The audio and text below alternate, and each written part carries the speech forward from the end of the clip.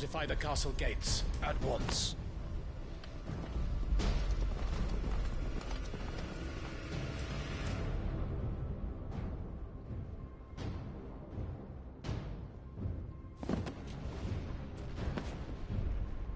Hugo and his men have been busy.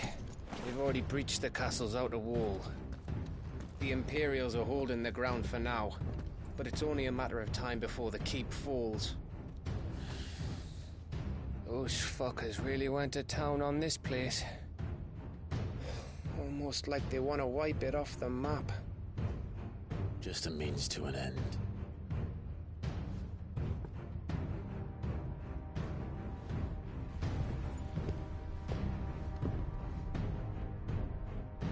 All this for one man? They didn't have to go so far. If you keep your wits about you, I reckon you can make it up to the castle without raising the alarm. I'll sniff out any townsfolk who haven't escaped yet and send them on their way. Be careful. Likewise. Don't do anything I wouldn't do.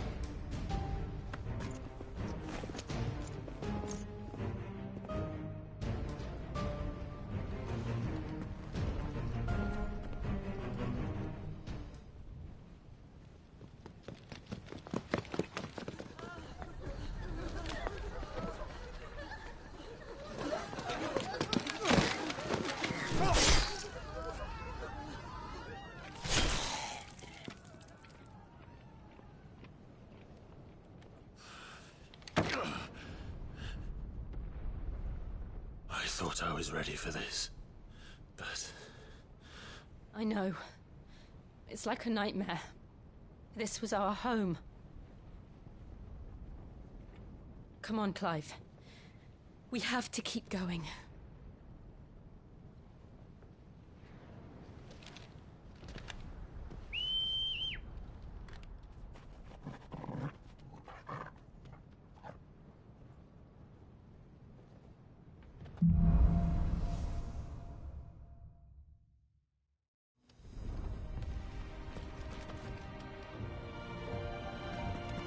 This isn't an invasion.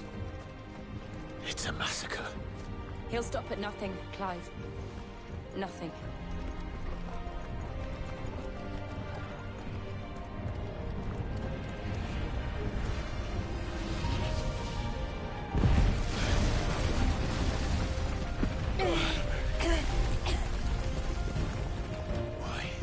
Why do this? Clive, we can get through here.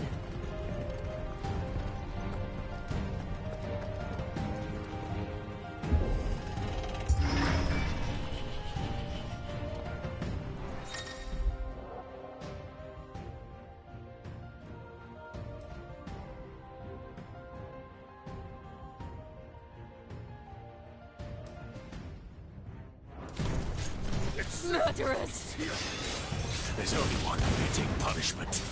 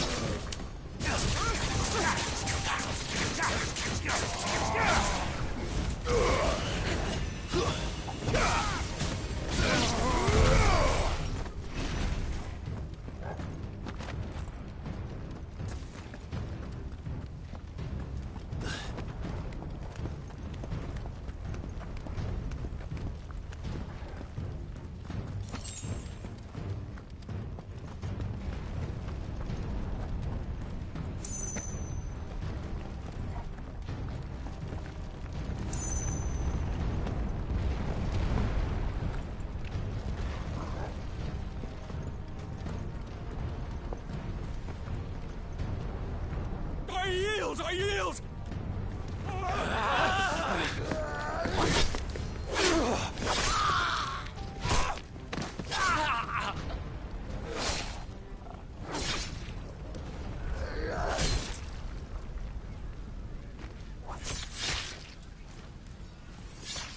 what we have here.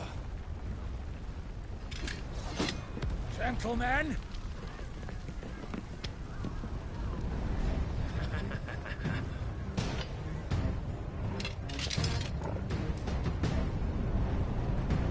You won't escape!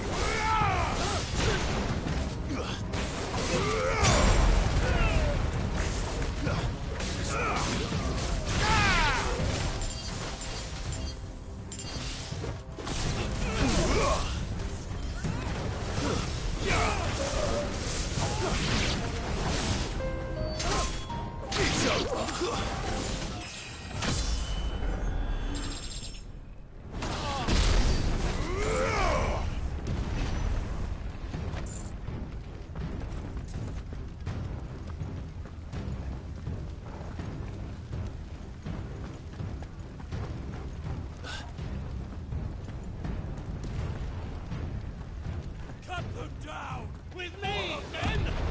For the Emperor! Out of our way!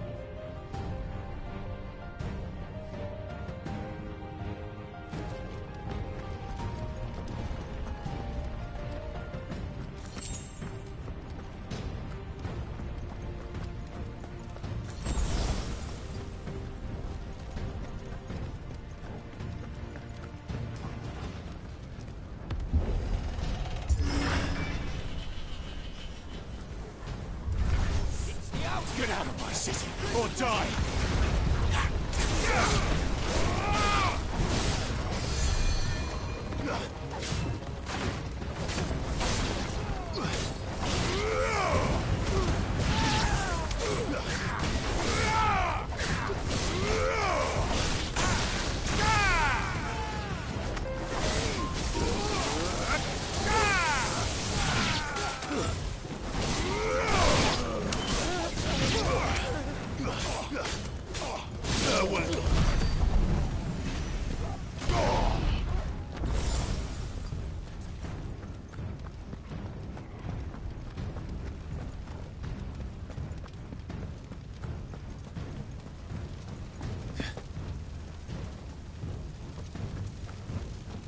We're nearly at the castle. It ends there.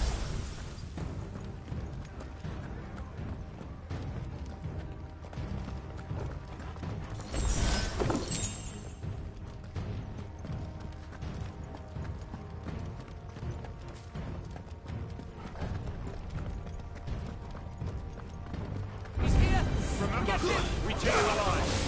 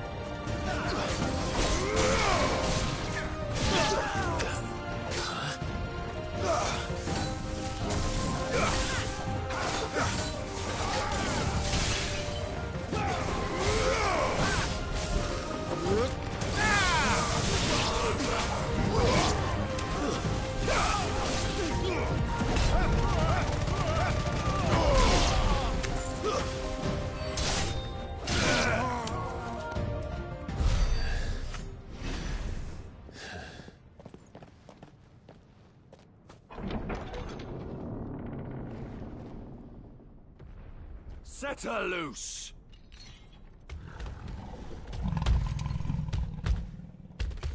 They have a curl.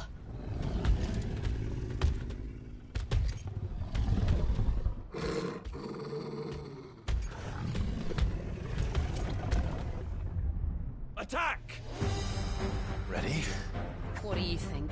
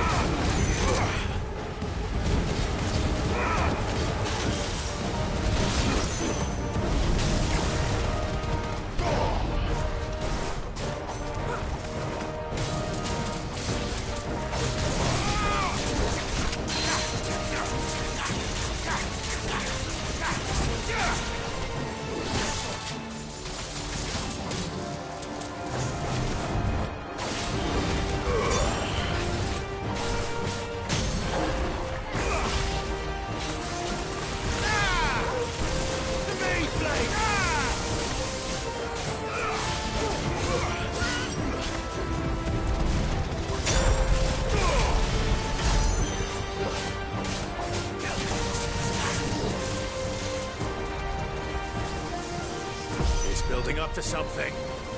We need to stop it. Whatever it takes.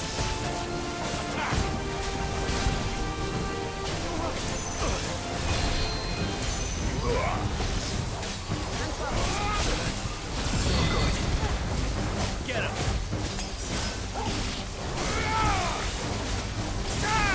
It's down! Then let's make this count.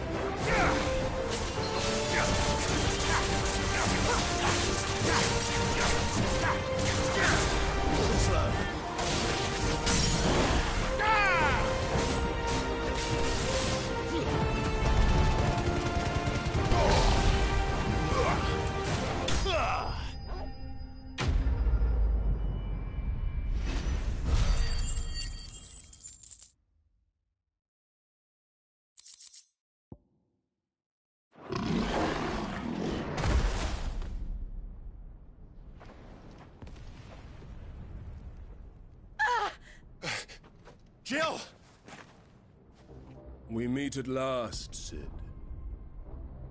Or should I say, Lord Rosfield? I've been looking for you for a very long time. Let her go, Kuka. I'm so glad you accepted my invitation. I went to some trouble with the decorations. Do you like what I've done with the place? Bastard. Such a pity your predecessor couldn't join us. But I am sure you will prove compelling company.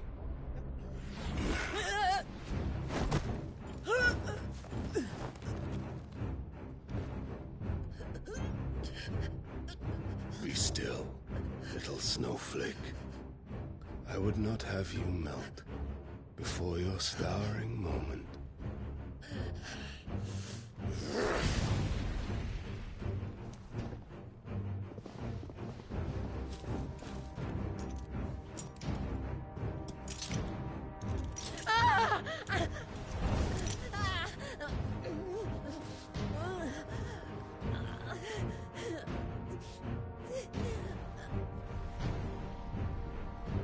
Fuck.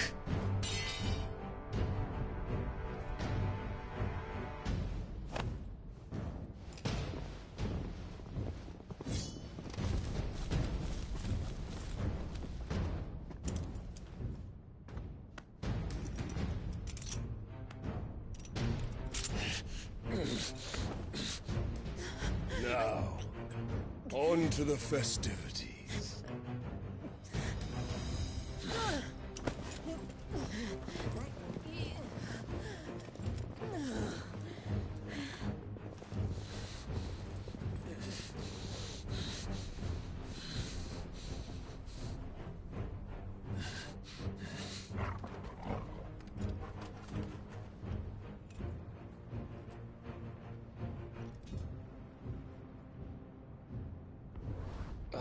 That's just great, that is. I suppose it's up to me, then.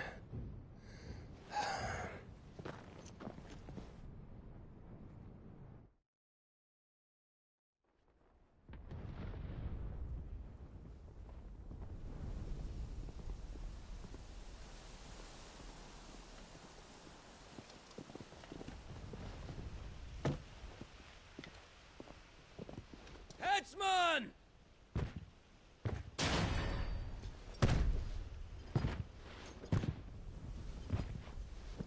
Where do you want me? You! Bring the prisoner!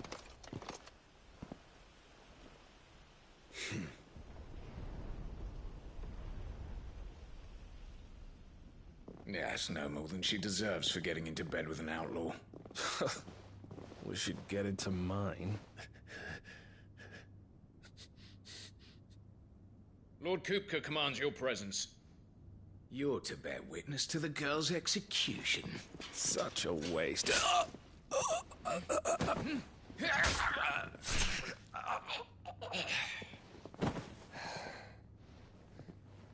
Gav! Shh!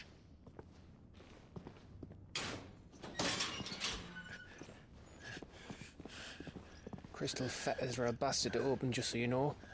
Don't worry, I'll have them off before you can blink. Where's Jill? In the courtyard. Shit.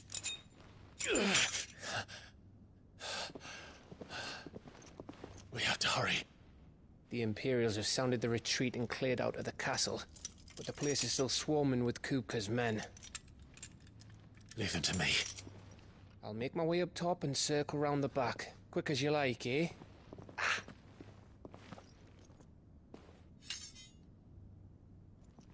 Nearly forgot.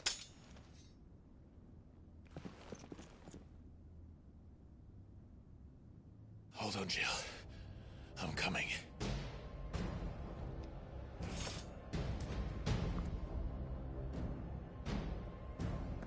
I have to get to the courtyard.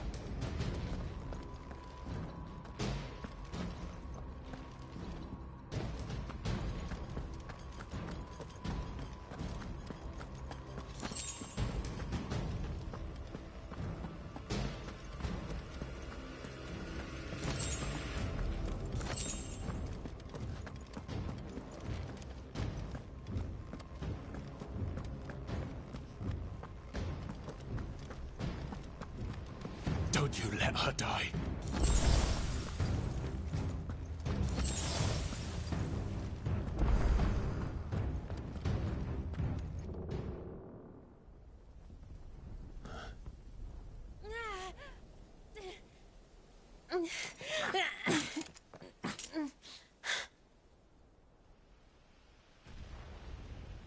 I hope you've got a plan, Clive, because we are fucked if you don't.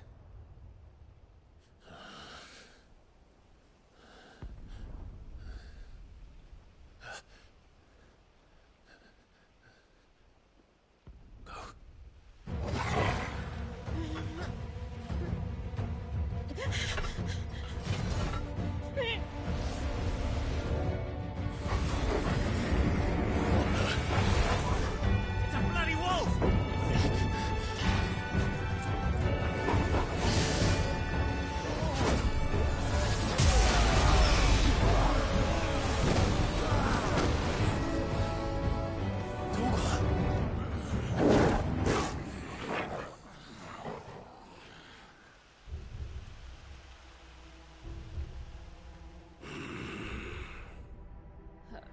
Jill, can you stand?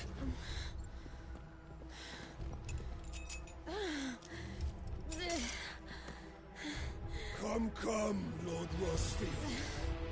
Don't tell me you tire of my entertainment. Enough! Yes. Perhaps it is time we served the main repast. I trust you are hungry! Need this? Much obliged. Stay close. We're getting out of here. And Torgal, thank you.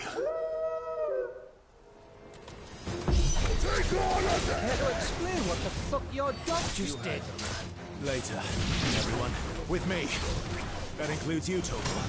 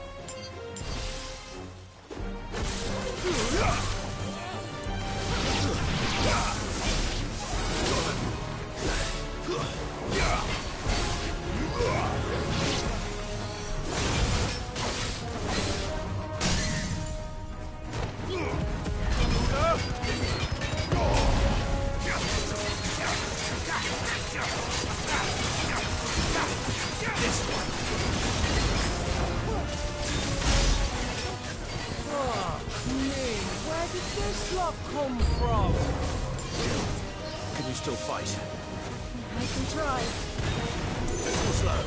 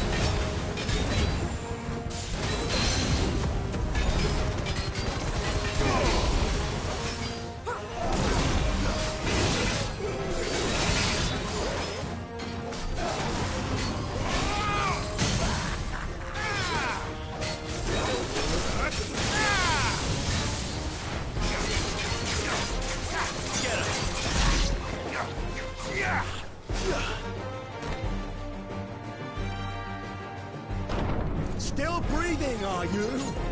Excellent. Then Lord Kupka's reward shall be ours. I thought bad news always came in threes. Let them come.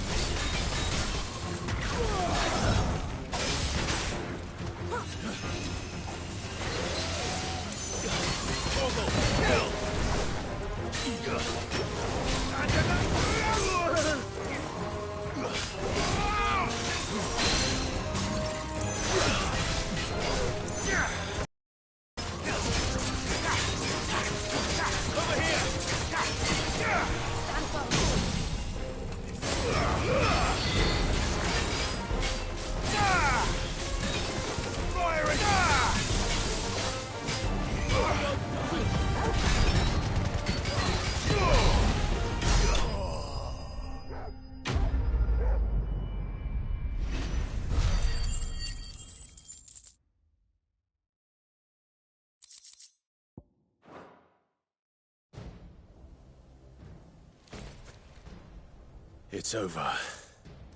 For now. But I bet that wasn't the last of them. And they won't stop hunting us until Kupka's dead. So you get in there and finish the job, eh? Go on. If they come again, we'll hold them back. All right. But be careful.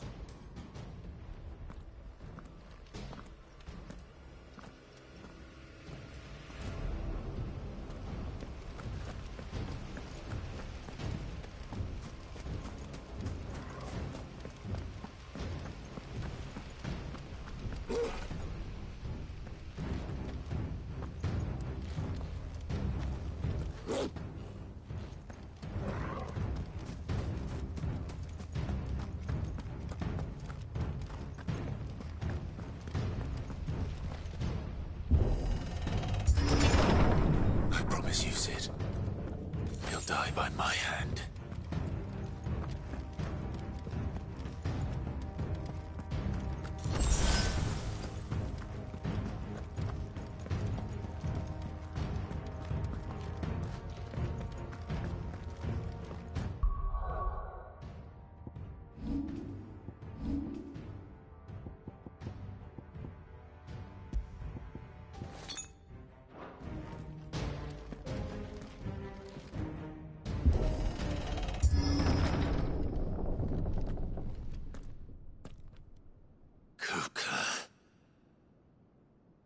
You're late. Trouble on the way? Just enjoying your entertainment. How gratifying.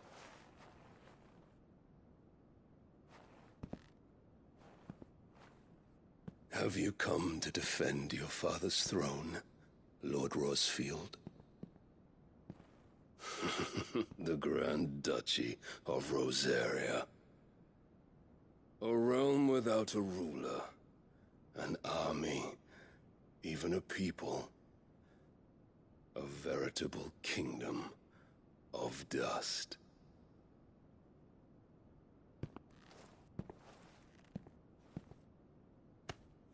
Truly, I see no throne to defend.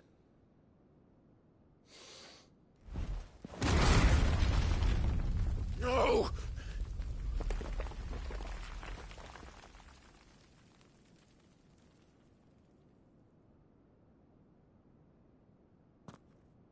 Enough of your games, Kupka.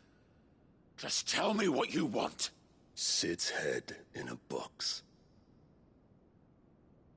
Imagine my disappointment when I learned that he met his end at the hand of another. And my relief to learn that you had taken up his thrice-damned name.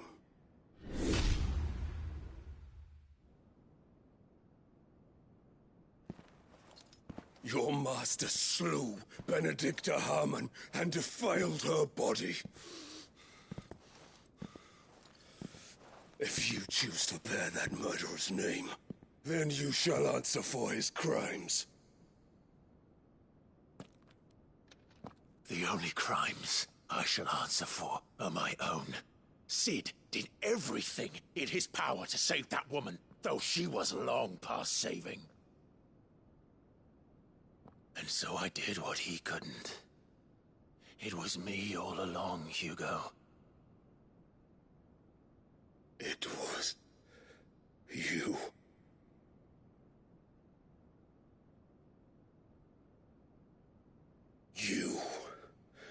You killed her. I did.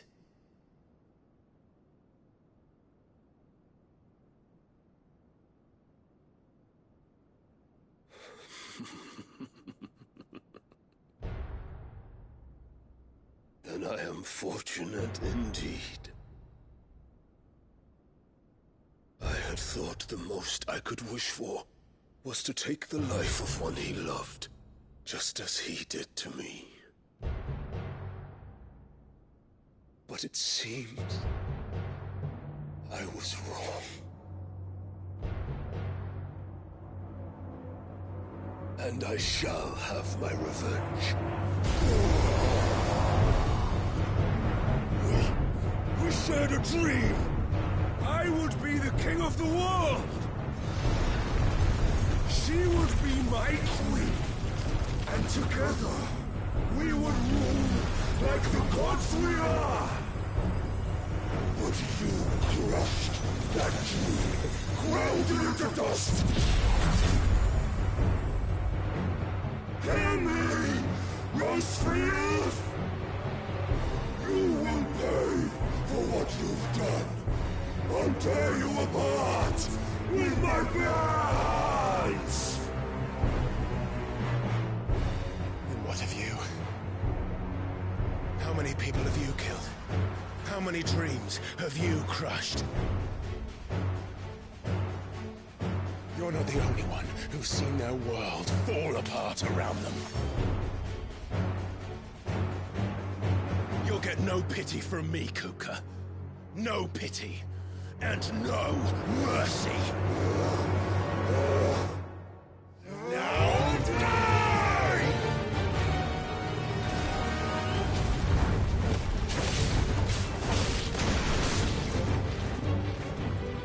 It is time you learned what becomes of those who dare to cross me.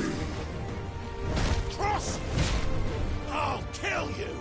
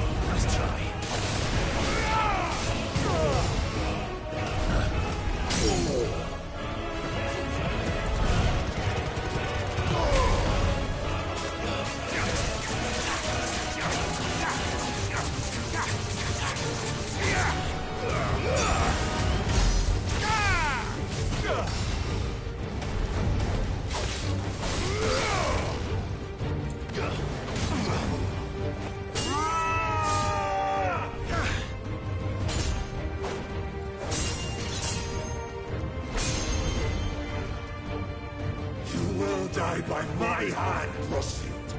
My hatred for you is unending. And yield then. Let this palace be your grave! What? Oh, shit.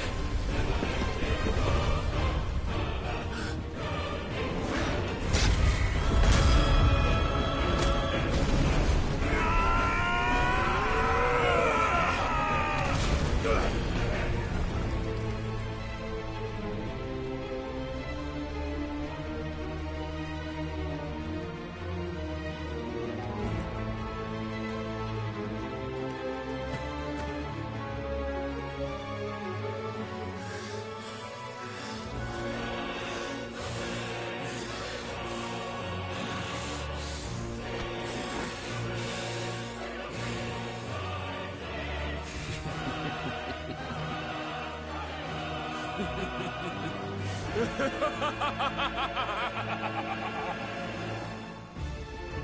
world has chosen. I am in my element. There's no escape. The earth will always be my domain.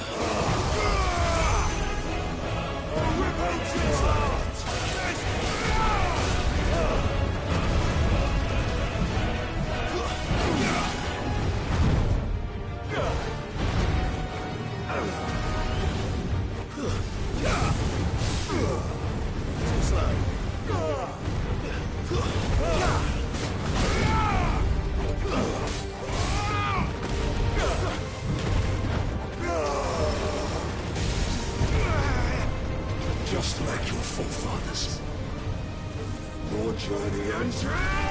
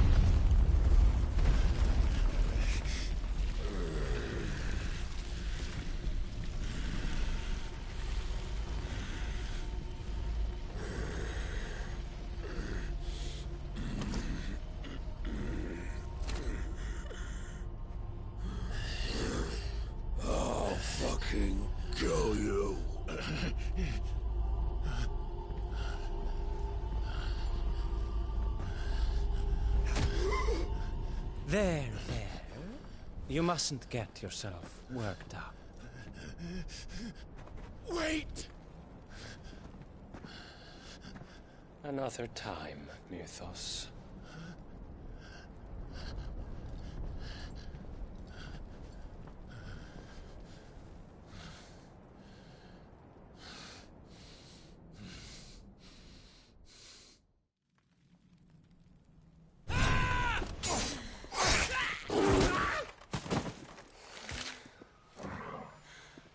Is that all of them?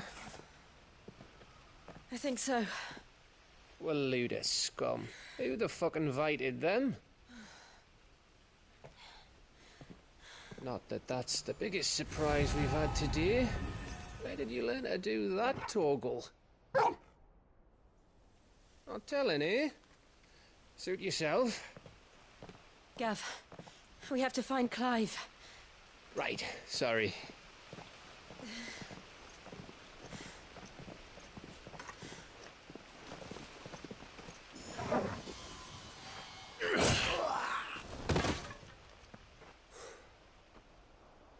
You missed one. We were worried. So was I.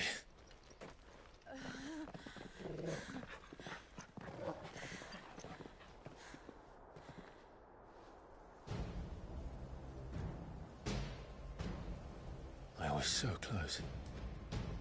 If it hadn't been for my gift, I would have finished him. I'm just glad you got out of there alive. When did the Royalists arrive? Right after you went inside. Just when we thought we were shot of Titans, lot. In pile Odins. Not enough of them to worry us, though. No. You didn't see the one who took Kukra away. So, what? You think they came here to save him? Well, I'll be fucked if I know what's going on, but every minute we spend racking our brains, that bastard's getting further away.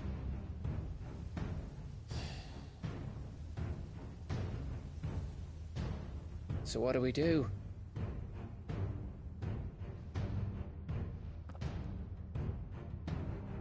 We go back to the hideaway. I'm too tired to think. As are you, by the looks of it. And after what Jill's been through. Let's worry about Kuka later, shall we? Aye. All right. It'll give us a chance to solve the riddle of your magic mud, too. Hey, how you feeling? Ready to go home?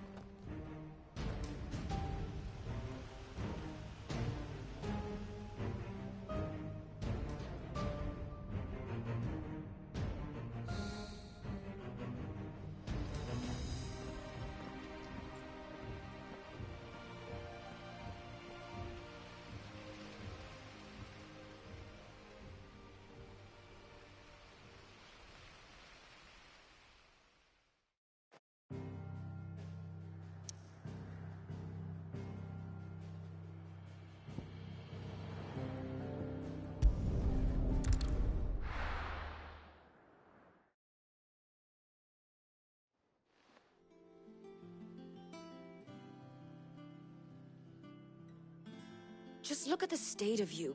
You're more of a wreck than this place. Is this what you call taking better care of yourself? No more excuses, your ladyship. I order you to rest. Fine. I'll rest.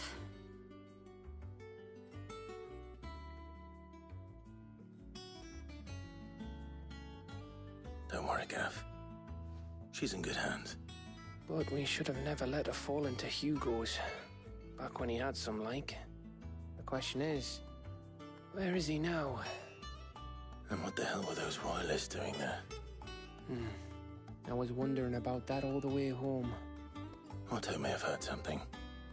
I'll talk to him. And I'll talk to Tomes. The lawsman. About what? About your faithful hound for a start. If any four-legged friend's ever done that before. I'm betting Tomes will have read about it. But what I want to know is, what happens afterwards? It's all well and good Torgal saving our arses, but if it costs him what it cost Jill... Right. Let me know if you learn anything. Will do. And you do the same, eh?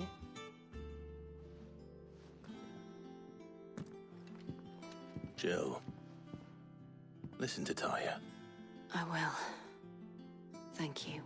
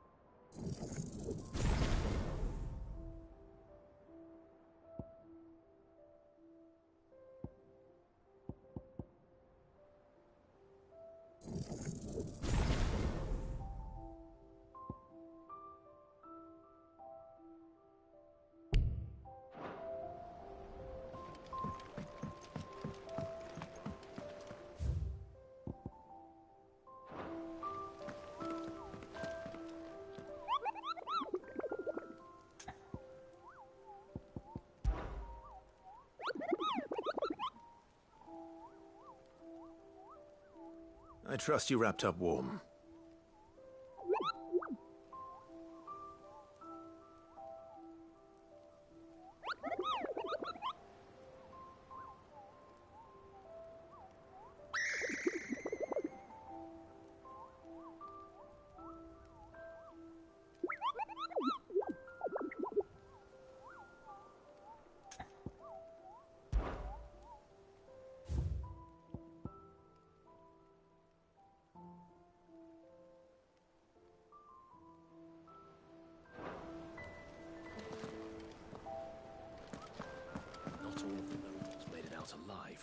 Welcome to the Patron's Whisper. Is everything we've received and everything promised? I don't have that one. You do. You earned this.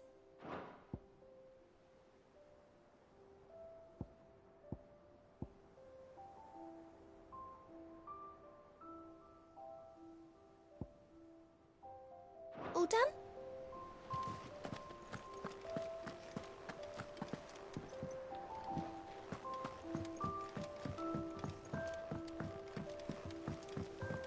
Little uns have been up to their old tricks again. Jill looked white as a sheet when they brought her back. Oh, Maeve knows how...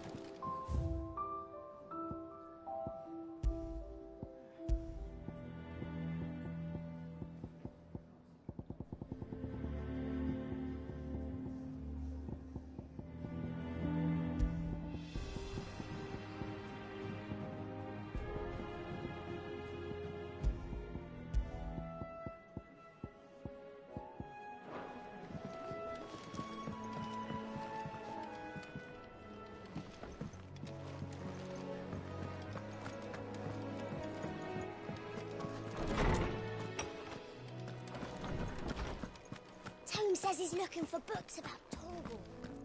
I know. Let's write one. Is there something I might assist you with, Clive? And so, it is done. Yet the tale is far from a...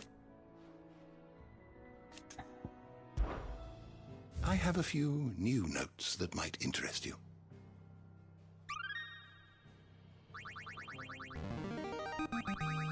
Now this, I believe you will find most interesting.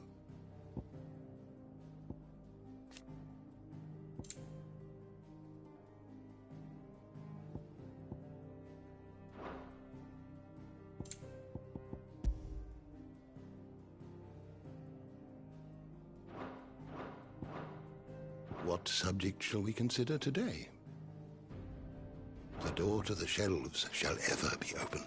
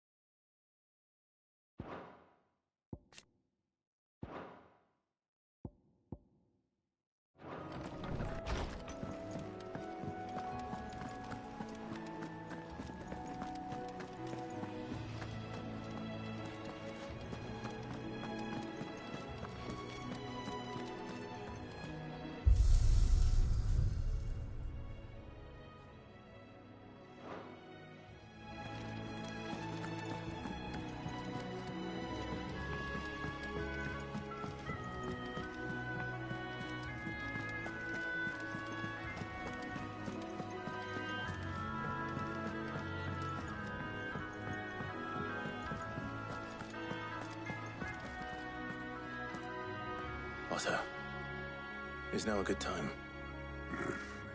It's not a bad one. How's Jill doing? She's been better. Ty is making sure she gets the rest she needs. Good.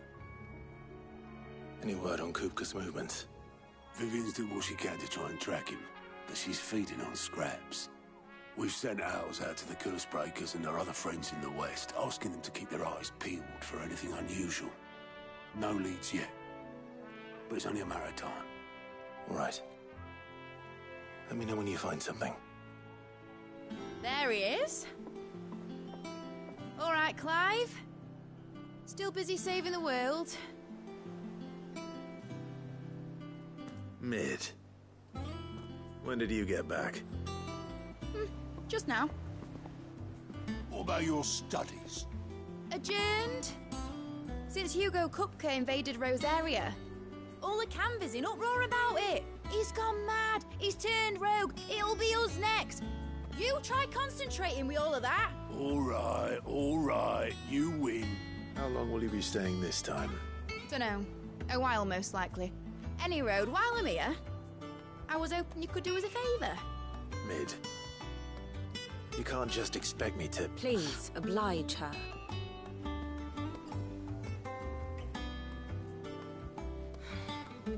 While we are busy tracking down Kupka, you should have a little time to spare. Professor! Now there's a face I haven't seen in a while. Shouldn't you have it buried in a dusty old tome? I did, till a familiar trill pricked my ears. As ever, your exuberance is a breath of fresh air, which successfully scattered the painstakingly assembled fragments of my thoughts. I'll take that as a compliment. Well, Clive, you heard the Professor. So, I'll meet you in the storeroom when you're done. Wait, hold on.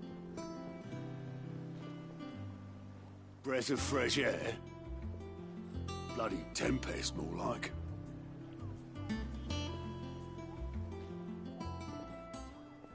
Oi, Otto, you got my gill?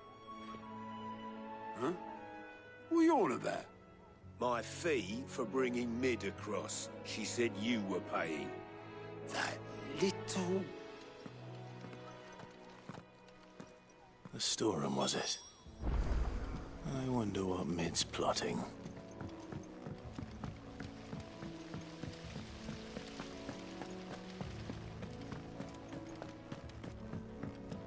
Shouldn't you be getting some rest soon? You took your time. I'm a busy man, Mid. I'll get to the point then. I want to turn the room down there into a workshop like the one I had at Dad's place. Mid, you've only just come back. And I've been thinking about it for a while. Dad said I had a knack for engineering. Told me everything he knew about it, then sent me off to Canva to learn everything he didn't. That was his dream for me. That one day I'd put my studies to use for the good of the cause. But I'm helping no one stuck at school. I've studied enough. It's time I put my knack to work. I know that I can help the people here, and I want to do it. Well, well, well. If Sid could see you now. All right. I'll tell Otto you'll be staying. I knew you'd say yes. Which is why I wrote up a list of jobs for you. For me? Who else? What do you want me to do? First things first, I need equipment and materials to start making my own. There's the designs for the stuff I need, and the stuff it needs smithing from. The other materials I can work myself. Just need a generous benefactor to lay them on for me. Apart from the wood, I'll need a carpenter for that, but I can just borrow yours. Is that everything? For now. I'll let you know if I need out else.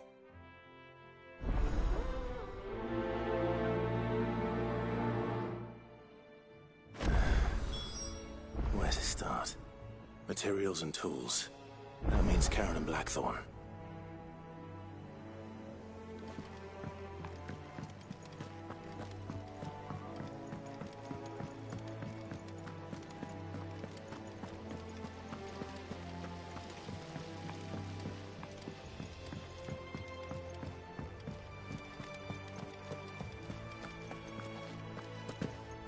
I heard. Mid's building a workshop down in the stores, is she? Suppose space is the one thing we do have down there. If she wants to take it over, it's no skin off my nose.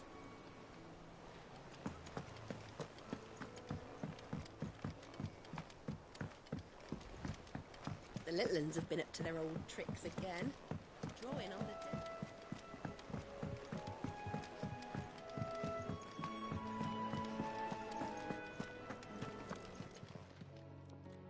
Was wondering where you'd got to. Mid's back from Canva. Have you seen her? Just now. She's planning to set up a workshop in the stores and ask me to buy her some materials. Here's the list.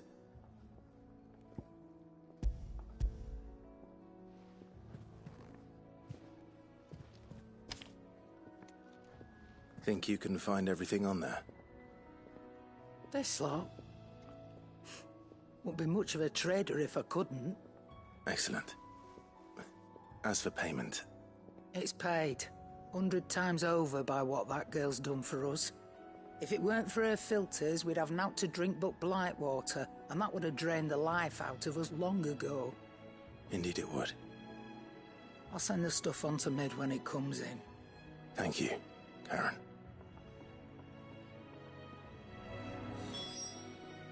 Is it business or pleasure? Quite the opposite. Like father, like daughter.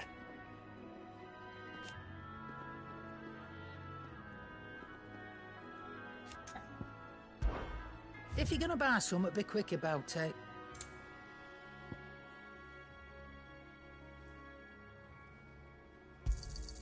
It'd better all be here. You'll not find a better price than that.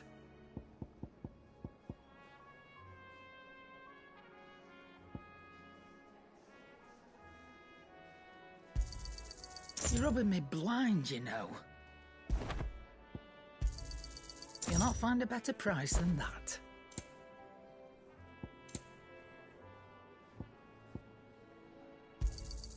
You're rubbing me blind, you know. It'd better all be here. You'll not find a better price than that. Is that all?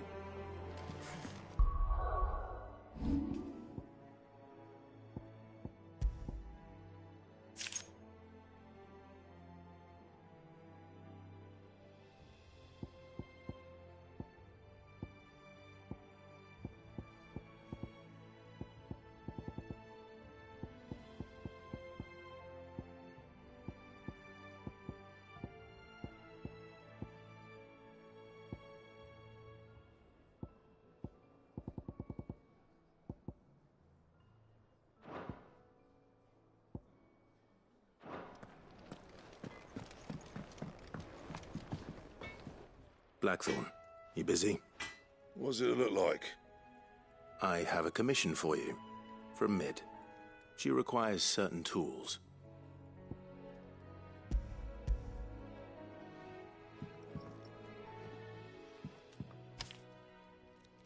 Do you think you can make them? Bloody hell. What's she planning to build with this stuff? An airship? I'll see what I can do. Tell her I'll bring them over when I'm done.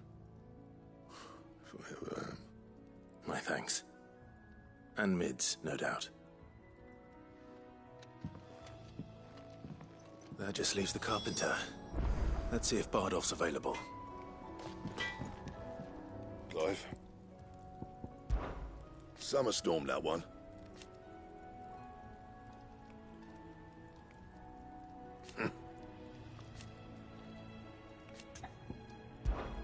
What's that for you, dear?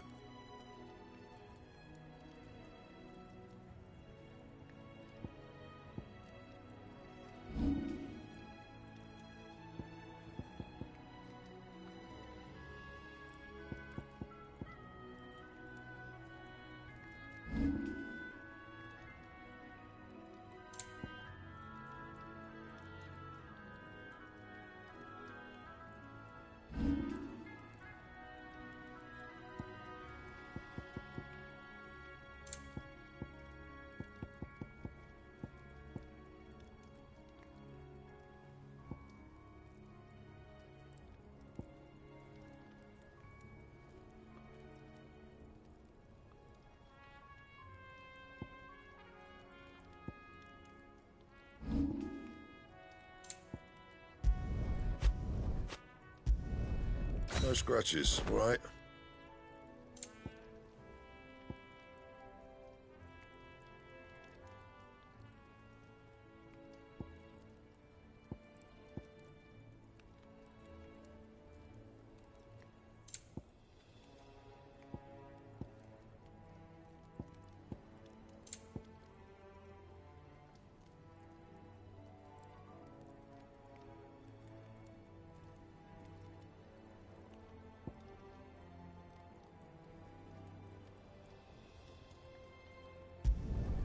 Not bad, if I do say so myself.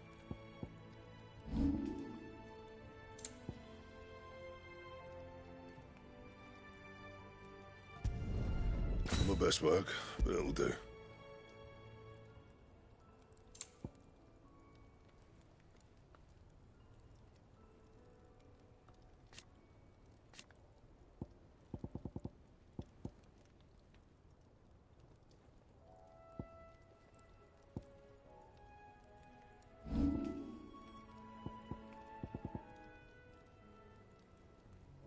And?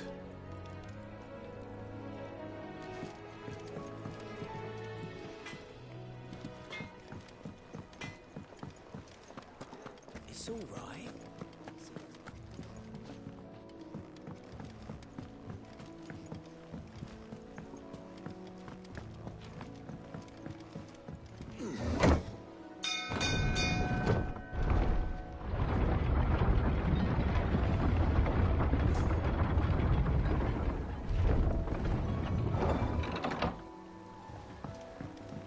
Do with a good oil in this, could? Should be enough to keep. How do, Master Sid? Bardolph. Mid's looking to build a workshop in the storeroom, and she needs the aid of a skilled carpenter. So naturally I thought of you. Well, I'd love to help the young miss however I can.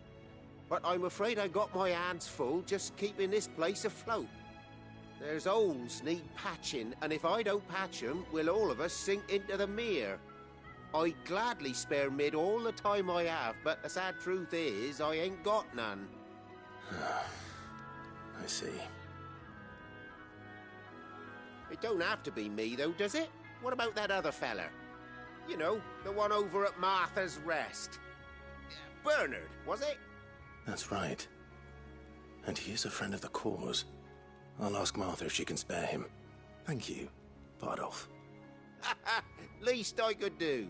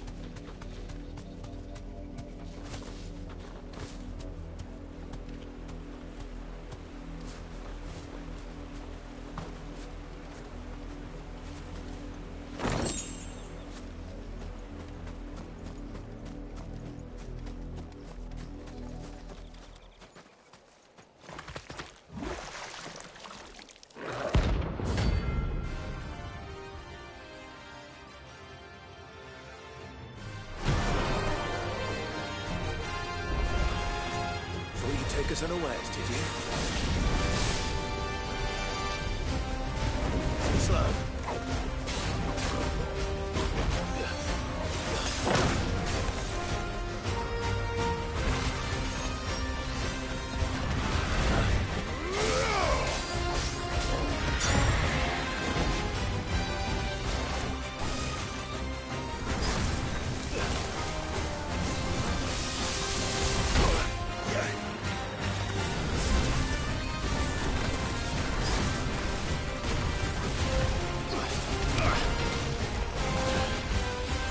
Well done, Torgal. Too slow.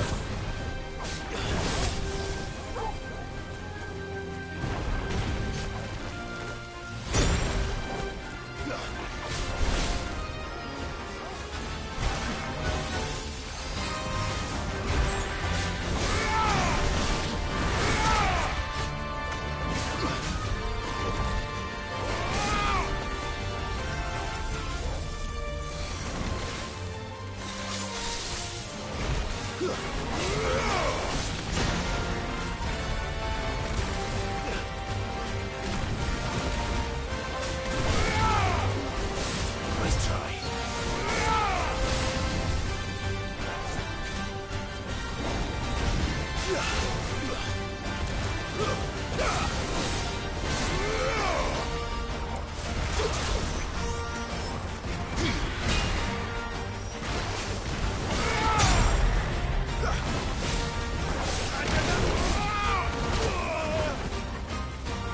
I needed that.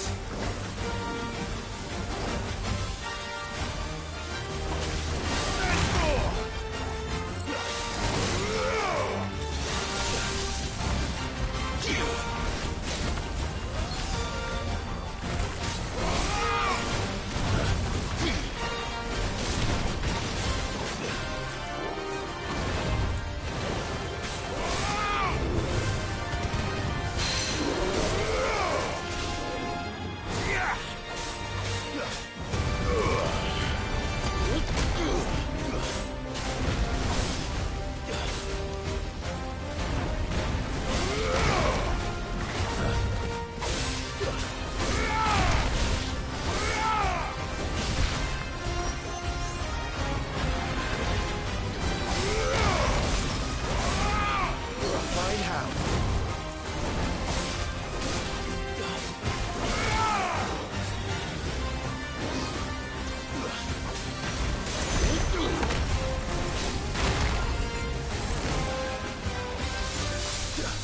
Nice try.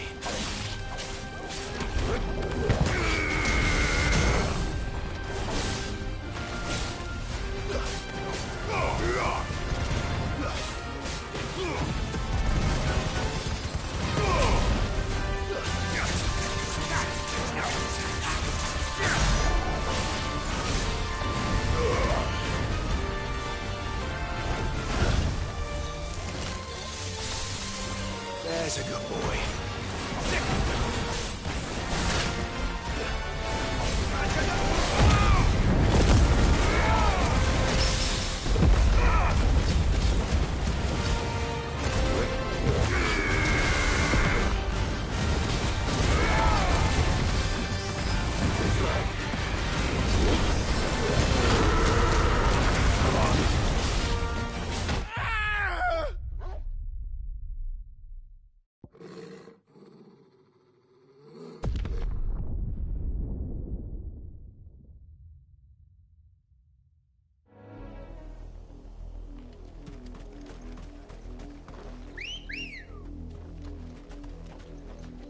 Let's go.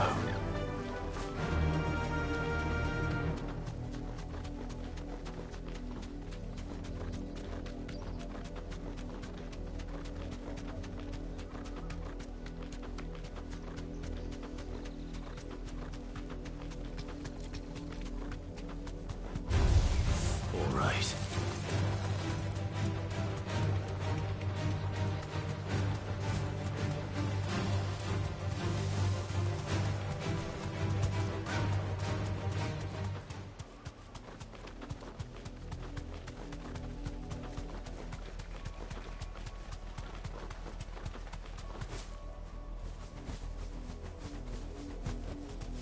Be safe.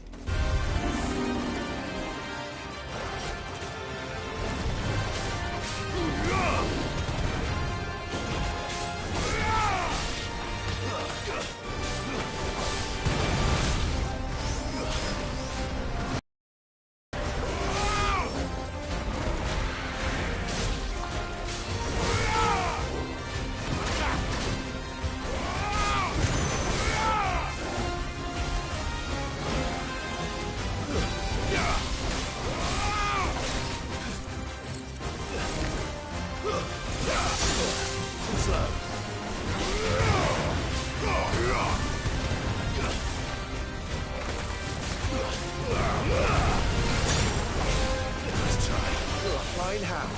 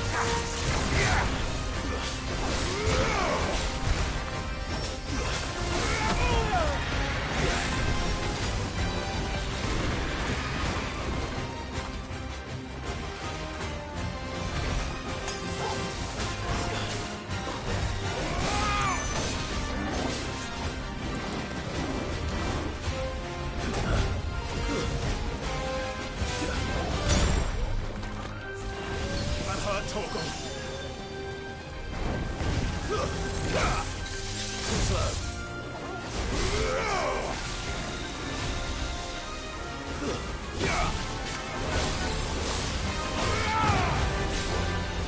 Nice try.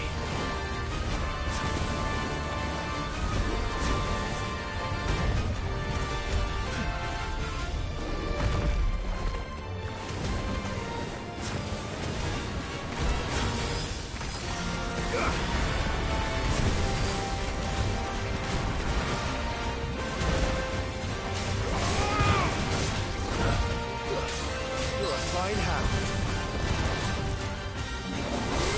Nice try.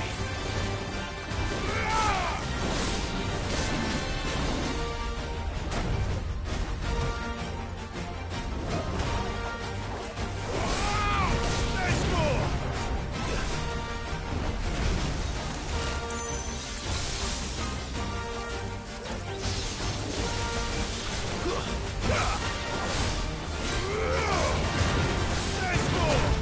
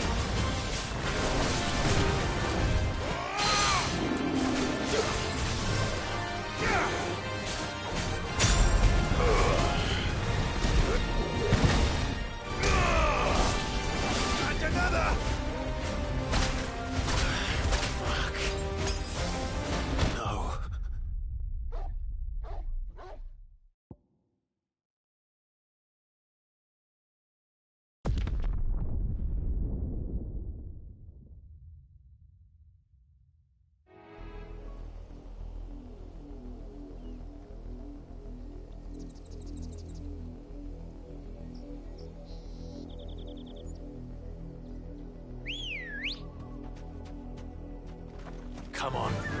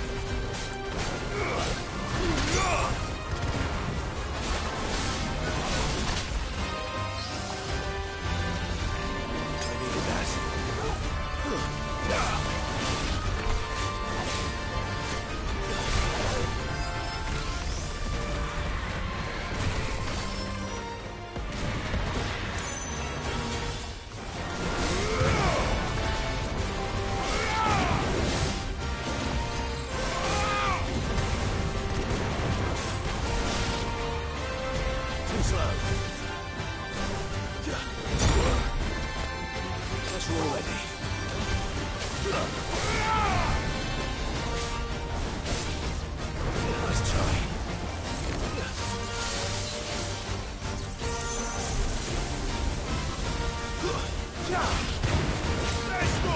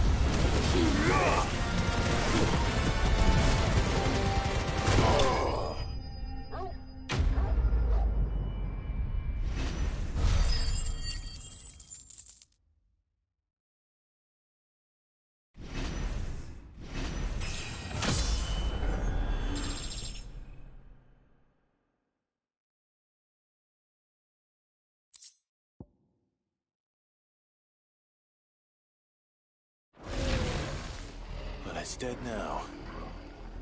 Whatever it was.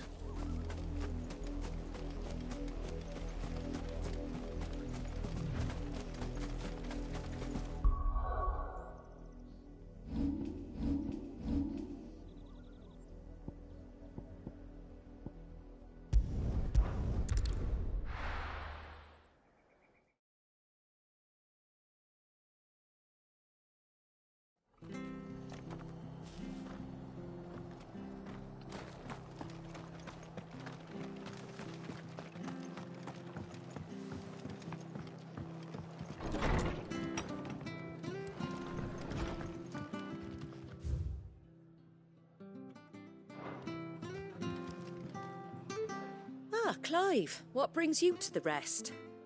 Our home finds itself in need of an extra carpenter. I wondered if I might be able to borrow Bernard for a short while. I don't mind if he don't. We're all friends here, aren't we? Thank you, Martha. Do you know where I might find him? He went up to Cressida on business. No idea what, mind.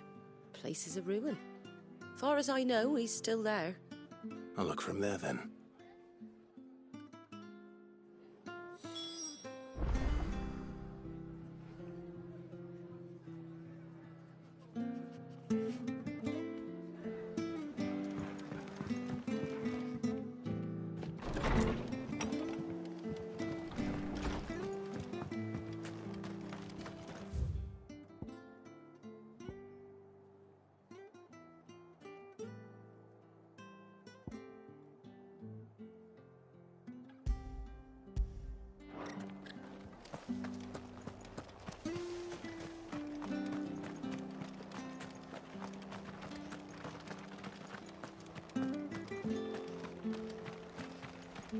Naught but wild beasts this end. All their twisted talons and gruesome.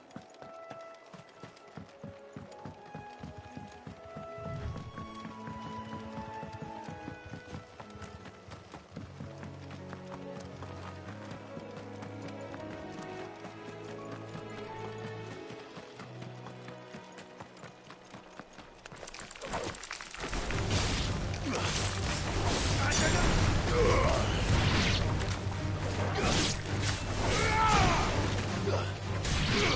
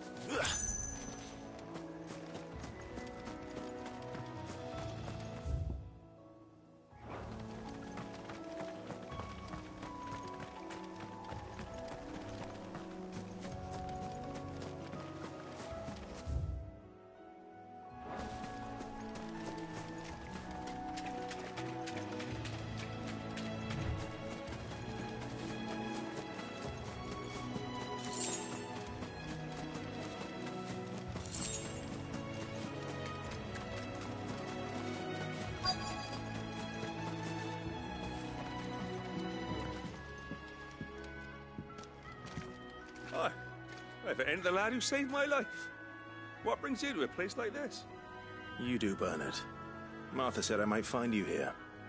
I have a proposition for you. Oh, do you now?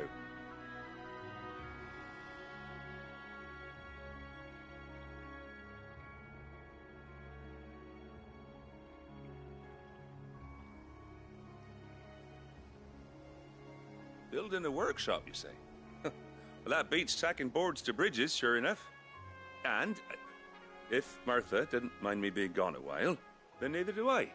You just tell me where you want me. That's the spirit. I couldn't ask a favor, though, could I? Before we go? Of course.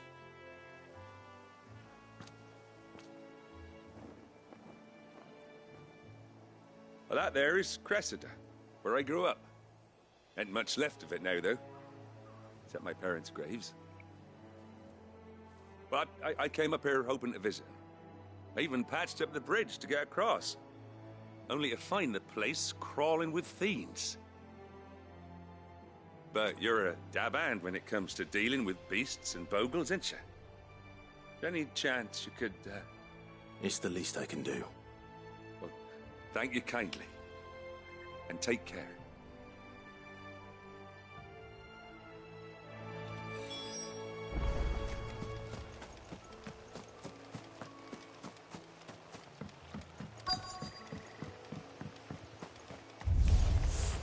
This shouldn't take long.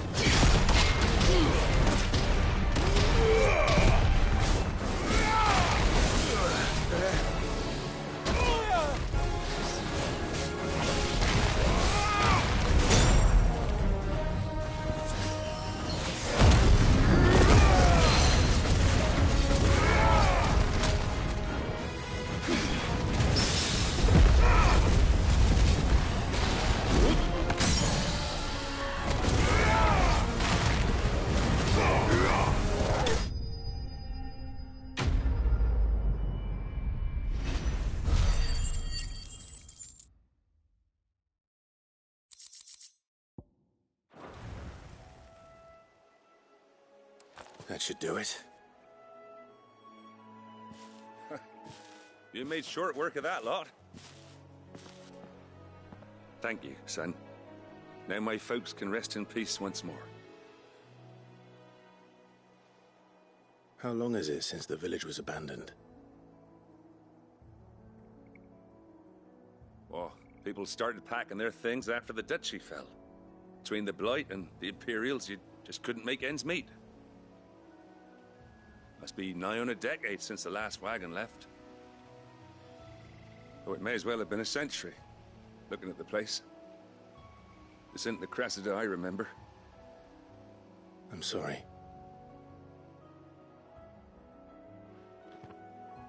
Ah, don't be.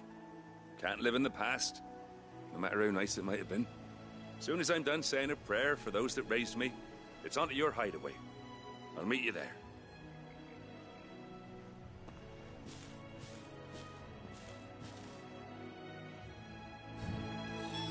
That should take care of Mid's little list. Better head back before she thinks of anything else.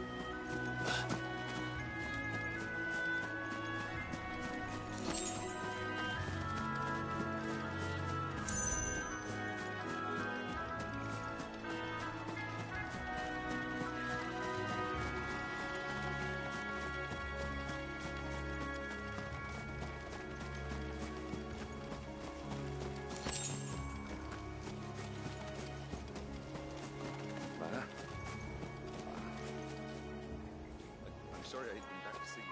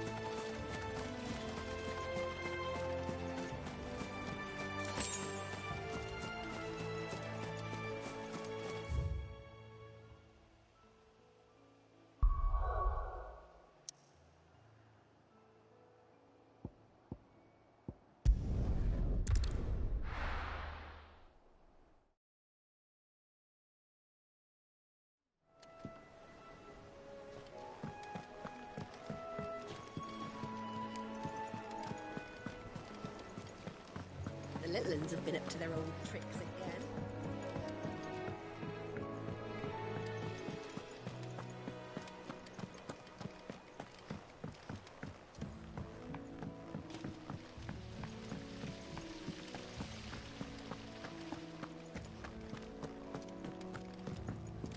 Shouldn't you be getting some rest?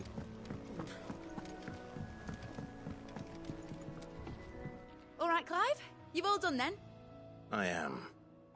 I've placed your various orders, and a carpenter by the name of Bernard is on his way from Arthur's Rest. That's brilliant. Thanks, Clive. Is there anything else you need? Nope.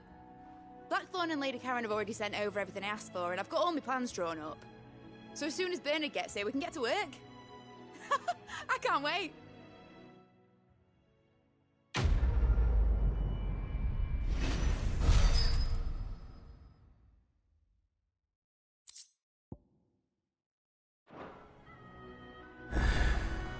That's my good deed for the day done. Let's see how Jill's faring. Did Bernard say how long he was going to be? I mean, it's fine, but I hope he comes soon.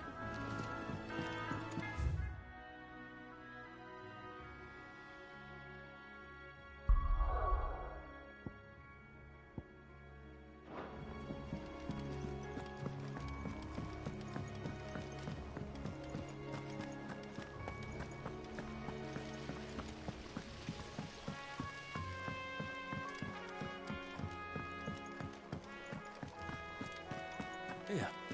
What's everyone whispering about?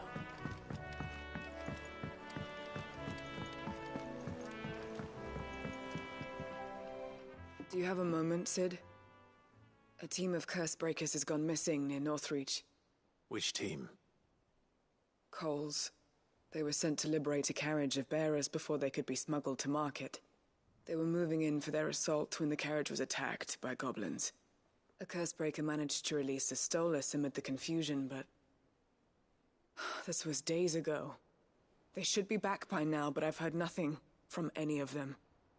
I can't help but worry that... They know the work is dangerous. But I'm sure they're fine. But what if I've got them all killed? Before they go out, I always remind them why we're doing this, what they escaped, and what we're freeing people from. But I never really thought how my words might affect them. What risks they might take because of the things I've said. I'll go and find them. We'll both rest easier knowing they're safe. Thank you, Sid. And I'm sorry to trouble you with this. The plan was to intercept the slaver somewhere in the Dragon's Eyrie. I can't tell you much more than that, I'm afraid. That should be enough to go on. If they were there, Torgal will track them down.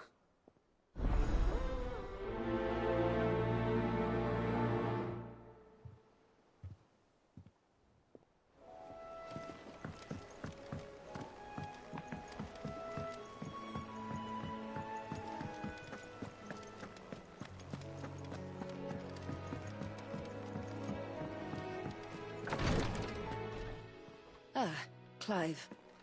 Talia. How's Jill? Recovering, but she still needs her rest. Of course. Take good care of her, won't you? I'll do my best. Oh, Gav was looking for you. He said he had something to show you in the shelves. The shelves? Oh, that's right. He went to ask Hippocrates about Torgal. He must have found something.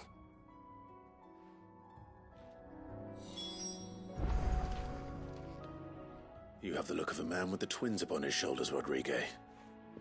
Talia has tasked me with removing a Cursebreaker's brand.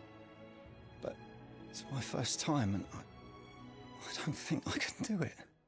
I'm afraid of what happens if I fail. You survived, I know, but there as many die as recover. Is it really worth the risk? You don't need me to answer that. You know full well what we're fighting for. I hope as much as you that one day bearers can walk among others as equals. But until that day, a brand is a burden, and we must lift that burden in order to go undetected. The operation may be dangerous, but it's also essential, and we undergo it willingly. I know. I still wish there was some other way. But griping about my lot helps no one, I suppose. Don't worry. I'll do what must be done. I know you will. Unfortunately, the first thing that needs doing is the preparation of a draft to dull the pain. Something I can't do with the infirmary's ammonia supply so low. What few leaves we have would barely be enough for removing a splinter, let alone a brand. Just tell me what you need. You'll go? Oh, thank you. No one knows Herblord like Talia, and she swears by ammonia for easing pain. It's simple enough to find, if you know where to look. And fortunately for you, I do. Along the river near the village of Amber over in Rosaria. Just search for the bright blue blossoms.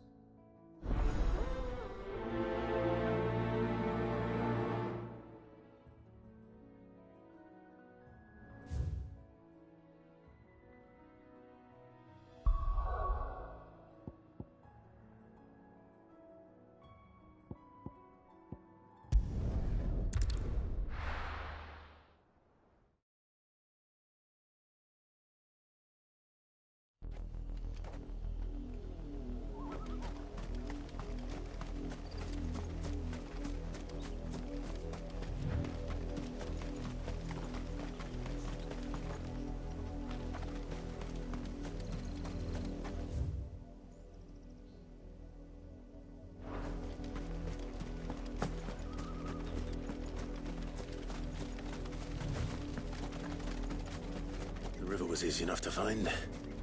Now for those herbs.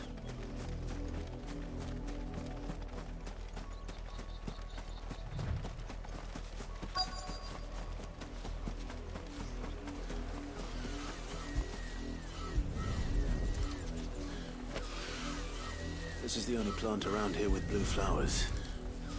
I hope it's the right one. This might take a while.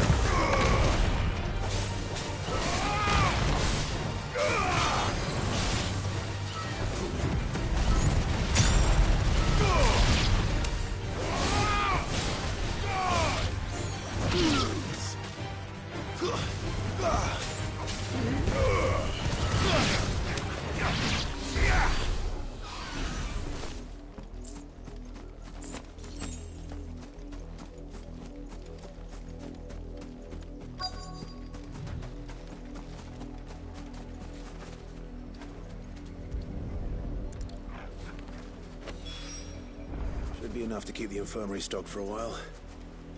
Hopefully this will put Rodriguez's mind at ease.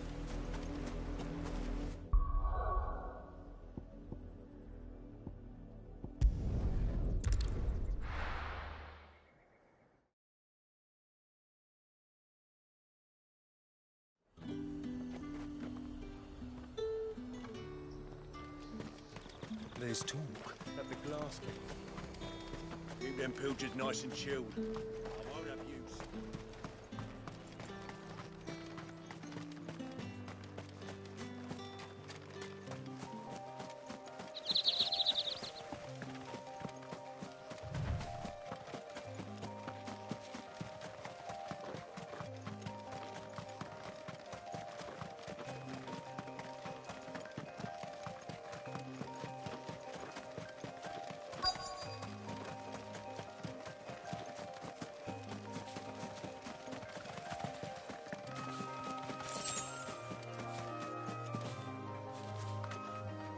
Cole, I'm glad you're in one piece.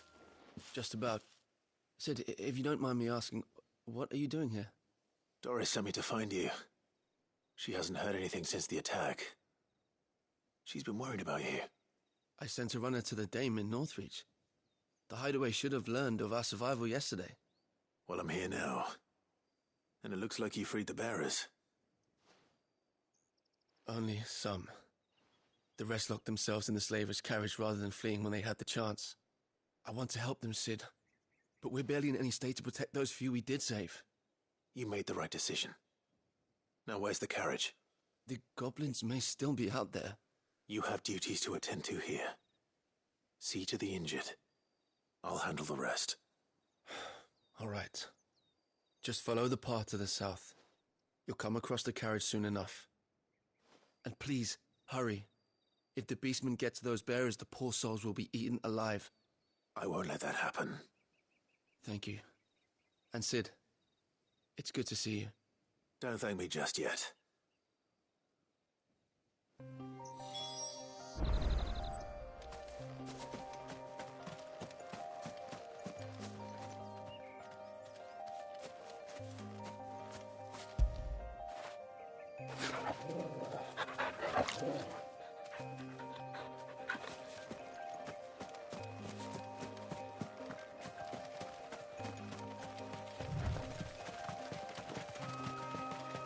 They're trying to get into the carriage.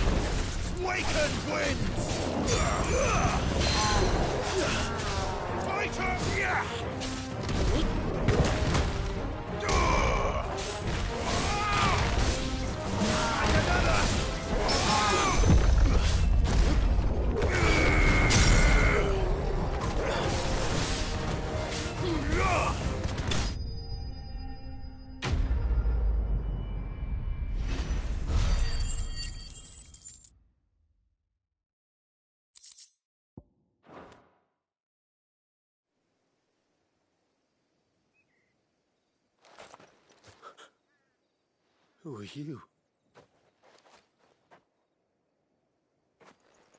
A friend. Are there any more survivors? Why didn't you flee with the others? If the goblins had made it through that door, you wouldn't have stood a chance. Why should we run? One miserable death's no worse than another. Perhaps. But we're here to give you another choice. Freedom, safety, the life you've been denied. Come with us. Let us protect you. Sid, I couldn't just let you... You weren't too late then. Thank the gods. This man risked his life to save yours. To give you a second chance. Fine. Do with us what you will. What we'll do with you is take you to safety. After that, it's up to you. Your lives are your own now. You can leave the rest to us, Sid. We'll get everyone back to the hideaway. Thank you. I'll let Doris know we're expecting new arrivals.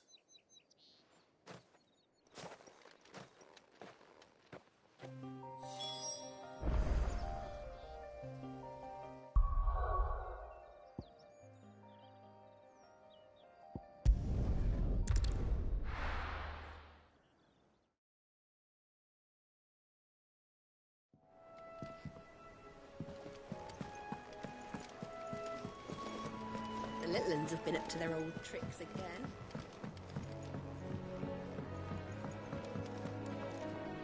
Sid, welcome back. A Stolas from the Dame arrived not long after you left. If I'd just waited a little longer, I might have been able to deal with things myself. Or maybe I wouldn't. I keep making the wrong decisions. Cole and the others got home safely. You made exactly the right decision. No, I was lucky. I've been tracking that slaver for months, and then I sent Cole and you after them woefully unprepared. What kind of leader sends people into danger without considering all the risks?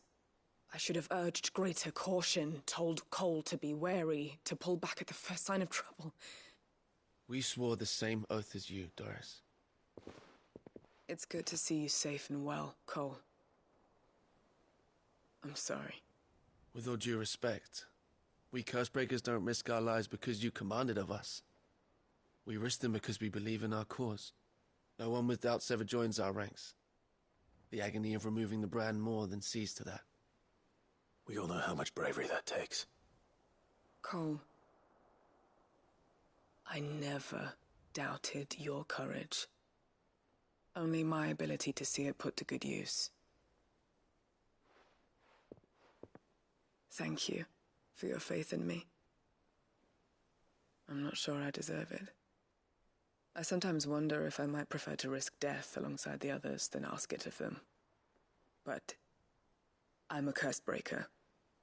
I swore an oath too. I have a role to play, and I must trust that I'm the right one to play it. You will. In time.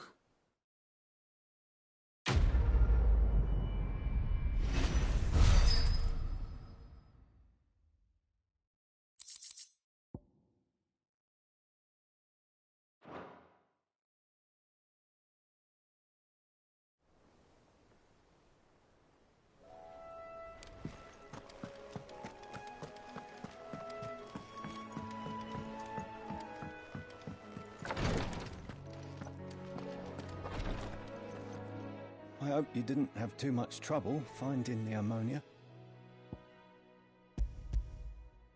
Only the usual. Oh, yes. This is it. And more than I was expecting. I dare say the patient won't feel a thing. That is, unless I... You'll do fine. Taya trusts you. Which means I trust you. The hideaway would be lost without skilled physicers like yourself. Thank you for the kind words. Truly. But... I'm sorry. I'm still terrified. The brand is more than just ink on flesh. It's a death sentence. milk of the wyvern tail lurking just below the surface of the skin. One ill-conceived incision, a single slip, and the poison fouls the patient's blood. Failure means death, and even success means tremendous pain. Days of agony as the wound heals. I became a physicker to help people, not to kill them. I don't want to kill anyone. Cursebreakers lead hard lives, and the operation is only the beginning. They toil in the shadows, risking life and limb, knowing their efforts will win them neither glory nor acclaim. And yet we never won for volunteers. Why do you think that is? Conviction? They're willing to die? They're willing to fight. To give their lives to create a world where people like us can be more than mere possessions. I know your work isn't easy, but neither is going under the knife. Be a shoulder for your patients to lean on. Stay strong for them. You sound like Tyre. Do you know what she once told me? It's natural for a patient to feel like they're suffering in solitude. And it's a physicker's duty to see that they don't. Thank you for helping me remember that. I won't falter. Not again.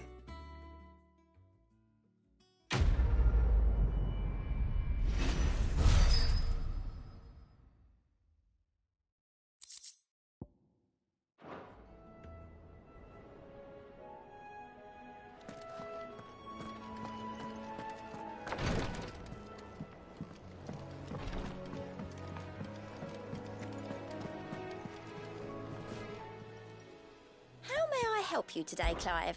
Is everything we've received and everything promised all yours? Come again.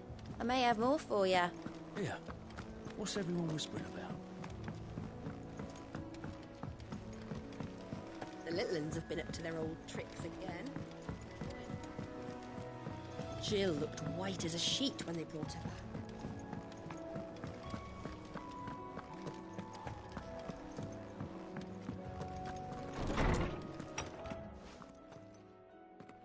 Clive, where have you been? I've been wanting to ask you something about Torgal. Where did you get him, like, in the first place? My father brought him back from one of his expeditions into the Northern Territories. They were crossing a snowfield when they heard his cries, and, seeing no sign of his pack, they took him in. What do you reckon, Torms? It certainly adds weight to the theory. Clive, I believe that Torgal may be no mere hound, but a rare frostwolf, an animal native to the far northern reaches of Valisthea. In one of our oldest bestiaries, I found reference to a frostwolf who served as guardian to an ancient queen of the north. Such was his mastery over ether, he could cast magics on command. His name was Fenrir. Fenrir the Frostwolf. Now, the annals do not state it explicitly, but I have reason to believe this queen was a dominant of Shiva, a girl from the Northern Territories and her faithful hound. One awakens as the dominant of Shiva, and the other? You're saying that Jill granted Torgal his powers? What? Just like Fenrir. People called him my hound, but Torgal and Jill were inseparable. He grew up as a faithful companion to the dominant of Shiva, and years later, his powers awakened, just when his master needed him the most. You're right. If it weren't for Torgal blasting those bastards to Kingdom Come, Jill would have been for it. Quite. Though Torgal's power is his own, his latent birthright as a Frostwolf. It had only to be unlocked. Oh, get you, Torgal! You're an even finer hound than we thought. And regarding your original concern, You need not fear for Torgal's health. Why, the beast has the appetite of a behemoth. Just this very morn, I found him with his nose buried in my nuts.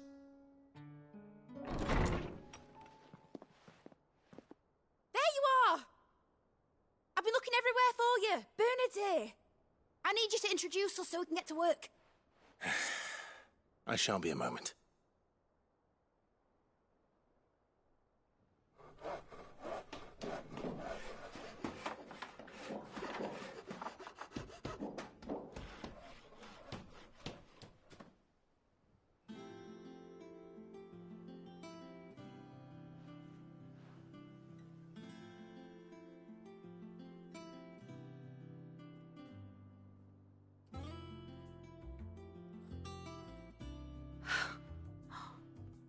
Isn't it brilliant? It is.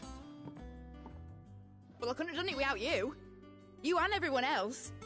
But I promise I'll pay you back. I'm gonna work my fingers to the bone for you lot, starting right now. Just you wait. I'll make wonders like this world's never seen. Then I look forward to seeing them.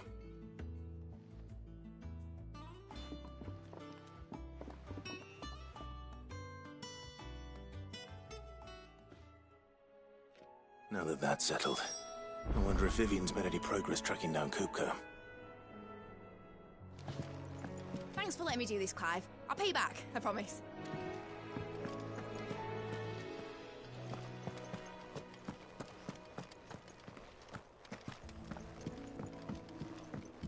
We have everything we need to begin work in earnest. And work in earnest we shall! Thanks from before, son. That was a good deed you did me. Only right I do you one in return. Though I did wonder if I'd bit off more than I could chew when Mid showed me her plans for the place. If she hadn't been there to tell me what to do, I wouldn't have known where to start. Thanks for before, son. That was a good deed you did me. Only right I wish, Miss I think I'll wait till Mid's away to take a tour.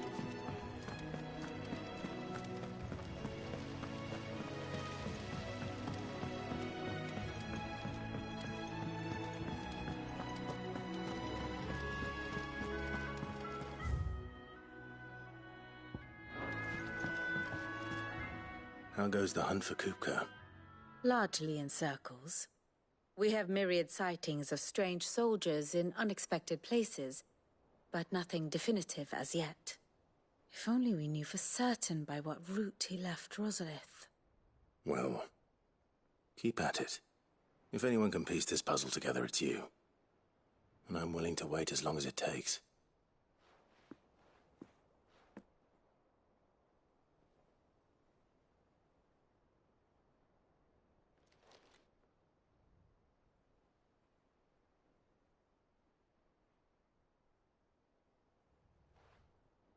What? Here? Would that be a problem? Do you know, Clive? I believe it a mercy that you didn't inherit your father's throne. Your poor people would surely live in fear of you. You have nothing to worry about on that front. I won't be claiming his crown. That is a relief. Clive, have you got a minute? We, have a guest. A guest?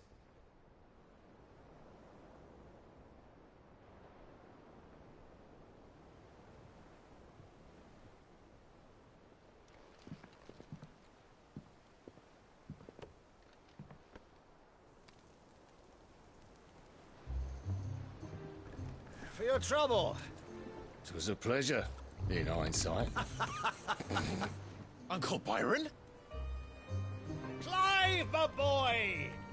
Tap a cask and stoke the ovens for your favourite uncle is here!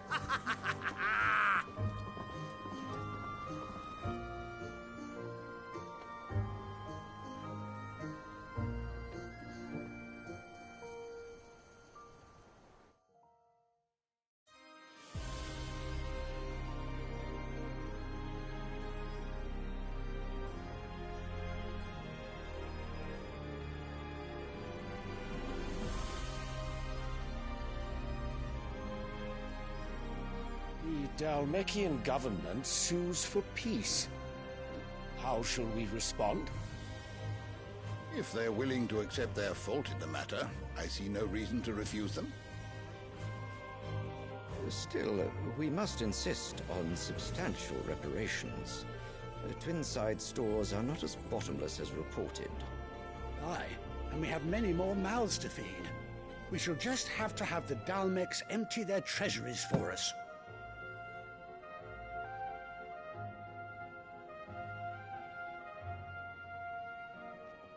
Of course, none of this would have been possible without your timely intervention, Prince Olivier. Indeed, I doubt any of us would have had the courage to trade words with the mighty Titan, nor less the wit to win him over. The Empire owes you a great debt. May the blessing of the crystals go with you, Your Highness. May the blessing of the crystals go with you. Very good.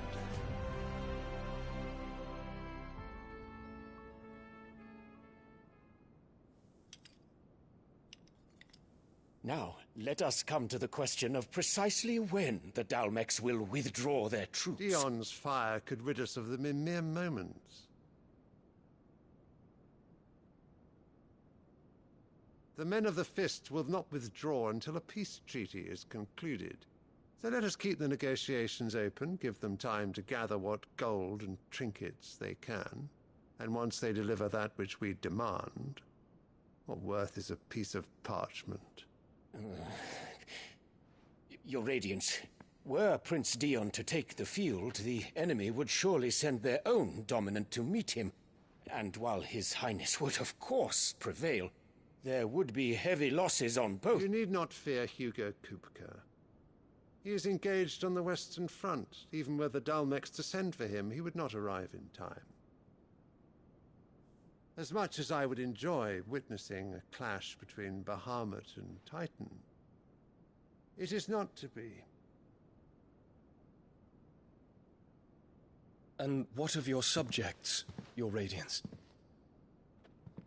If the fighting spread to the city proper, the people would bear the brunt of it. There will be losses, it is true.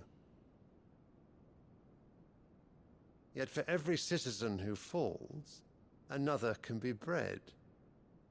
For every home that burns, another can be built. The Empire will live on.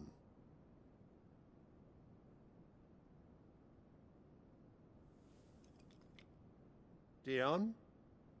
Yes, sire.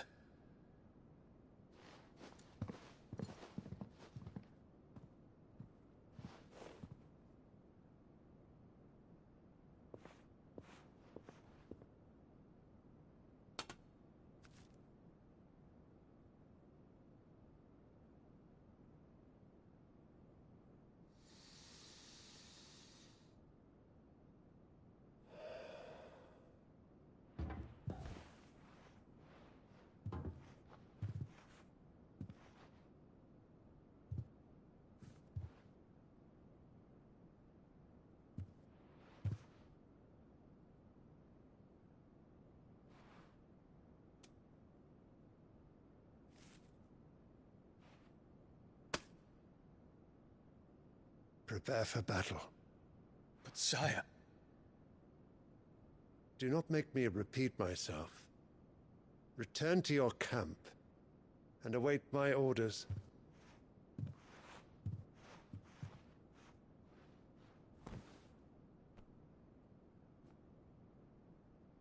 If that is your wish, Your Radiance, I shall depart at once.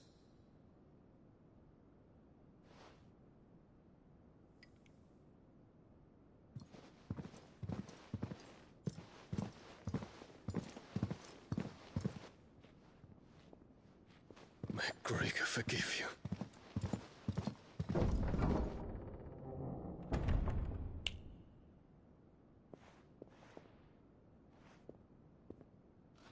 What do the astrologers augur? The stars are in agreement, Your Radiance. The shadow of treachery hangs over Prince Dion.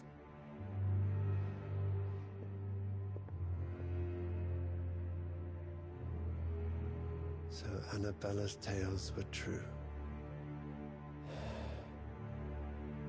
You disappoint me, Dion.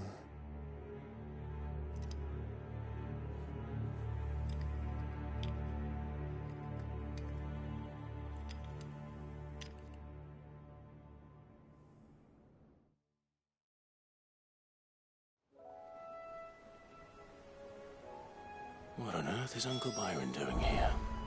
Only one way to find out.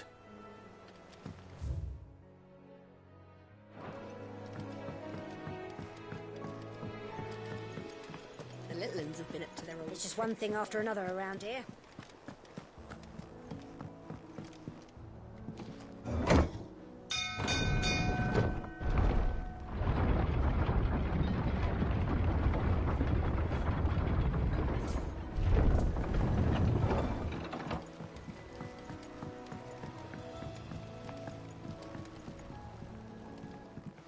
My dear nephew, how I've missed you.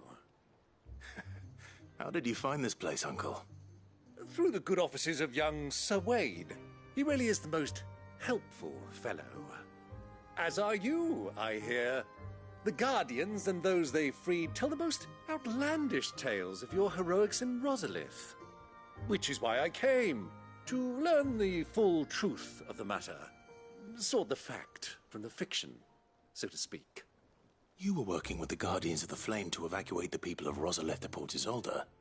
I was, aye. Then I have questions for you. Please, come inside, Uncle. Gladly. You there?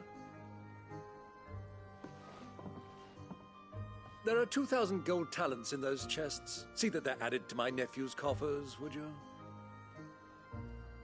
2,000?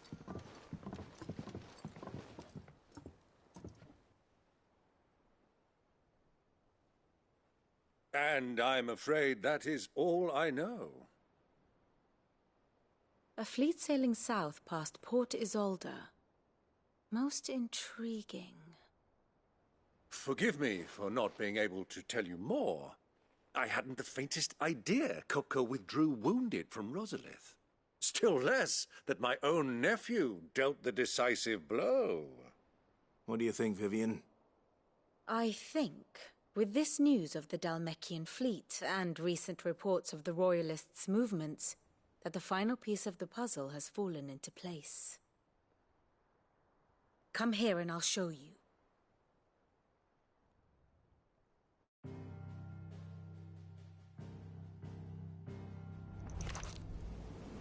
It is known that Kupka's forces entered Rosaria via its unguarded coast. So can the same be said of your visitors from Waloed? Certainly her royal navy is famed for the efficiency with which it bears her knights from one battlefield to the next. And in the Einherjar, or Black Galleon, she boasts a vessel nigh as swift and every bit as feared as the kingdom's legendary cavalry. A fitting flagship for a land apart, her naval presence being crucial to her ambitions beyond Ash. Yes, it seems safe to assume that the Royalists did indeed enter Rosaria from the sea. So then, had you a vested interest in Titan's survival, whither would you take him? Why, home to Drake's Fang, a place rich enough in ether to conjure the magics needed to mend his hurts. But would that not entail an arduous voyage around the southern cape?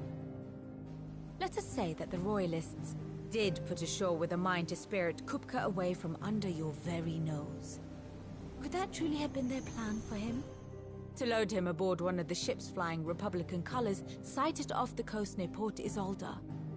To spend weeks at sea, being tossed hither and yon by unforgiving waves, his life hanging in the balance.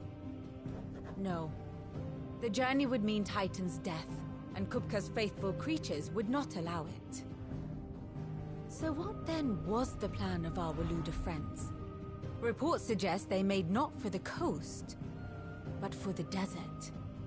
And by cutting through the Velcroy, a party traveling light would have Titan back in his bed days before a galley could lurch into port. To wit, it was the Royalists, not the Republicans, who effected Hugo Kupka's safe retreat. I would stake your life on it.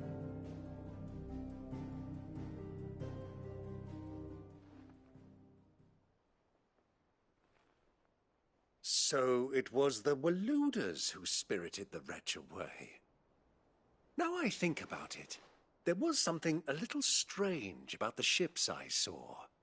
The men seemed almost crestfallen, as if in mourning, as if they believed, or were made to believe, that their master was dead. You have a keen mind, Lord Rosfield. And you have your answer. To find Kupka, you have merely to follow the Royalist trail across the Velcroy. It may well have gone cold by now, but as they say in the Republic, all roads lead to Drake's Fang. Allow me to accompany you part of the way. As luck would have it, I had intended to journey Canberward on business after visiting you here. The Fang would be but a short detour.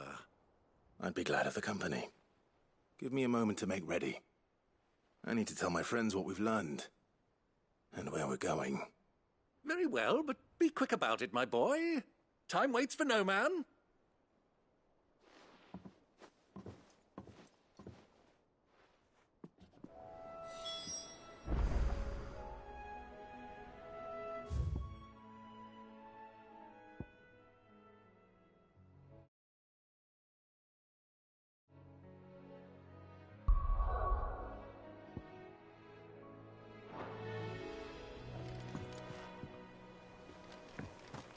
Mid's finished outfitting her little workshop, I hear.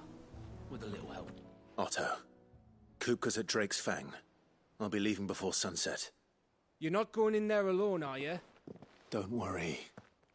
I'm not going there to destroy the Mother Crystal. All I'm after is Kupka's head. I won't risk any more than I have to. I promise. The Lancer and the Fang are all Kupka's personal fiefdom. You have any trouble on the way, you ask for Rosina Dalamil. Some call her the Desert Hare. Who is she? An old associate of Sid's, and only Sid's. All I know is the name, and that they used to meet at the Dalamil Inn. We've heard nothing from her since he died. But I'm thinking maybe the new Sid might be able to bring her back into the fold. Thanks. I'll keep that in mind. So, what about your uncle? I mean, he's welcome to stay, but... Don't look so worried. He'll be coming with me. Thank fuck for that. Gav, Otto, I'm leaving you two in charge. You can count on us.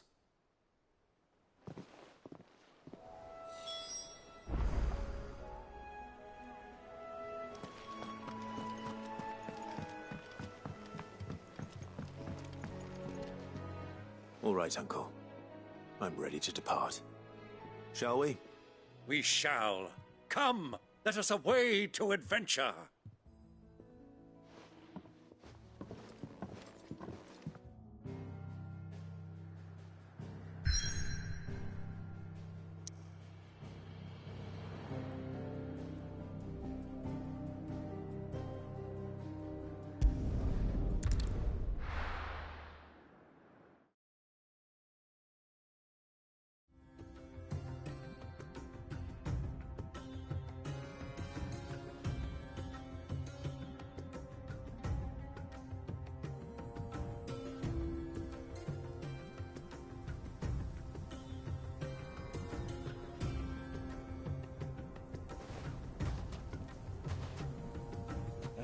I was a young man when last I walked this path.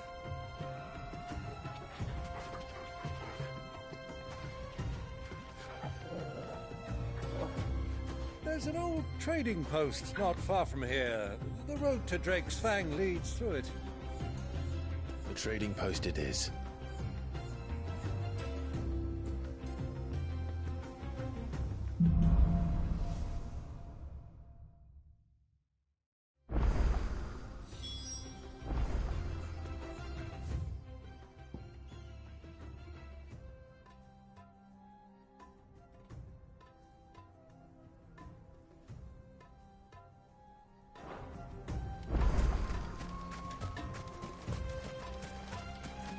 Our destination lies over that dune, beyond the ruins. Mark 'em well, Clive. It's all too easy to lose one's bearings in the sands. Garuda!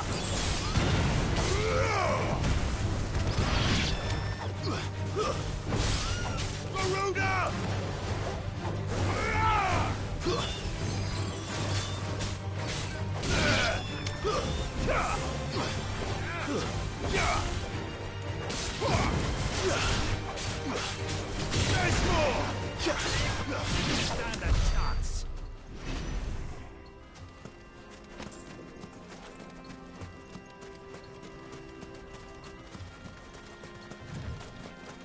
Caution, my boy.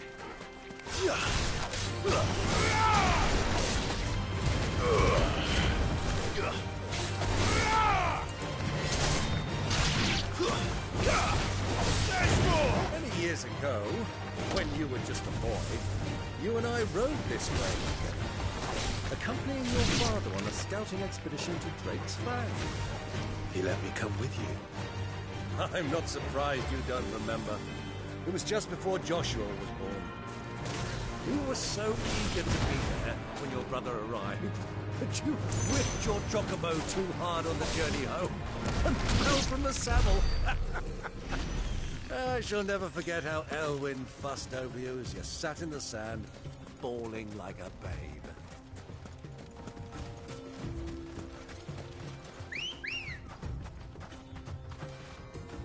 Ready, go? Run like the wind.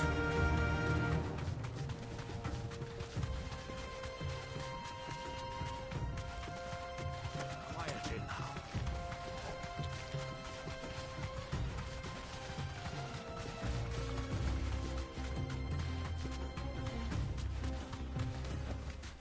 I can walk from here.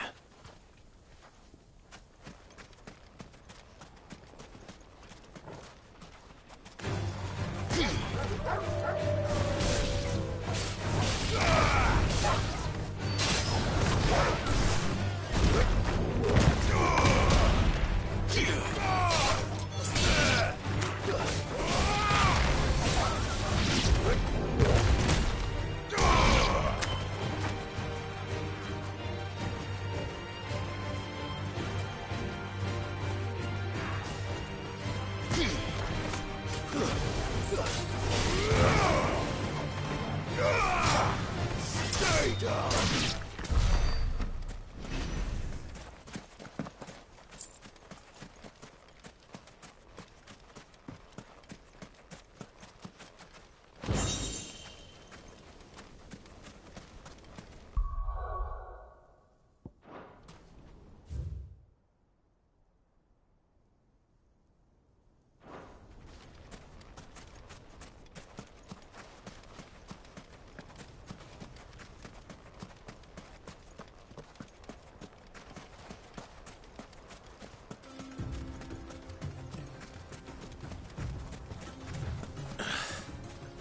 See a thing. Come, Clive! Let us turn back before we lose our way!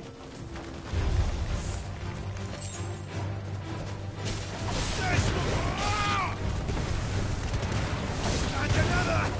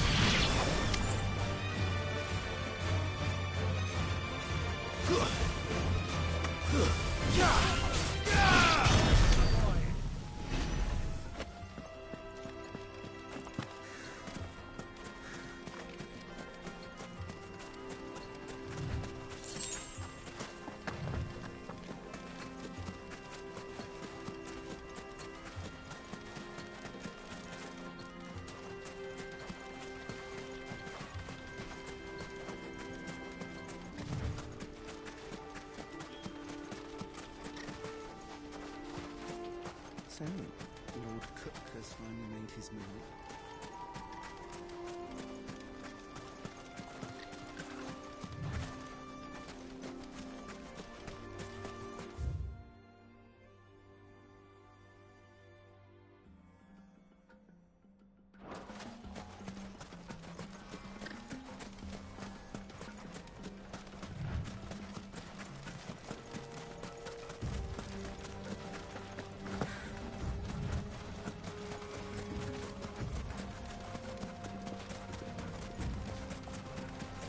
Ah, there she is. The good old Dalamil Inn. Do you know, this heat has given me quite a thirst. Quick drink before we press on?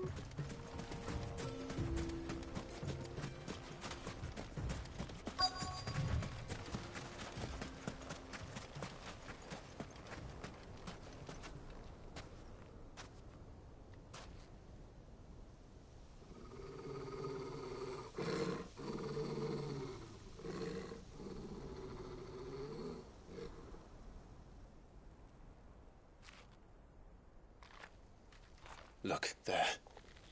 Those are Ashen steeds. No doubt about it. And such a long ride from Stone here. Our Waluda friends must be soothing their saddle sores in the inn. Shall we join them?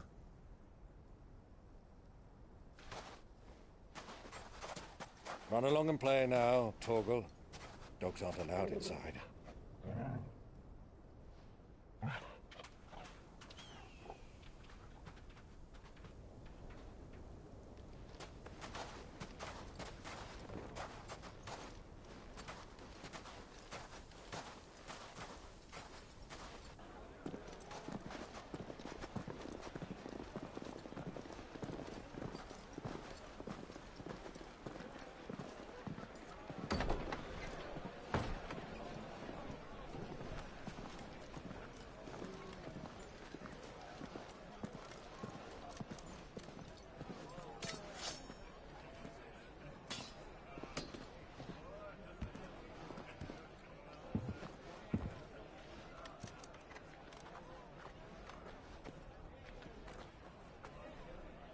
Good day to you. Eating?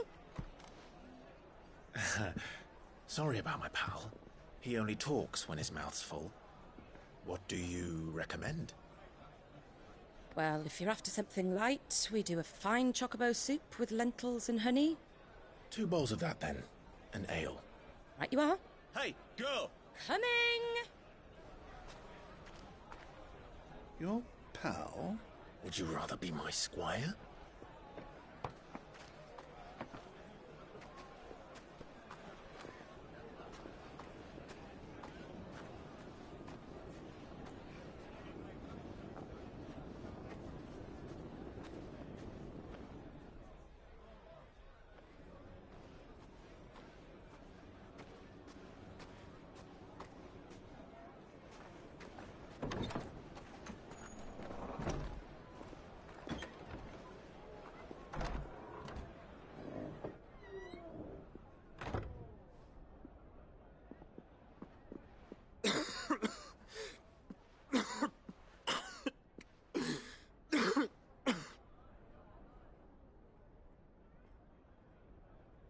Your Grace, it is plain you are not yet well enough to try.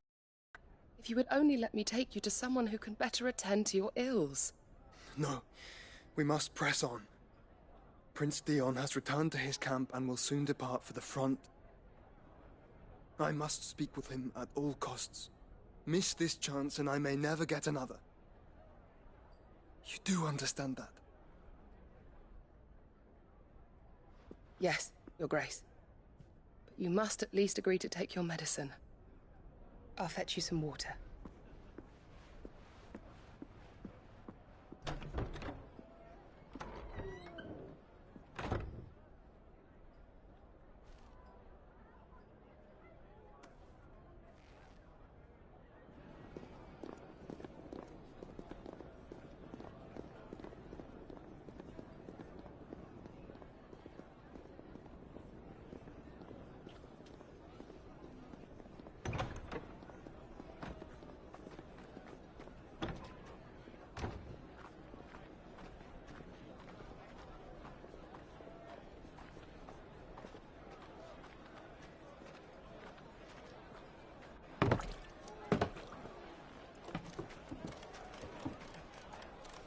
Keep watch, they tell us.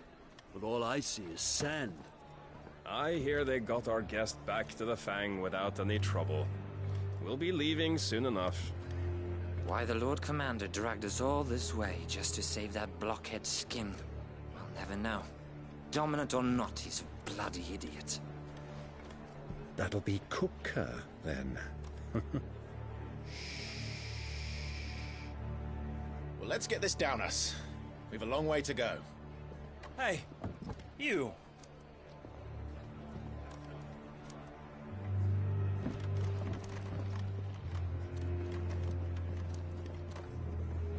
Uncle? Sorry.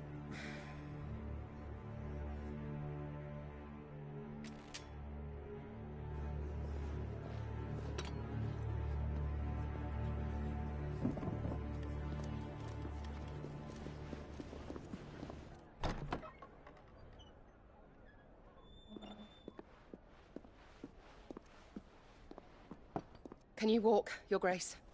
What's wrong? I fear trouble may be brewing downstairs.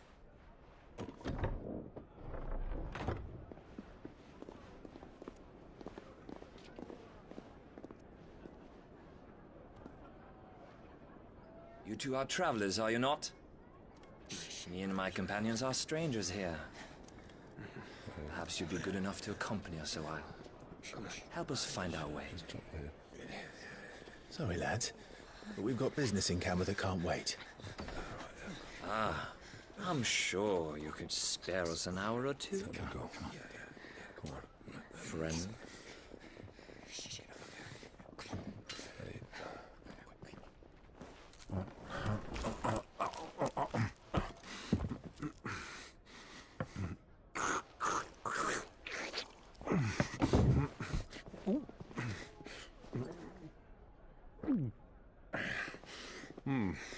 I'm afraid we don't have a moment to lose. Friend. Stay back, Uncle. Gladly.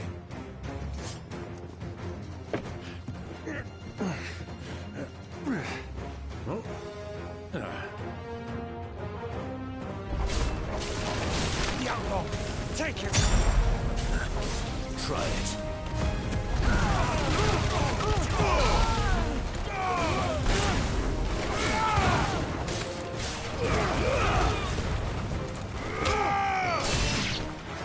Bravo, my boy! Just like that!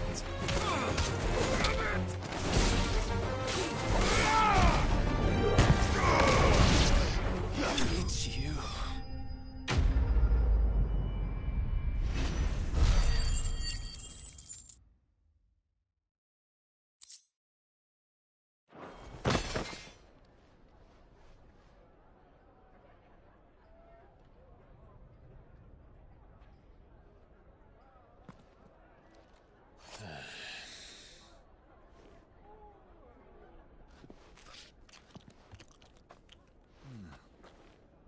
For your trouble.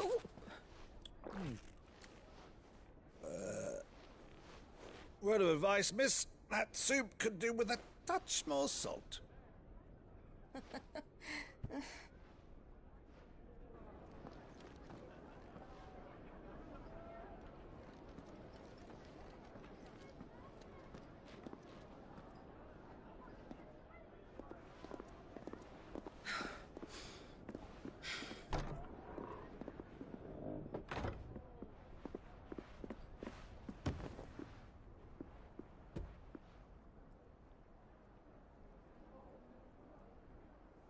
Now's our chance.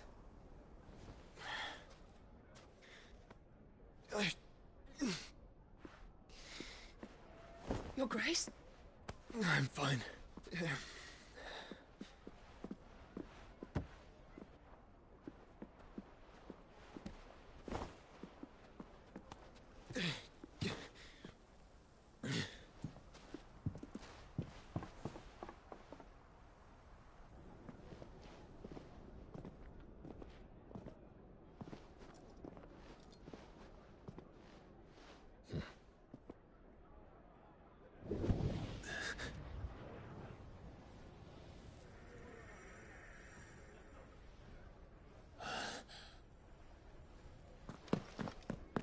Clive?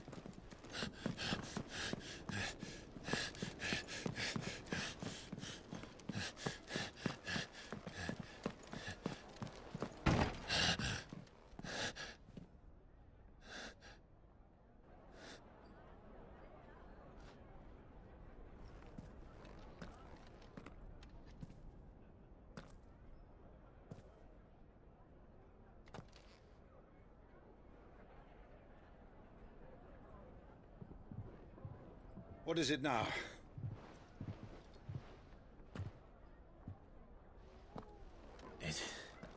It's nothing.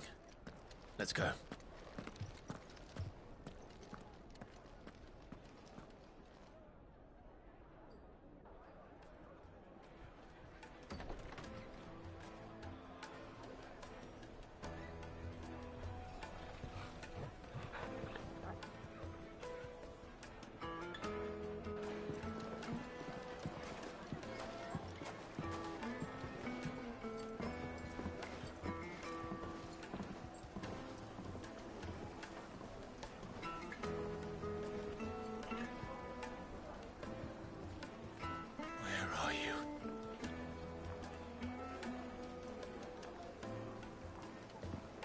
Well, we didn't know where to find Kupka before. We do now. The Royalists said it themselves. Their guest is in the Fang. We should press on before any more of their friends turn up.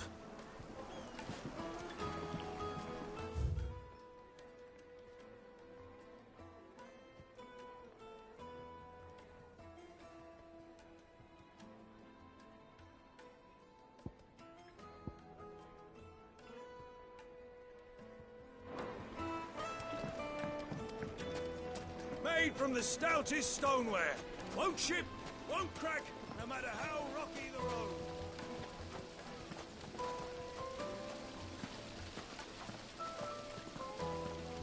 Look, Father. This town is truly blessed. bustling markets, the healing waters, and all under the watchful eye of Lord Kupka, who stands ready to crush any threat that might face us.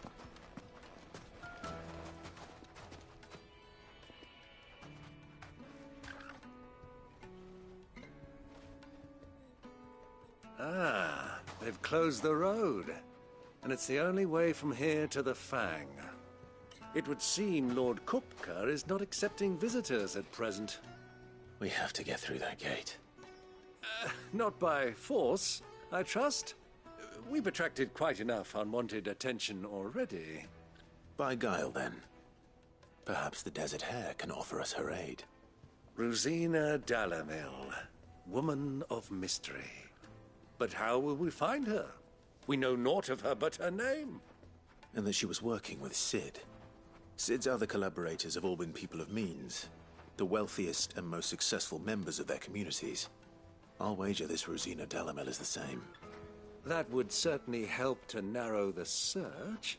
We need only inquire as to who is in charge of the town. And that's exactly what I mean to do.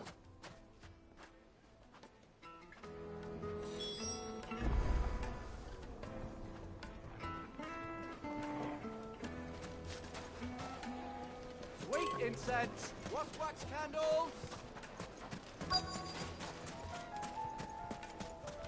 Light it for Gilbert's sake!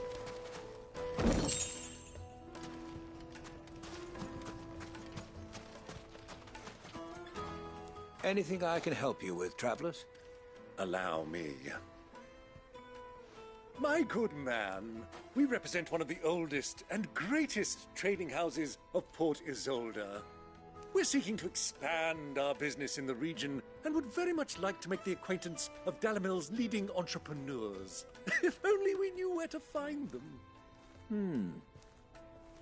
Well, we're best known for our baths, our markets, and our smithies. I suppose you could do worse than start your search at one of those. Thank you. You've been most helpful. Oh, you wouldn't happen to know a lady by the name of Rosina Dalamil, would you? No. I can't say I do. Well, thank you all the same. Dalamil is famous for its spas, its markets, and its smithies. Somebody at one of those.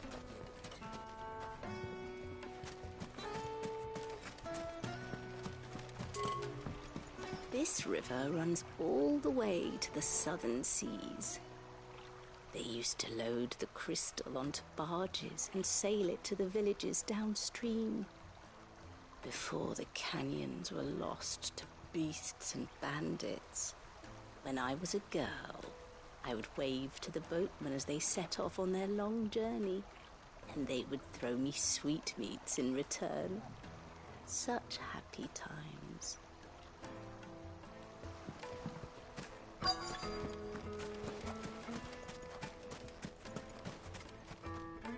What do you want?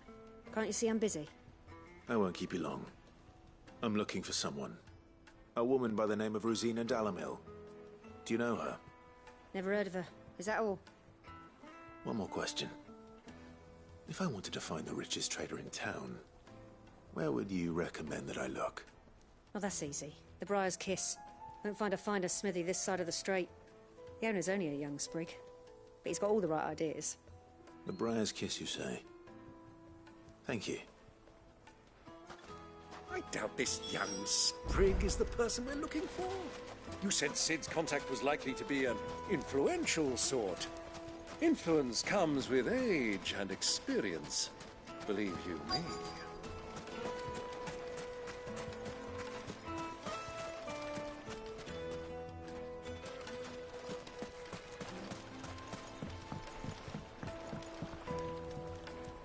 Can I help you? Yes, I'm looking for a woman by the name of Rosina Dalamil.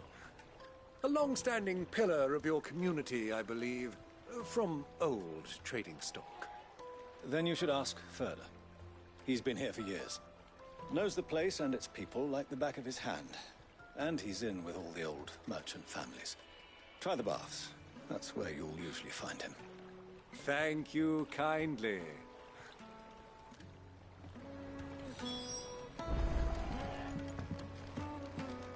Well, it sounds like we have our man. Perhaps. Let's go and find out exactly what this Furder knows. Hanging lanterns, keep the darkness from your door. Excuse me. Are you Furder? I am. Can I help you, travelers? I hope so. You've lived here for some time, is that correct? Do you know Rosina Dalamil? We believe she may be a trader of some renown. And what business do you have with the Desert Hare? She was a close friend of mine. I was hoping she might be able to help me. Very well. Go to the Bordello. I'll arrange an introduction.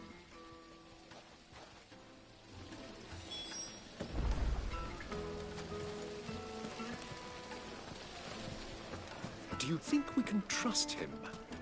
Only as far as I think. So you're the ones who've been sniffing around? I beg your pardon?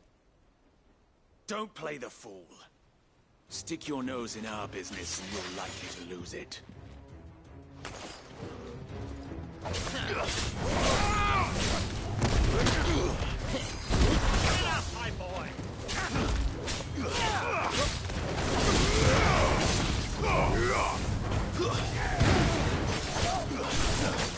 This one! Kill!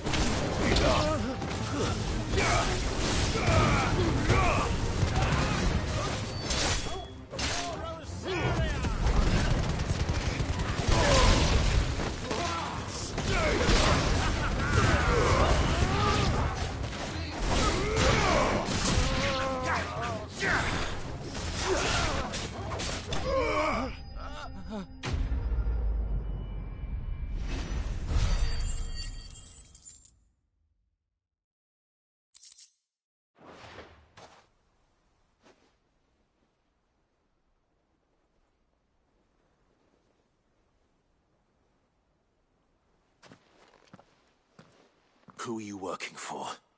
Him or her? Him. The boss. He wanted us to test you. Though one could hardly call that a test. Lord Furder? Look what the cat dragged in. Your skill with the blade is rare indeed, my lord. A fitting talent for an outlaw. You know who I am. So what now? Call in the Men of the Rock and collect the bounty? That isn't my decision to make. Our work is done. Take him to meet his precious Rosina. She will be interested to make his acquaintance. Yes, my lord. To the Lock of Leisure, then. To the Lock of Leisure.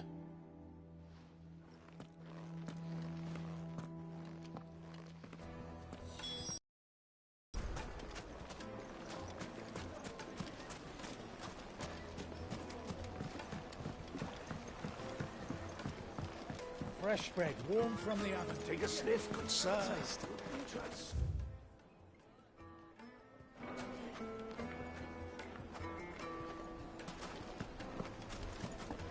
My carpets have...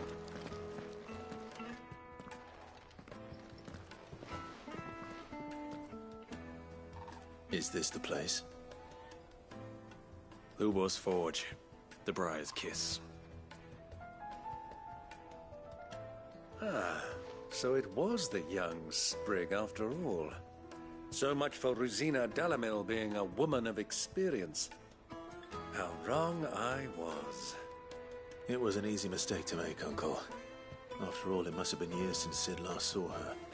Sorry, him. Whoever this Lubor truly is, he's clearly a man of means. I'd say he deserves our respect. See that he gets it.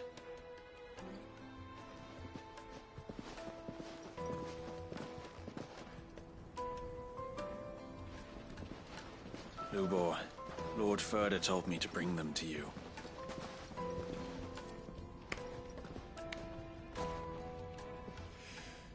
My boys tell me you're in need of assistance. Cid II? I won't waste your time. I need passage through the south gate.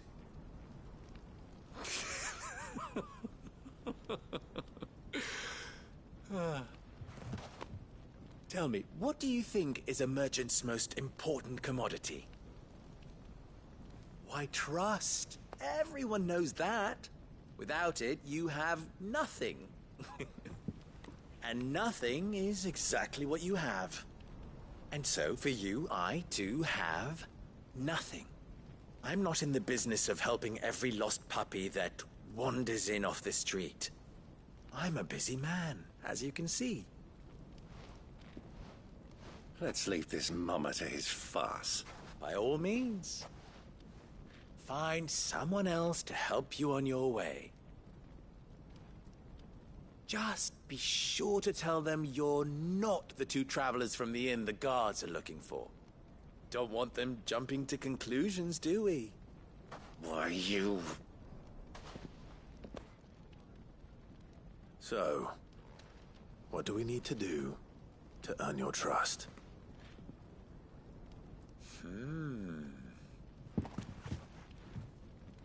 I like this one. Willing to do whatever it takes to get what he wants. Ha! Men like you have a special place in my heart. Why, you ask? Because they get me what I want. Always. Fine. So what do you want? Don't tell me you're going to listen to this swaggering scruff! We might as well hear him out. It's only natural that an ally of Cid's would seek assurances of strangers. Assuming he is an ally, of course. 5 years ago, he would have still been a boy. And yet even then I had more good sense than a man, 5 times my age? But enough of the pleasantries. We were speaking of what I want. I want you to put an end to the trouble in Dalamil. Return to me when you have done so, and you shall have my aid. Until then, I bid you good day. What trouble? If you're going to give us orders, be clear about them, damn you! Manners, Greybeard. One catches more damselflies with honey than with vinegar. What did you call me? My apologies. A word of advice in recompense. Follow the crystals. Oh, but that was 3. Oh, I'm making this too easy for you. Ha! It will be easy. Solving his little riddle should be like dealing with him. Child's play. Let us divide our forces, Clive. I'd rather not drag this parlor game on any longer than we need to. All right.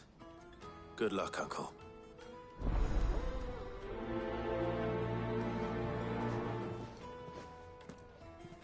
I thought we were the only ones causing trouble in Dalamil.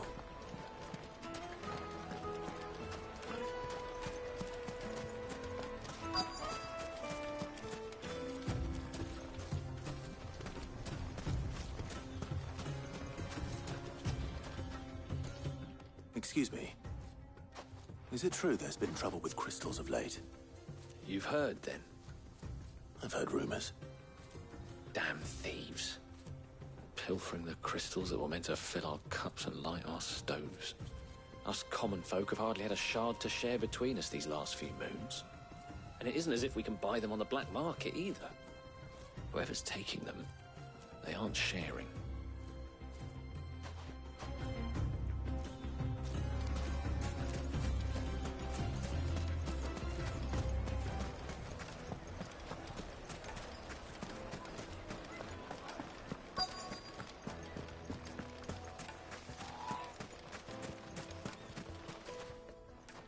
Do you have a moment? Depends what for. Just a question. Dalamil seems to be thriving compared to the other villages I came through on the way. Is there a reason for that? Well, we're a stone's throw from Drake's Fang for one. The soldiers guarding the Mother Crystal and the shipments need a place to spend their hard-earned gil. The men of the Rock throw their money about like there's no tomorrow. Is that so? Well, thank you. Don't let me keep you from your work any longer. A word of advice, traveller. You see pots like this around town, you leave them alone. Unlike where you come from, fresh water's in short supply around these parts. We store what little rainwater we get in these pots for, well, not a rainy day, but you know what I mean.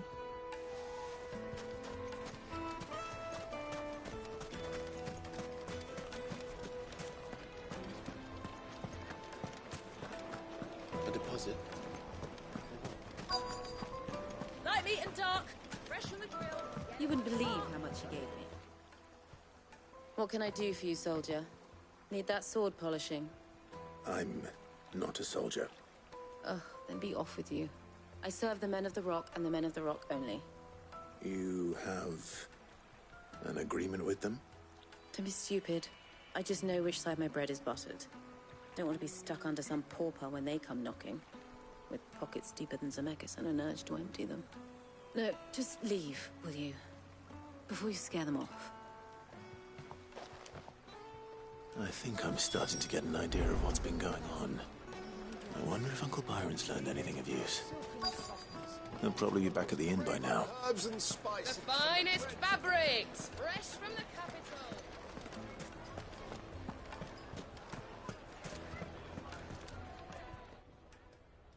It's you, the one who broke all our furniture.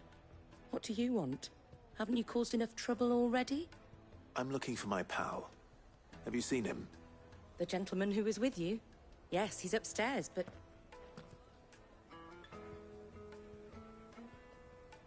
Thank you. I'll go and fetch him.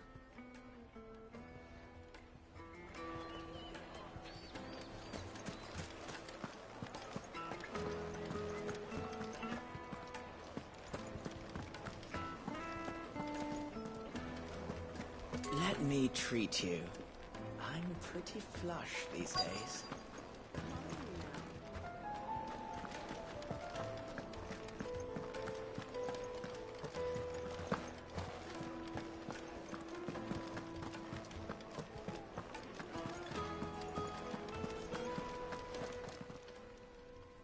Huh?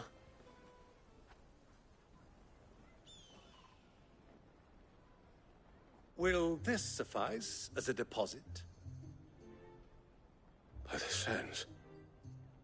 That's a black pearl. One of the many treasures in my collection that I would be only too happy to part with, should you give me reason to do so. All right.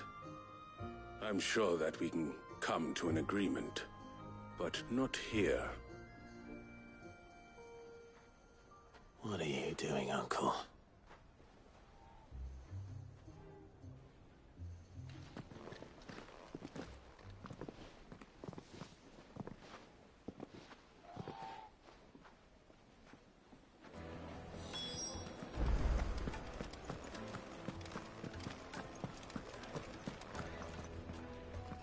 Care to explain why you're giving gifts to Kupka's men?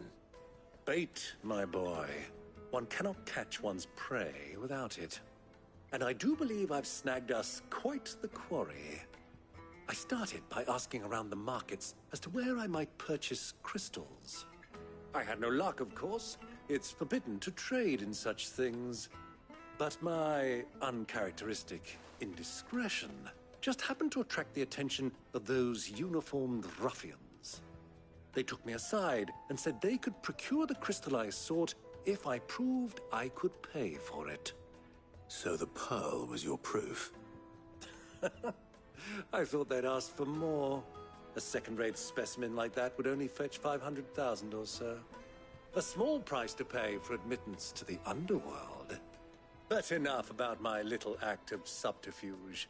What did you discover? that the supply of crystals has dried up of late. And some people seem to think they're being stolen.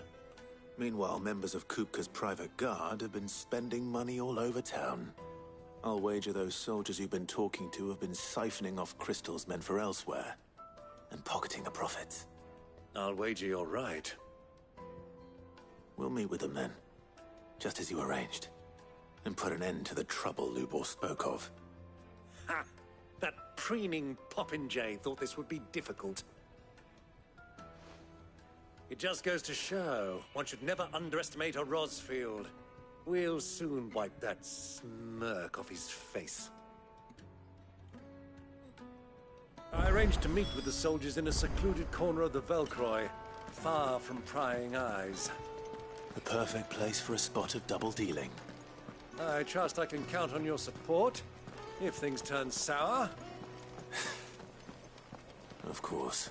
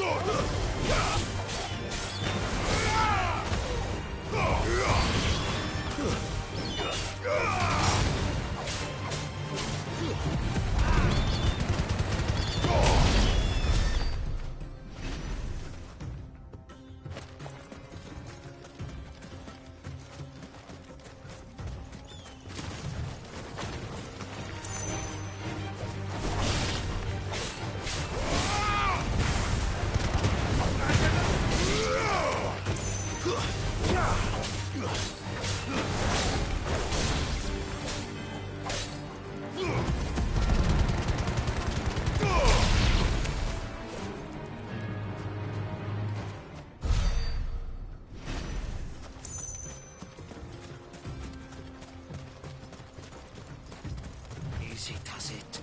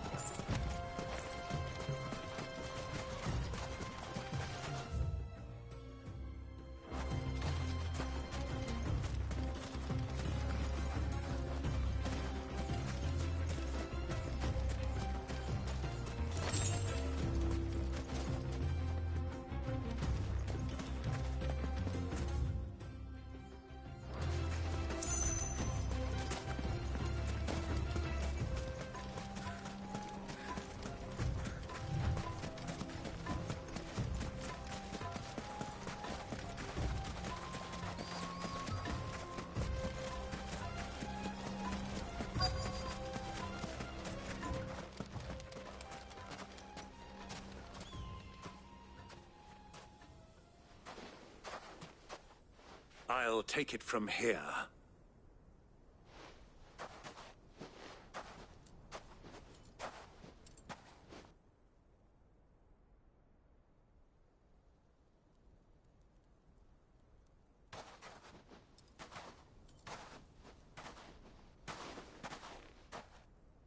I was beginning to think you weren't coming, my lord.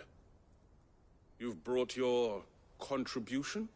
All the silver and stones I could scrape together at such short notice? You brought the whole 500 talents. That was the price we agreed upon, yes? If you've no objections, I'd like to see the crystal. Of course. Right this way, my lord.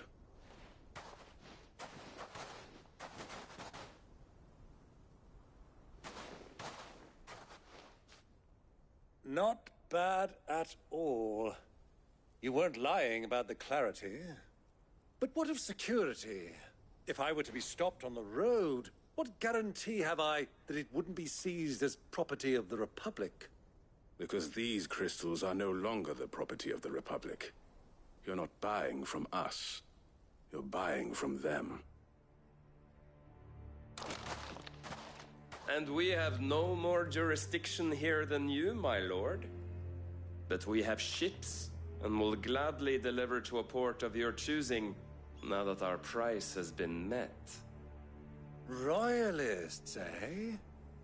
What brings you here? Why, to collect their share of Drake's Fang's blessing, of course. Our nations are allies, and so they are entitled to a portion of the Mother Crystal's bounty. And being such good friends, we elected to increase that portion and share the benefits. And now that these crystals are officially property of the Kingdom of Waloed, we are duty-bound not to interfere, no matter where they might happen to end up next. Did you get all that? They're in cahoots! So it would seem. My lord, what is the meaning of this? Double-crossing dogs. They're not here to do business. Kill them! Kill them both!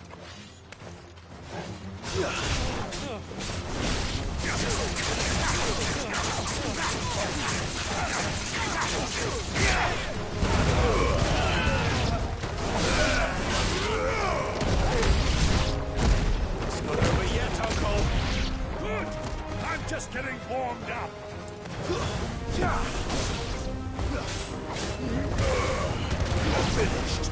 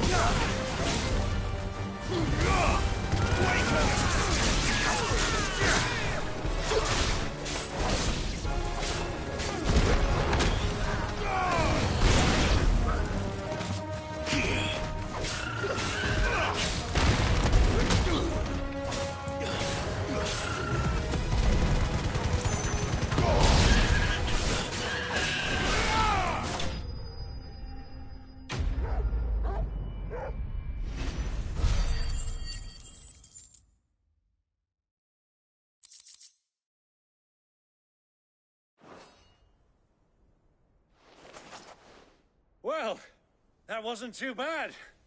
How'd you like my performance, huh? I've often played the villain on the stage. I think I did the role justice. Don't you? Greybeard, you were magnificent. The battle scene was particularly thrilling. Such a shame you didn't have more of an audience, but perhaps that's for the best. How long have you been watching? Long enough to witness your uncle's sordid transaction. I hardly expected one so venerable to degrade himself so thoroughly, buying one's way into the confidence of degenerates. Ingenious. This was the trouble you spoke of. The men of the Rock taking crystals meant for the common folk and conspiring with the Royalists. Well, now it's over. Indeed it is. The people of Dalamil had scarcely any means of redress against Kupka's men, let alone a foreign army. Until you two came along, that is.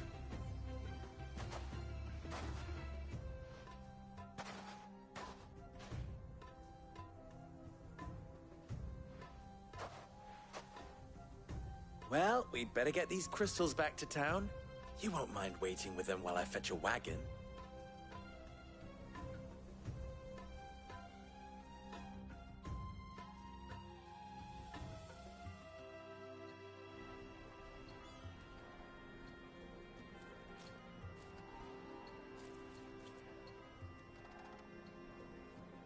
It occurs to me that I still don't know your name. Clive. So, Sid the Second is a Clive? I suppose it could have been worse. Well, Clive, you held up your end of the bargain, so I must do the same. Passage through the South Gate, was it not? To tell the truth, you've helped a little there too. Many of the guards have already been redeployed to deal with the issue of their missing comrades. And those left behind have been encouraged to look the other way should you attempt to pass through. Thank you. And please allow me to cover your costs. You still have the purse I gave to the soldiers, I trust? I saw you pluck it from one of the bodies. Oh, dear. Was I really so obvious? And my name is not Greybeard. It is Lord Byron Rosfield, thank you very much. No, thank you very much, Greybeard. Of all the... Ugh! Here, wear this.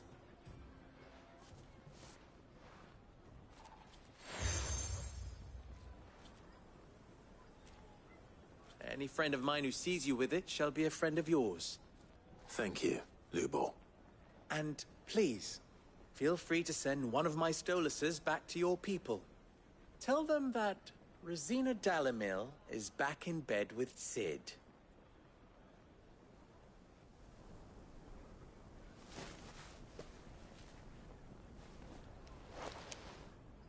Omia Lostelan. Tu Isakelis.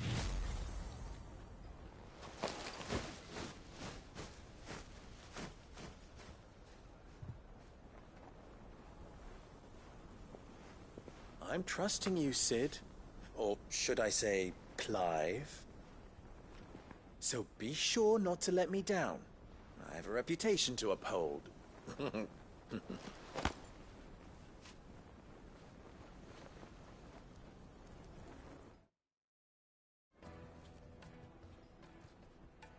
Well then, I wish you a safe journey south. Thank you. Not at all. It was my pleasure. Come on, Uncle. Let's go.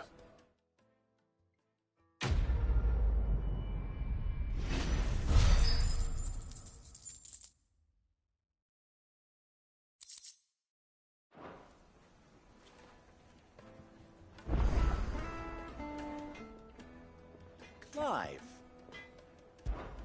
You and I...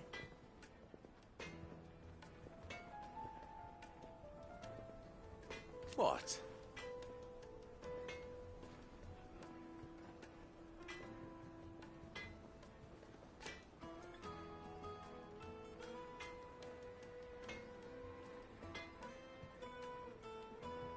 Alas.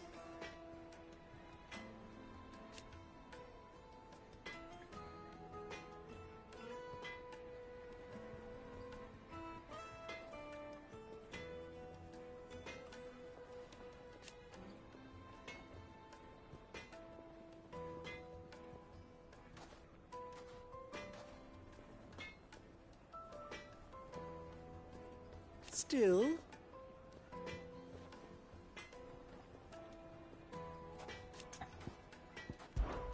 Ours is a blessed corner of the Velcroy.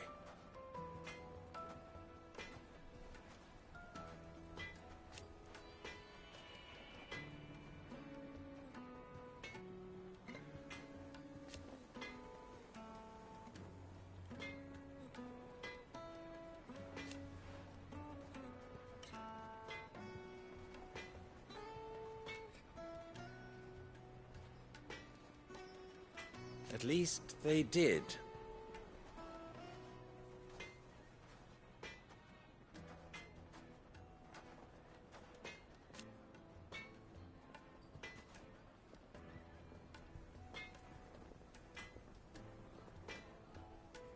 So...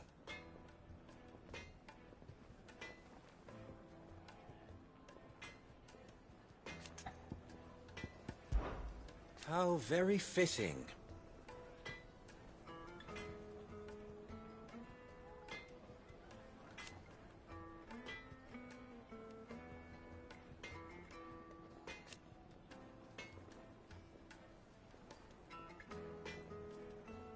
Of course.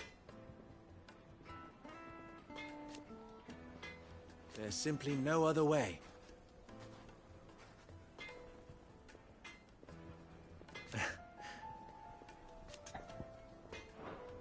Farewell now. I've never even forged a button. Perhaps Forge Master Luber's having fun at my expense. I wouldn't put it past him. Neither would I. Oh, wait. Are you Clive? Sorry, my mind was elsewhere. I'm Saver, Master Luber's least accomplished apprentice. Soon to be former apprentice if I don't pass this test. Maybe I'm just not the resourceful type. People are buying up weapons faster than the Briar's Kiss can forge them, and here I am, unable to make a decent bit of kitchenware. He wants me to make a carving knife, one that embodies the spirit of Dalamil. Whatever that's supposed to mean. I don't suppose you have any idea what he's on about, do you? I'm afraid not. Never mind. Thought I'd ask. It was that or pack my bags. I could give you a hand if you like. I know how busy the Briar's Kiss has been, and that Lubor needs all the capable hands he can find. I'd be a fool to refuse. So, where do we start? Good question. If I'm honest, I've never made any kind of knife before. And then there's this little riddle to keep in mind. The spirit of Dalamil. Nothing is ever simple with that man. The way I see it, there's only one way we'll be solving Lubor's puzzle. We need information. The more the better. You're right. There's no point fumbling in the dark, I suppose. Now, who to speak to first? There's plenty of folk in Dalamil who use knives for a living. There's the butcher, of course, and any number of cooks. They're bound to have an opinion or two about the tools of their trade. All right. I think we have a plan. Let's get to it, shall we?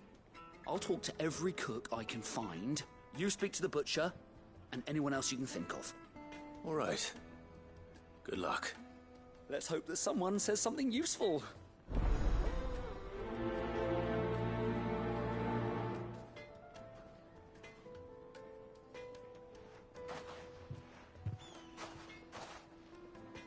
Trust Lubor to take a simple test and turn it into a riddle. I'd better get to it.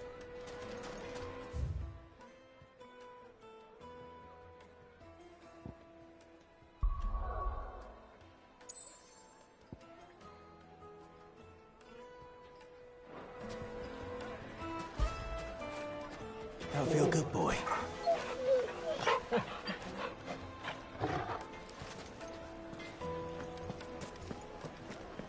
My carpets have bright. Yes, they're quite sought after. Fresh bread, warm from the oven.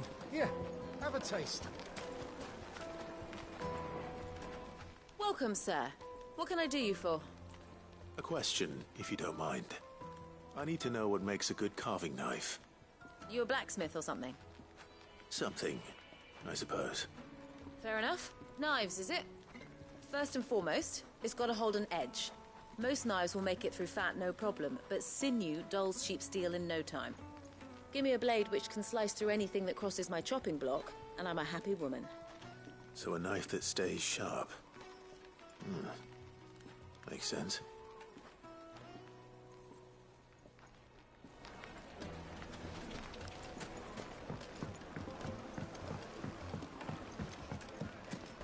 Plates and pots! Bowls and basins! Everything I've worked for. Ruined. All those years of toil. Every coin I've ever earned is tied up in this place. Are you all right? The baths are closed. Leave me be. On second thought, perhaps you are just what I need. Might your services be for hire? That depends on the job. I'd have you save my business, the baths. The water's turned scalding hot and all the crystals in Dalamil wouldn't be enough to cool it. I've no doubt that my woes stem from the water's source. But I can't go and investigate for fear of my customers thinking I've abandoned the place. I'm bound to these baths in more ways than one. I beg of you. Go to Dusnoff Terraces and tell me what you find there. All right. I'll go and take a look. Wonderful. It's not far. Leave the market by the south gate. The smell of sulphur will guide you the rest of the way. These baths are all that keep me from an ignoble end in a debtor's prison. My livelihood, my very life, is at stake.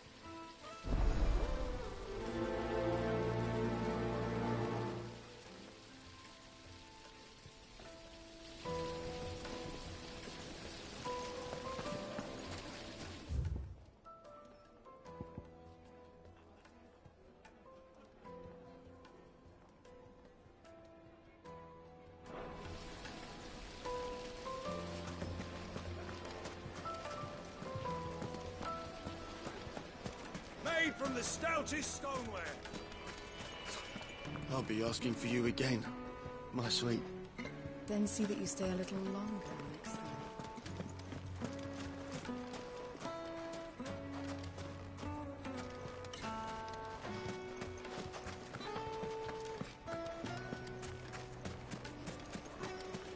Just look at the detail. Ah, they've opened the gate. Lubor was true to his word. Well, we can make our way back to the Fang now, at least. Yeah, but what? What is it? I'm in no mood for chatter. Sorry. Do you mind if I ask your trade? Hunter, why? I have a question. Can you tell me what makes a good carving knife? I assume you use one out in the field. Has to be able to put up with some punishment. Can't be dealing with a brittle blade, not while I'm on the hunt. If your knife snaps every time you use it, you'll be spending coin as fast as you make it. Times are hard enough as it is. Thank you. I won't keep you any longer. All business, eh? Man after my own heart. So, a carving knife should be hard-wearing and hold an edge. Hardly a revelation. Let's hope Sava had better luck than I did. Anything I can interest you in?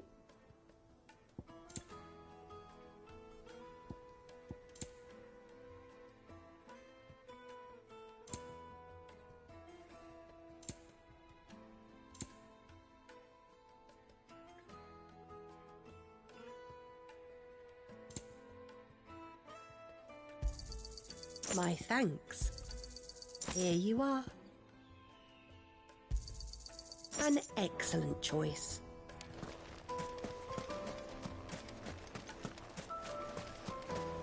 Sweet incense. What wax candles? Silver platters.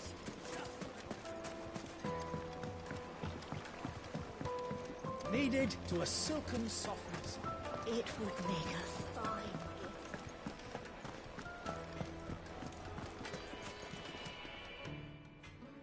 So, how'd it go? You learn anything useful, or should I be looking for a new trade? Only that a blade should be durable and stay sharp. But I don't see how that relates to the spirit of Dalamil. I didn't have much luck either. All the cook said was that he needs his knives to be light. Too heavy and they do his shoulder in. So we're no better off than when we started. Perhaps Lubor didn't mean anything with his Dalamil remark. But that can't be right. I've bandied enough words with the man to know that he chooses them carefully. No. We must be missing something. Something right in front of our noses, most likely. No doubt you're right, but I have to make a start soon. I can't put off making this knife forever. Agreed. Lubor wouldn't like that much. Right. I've been trained to work iron. The cheap stuff, mind. But it's hardy enough if you don't hammer it too thin, and it sharpens up nicely with a bit of effort. Trouble is, it's either durable or it's light. Meaning someone is going to be disappointed. Forge Master Lubor, probably. Is there no one else you can turn to? Someone who knows their metals, perhaps? The other apprentices know better than to help me with my test. But maybe there is someone I could turn to. A merchant, a favourite of Forge Master Lubor's, who sells metals to tradesmen passing through the Valcroy. I bet she'd know a thing or two.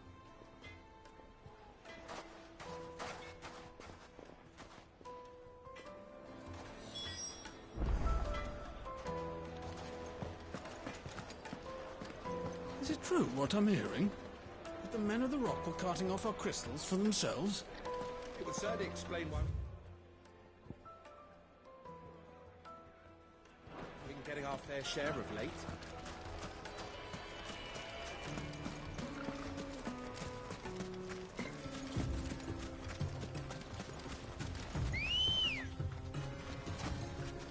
Come on.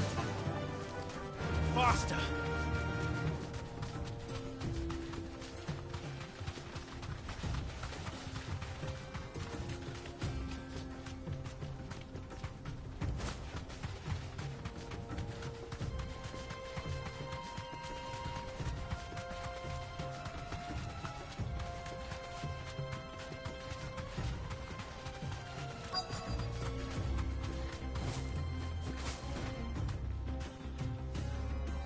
Safe.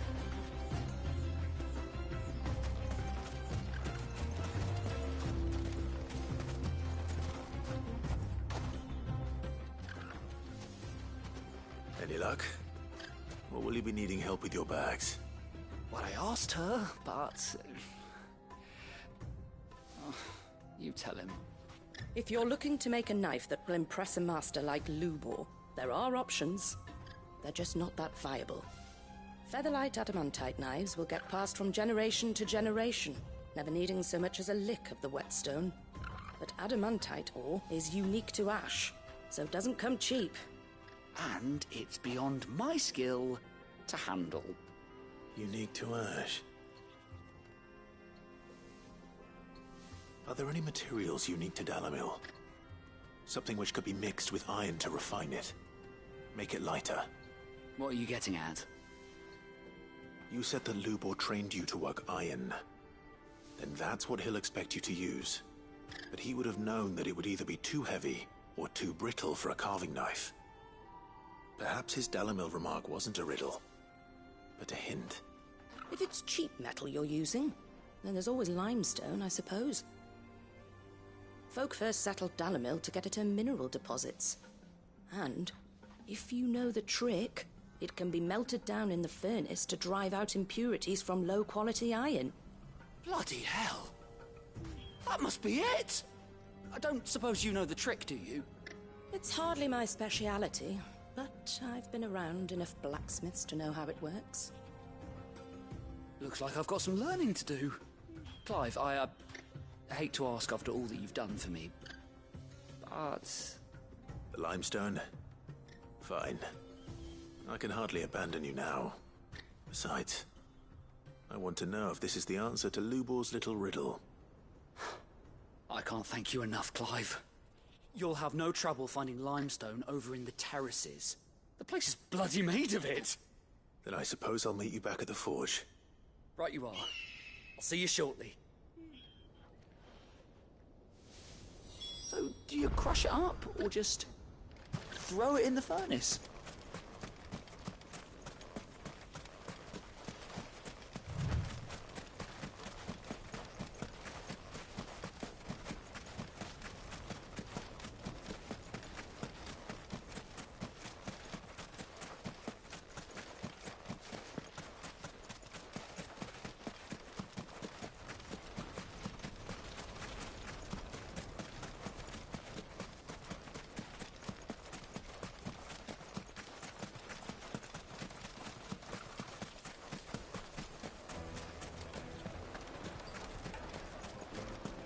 Is it true what I'm hearing? The finest fabric! Take a sniff, good sir. Fresh bread, warm from the oven. Plates and pots! Bowls and basins! Finally, we'll be able to get We should get going soon. Do you have water? Ah, I'm not too late. What is it, Lubor? A question that I neglected to ask earlier. Where is it that you're bound? To Drake's Fang. To finish Hugo Kupka. Just as I thought. Then allow me to share a secret. Drake's Fang is currently riddled with royalists. Talmeki and Walud are allies, and as you have seen, their soldiers work hand in glove. But no nation has ever before allowed a foreign army to make a barracks of its holiest of holies. Not by choice, at least. And there's more.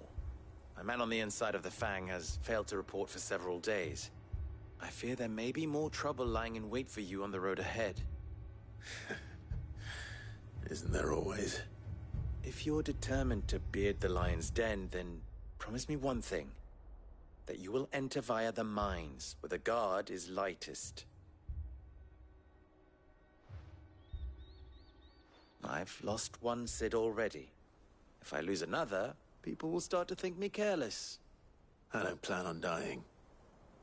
Not before Kupka does, anyway. Well, so long as you have a plan.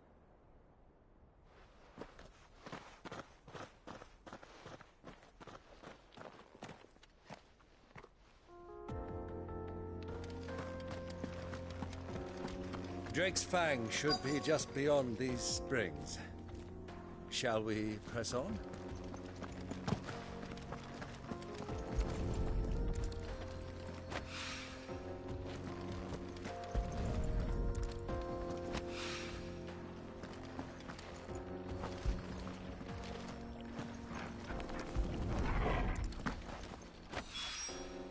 One rock looks a lot like another. But hopefully this is what Sava needs.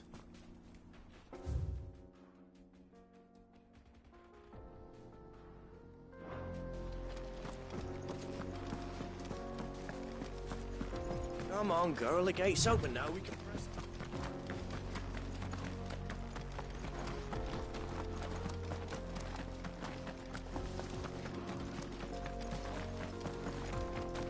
What the hell are those things?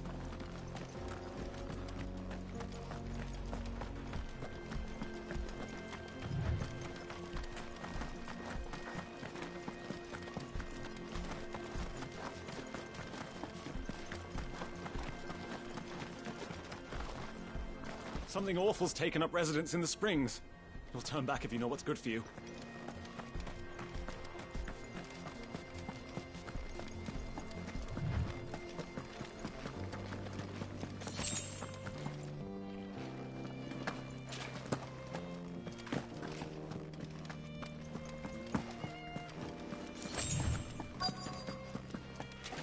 By the flames. That explains the heat.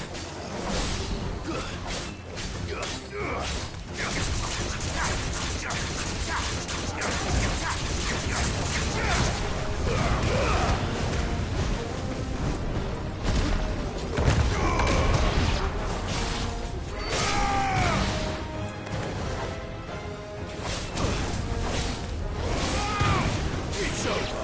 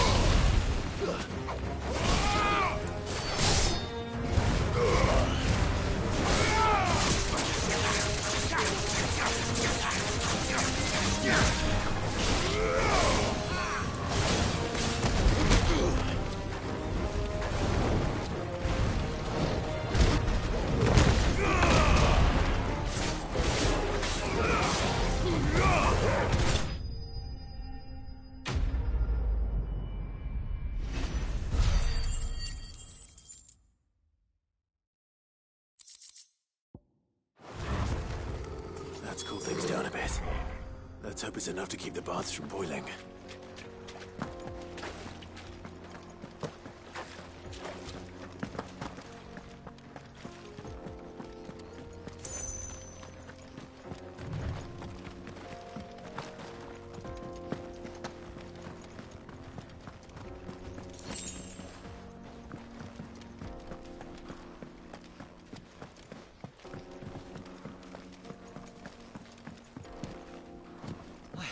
I saw with my own two eyes what you did to those devils down there, and I still hardly believe it.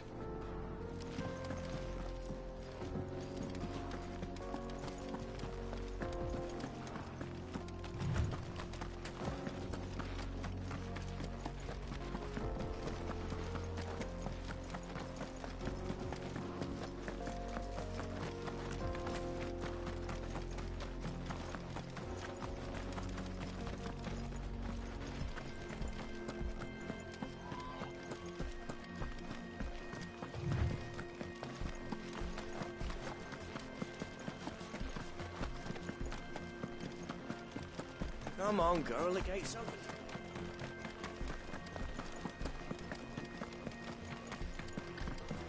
We should get going soon. Do you have water? Hanging lanterns, keep the darkness from your... There he is. I was hoping we'd be seeing you again. The baths grow more bearable by the moment. It won't be long now before we are back to business as usual. I'm glad to hear it. Now, tell me this. What did you find at the terraces? What threatened to make me a pauper? Not what I expected, that's for certain.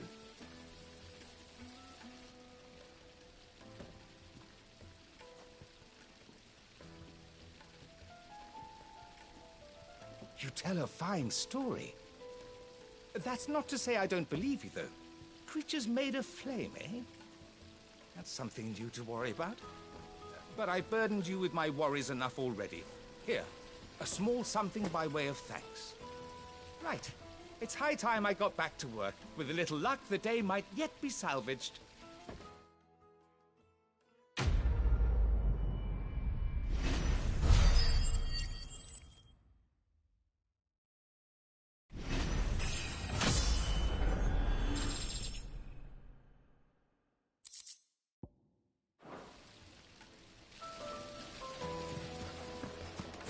Made from the stoutest stoneware. The juiciest meat from Green's fed bird.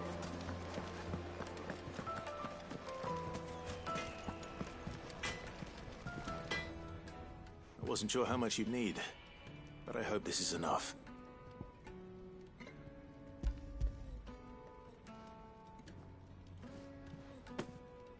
You are one of the good ones, you know that? You and that merchant both, she's got quite a gift for teaching that one. Now, time to see if limestone is the secret weapon we were hoping for.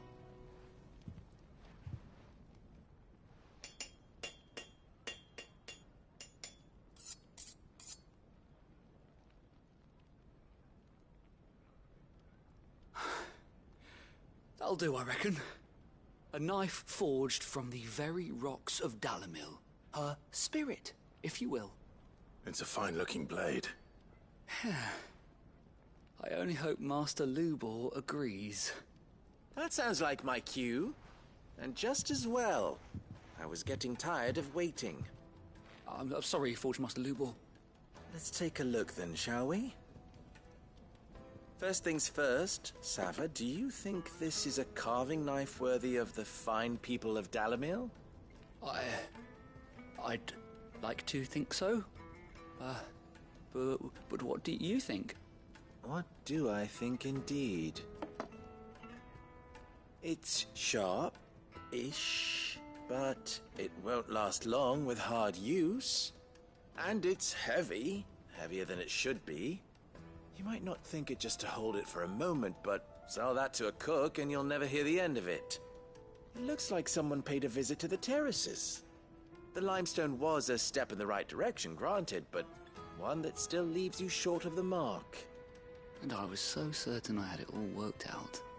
I don't know who you found to teach you that little trick, but It certainly shows initiative. Next question. How much do you think I would charge if I'd made this?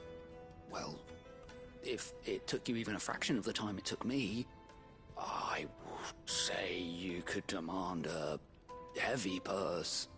And who would be able to pay that? The butcher? The hunter? The cooks over at the inn? Dalimil is home to humble traders, not wealthy lords and ladies. Rule number 1 in any business, Sava: know your customers. Yes, Forge Master. This is just about passable. But only just. I'd say you're worth keeping around a little longer. Starting tomorrow, you'll have an anvil of your own. I will. Thank you. I was wondering, what would you do if you were asked to forge a carving knife? I'd do what I always do. Ask who it's for. If it was for the butcher, I'd make sure it holds an edge. For the hunter, I'd make it as tough as Titan. For the cook, light as a feather. And for the nobleman, I'd make it cost an absolute fortune. There goes a master, all right. It looks like congratulations are in order. I couldn't have done it without you. So much for the Forge Master's riddle, though, eh? The spirit of Dalimil had nothing to do with limestone or anything much at all. Meaning, I had you run around for no good reason. You've passed your test. That's all that matters. You'll have a forge of your own in no time. And when I do, I'll craft you the finest carving knife you have ever seen.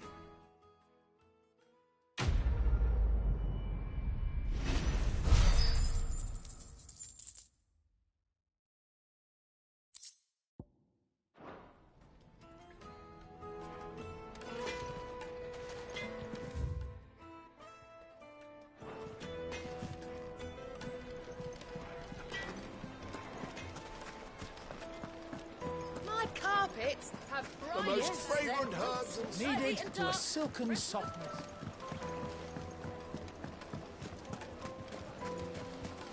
Just look at the detail.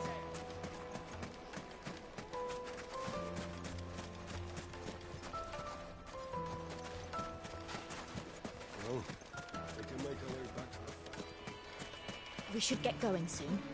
Do you have water?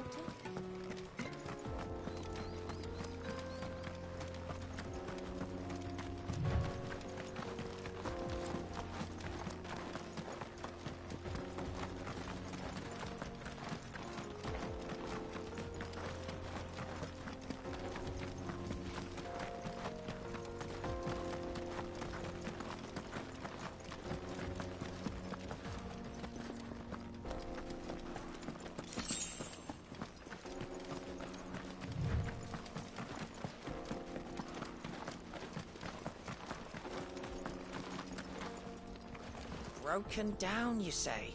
From the weight of its load? Aye. The guards are furious about it. You do well to steer clear. Well, if it's blocking the road, it'd be a wasted journey anyway.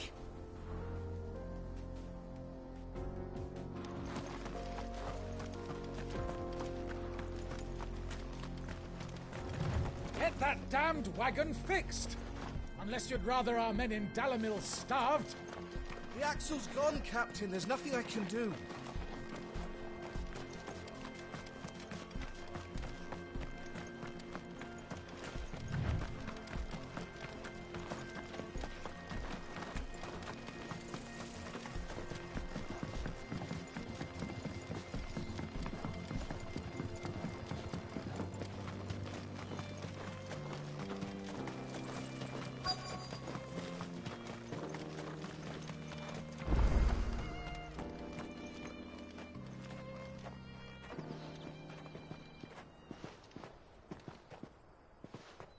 There it is. Drake's Fang.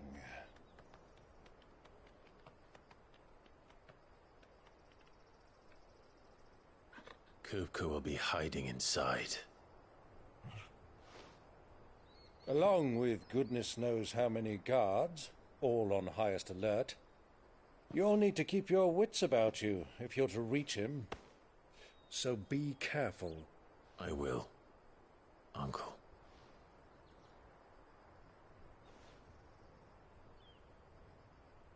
Before you go, Clive, allow me to apologize.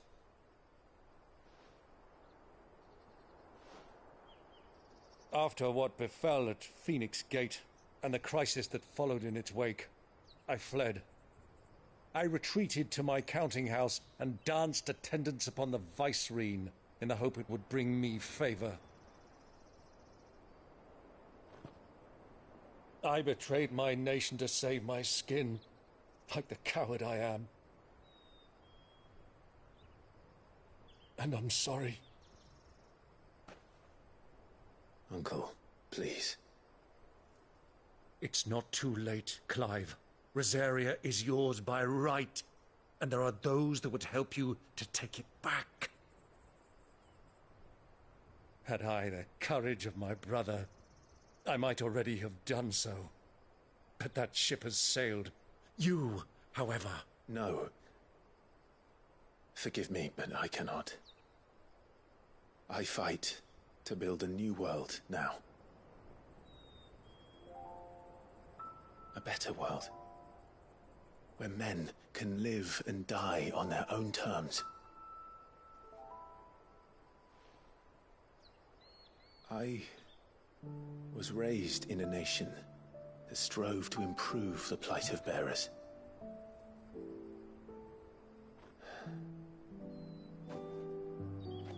Only later did I realize that spark of freedom did not arise by chance, but was kindled by my father. You would see me follow in his footsteps. And that is exactly what I mean to do. Not by ruling Rosaria, but by extending his ideals to the whole of the twins. Though every soul in the realm may judge my actions heresy, I am certain my cause is just. You really are just like him, you know?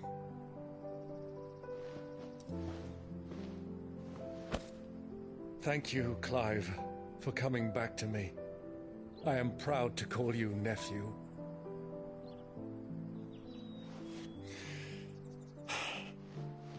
Well then, this is where we must part ways. Wish me luck in convincing my Canvarian friend to share his considerable talents. I mean to plunder his coffers and prove myself worthy of a place in your merry band. Till then, my boy. Till then, go safely, Uncle. And you, nephew. We have much to catch up on, you and I. I shall expect you to regale me with the tales of all your adventures when next we meet. You can regale me too, Torgal.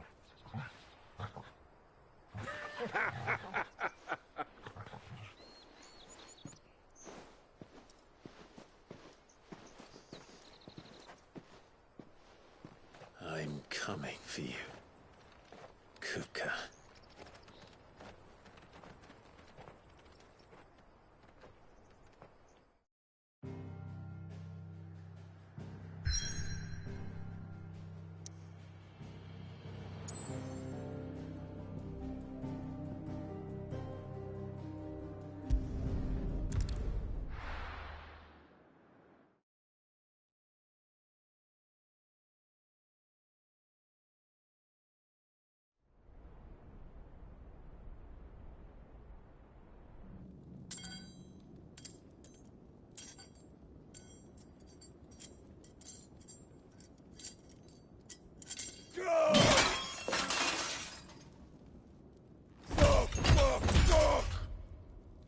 What have they stored? What has that gutter rat done to me?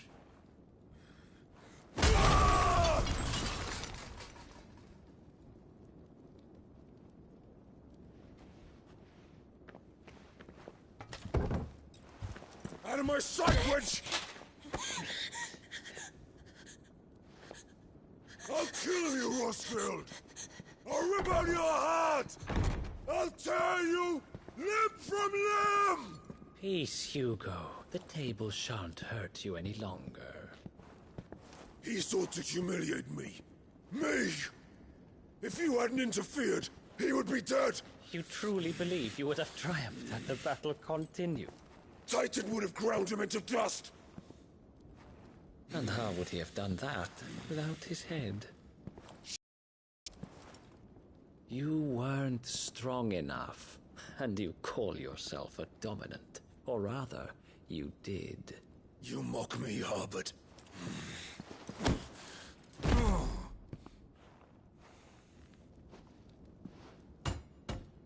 Do you see, Hugo? You are weak. Fuck! But so long as that fire burns within you, there is still hope. There may yet be a way for you to take your revenge. Tell me, what must I do? Please, I'll do anything. Just tell me.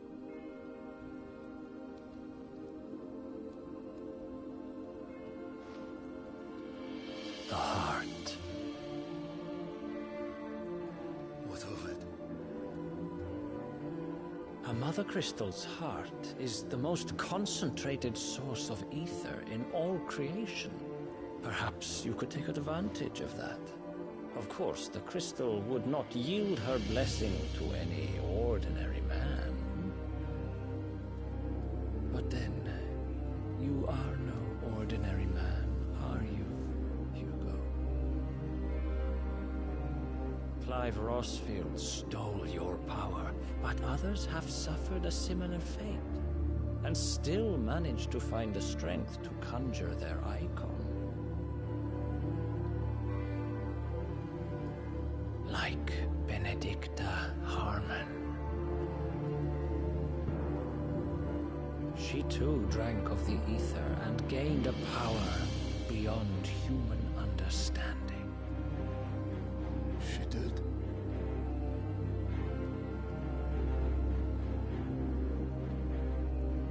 Benedicta. Benedict.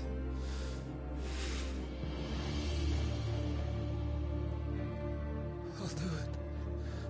My love. I'll avenge you.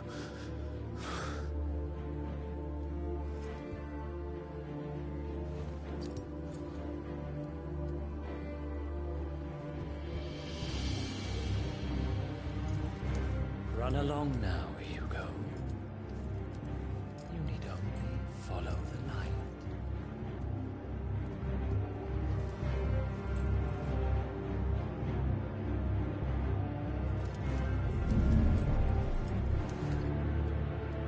Muthos is here. Very well, it shall be so. You may leave everything to me, Your Majesty.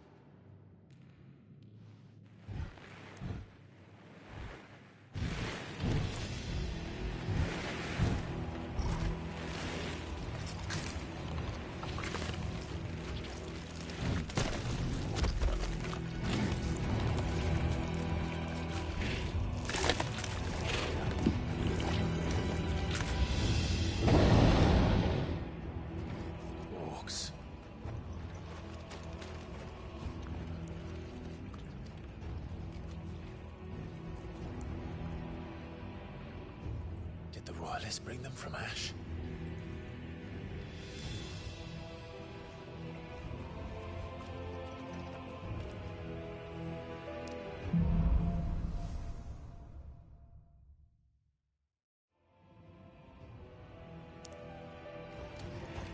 Are the beastmen part of the Waluda army now?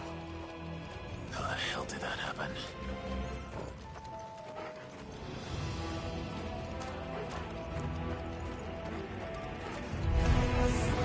They spotted us.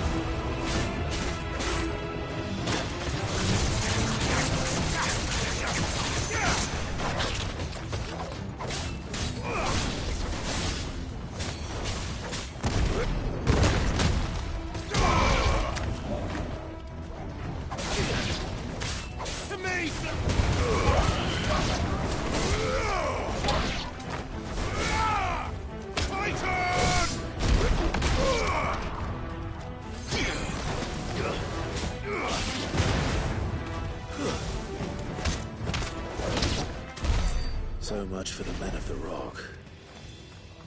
Dhalmekia's finest.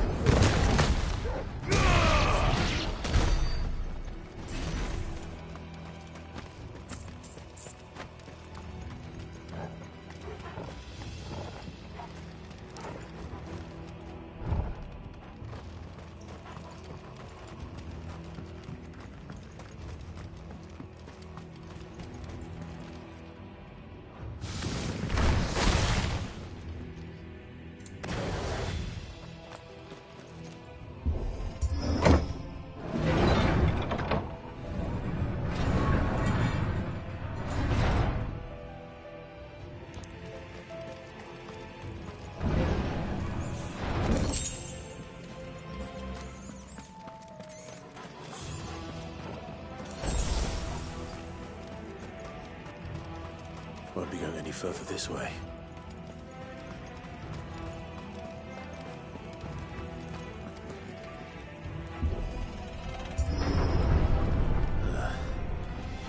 Stairs. This must be the way out.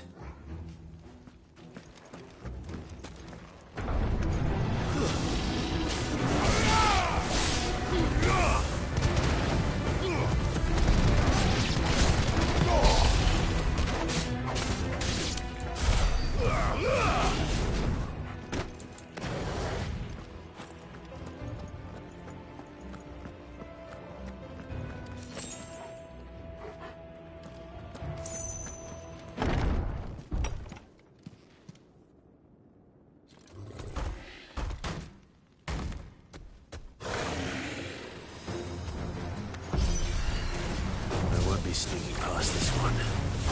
How did it get in here?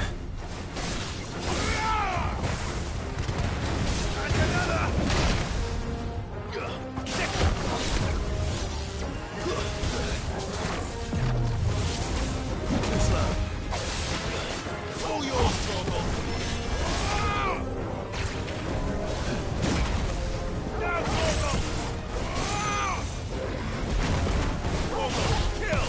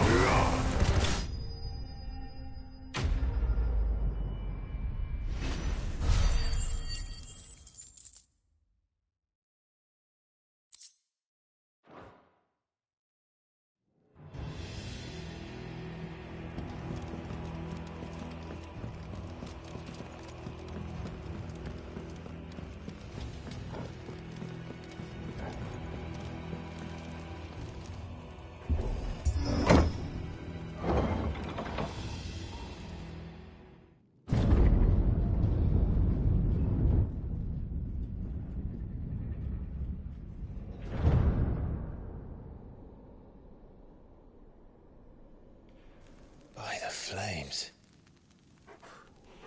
Come on, Torgal.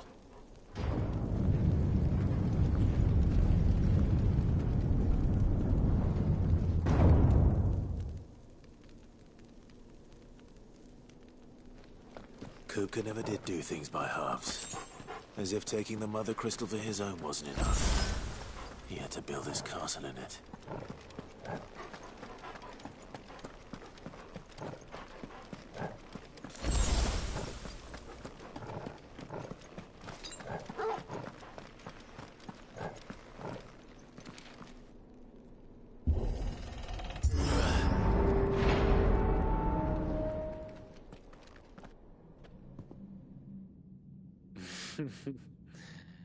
Let the trial begin.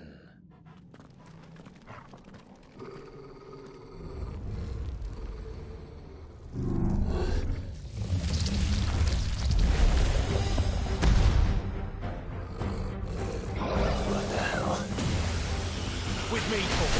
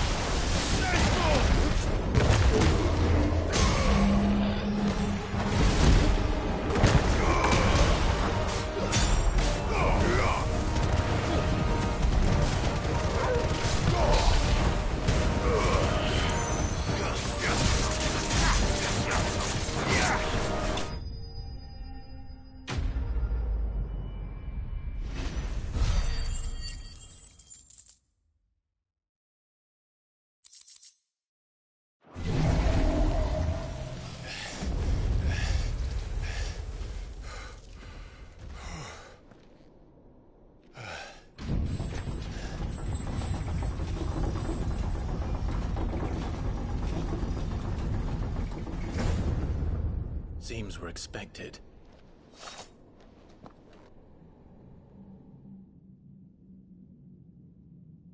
So this is the power of Muthos.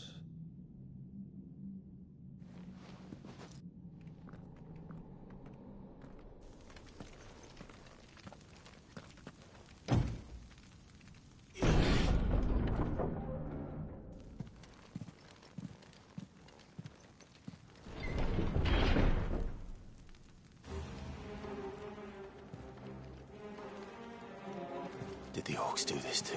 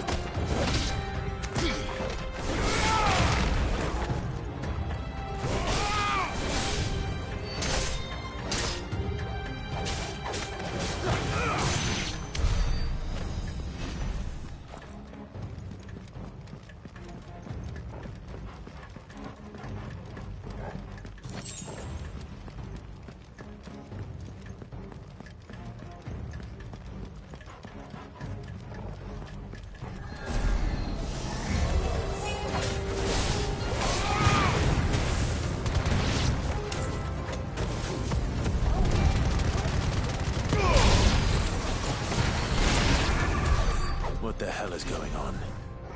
Are these things here for me? Or for him?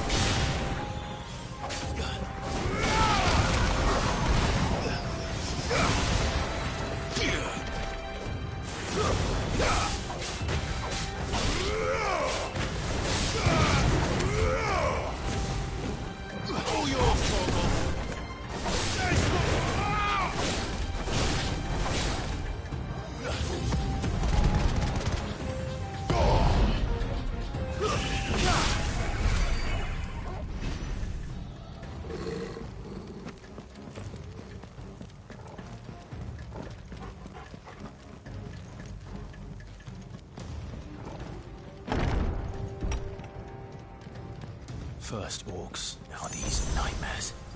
Is this your doing, Ultima?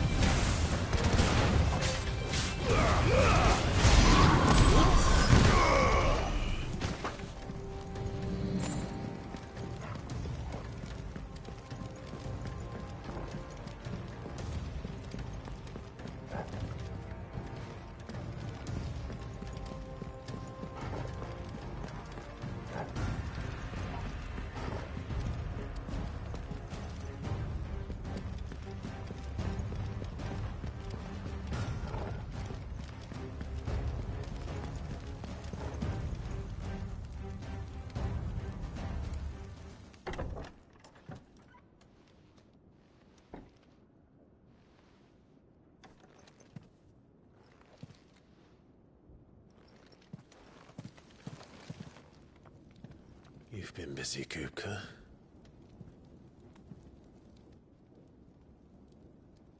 But where did you go?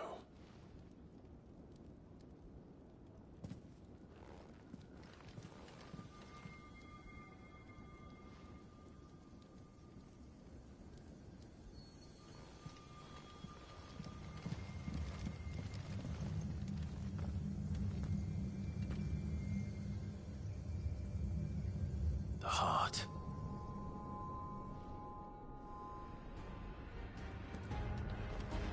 He's in the sanctuary. I can feel it. Come on, Torgal.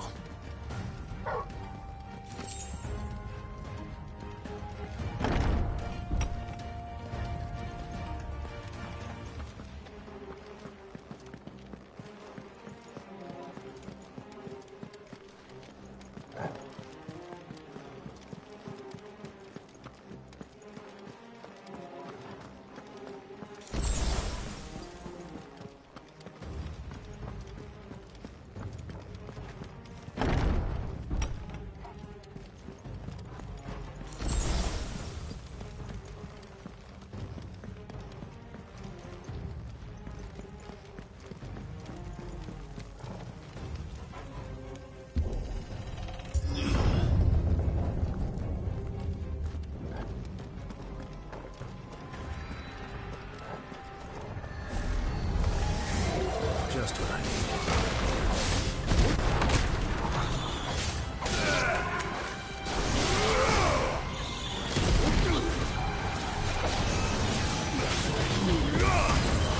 It's over.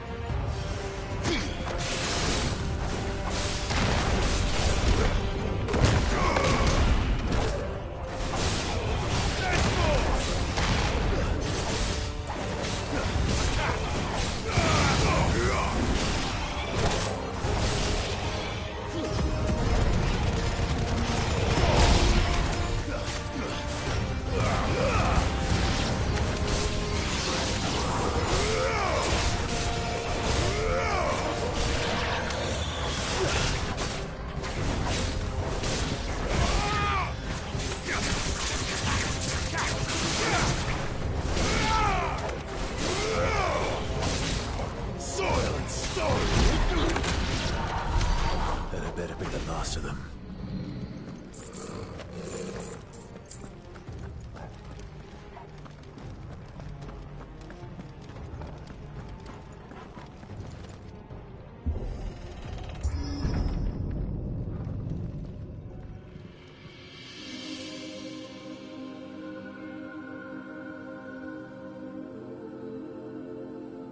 Benedicta, my everything. I've missed you so much. Kuka!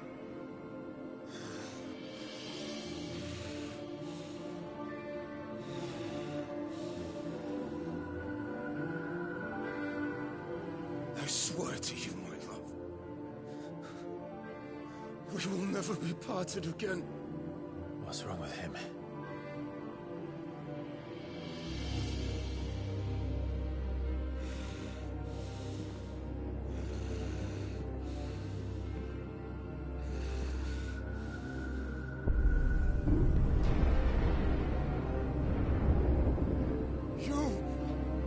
Get away from her!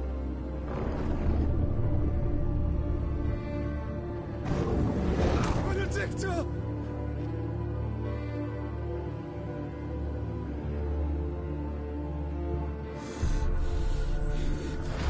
I'll kill you, Roswell!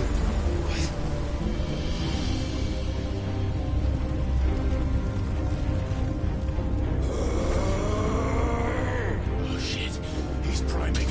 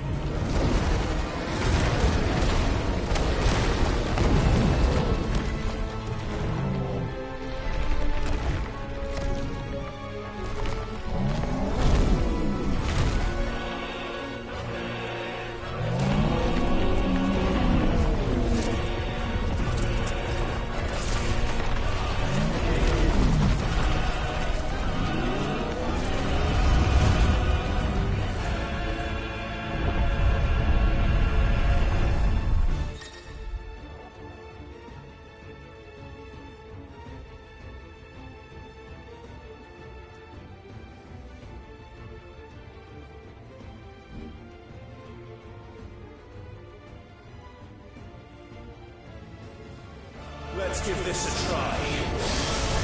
Not bad.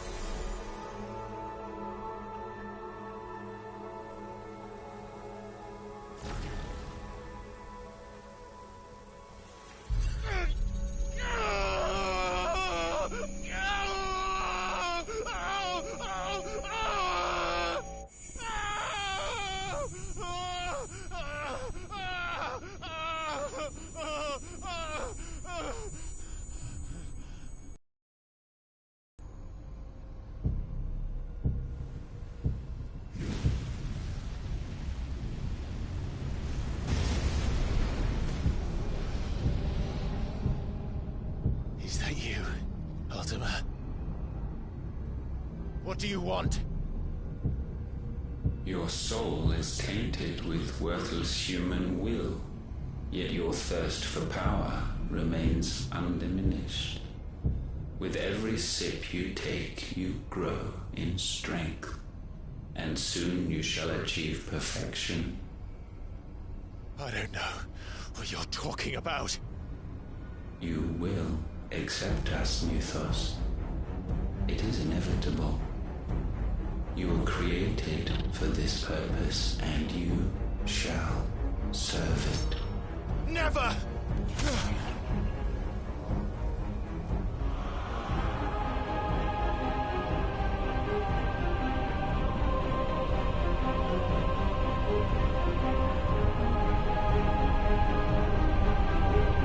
Fight it, Clive! Don't let him in! Consciousness. We see now. Human will is so insubstantial it cannot exist in isolation. You mitigate its weakness by interweaving it with your consciousness. We believed we had merely to purge you of your will to claim our vessel. It appears we first have to sever every thread of the consciousness that supports it. No matter. The time to build a new world is not yet upon us. We will contemplate.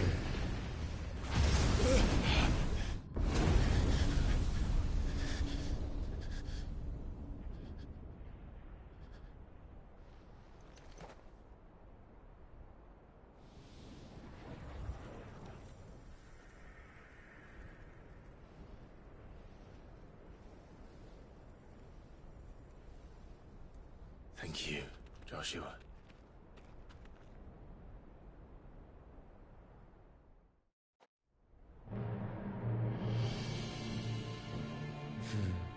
One can no more command the power of ether by drowning in its flood than one can constrain the tides by standing in the sea. I had thought Hugo wiser than this, but it seems his head was full of rocks after all. Titan was strong. Your Majesty. But Mythos is stronger. For 5 years, that man lived only for revenge. Clinging fast to a fiction, even as it swept him into the abyss.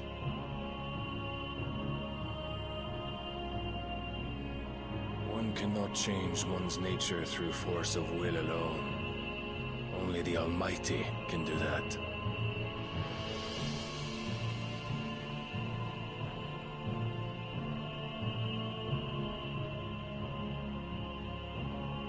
Hugo Kupka, the man who gave his life for a woman's head.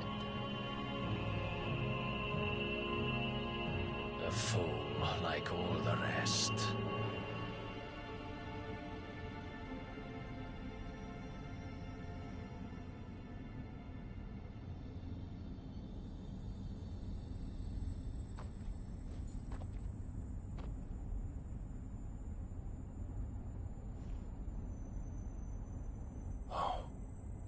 That the death of a mother crystal should be so beautiful.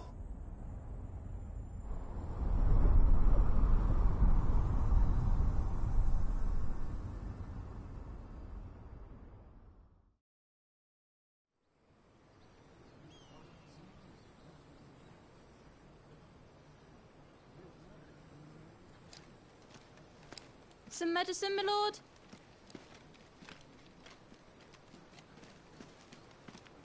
I have salves, potions, anything you need. Stop bothering me, urchin, or you'll feel the back of my hand.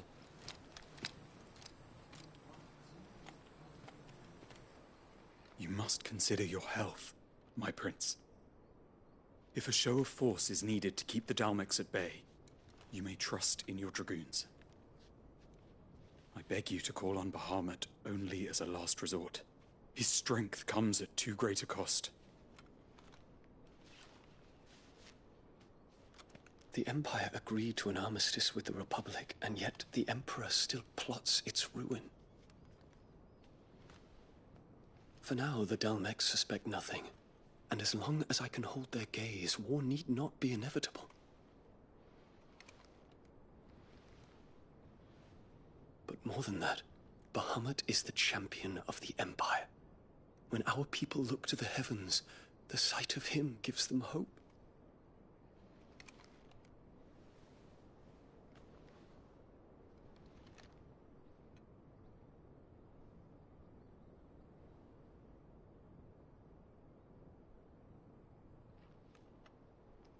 Forgive me, Terence.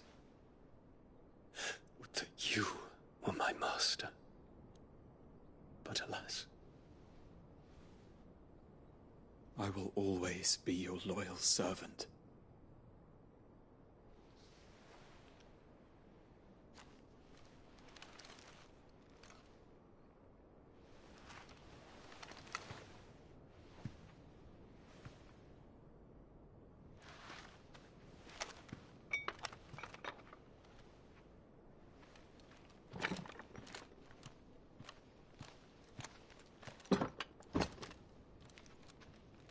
Should the Council's brazen maneuvering prompt the Republic to tear up their own treaty and launch a new assault, our soldiers would advance to meet them, cutting across the Central Isles, but not in time to prevent their forces from breaching the southern defenses and storming Twinside. And so the capital would become a battlefield. Thousands of innocents would die. I cannot allow that to happen. There is one small mercy, at least. You will not be forced to do battle with Titan.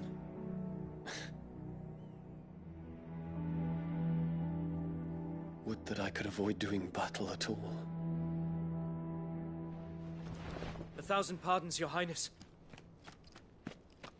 What is it?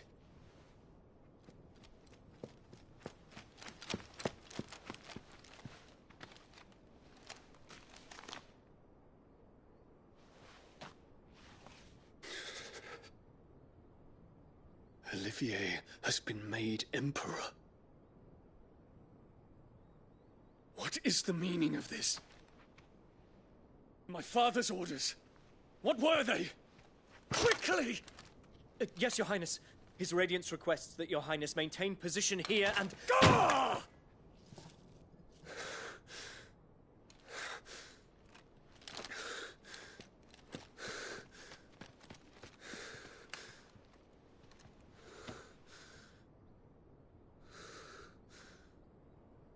Terence.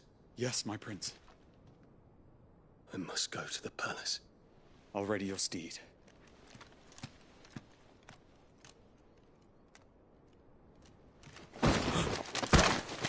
What is it now?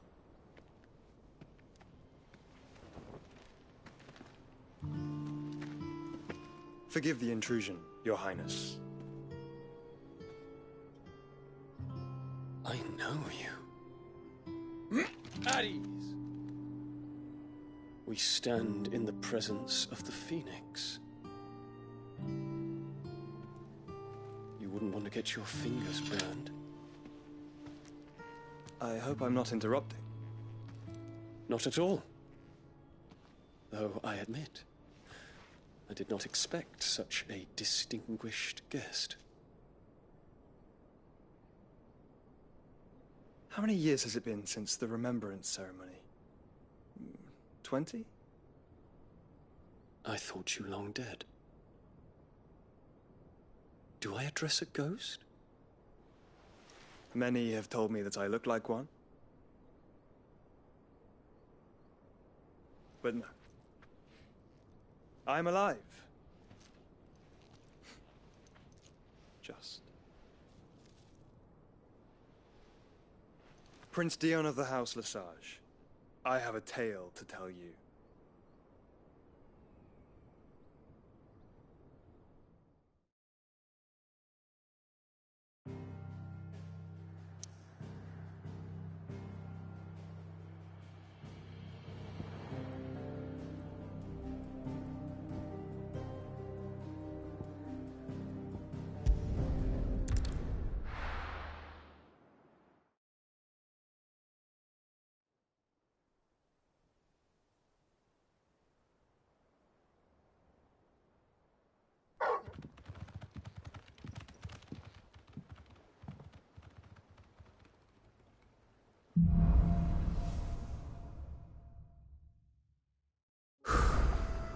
I'd better give Otto the good news. Walkways need patching up. Welcome home, 50 Sid. good wards, 8 Spanish.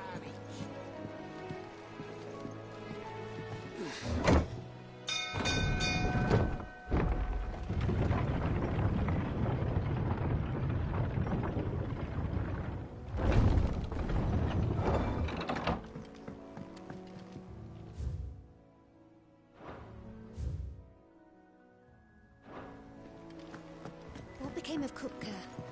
Why haven't we heard anything?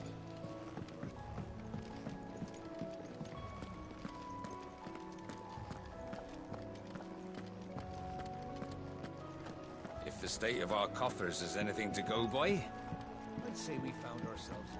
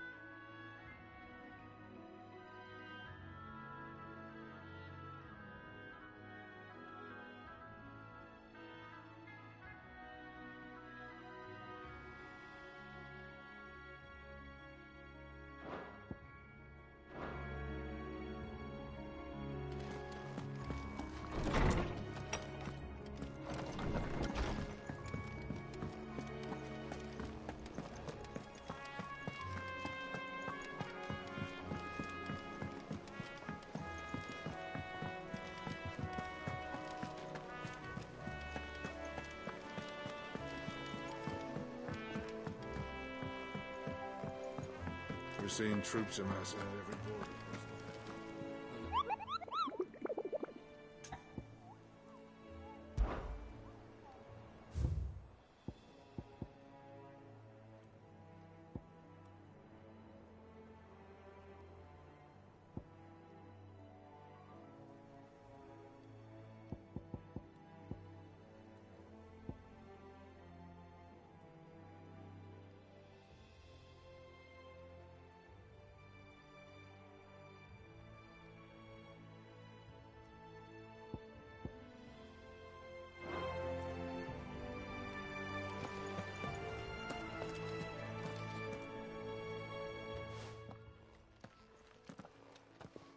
Clive, you're back.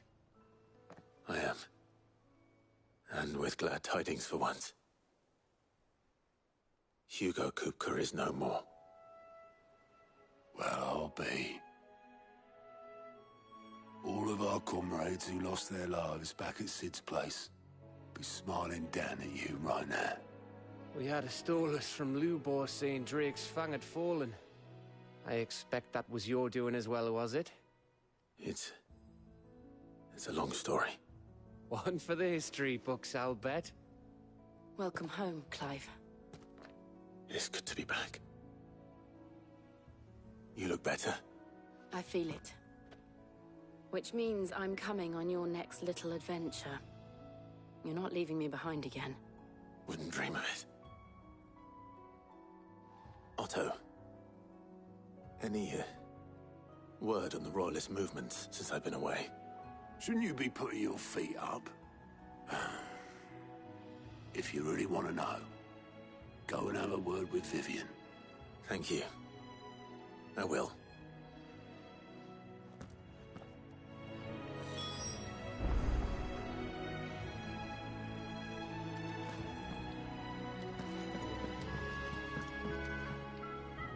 Ah, the conquering hero returns.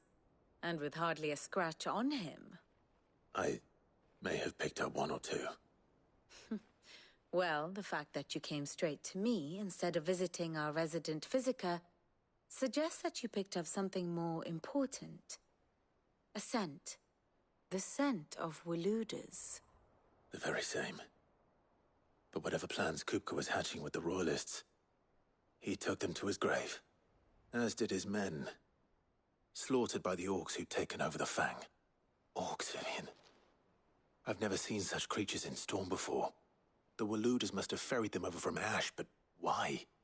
Why work to rescue Kupka only to invade his home, the mother crystal of an allied nation, and let both fall? It makes no sense. Do you know the tale of the blind men and the Adamantus? One can often be led astray by focusing too closely on individual details.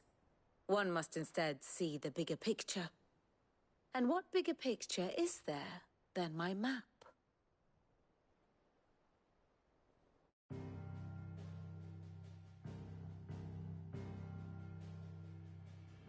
The Kingdom of Waloed claims dominion over all of Ash. It is a nation forged by the bloody conquest of Barnabas Tharm, the dominant of Odin. The Canvarian War of Independence in 849. The Battle of the Twin Realms in 865. The Battle of Belinus Tor in 873. Wheresoever his armies fought, Odin was found where the fighting was fiercest. But of late, the warrior king appears to have laid his sword to rest. Battle rages for control of the crystalline dominion. Yet Tharm sends not a single ship in support of his Dhalmekian allies. Meanwhile, the Blight ravages great swathes of Ash. Yet warlike Waloed shows not the faintest interest in laying claim to untouched lands. So why go to the trouble of sending an army of orcs into the heart of Drake's Fang, only to make no attempt to claim the Mother Crystal for Waloed? It can hardly be for lack of men. Tharm's armies rival any in the Twins. No. We have not seen the last of the Waloed standard. Odin will ride again. It is but a question of when. And on that day, who will be trampled underfoot?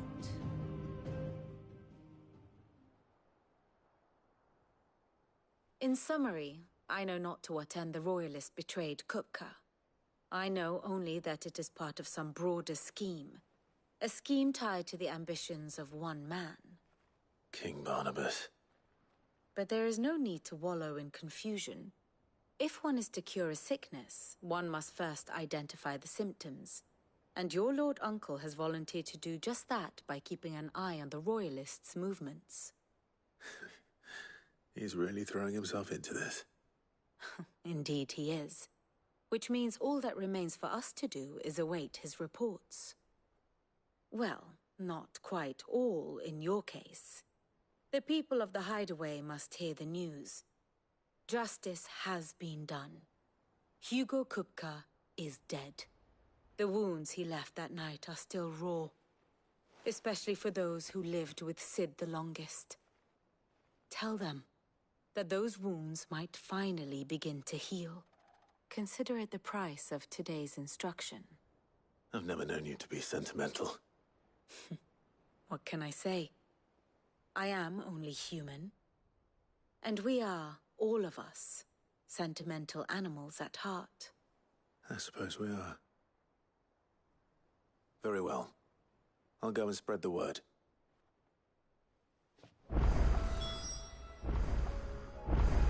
Ah, my favorite pupil. So what of its parliament?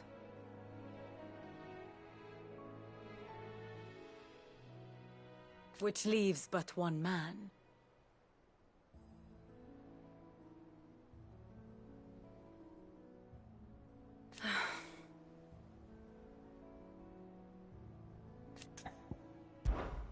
Allow me to educate you. One must understand one's place in the world.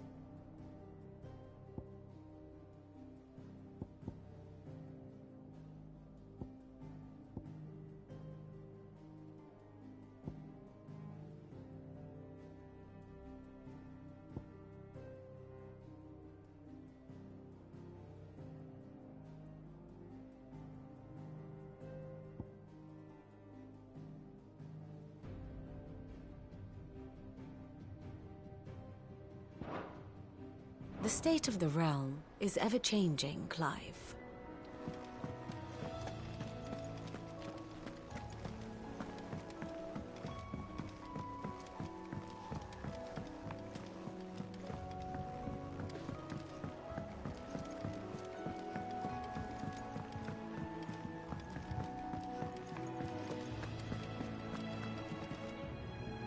What can I get you, Sid? Well, someone's in a good mood. Drink up, you lot. The next round's on Sid.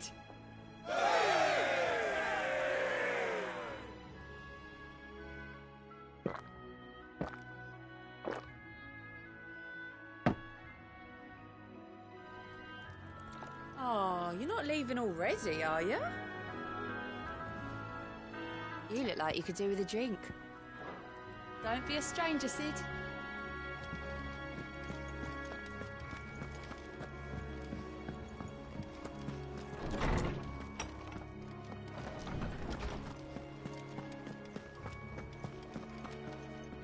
Ah, Clive.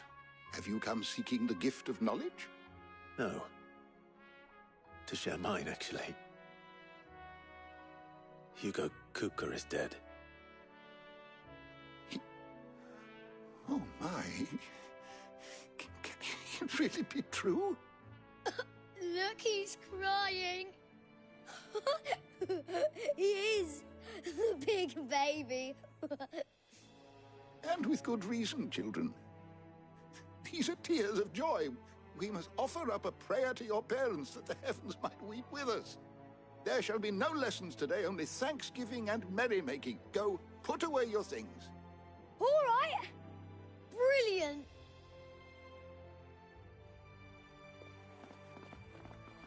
Finally, a new dawn has broken. It has. Thank you, Clive. I cannot wait to share the good news. Hippocrates.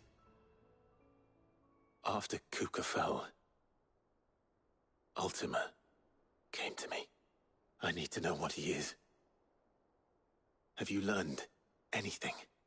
Alas, no. And not for want of trying.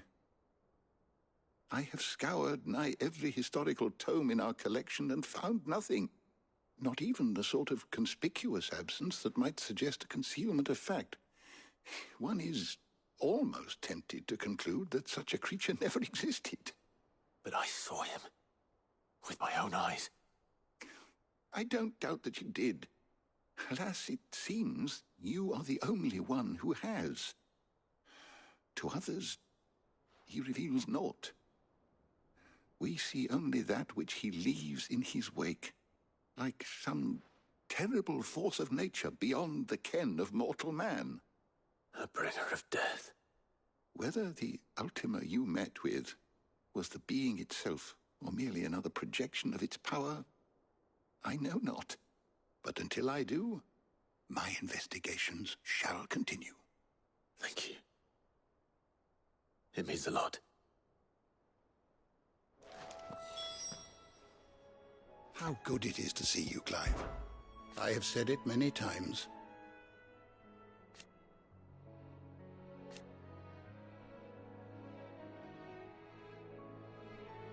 His story is ended.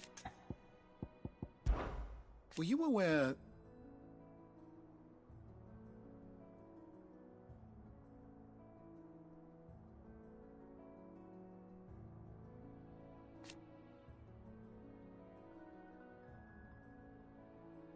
But what of the twins themselves?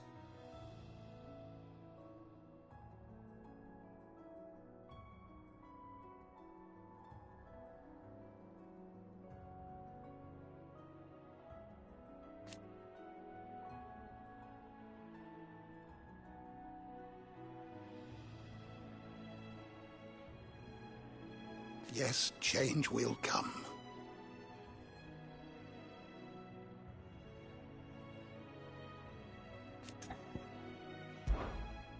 I have compiled some new entries, if you would like to see them. You wish to study the tomes?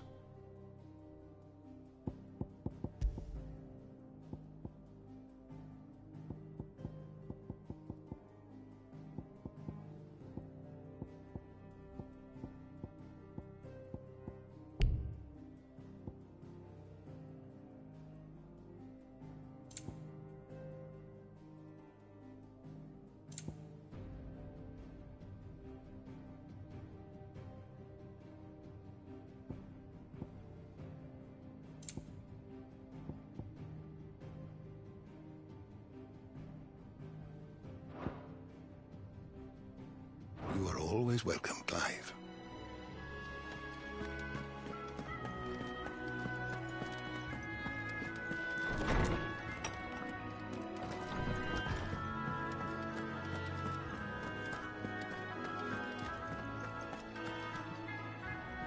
Well, someone looks pleased with himself. It's true what I'm hearing, then. Nothing escapes you, Lady Karen. It's true. Kupka is dead. No more looking over our shoulders, then. Good. I'm starting to get a crick in my neck. Don't let it go to your head, though.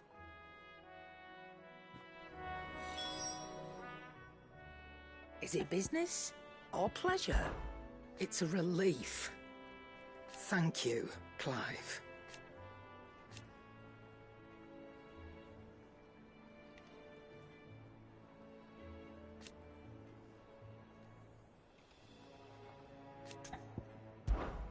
Go on, then.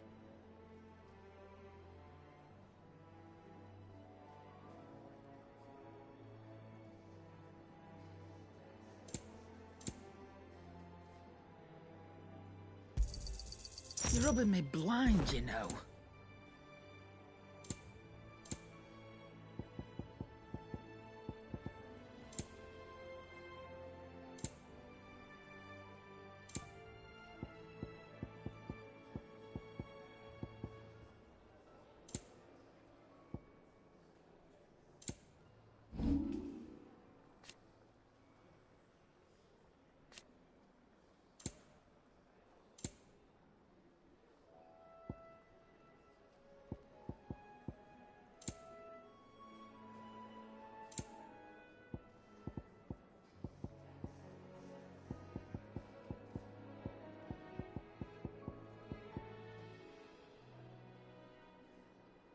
Is that all?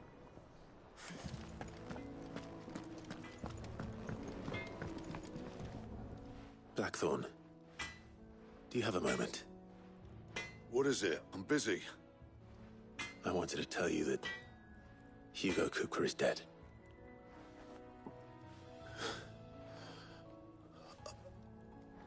I can't tell you how long I've been waiting to hear those words. This is it then. A new beginning under a new Sid. I'll try to live up to the name.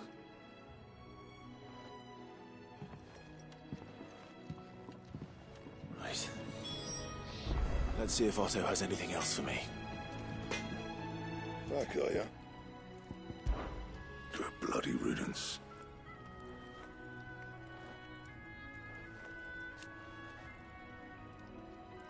Mine included. What do you want?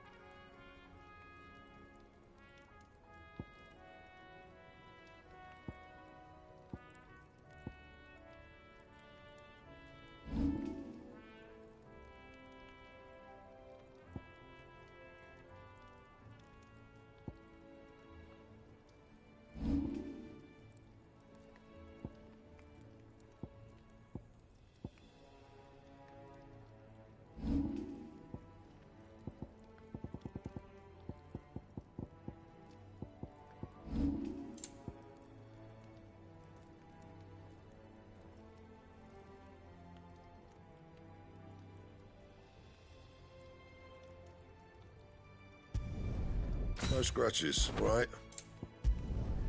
Not bad, if I do say so myself.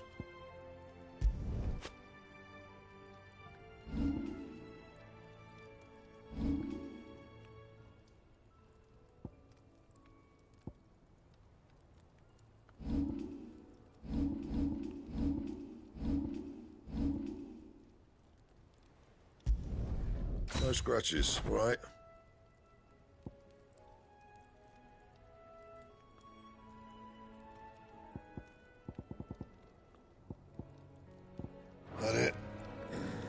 time.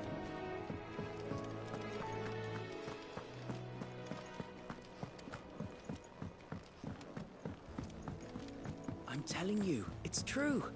I heard it from Otto's own lips.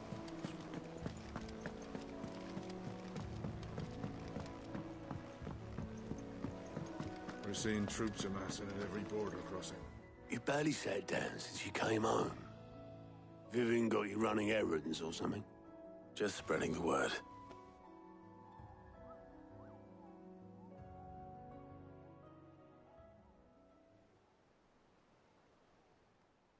So, the Professor's got a soft side, has she? I'd never have guessed. No. She was right, though. Everyone was glad to hear the news. Ah, but you ain't told everyone. I can think of plenty of friends back at the old hideaway who'd sleep more peacefully for knowing. Not least of all Sid. You should tell him. You're right. I should. And I will. Well, when you do, be sure to take Mid with you. She's been going at it hammer and tong down in that workshop of hers, trying to do her father proud. I can't remember the last time she visited the old sod's grave.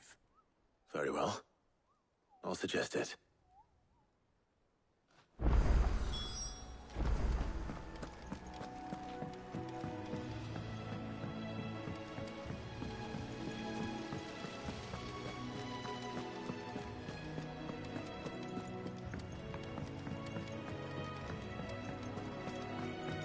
Mid might need some help.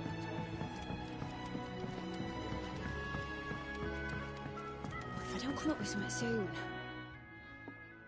All right, Clive? What do you want? I'm going to visit Sid, and I thought you might like to come with me.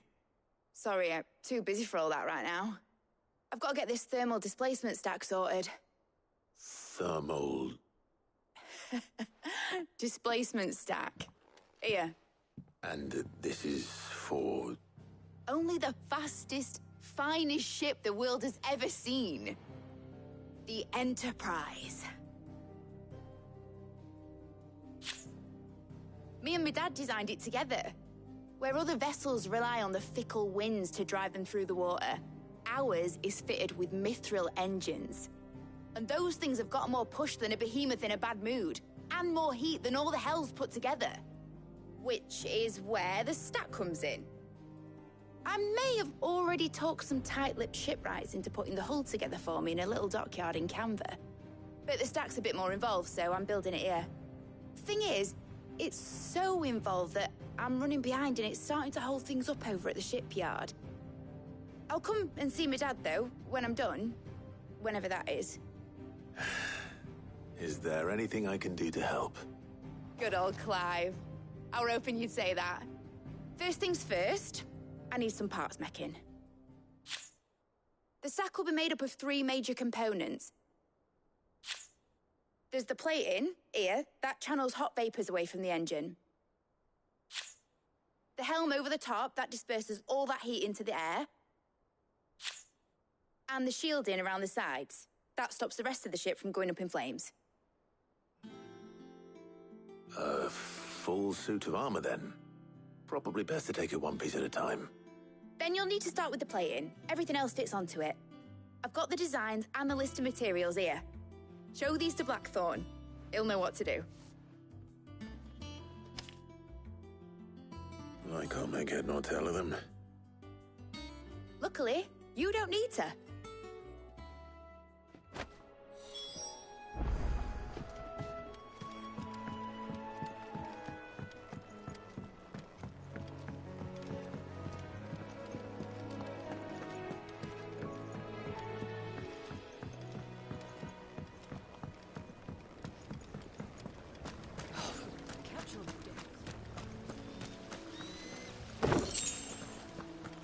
Lovely breeze, isn't it?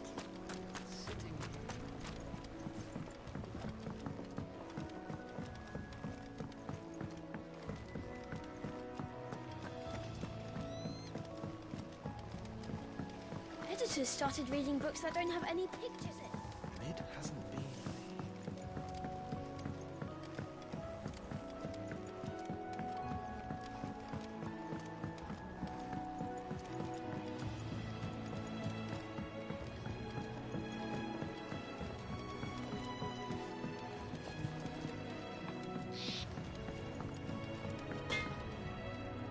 Blackthorn, can I ask a favor?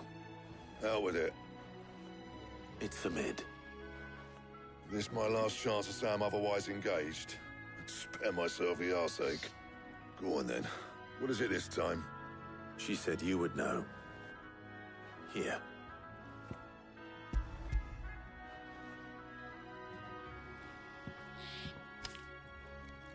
Krieger's Tates. Well, I don't know what the hell you'd want this for, but I can make it. Won't be easy, though. And I'll need help. Get Gavinotto in here, will you? All right.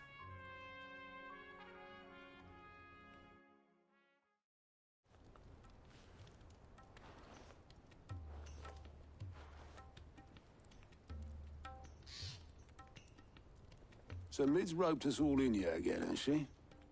Typical. Still, if that's what it takes to get her to visit Sid's grave, I'll do what I can. And, what is it we need to do, exactly? Take a look at this. It's this plating. The usual sword grade steel won't work. We need something that can get very hot, very fast, and still keep its shape. That means an alloy. Something that won't break or buckle at the temperatures she's talking about. Which is where you lot come in. I need materials, and I've got my work cut out already. You'll have to fetch them. Now, there's a special kind of sand I'm after that you can only find out in the Velcroy. Stardust, they call it. As for the rest of the stuff, my usual supply should have it in stock. It just needs buying and bringing back here. Well, we'll get it done quicker if we split up. One of us should probably give you an hand collecting the sand. And the other can go and get the rest from this supplier. Right then. Well, make your minds up who's going where, and we can get this over with.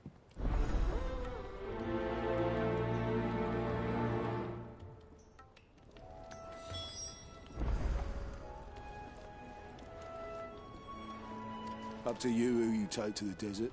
I mean, Gav's good in a fight, but he don't have my winning personality. Ah, don't listen to him. You'll be in the lowest of low company with either of us. You going after the Stardust then, are you? Which one of these two lucky souls is going with you?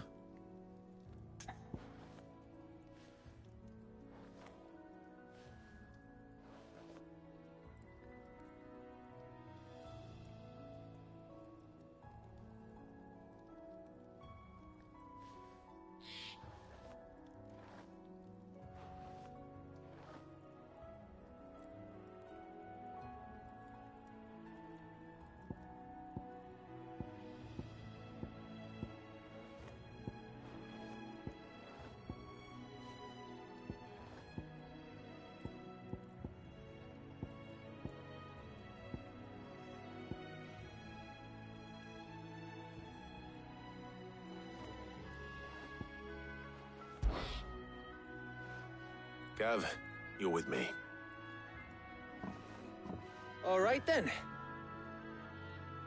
So, where do we find this Stardust stuff? There's a river that runs through the southern reaches of the Velcroy. It's the black sand that washes up on its banks that you're after. Southern reaches of the Velcroy, eh? That's down past Dalamil. I'll go and scout the place out. See about hiring us a wagon to bring the stuff back to. All right. I'll meet you by the river. While you're off having a paddle, I'll pick up the rest of the stuff from Blackthorn's supplier. Take care. You two, eh? Don't go letting him fleece ya. Fleece me? I'd like to see him try. In your own time.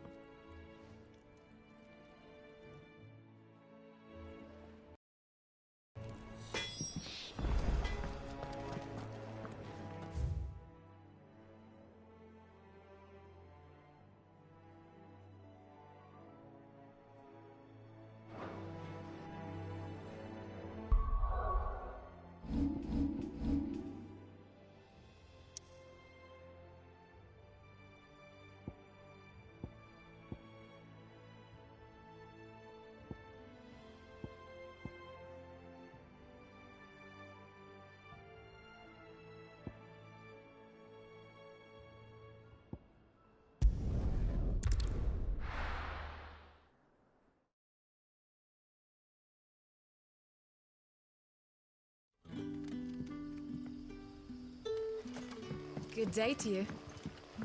Sid.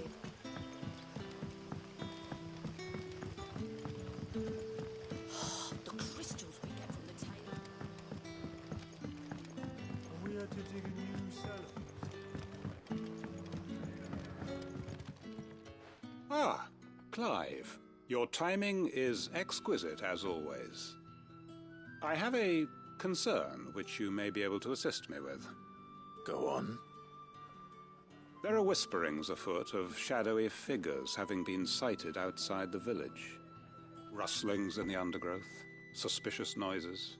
My people fear that they are being watched. It may be no more than a surfeit of nerves, understandable in the current climate, or it may be the prelude to something altogether more dangerous. Given what I hope you'll forgive me calling your nose for trouble, I wondered if you might investigate. Of course. Excellent. You might begin by speaking with the good citizens of Lostwing. Listen to their tales, and make what you will of them. All right. I will.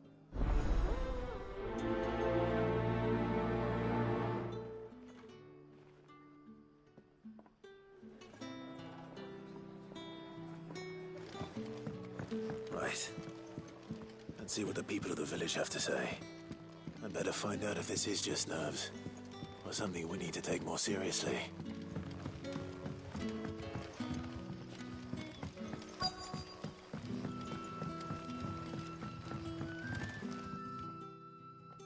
You alright, Sid? Something on your mind? There is, actually. Can I ask you something? Quentin tells me people have mentioned shadowy figures out in the woods. Have you noticed anything unusual? Oh, that. No, sorry, can't help you. I heard the rumours, mind, from the lads working over at the vineyard, but none of them has seen anything either. All right. Thanks anyway.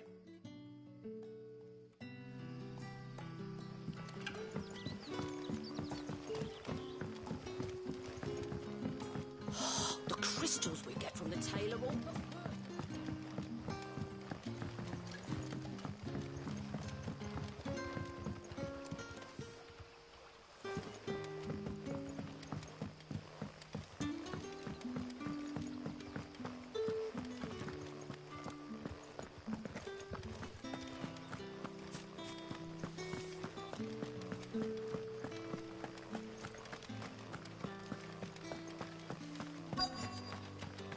Word is, the Black Shields took a hiding from the hands of some men. Excuse me. Quentin mentioned strange figures having been sighted near the village. Have you seen anything? Nah, not me, Gov. I heard the rumours, though. I'm here most days, right next to the gate, and I ain't seen nothing out of the ordinary. Don't worry. Any shady characters try and slip into town this way, and I'll soon come running. And shouting, most likely. All right. Thank you.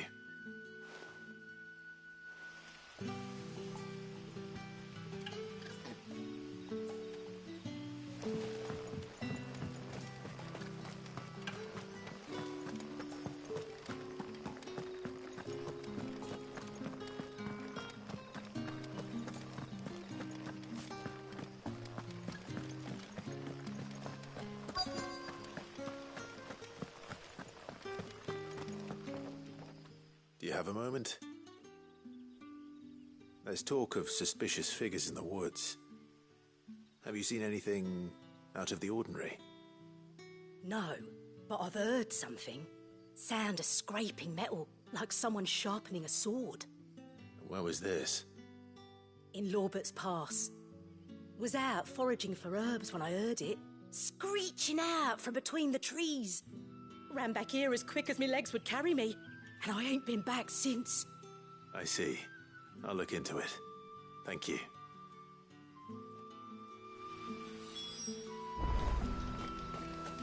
Seems Lorbert's Pass is our best bet then. What do you say, Torgal? Shall we go and investigate?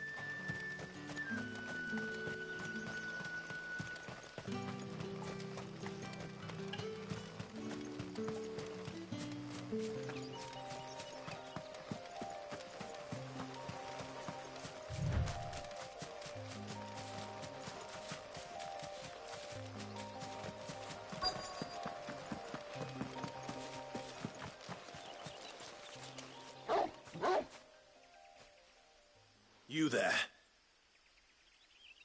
Fuck! He's seen us. Get them before they escape! Black Shields. Here. What the hell are you doing here? What is it to you? Not that we give a damn. All that matters to us is that you don't leave here alive.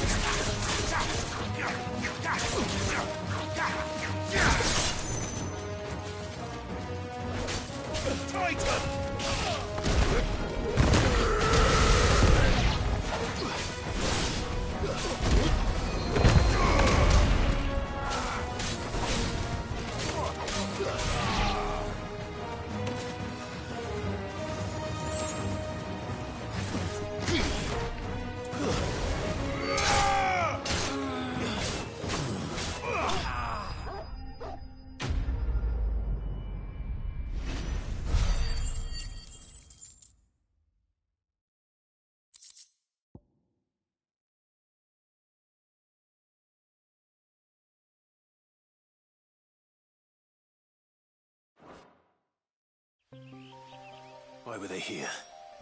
Were they planning an attack on Lost Wing? I need to warn Quentin.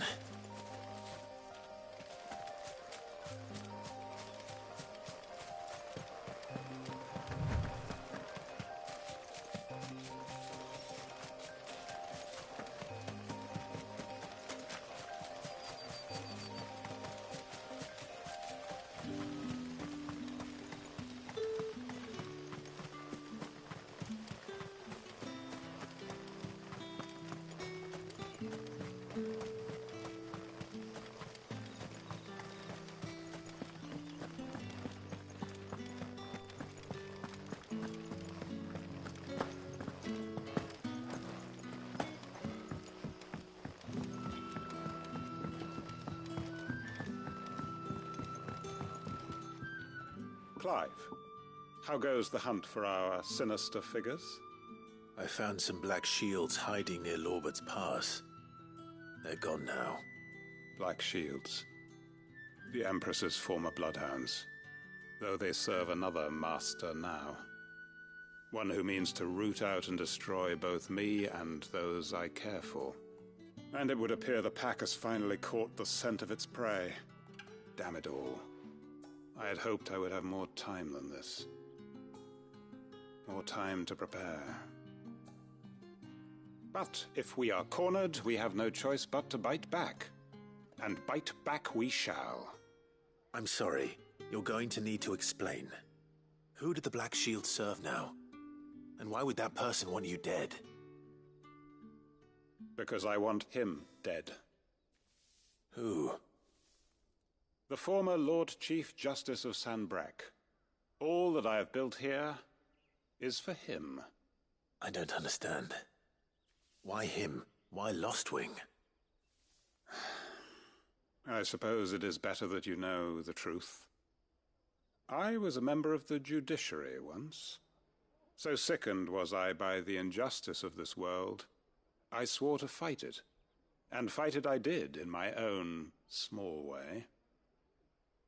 I saw more than a few corrupt officials condemned to the very cells into which they had thrown blameless innocents. Men to whom the law was but a scourge to turn against the powerless. And throughout, it was the Lord Chief Justice who backed me, who was my one true ally in the quest to see justice done. So what changed? I discovered that he hunted bearers for sport. I was a fool to think he shared my hatred of venality and vice. His support for me was no more than a facade, a means of ridding himself of his rivals, a mask to hide the rot beneath. I filed suit against him immediately. His response, however, was rather more visceral. He had my entire family slaughtered, and he faced no punishment whatsoever. I lost everything. My loved ones, my livelihood, my position, the faith I had once held that any modicum of justice might be achieved through the courts. So I set about enacting my own. I tracked down every soul who served him and slit their throats myself. But the man himself proved an altogether more difficult target. With money and power come protection. And so I saw that I would need an army of my own. I came here to Lostwing and began recruiting like-minded individuals. And everyone here knows this is why you do what you do. Of course. They too have lost loved ones to the bearer hunts. Seen faultless friends sent to the gallows to spare the guilty. All under the watchful eye of the Lord Chief Justice. Our wounds are the same. And our cause is the same. We are comrades. And our revenge is already in motion. We know where he hides, how numerous and well-trained his guard. What we did not know until now, however, was that his plans may already be in motion too. Quentin. Our time is short. He may move against us at any moment, unless we move against him first.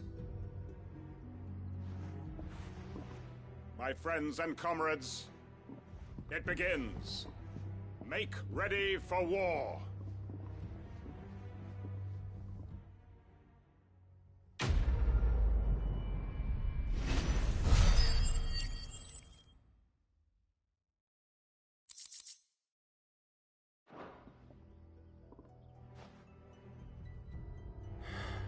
I'm not going to change his mind.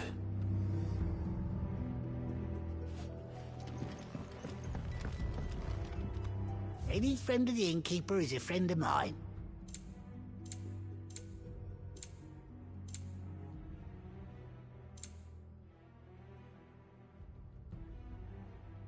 Good day.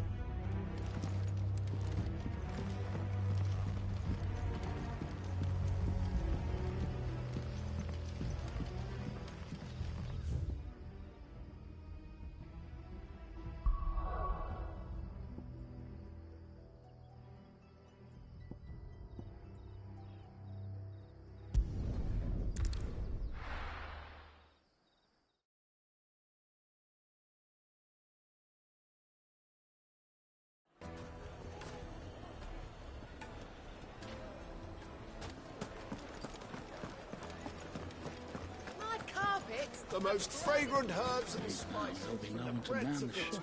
Gone, just like that. And without so much as a by your leave. What's the matter? It's my apprentice. He up and vanished while my back was turned. I'd go and look for him myself, but I've got a bakery to run. A bakery that's now short one pair of hands. Loath though I am to rely on the kindness of strangers, I'm at a loss. Please, will you see if you can find him?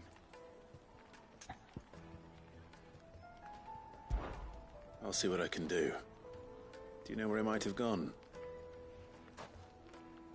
I wouldn't be surprised if he was off somewhere mooning at Drake's Fang. He used to work there, you see. Poor fool left his heart in its hollow. All right. Then that's where I'll start.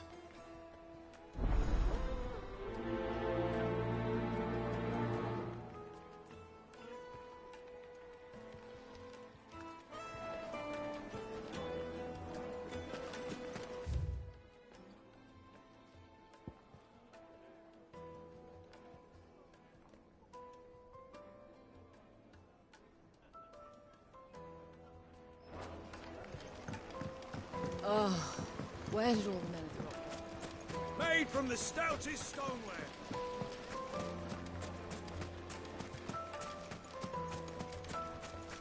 No, I'm telling you, it's gone.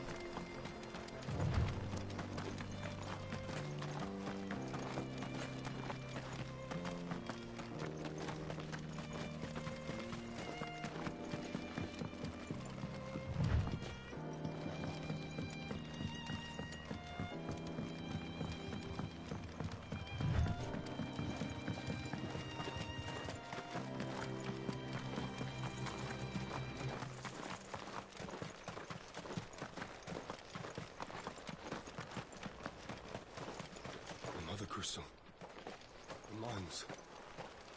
So gone.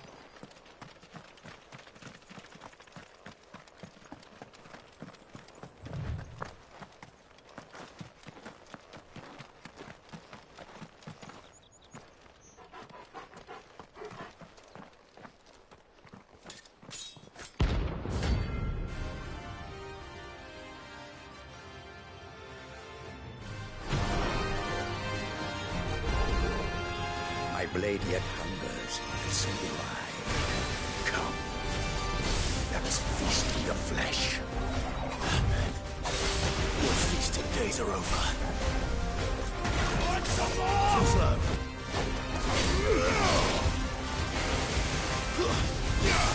I'll drink your blood! Nice try.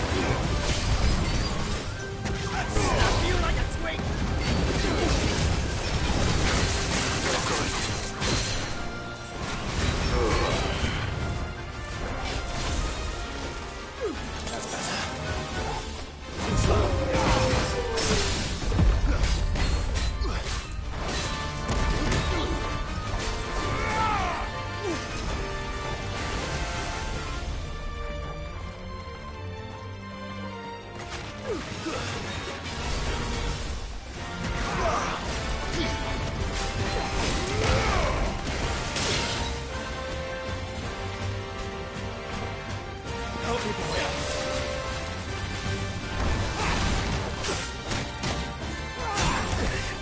That's all ready.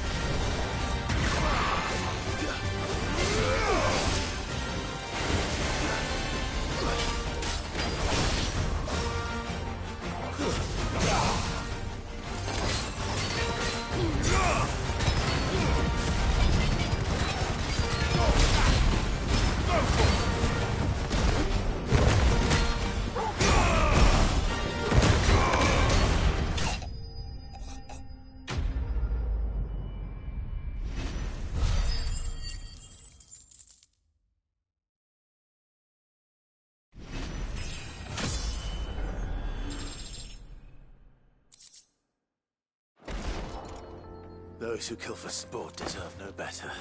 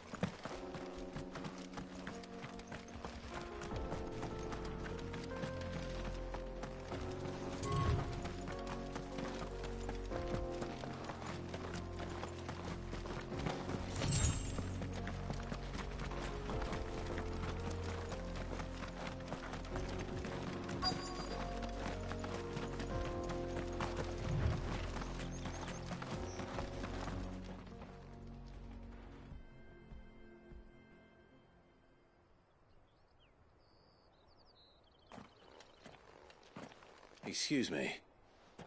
What do you want? The baker sent me to find you. I am a sorry, selfish sod, aren't I? Certainly not a baker. Master must have ruled the day he took me in.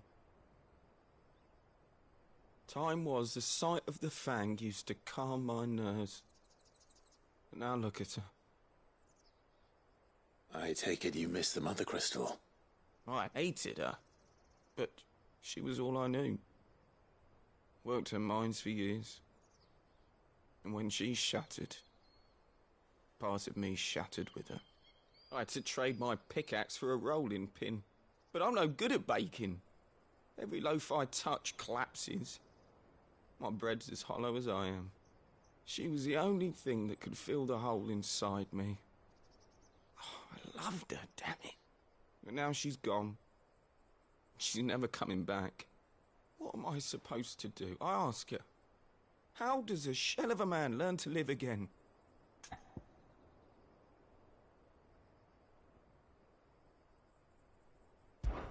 Perhaps you could express yourself in your work. If you missed the fang, maybe you could recapture it somehow. Recapture it? I'm a baker, not a... You know, you might just be right. What a fool I've been! I have to get back to the bakery right away. Thank you. Thank you, my friend. You've opened my eyes. Wait.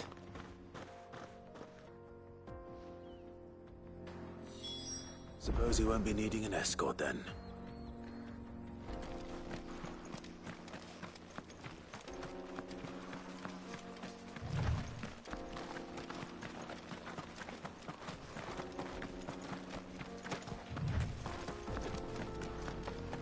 Mother Crystal.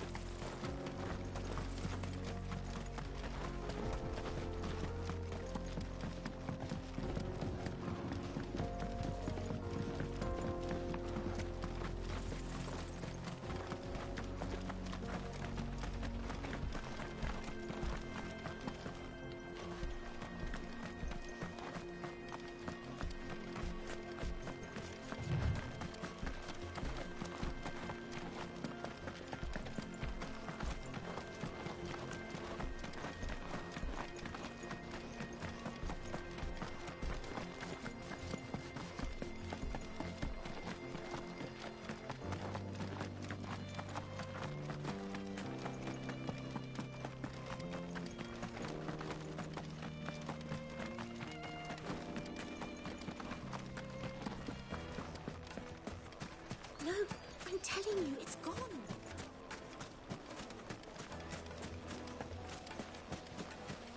Silver platters! Plates and pots! Oh, where did all the men drop it? Ah, there you are. The man who lit a fire under my wayward apprentice. Though I worry you might have stoked the flames a little too high. He damn near ran me down trying to get to my oven. Master, it's ready. Behold the Drake's balm. A truly unique creation. I dare say it is. Just look at it. A perfect likeness of the Fang herself. Her steepled peaks, her fulsome spurs, her inviting hollow. True, my loaves collapse more often than not, but what's the Fang without her crater? Why, no Fang at all. And look, inside. She's filled to bursting with a bounty of beautiful crystals. Salt crystals! Master, I have found my purpose. I must use my work here to preserve the memory of the Fang. Well, if it tastes half as unique as it looks, I'd certainly say you're onto something. Not only is my apprentice back, but he's finally pulling his weight. With any luck, I might even have a new delicacy on my hands. I don't know how you did it, but you have my thanks.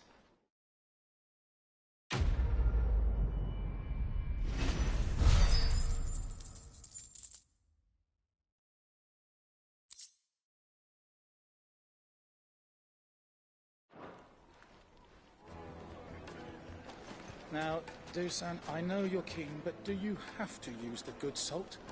Leave some for the rest of us. Sorry.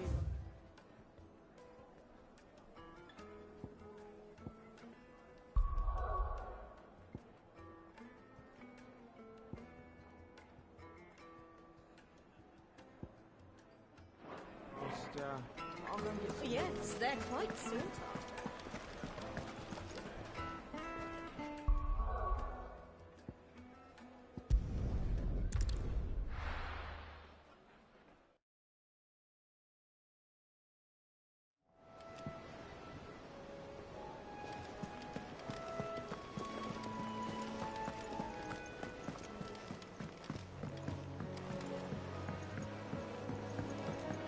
We're seeing troops amassing.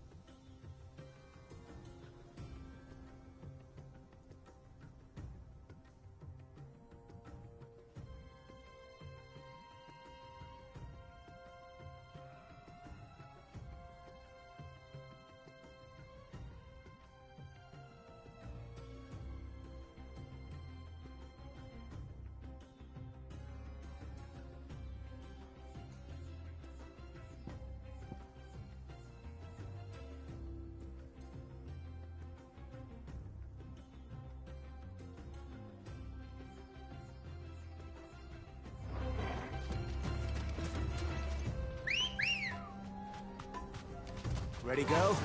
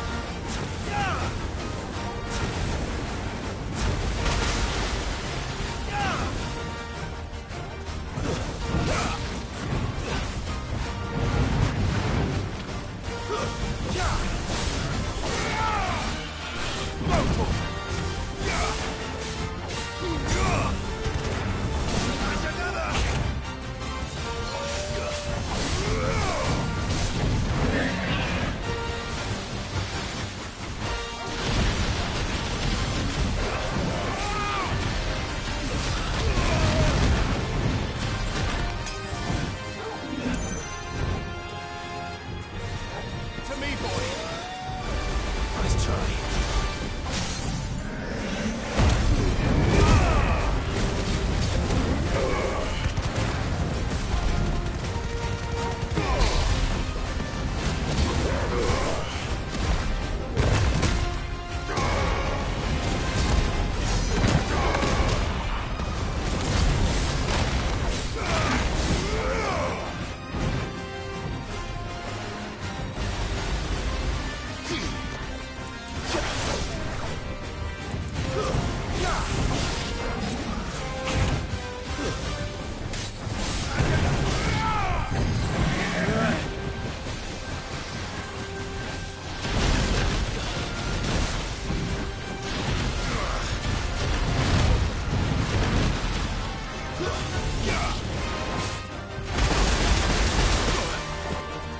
I've heard Torgal.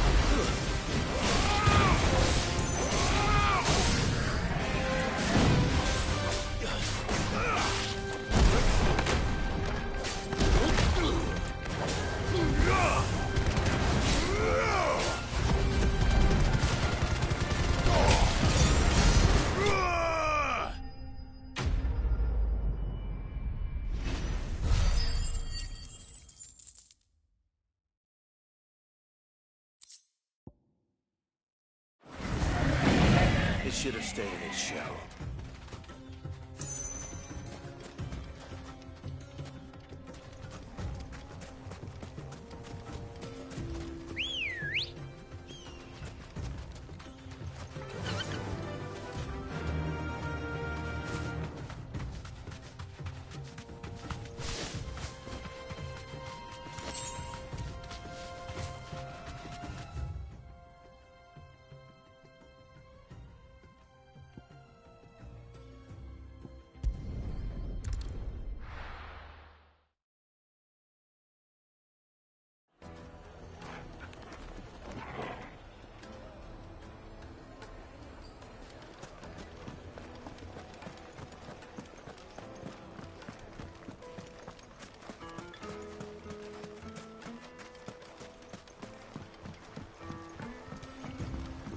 Looks like I found the river. Now where's Gav?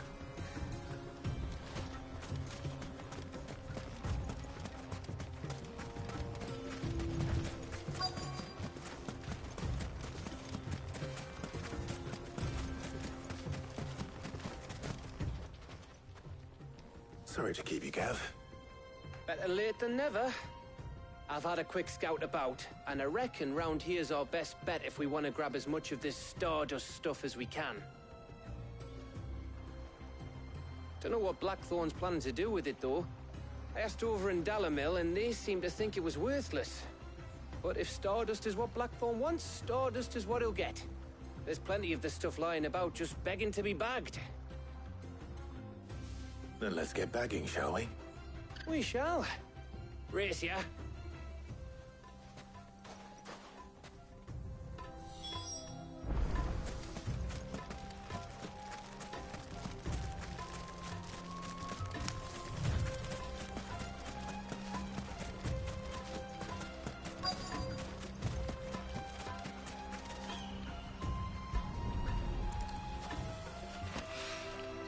So this is Stardust. It just looked like black sand to me.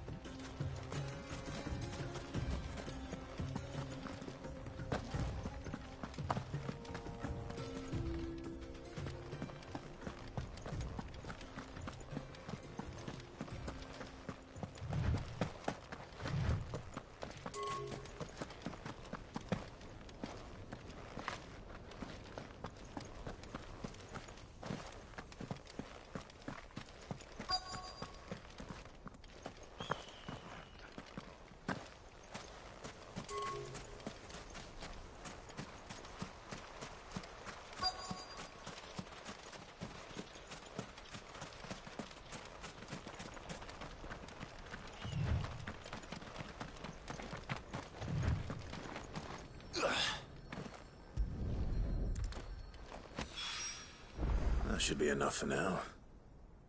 Let's see how Gav's getting on.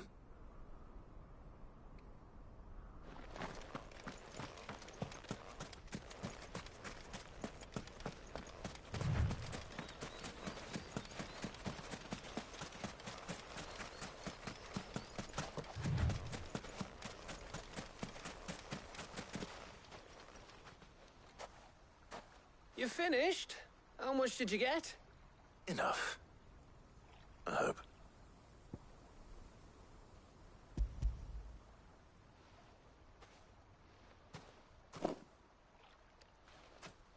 Oh, you win. That might even be enough for old Blackthorn. Hey, before we go, do you mind if we have a chat?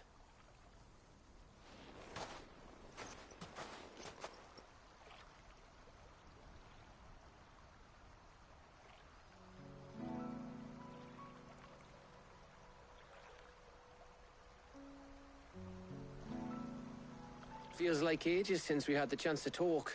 You know, man to man like. It does, doesn't it? Back when you first took Sid's name, we were talking all the time. Working out what to do in that. There was a lot to work out. And there still is. Those shoulders of yours starting to feel the strain. Hardly ever see you around the hideaway nowadays. Always on some errand or other. You can take a day off, you know.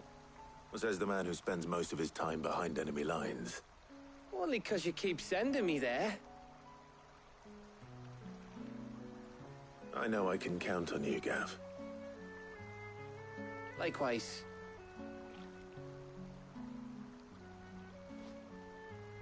So you keep sending me wherever you need to, and I'll keep going. Safe in the knowledge that I have a home to come back to. Thanks to you.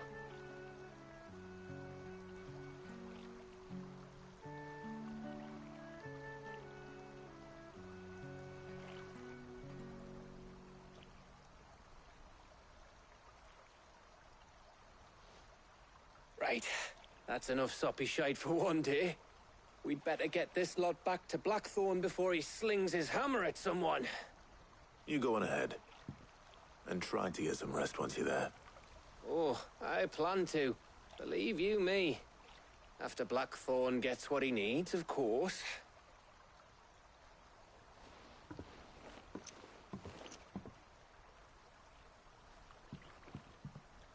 Right.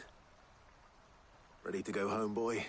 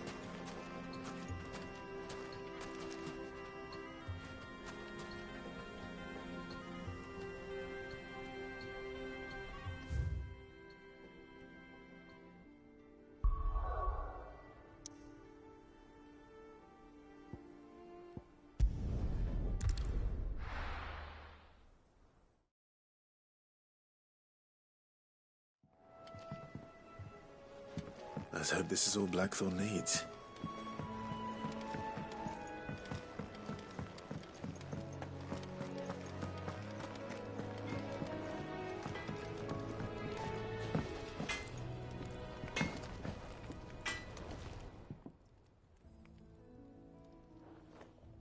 Blackthorn, got everything you need? Yeah. Yeah, I do. Cheers for the stardust. Should be enough to be getting on with. We should go out on maneuvers together more often. You're beat sneaking around on your Todd all the time. I'll make a start on putting this thermal plating together then. It will take some time, mind. So if you've got other things to be getting on with, I could do without you breathing down my neck. Thank you, Blackthorn. I'll let Mid know construction's underway.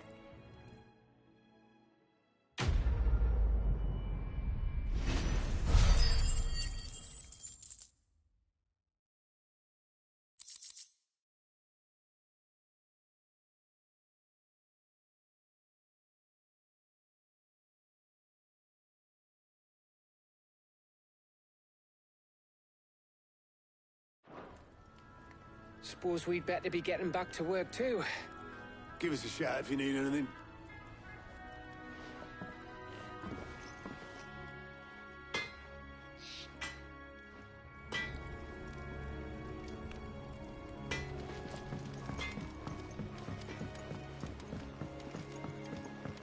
I went up to give some greens to the chocobo.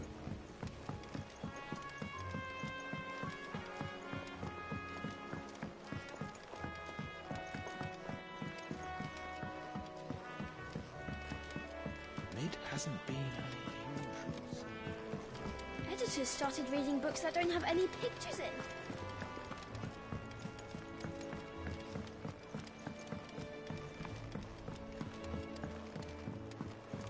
If I don't come up with something soon. You'll be pleased to hear that Blackthorn started work on the plating. Excellent. 1 down, 2 to go. So, what's next? The helm, of course. For this, we'll be repurposing fallen scrap. Salvage from the ruins? I thought that material was all but impossible to work. Ah, but we don't have to. I'm sorry. Just so happens there's one particular ruin that's broken into exactly the right shape and size pieces for what we need. What's the name back there? I'll give you all the details. What's her name? Right.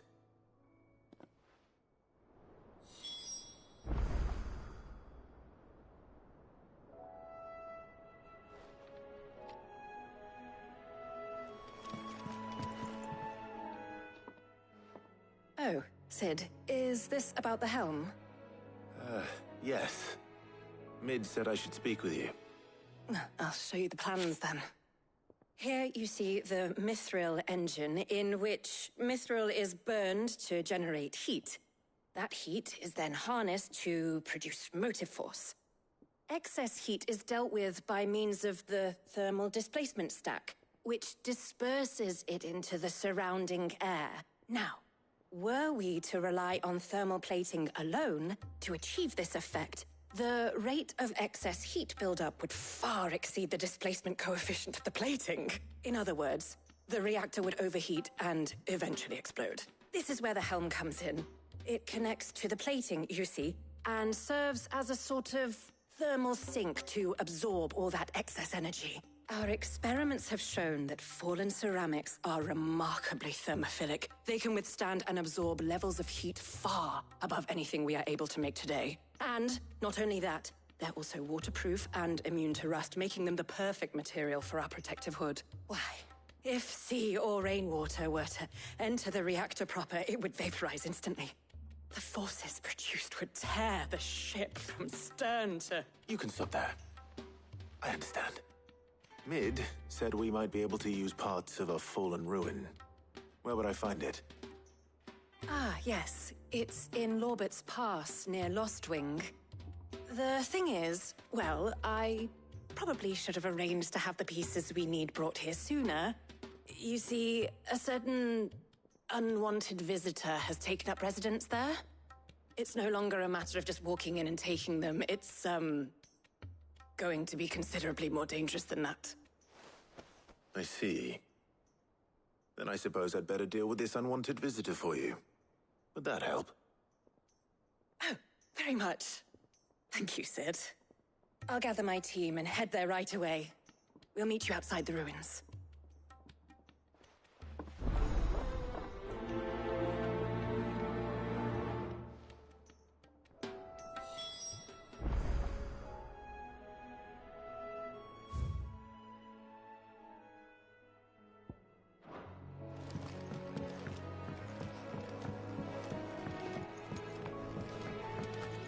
I think Mid might need some help tidying up that.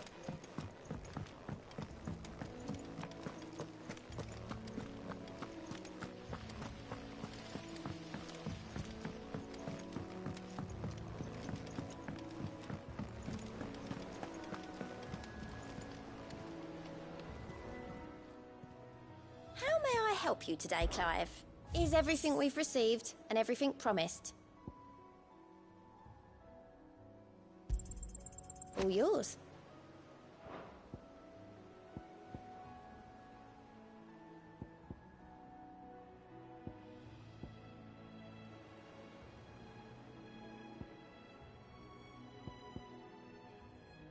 all done?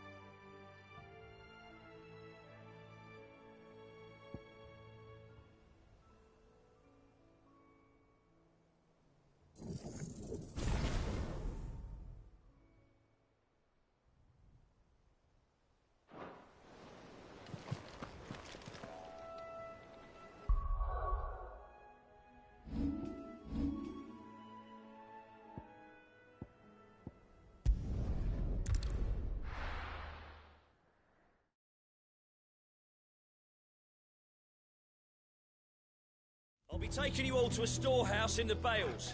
Leave anything you don't need behind.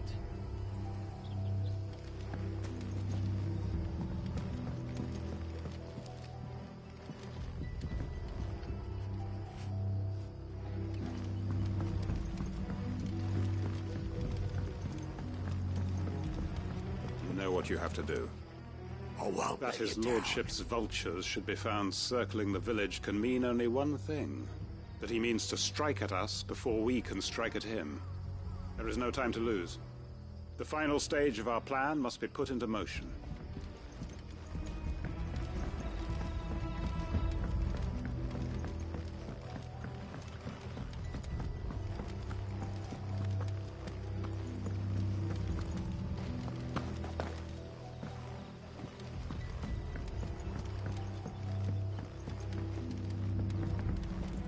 You haven't much, but you're free to look. I trust it's all here. I hope it's to your liking. I trust it's all here.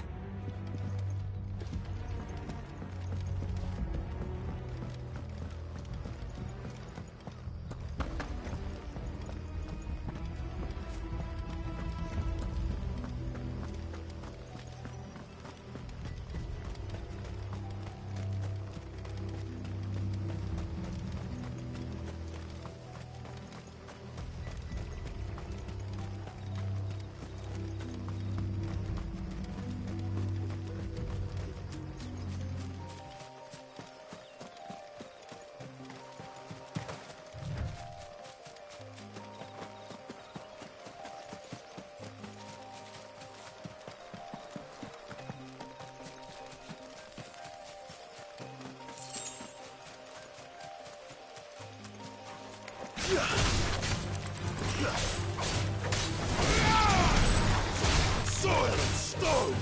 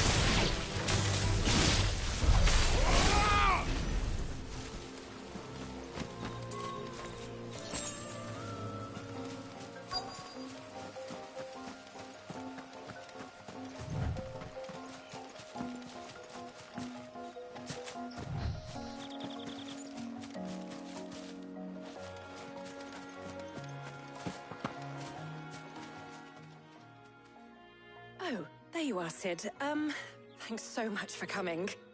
The, ruins are just over there, as is the creature I told you about, I'd imagine. Would you mind? Of course. I'll be right back.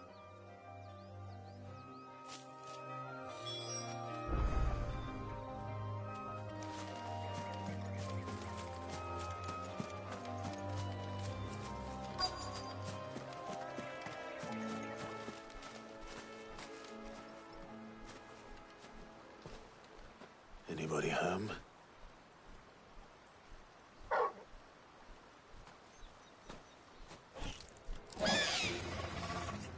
This must be our unwanted visitor. Time to go.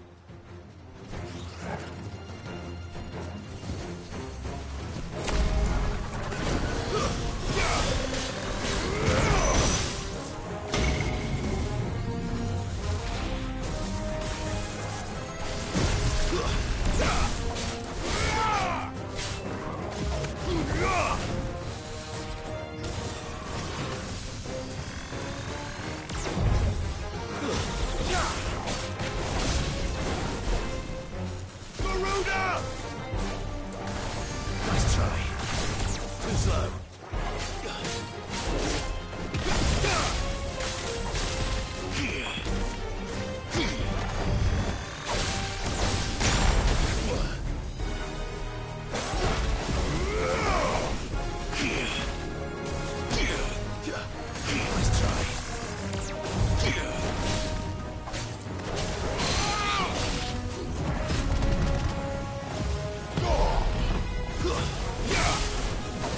slow.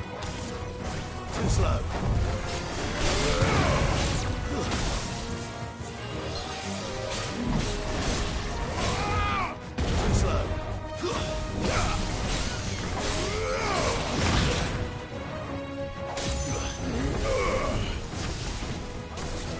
Nice try.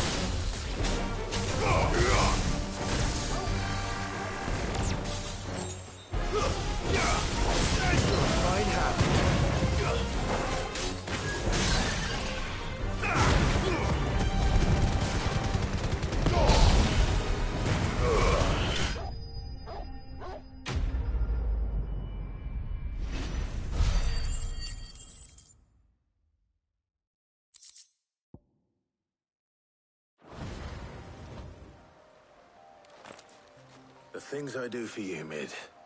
Sid! Oh, thank goodness you're safe. You shouldn't have any trouble now. Indeed. Well, don't let us keep you.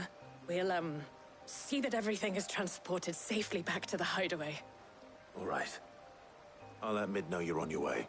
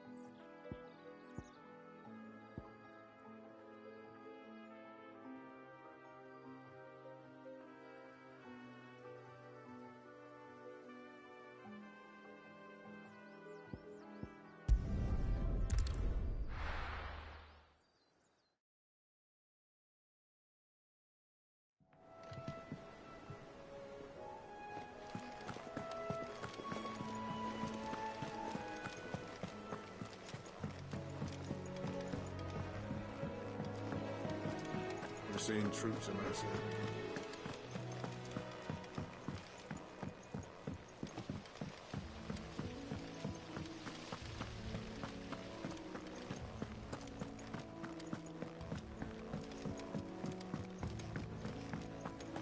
I think Mid might need some help. If I don't come up with something soon. Mid. Helena has recovered the material for the helm. She'll be along shortly. Excellent. Another job well done. And just one remaining. Right. Right, the shielding. This one's a bit of a bugger. How so? The plating's enough to stop the engines going pop, but those things will still be spitting out enough fire to set the rest of the ship ablaze. Which is why you need proper shielding. A prison for the dragon's breath that's blazing away inside. I thought a triple thick layer of tempered steel might do it. Or more of the stuff that the Fallen use, but they'd both be too heavy. The helm and the plating are bulky enough as it is. Add any more weight and the whole ship would be at the bottom of the briny before we'd even started. I need something light. But I've racked my brains and I just can't think what would do it. Well, if I were in need of obscure knowledge, I know whose counsel I would seek. Harpocrates. Tomes? Yeah, well, I'd thought of that, obviously. I've got all the details written down here. Can you take this to him, see what he makes of it? Right away.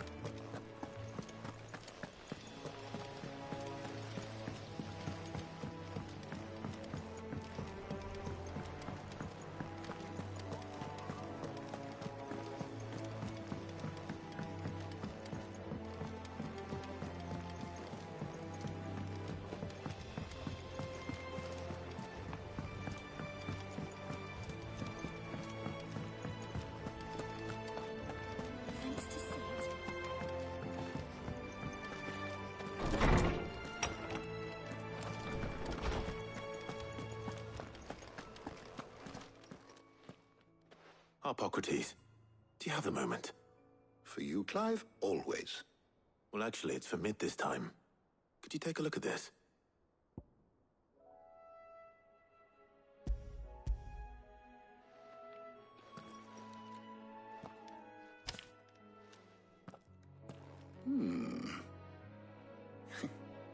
Shielding for a mithril engine?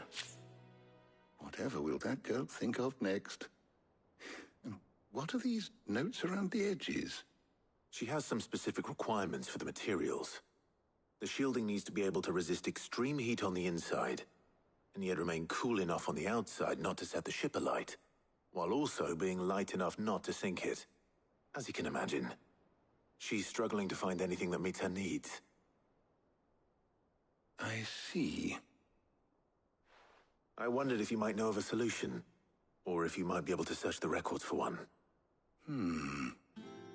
Perhaps it is not a different material she requires, but a different approach. What do you mean? Consider the lake we have made our home. Its blighted waters eat away far more quickly than fresh water or even brine, at timber and steel alike. And yet, we have made a home here from those very materials nonetheless. We have. But Bardolph must varnish every board twice over to keep it from rotting. And Obelus complains that without a constant supply of pitch. I see. Early Gregorian histories speak of a preparation known as moon dew. It is said to be able to resist even the most ferocious flames. Before the dragoons tamed the worms and wyverns of the realm, nobles would daub their castle walls with it in order to guard against dragonfire. So if we could recreate it... It might be applied to some material or other in order to provide the protection Mid requires. As to how best to apply it and to what material, perhaps Bardolph and Obelus might be of assistance. I shall speak to them and see what wisdom they might have to offer. If you would be so kind as to procure the necessary ingredients, I shall discuss the specifics of how it might be most effectively put to use with our two friends. The knowledge of the past may yet prove useful to we of the modern era. Thank you, Hippocrates. And since you're asking others to help you, perhaps I should too.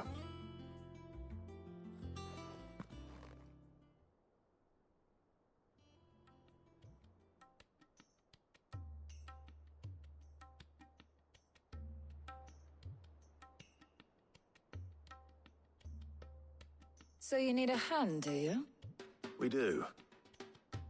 I'll be heading to market for the ingredients we need. I could do with some help. And some company, too. The other can assist me in researching how best to prepare the shielding itself. Can we count on your aid? Always. Well, if Jill's game. Thank you. I am sure either of these fine young minds would prove indispensable in my research. I leave the decision as to who will go with whom in your capable hands, Clive.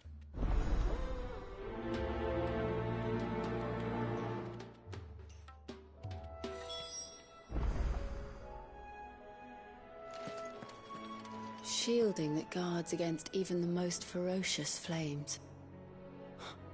We could have done with some of that on Drustinus. I doubt I would have survived that place with or without it. A trip to Northreach, though, I think either of us could handle.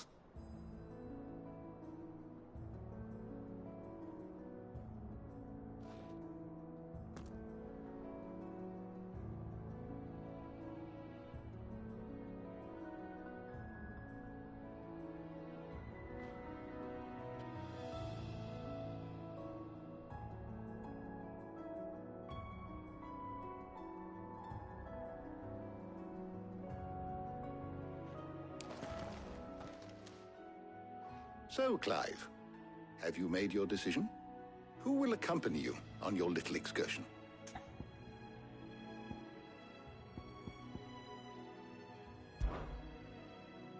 Very well. So then, what do we need to find? I have taken the liberty of preparing a list. Here.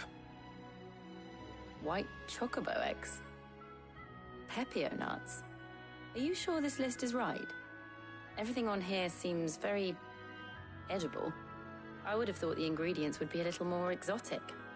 Though these items may seem mundane, they have potent effects that are rarely exploited, effects for which they were once highly prized. So much so, in fact, that they were harvested almost to extinction, hence moon dews having fallen from favor. Now, of course, they can be obtained with ease. You should be able to find everything you need at the market in Northreach. Is that so? I've been meaning to visit Northreach anyway. I'll set out now. Join me there when you're ready. I will. Until then. You two enjoy yourselves. You too, Talia.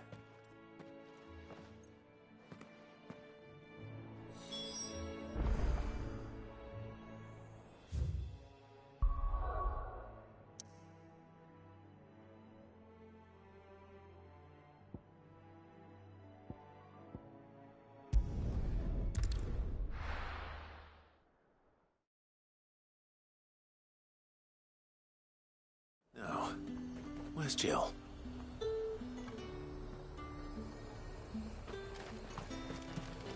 Do you see anything you like? I'll be here if you need me. Keep them pilchers nice and chilled. I won't have... Are those Pepio nuts? Can have a tap. How goes the hunt for ingredients? I've only just started. I'm sure everything we need is somewhere amongst all these stalls, though. Why don't we split up and see? We'll take a couple of ingredients each. All right. What am I looking for? How about you look for the Pepio nuts and some garlic? I'll find the other things we need. We can meet by the gate when we're finished.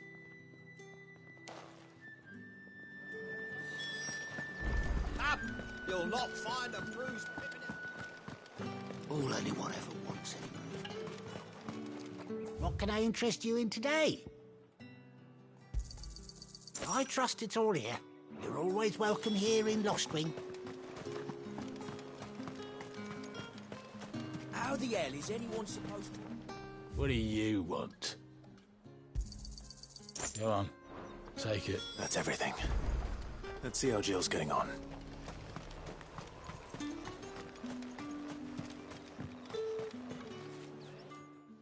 Did you find everything? I did. Here.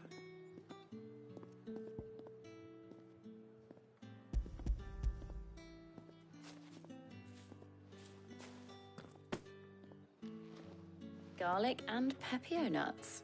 Perfect. Now all that remains is for Harpocrates to somehow turn all this into what Mid needs to keep her engine cool.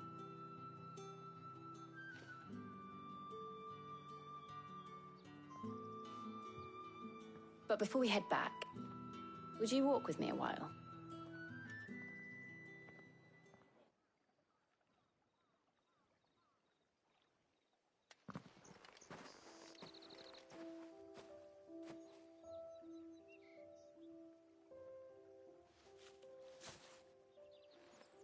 Thank you for asking me to help you today. It makes a nice change. It does. It's good to get away from all the battle and bloodshed for once. Just being here reminds me of when we were children. Do you remember? Walking down Market Street in Rosalith, taking in the sights and smells. How could I forget? What with Torgal's antics. Remember how his nose would prick up at the scent of sausages? He'd go racing away and we'd have to go running after him. We wouldn't catch you now, would we, boy? Was there anything you wanted to buy for yourself while we're here? There was, yes. Well, sort of. Molly in the kitchens told me about a place that sells particularly good pies. Thought you might like to share one with me. I would. Thank you. And I saw some bread.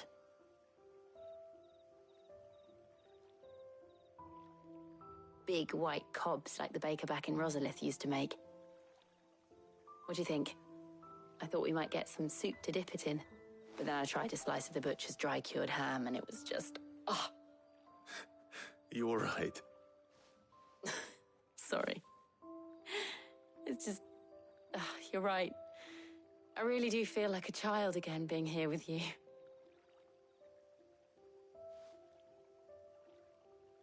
Clive.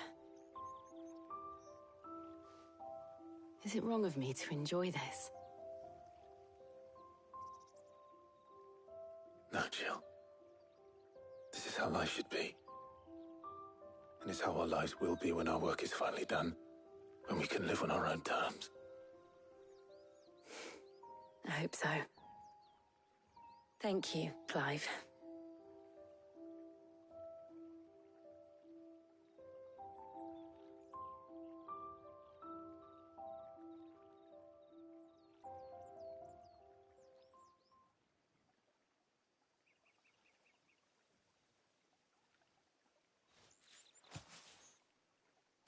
Well, I suppose we better be getting back. I need to give these ingredients to Harpocrates and Talia. I'll see you at the hideaway. Take care. I will. You too.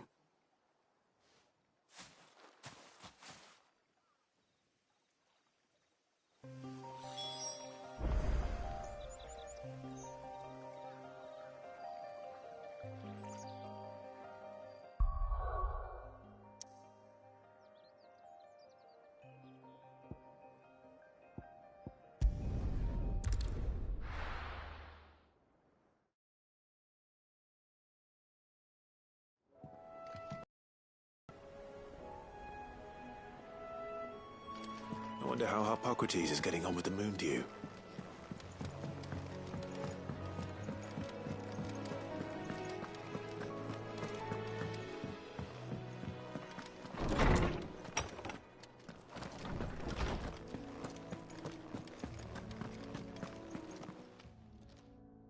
How's work on the shielding progressing, Harpocrates?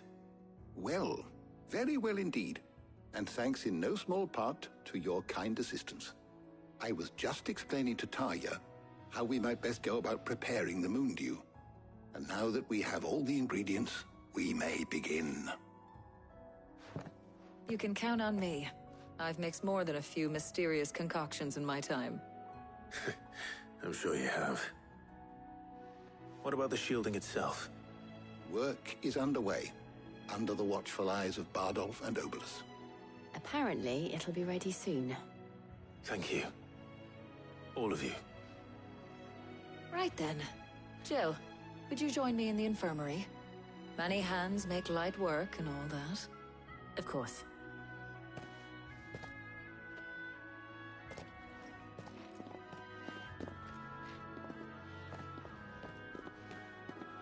Oh, and Clive, thank you.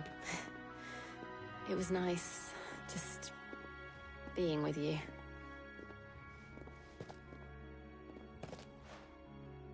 It appears our work here is almost at an end.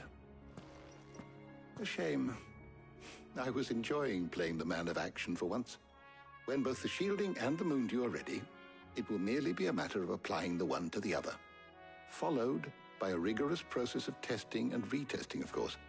Perhaps someone ought to warn young Mid of that. Leave it to me. Thank you, Hippocrates.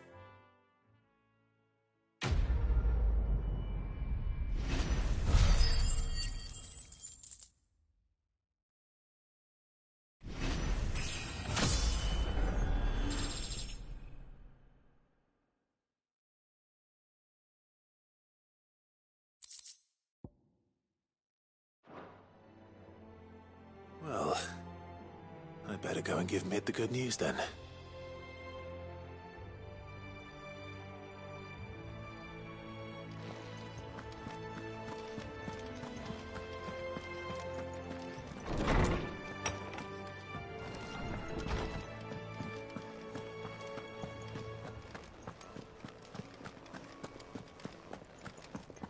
He cracked the crystal too? You're joking.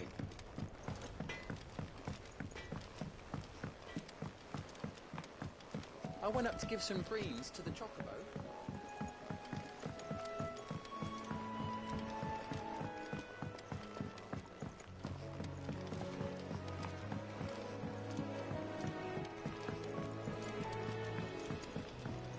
Editors started reading books that don't have any pictures in.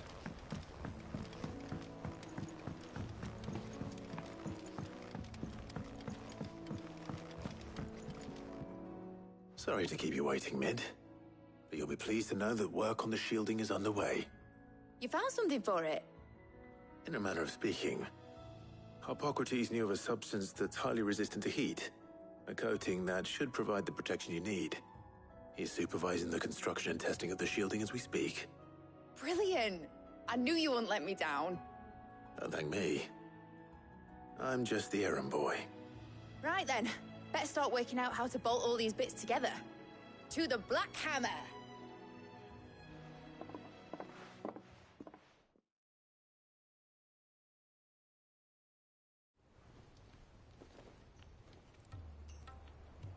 You know, when I got into the smithing game, I thought I'd be making swords and shields, not thermal bleeding didgeridoo-dahs. Displacement stacks. Same difference. Whatever you call it, I ain't putting it together in here. It's cramped enough as it is. Let's take this outside.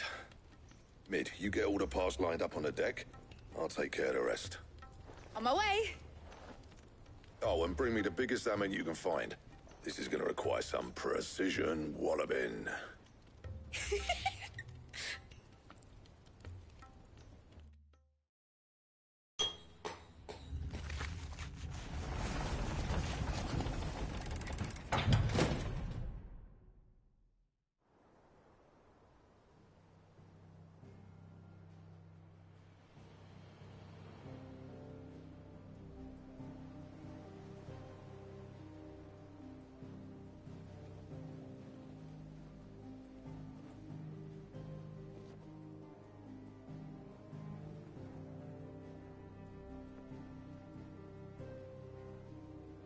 It's finished! It's finally finished!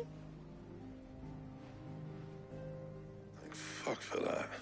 I'll be feeling my hammer arm for weeks. Thank you, Clive, Blackthorn, everyone. That's one down and just 3 more to go. I'm sorry. Oh, didn't I tell you? The Enterprise has 4 mithril engines, and we'll be needing a displacement stack for each. You don't mean... Don't worry. Now they've got a finished one to work off, my gang in Canva can build the rest. Good luck to them, I say. Right, I'm off to get a sling for this elbow. Any other work comes in, keep it to yourselves, eh?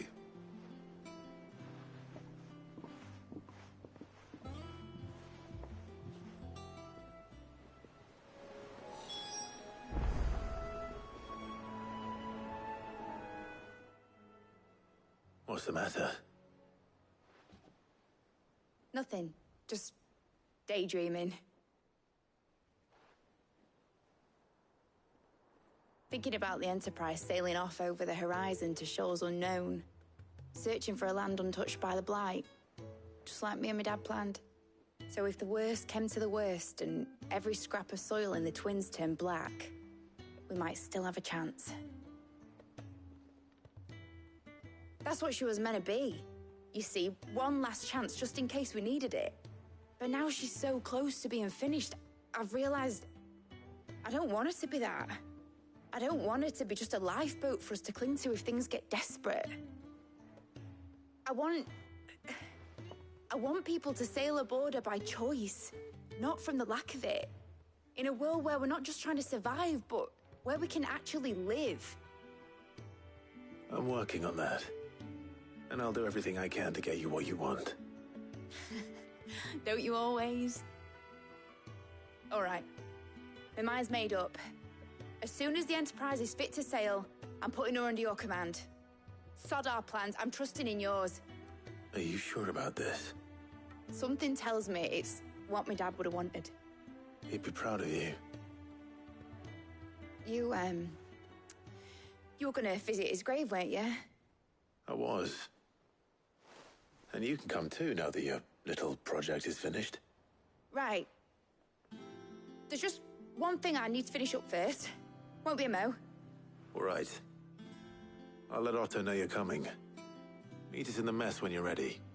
Aye, aye, Captain.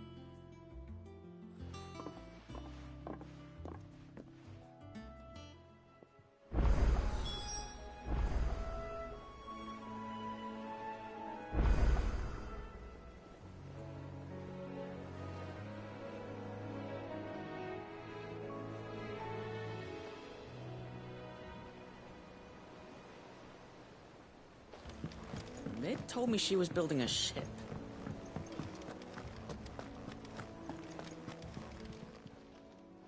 Oh, I wasn't expecting you back so soon. Come to claim your just desserts? Here you are. All done?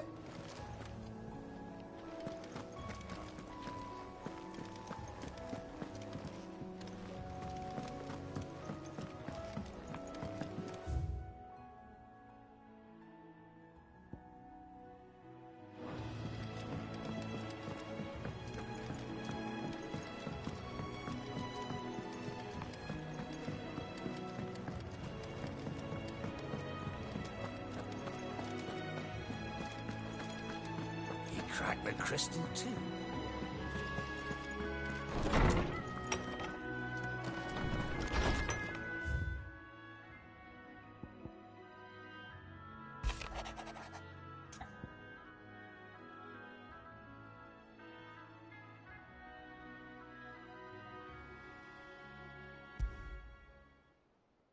Trouble with the ledgers.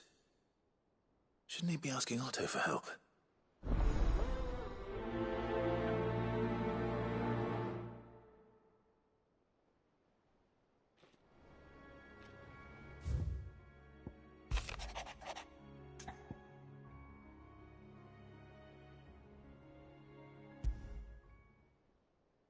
What could be wrong with Torgal? He seemed well enough when I last saw him.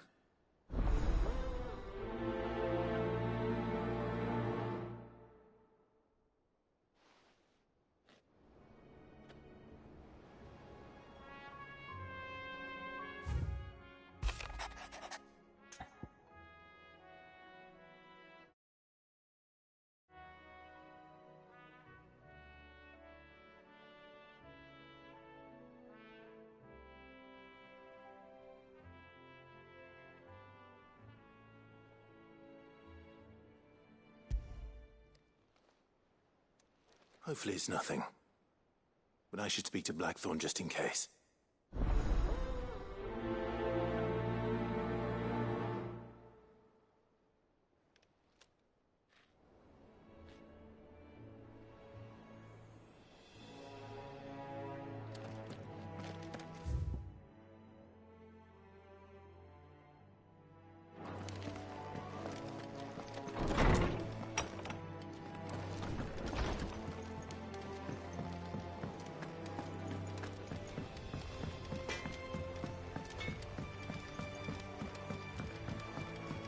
I went up to give some breeze to the chocolate.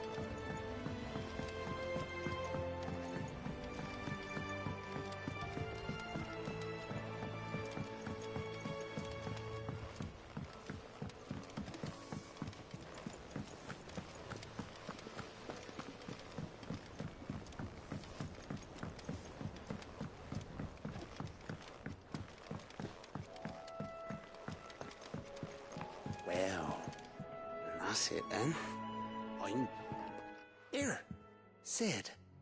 Reckon you might be just the man to help me out of a bit of bother, if you've a mind to. Let's hear it.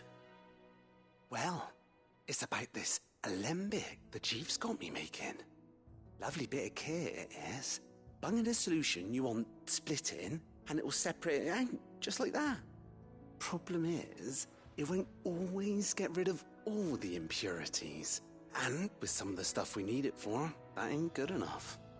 Which is why I've been looking for something to filter the liquid we'll be cooking off. And that's where I was hoping you could help me out.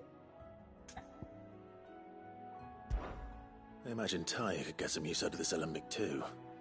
Distilling medicines and the like. All right. Why not?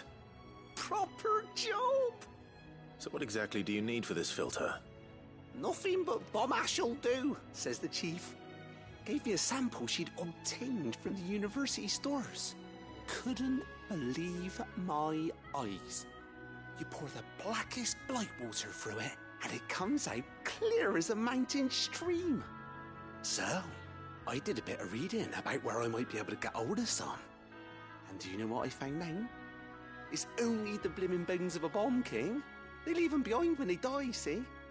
I take it that's where I come in. If you wouldn't mind. I saw a billet on the hunt board for one just the other day.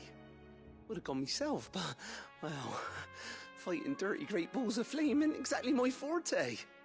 You, on the other hand... All right. I'll see what I can do. Thank you kindly. And a good hunting, eh?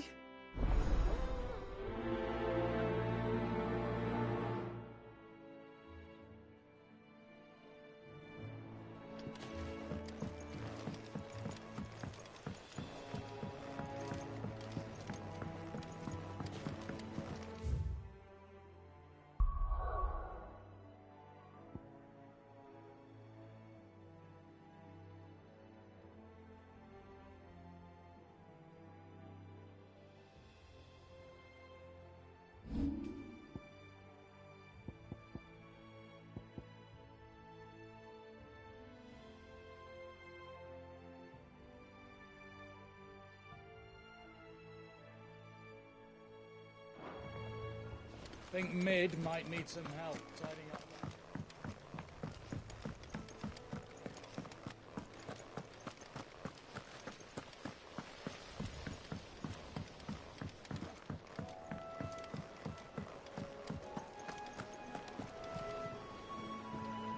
Clive, did you get my letter? That's why I'm here. Shh. Otto might be listening. Is this better? A little. Listen. I've some bad news. It turns out the hideaway may be slightly behind in its payment to certain lenders, and it may be my fault. But I swear to the goddess, I thought I had the numbers square. Sadly, that square turned out to be more of a circle. Zero, you might say. I can straighten it out, I swear, but it's gonna take some time, and I'm gonna need help keeping it from Otto. Bit late for that, I'd say. There you are! What a surprise! So let me get this straight. You forget to pay our lenders what they're due, and instead of coming straight to me, you get Clive to come to you. And I hope he'll dig you out of the hole you've dug for yourself. Clive, the man in charge of the place you've been cheerfully trying to bankrupt. And you thought this was a cunning plan. Why? Well, who needs paying? Oh, just Martha. And the dame. And, well, Lady Karen. But only 500 talents. We owe 3 of our most trusted friends 5 million gil. Each. 5 million each. They lent us the bulk of the money we used to rebuild the hideaway, you see, and, well, I must have made some sort of oversight. Those ledgers were my responsibility, and it was my decision to entrust them to you. This is my fault. Do we have that much to hand? I can always ask my uncle. No, we don't. And no, you won't. We've lightened Lord Rosfield's purse enough. After the king's ransom we had off him, he deserves better than to see our begging bowl. Besides, we'll need to learn to stand on our own if we're gonna make this work. All right. But that doesn't mean you have to shoulder the burden yourself. Is there anything I can do to help? There might be. How'd you fancy taking these to Martha and the dame? Rocks. Rocks, he says. Worth 1,000 talents apiece, these are. A little something Sid and I set aside for when times got lean. And I reckon 15 million in overdue debt probably qualifies. I just hope our associates' eyes are a bit more discerning than yours. I'm sure they will be. Should be me making the rounds, really. But you know how it is with this place. Orders to bark, arses to wipe, and all that. I know. Which is why I don't mind going in your place. Go. Do you know why I only gave Master Clive here 2 star rubies? Because you'd rather Lady Karen killed me. Because I'd rather Lady Karen killed you. Yes. Well, I suppose this is goodbye then. Don't worry. I'm sure Karen will understand. Really? Do you think so? No, I don't.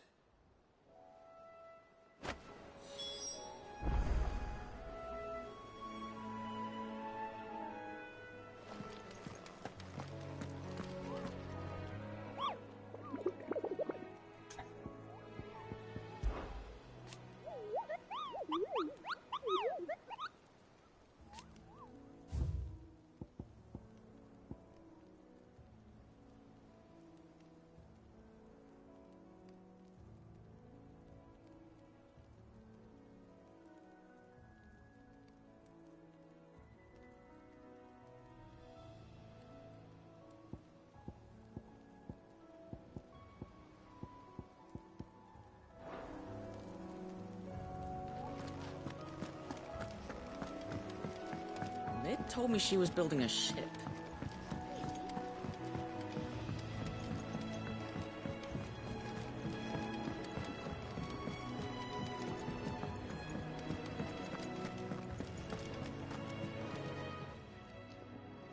I got your note.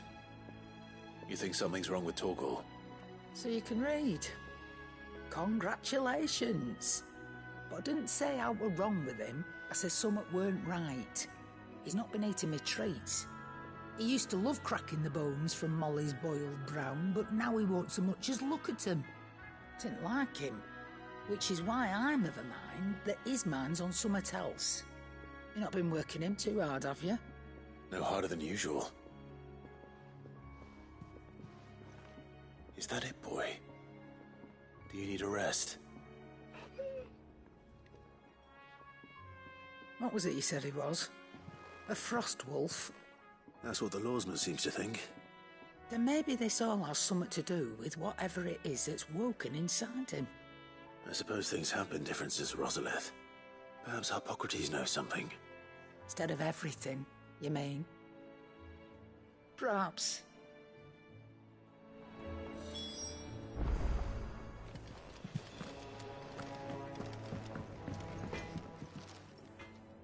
Blackthorn, do you have a moment? Not really, no. This won't take long. I just wanted to ask how you're getting on. August was worried about you, and you might still be doubting your craft, even after learning the trick of that cuirass. Is there something else weighing on your mind? Perhaps sharing your thoughts might help. That bastard's like a dog with a bone. Still, you've got a keen eye, I'll give him that. He's just, well, Karen showed me something. Something I've never seen before. And that was? A sword. An odd-looking thing with a single-edged blade. The metal itself wasn't anything to write home about, but fuck me, the edge on it. You could slice a man clean in two with a weapon like that, and he'd be halfway home before he even realised he'd been cut. So that's what's troubling you? Nah. Not troubling me exactly. More distracting. Can't stop thinking, how do you get an edge that sharp? It's driving me mad. And if you knew how to do it, we could arm the curse breakers with even better blades. That's about the size of it, yeah. I'll see what I can find out. Sharper swords are always welcome, and we can't have our master blacksmith being distracted. You're a soft touch, you know that.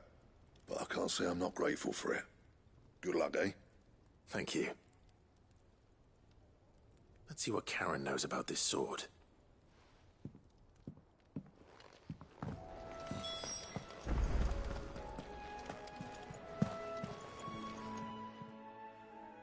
You're looking well, Karen. What do you want? Out with it. I want to know about the sword you showed Blackthorn. Single-edged and extremely sharp. Running around after him again, are you? I suppose I am, yes. But I need to help him find out how to work an edge like that. It's driving him to distraction. Little wonder, I suppose. There's not many like that make it as far as the twins, and those that do go straight into private collections. Which made it nice and easy finding a buyer. Can you tell me who bought it? Where is it now? You think I tell people who my clients are? Suppose you're not likely to go nicking him off me, are you now? Fine. If you stop mooning at me like that. Lord Ignac's the man you want. Dalmekian bloke. Collects weapons and the like. And he's got more money than sense, which is why he's one of my favourite clients. Reckon he'll still be at the inn in Dalamil, where I left him. Thank you, Karen. Oh. And he's a touch eccentric. If you take my meaning. I appreciate the warning.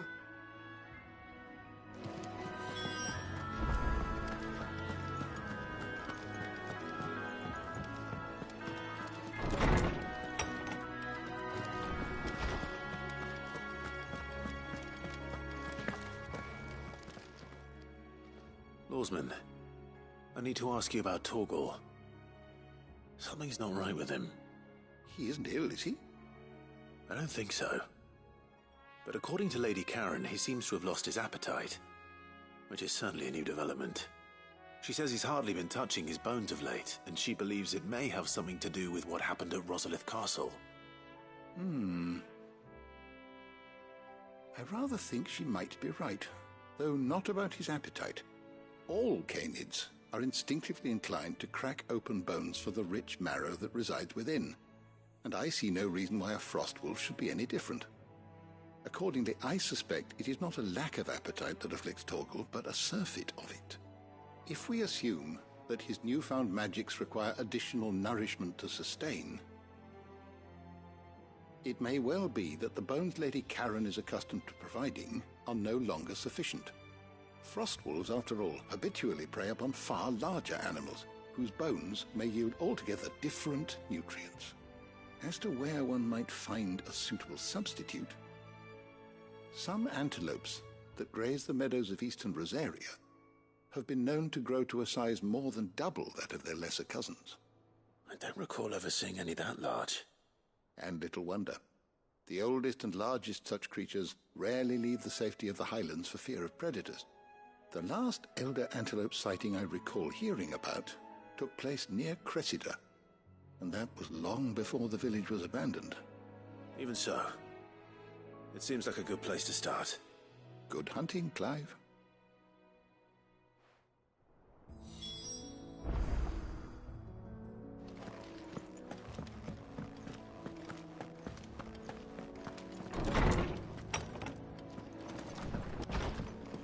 Oh, I'm never drinking again.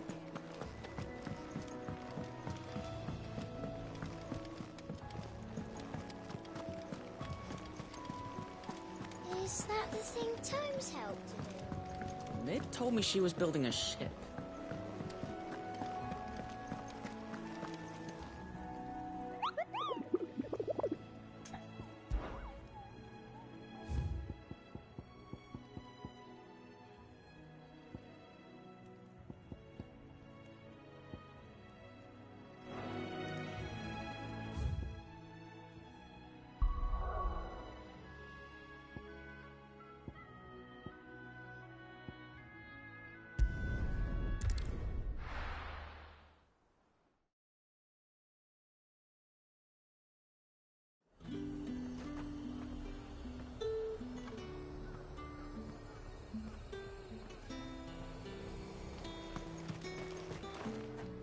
There's talk that the glass gate flooded.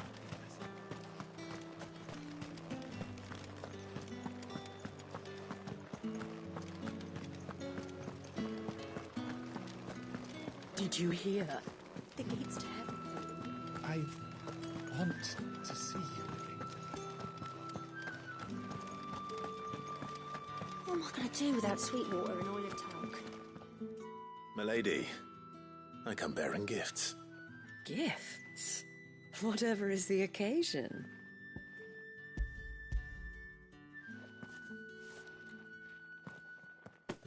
Oh my. Clive, you really have outdone yourself.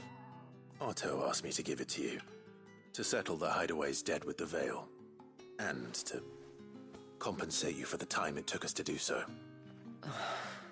You disappoint me, Clive. I thought you might finally be warming to me. Tell Otto he can keep his baubles.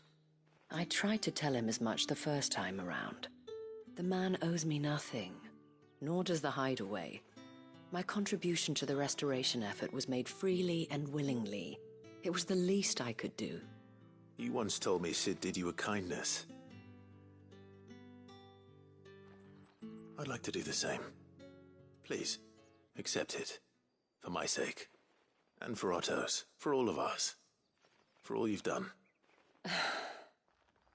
It is rather fetching, isn't it? Very well. Otto is lucky to have you, Clive. I doubt anything could ever replace his son. But you and the others at the Hideaway are the closest thing he has to family. Otto had a son. Long ago, yes. Sid told me Otto lost him when he was just a boy, and blamed himself for not being able to stop it.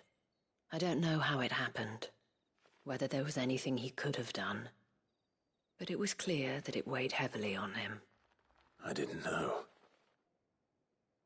How could you have? I doubt anyone did. Besides Sid, I've never met a man more keen to bear his sorrows in stoic silence. An ill habit, given that both have always been surrounded by friends desperate to help them. I'm beginning to see that.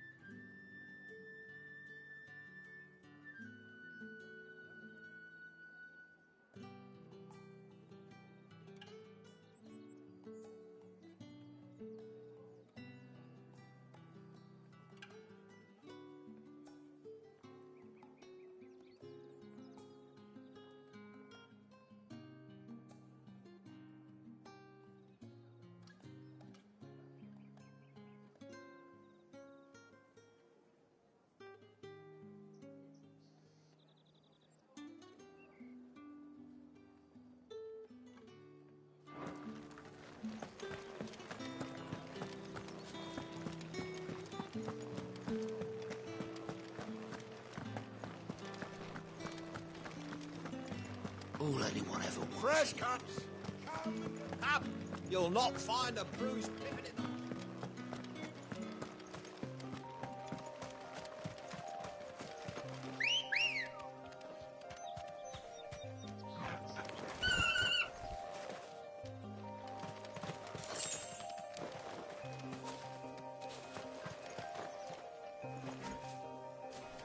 Good girl.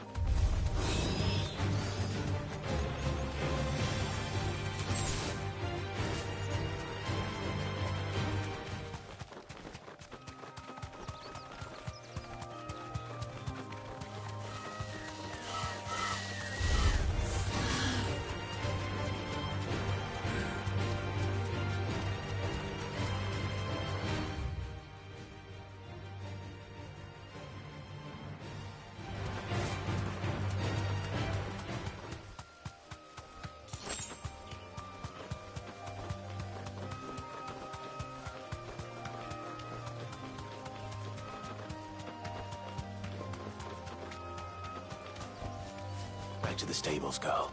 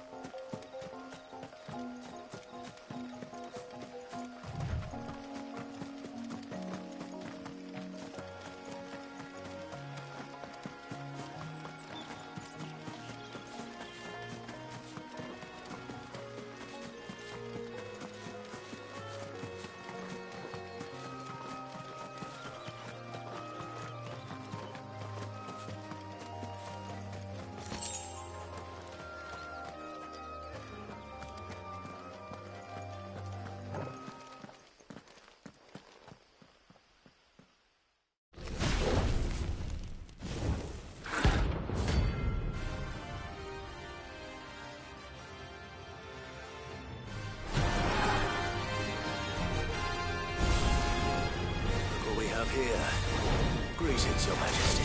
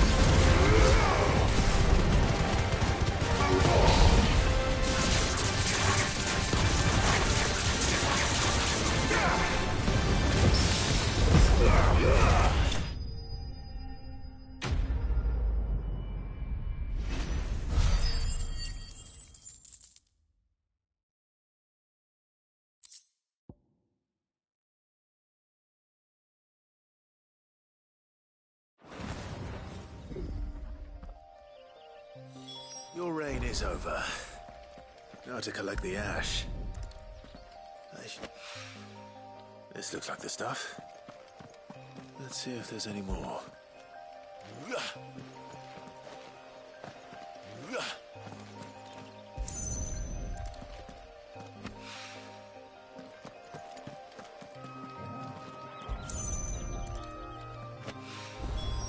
That should do it. If the wine needs more than this, he can fetch it himself.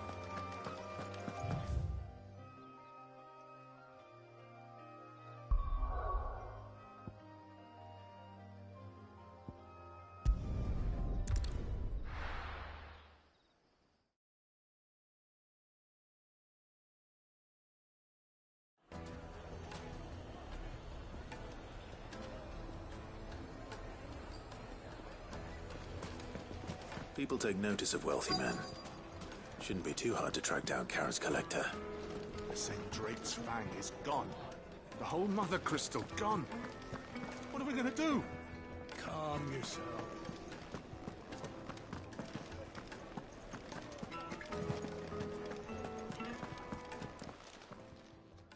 My reputation will be ruined! Ruined! Calm yourself, Lord Ignac, I beg of you, before you do yourself a mischief. Pardon the intrusion, but... Out! Get out! I paid for these rooms so I wouldn't be disturbed. Leave me be! Please, allow me to apologize. His lordship is going through a difficult time, and he's never been fond of guests arriving unannounced. Radim! Get rid of the filthy oaf this instant! Very good, Lord Ignac. Would you mind stepping outside for a moment?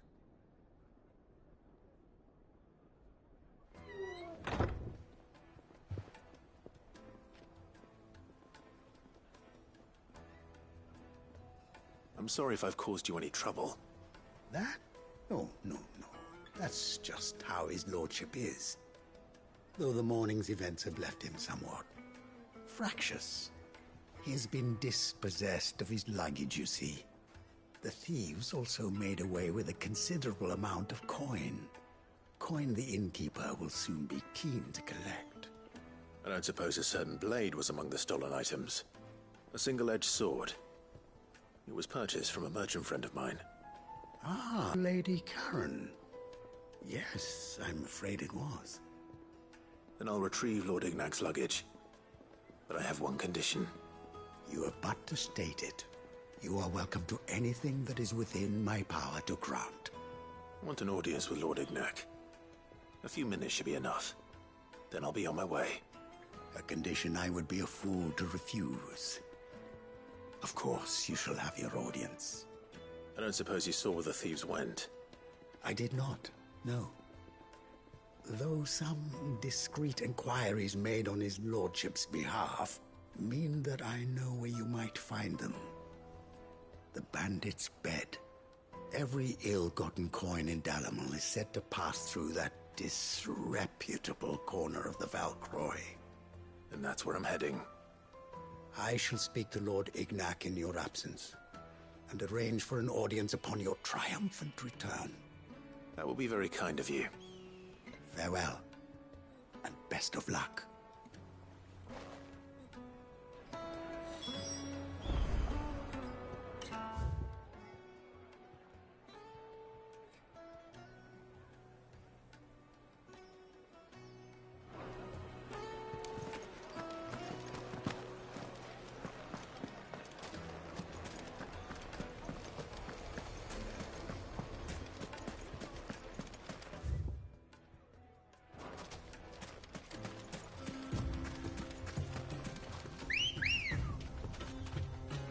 Let's go. Faster!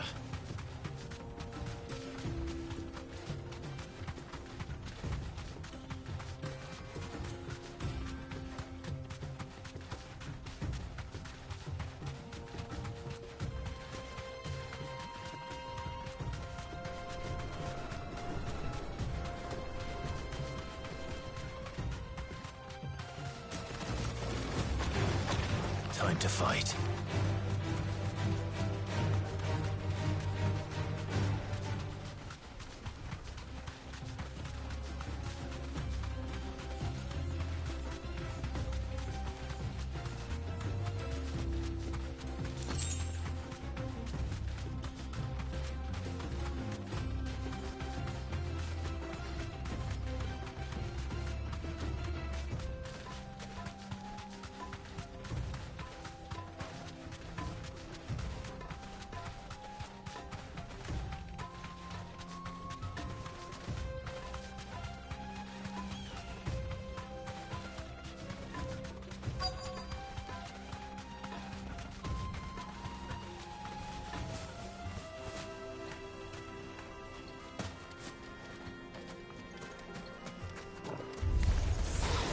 Got company! Come on, lads, let's tear the bastard's head off!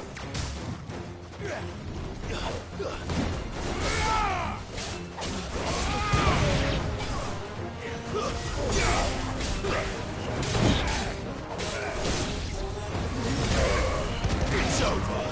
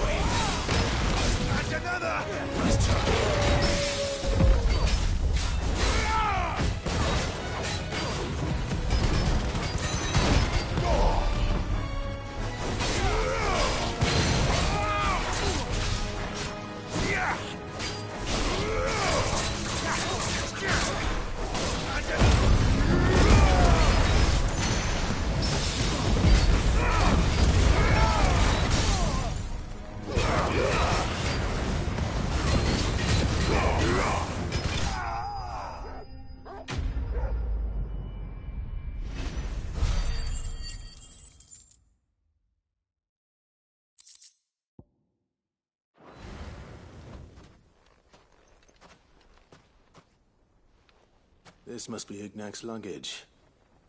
Nothing seems to be damaged. All right. Let's get it back to Dalamel.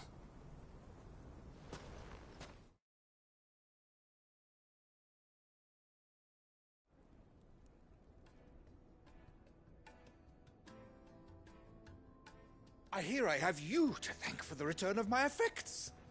What shall I call you, my good man? Wyvern. Glad to make your acquaintance. A formidable name indeed. Well, Wyvern, I appear to be in your debt. Redeem here tells me you wished for an audience. Is that all? A few moments of your time should suffice, yes. You're a peculiar fellow, Wyvern. All right, speak. Master Wyvern was wondering if you could tell him about a certain single-edged sword you recently acquired. Oh, a true work of art, that one. Karen drove me hard on the price, but I would have sold her Radim here to get my hands on that sword. It was made in the Outer Isles, far beyond the Twins, and is used exclusively by the practitioners of a unique school of swordsmanship. They believe no combat should ever exceed a single strike, and hone their blades to such perfection that none ever does. Each sword is made for that one perfect stroke, and for that stroke only. They crack upon a second blow. There's a brutal sort of beauty to it, really. But how do they hone such an edge? Fine question. Why, they use a whetstone, of course. Whetstones, rather. A whole array of them, ranging from the coarse to the fine. 10,000 licks with the sharpening stone, then 10,000 more. But it is the final stone which lends the blade its legendary sharpness.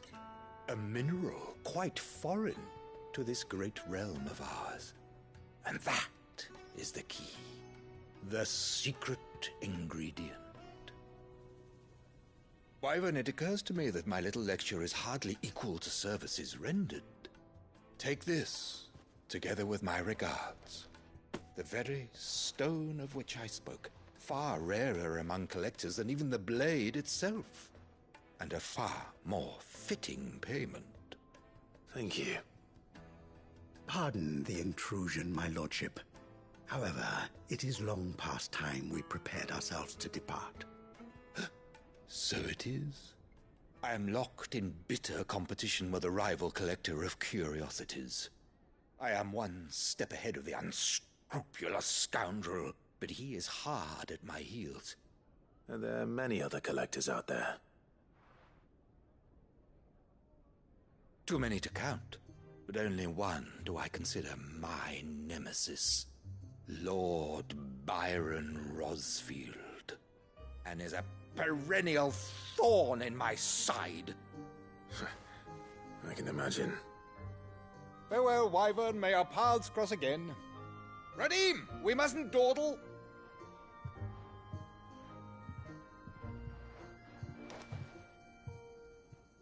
I think his lordship is rather taken with you, Master Wyvern. Thank you again for your assistance. Coming, my lordship. I'll be right there.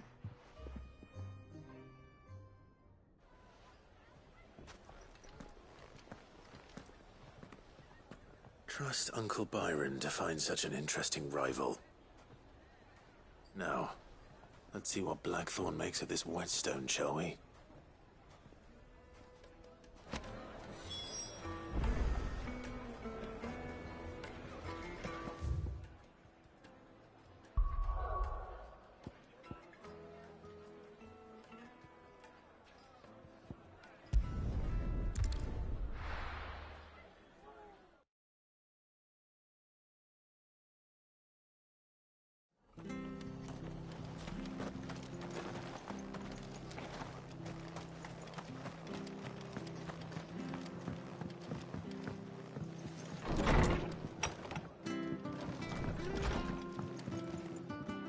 Clive, we weren't expecting you.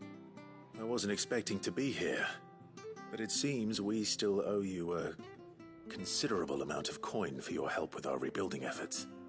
And though I doubt it's what you were expecting, we were hoping you'd take this as payment.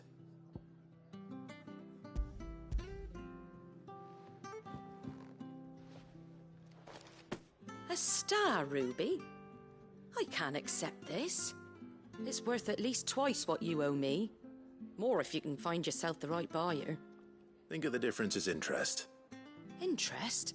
If word got out I charged that much, no one would ever borrow from me again. Anyway, why are you the one here asking me about this? I'd have expected Otto. Bit much sending the Lord Marquis out to settle your debts, isn't it? The old goat working himself to death again? Something like that. Most days I think he's the only reason the hideaway's still standing. Same as always, eh? Back when the place was nothing but a twinkle in the eye of a recently retired Lord Commander, word is he was the first one Sid reached out to. Probably knew that without his strong arm and level head, the idea would never get off the ground. Sid may have been the face of the hideaway, but Otto's always been the backbone. And when Sid passed away, we were all worried that would be the end of it. That Otto would just give up. His death was hard on everyone. But it must have hit Otto hardest of all. But he didn't give up, did he? Quite the opposite, in fact. If I recall, he was the one who nominated you as Sid's replacement, and rallied the rest around you. I reckon what he saw in Sid, he saw in you too. And don't we all? Doesn't hurt that you're half as stubborn and twice as handsome, neither. That, and you keep good company. I suppose I do.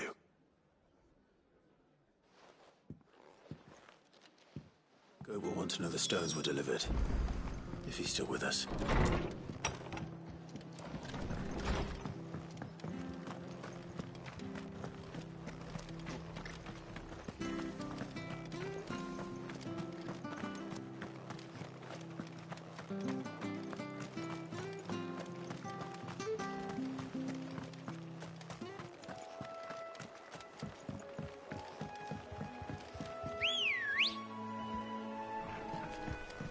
Let's go.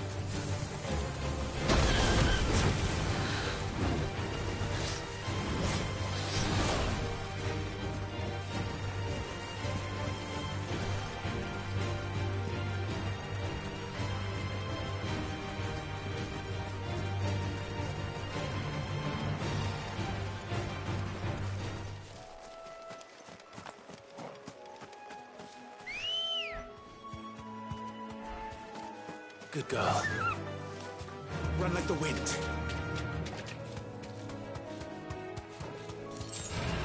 No holding back.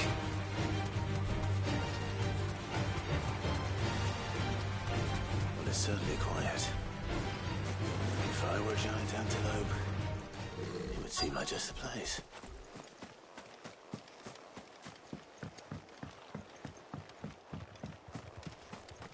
I doubt we'll find one bigger than that. You hungry, Torgal? And another!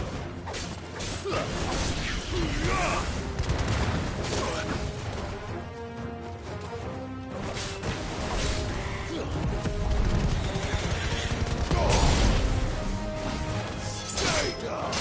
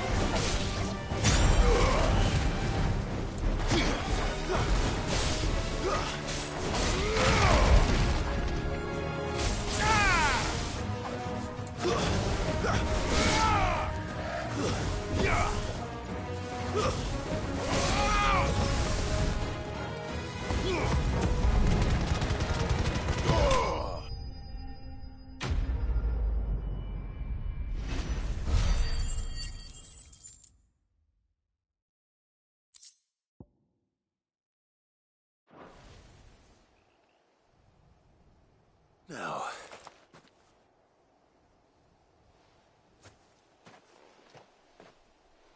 Will it be enough, I wonder?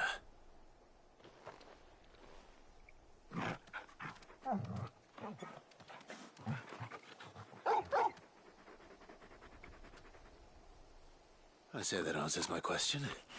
Which means we owe the lawsmen our thanks. You're just a big puppy, aren't you? A very big puppy.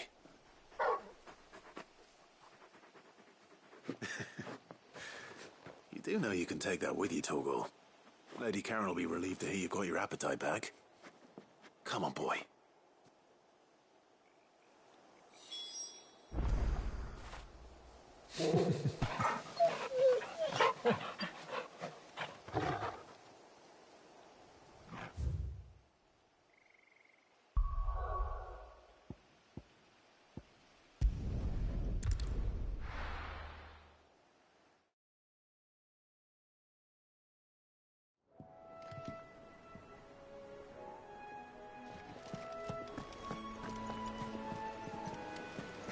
that the thing Tomes helped to build? Mid told me she was building a ship.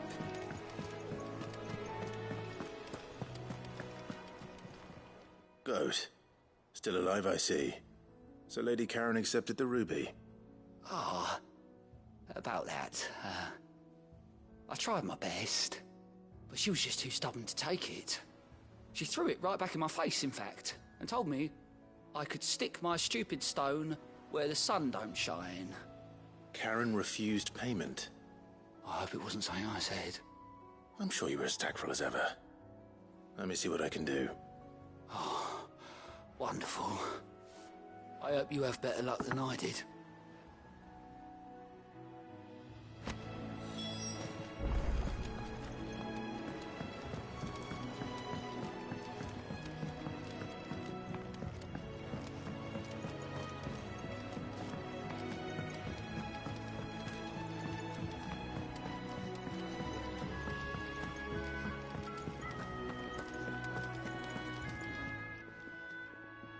Lady Karen, Goat tells me you weren't happy with our offer. Would you prefer the debt was repaid in coin? What debt? I don't recall lending any of you like me hard-earned gil. I may have tossed a talent or two in the Hideaway's coffers, but those were donations, and you can hardly call it charity if you go asking for it back. Of course not. But one good turn deserves another. And our circumstances have changed. Surely you wouldn't shun the gratitude of a pauper who happened to have become a prince. Oh, so you're a prince now, are you? Fine. But I'm selling it and taking what I'm owed, then you're getting the rest whether you like it or not.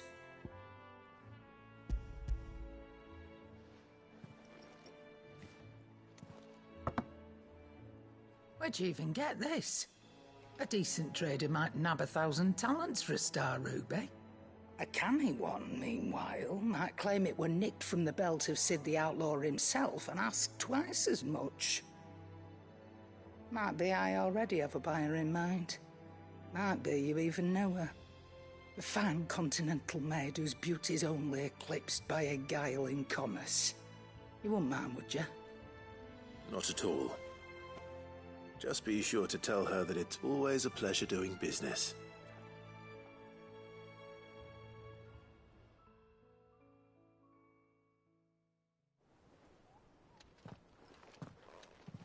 I hear you ended up delivering all 3 stones. Thanks to this lump. I sometimes wonder what I pay you for. Speaking of which, I still haven't been paid last month's wages. Oh, so you remember what's owed to you then? Get your ass behind that disc of yours and don't get up before those ledgers are square. Right away.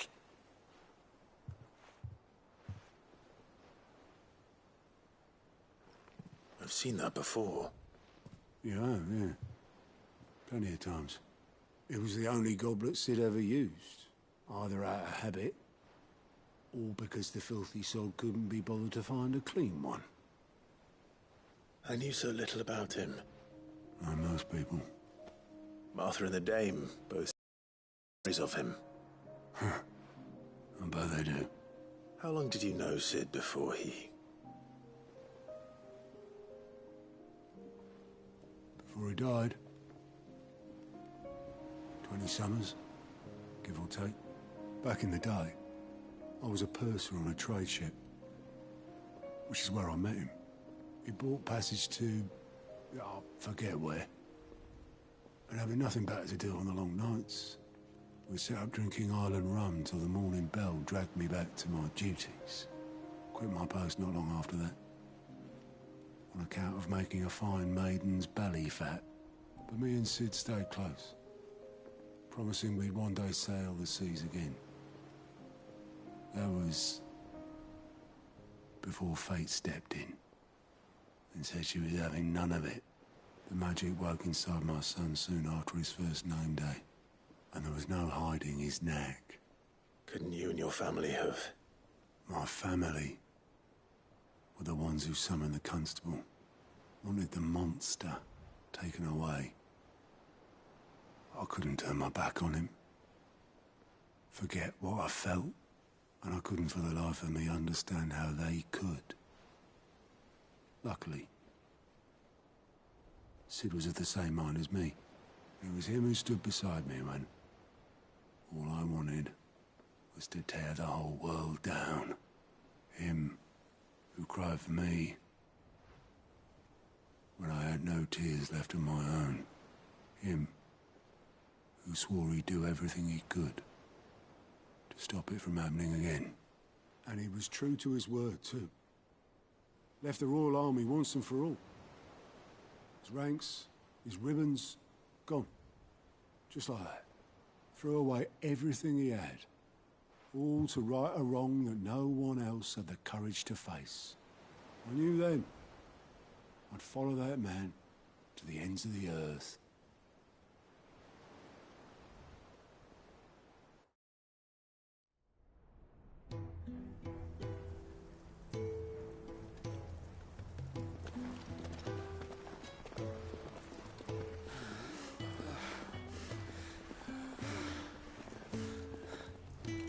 He was always too clever for his own good, was Sid. Saw the world for what it really was, while the rest of us were content to go along with the lie we were shown. And it can't have been easy, bearing that burden alone.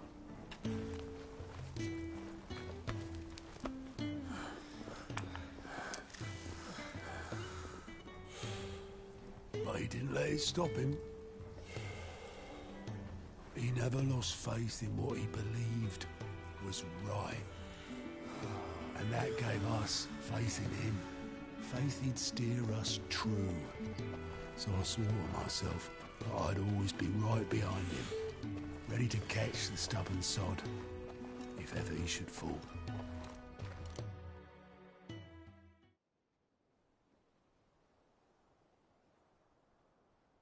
But I couldn't even do that.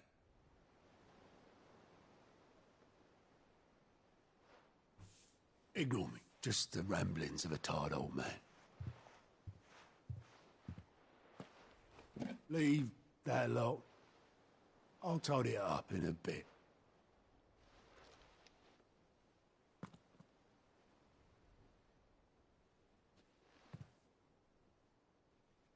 This is Sid's handwriting.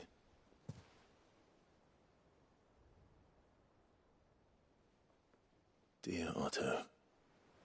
I may be drunk, but I wanted you to know this place would be fucked without you. Love you, you grumpy old sod.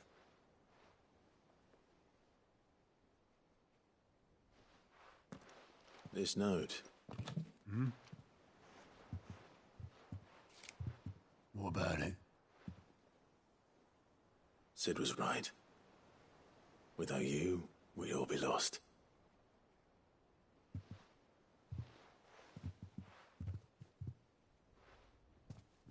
He should have bloody well said so then. Just once. Before he went. But then, why would he? Him, or anyone? I'd only have told him to piss off.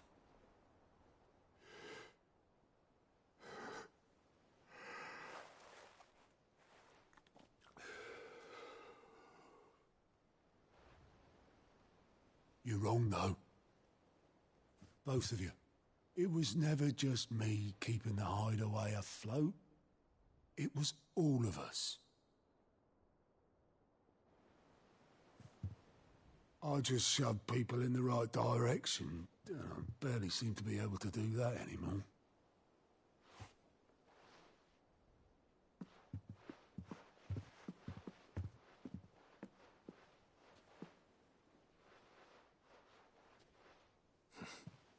Would you rather goat were at the helm?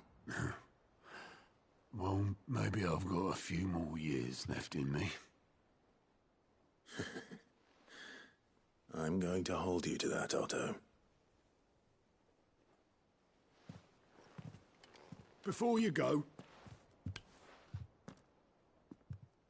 Sid would have wanted you to have this. But that's This'll do me just fine.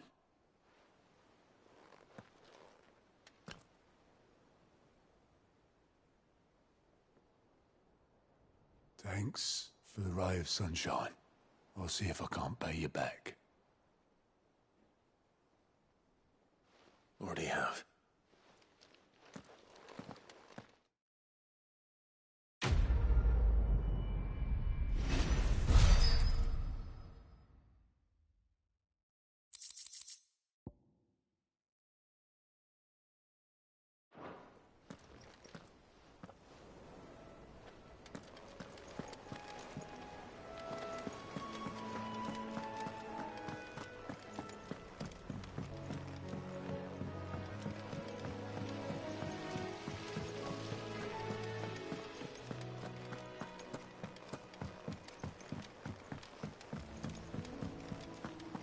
I think Mid might need some help.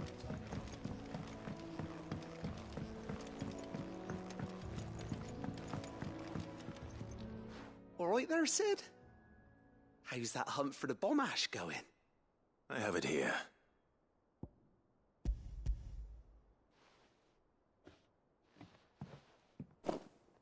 That's the stuff. And plenty of it, too. Enough to keep the alembic bubbling away for a good old while. You're a gent, Sid. Let nothing say otherwise. Right then, let's get this contraption up and running.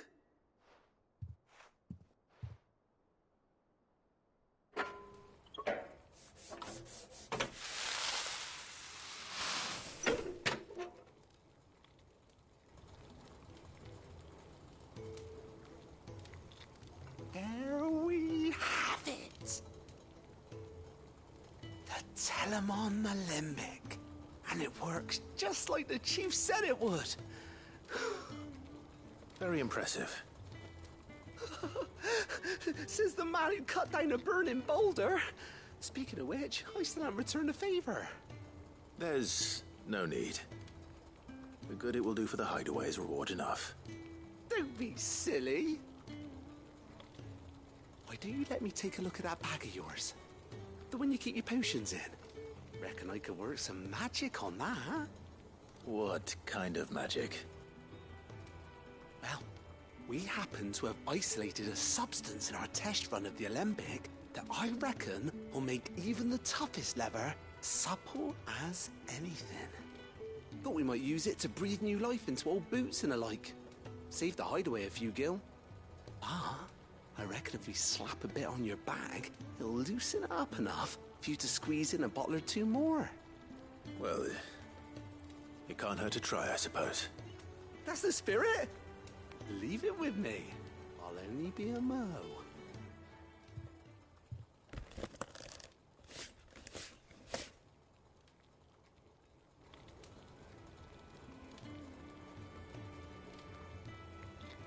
Well, what do you reckon? It certainly feels more flexible. Right? Told you. Thank you. I think. No. Thank you for supporting Mid and the rest of us in our endeavors.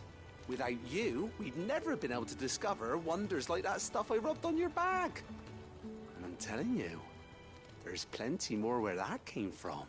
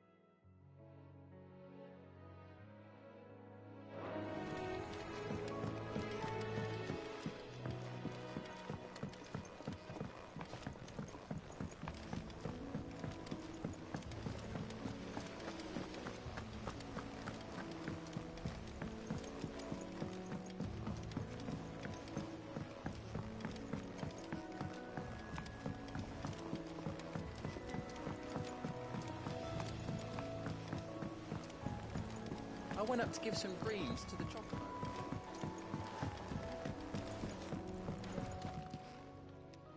Sorry for the wait, but hopefully you'll agree it was worth it.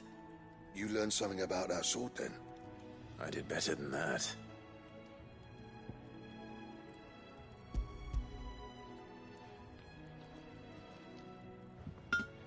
A whetstone? Yes. But not one you'll find anywhere in Valisthea.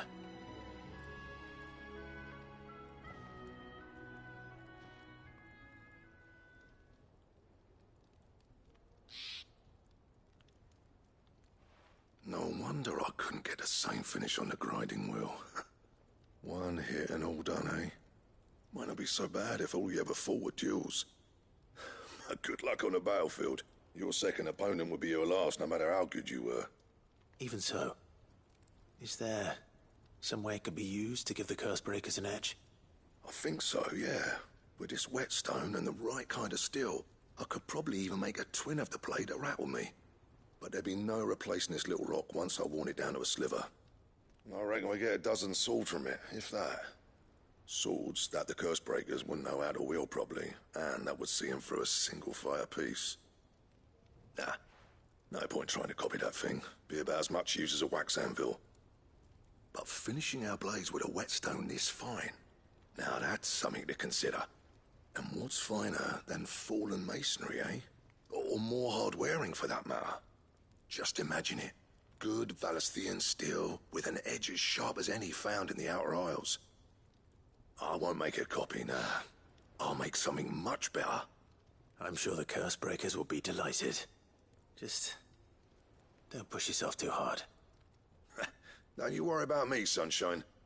I've been working day and night since I was half your age, and I'll still be here when you're long gone. Hey, thanks, Clive. I mean it. I owe you one, August too. It's good to know someone's looking out for me. He'll be happy to hear you said that. And I'll see that my debt to you's paid. First new blade I make's got your name on it. You come and find me when you've got the materials. All right. I will.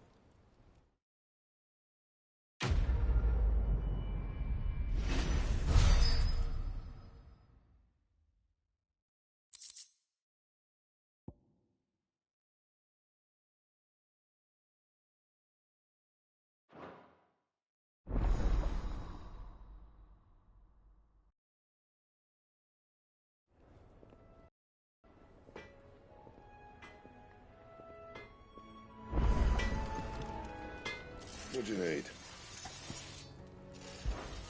What do you want?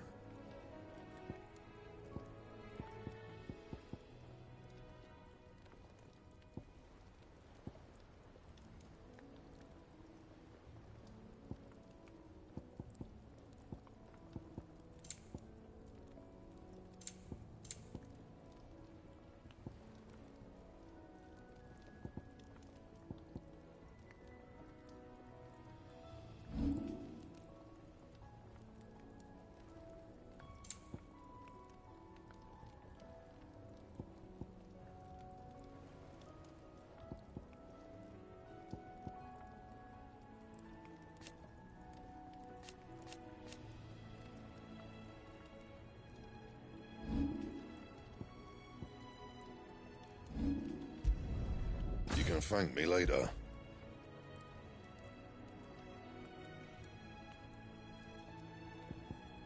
That it? Fine.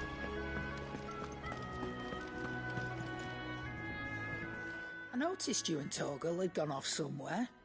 Take him for a walk, did you? You could say that.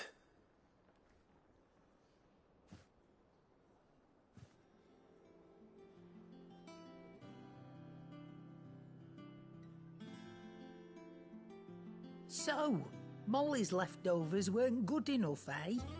That'll teach me for treating you like you're still a pup. All right, no need to shout. Now we know what you're after, I can see about getting some in. Speaking of which, I brought one for later. Can I leave it with you?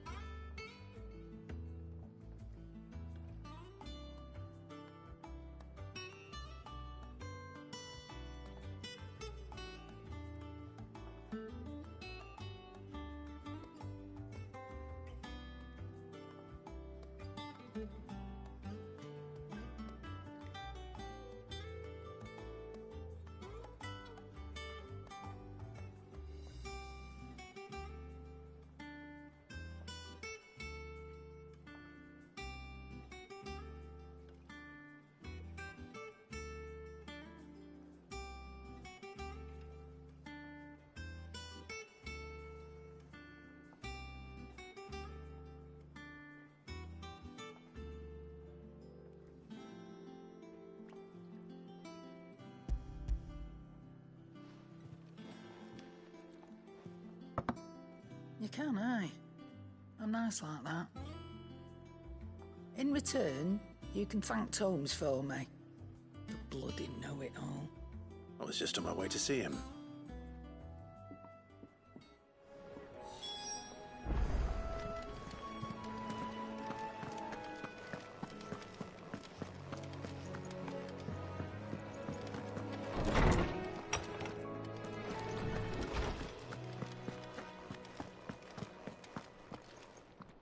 Ah, Clive. Were you able to locate your quarry? We were indeed, Lawsman.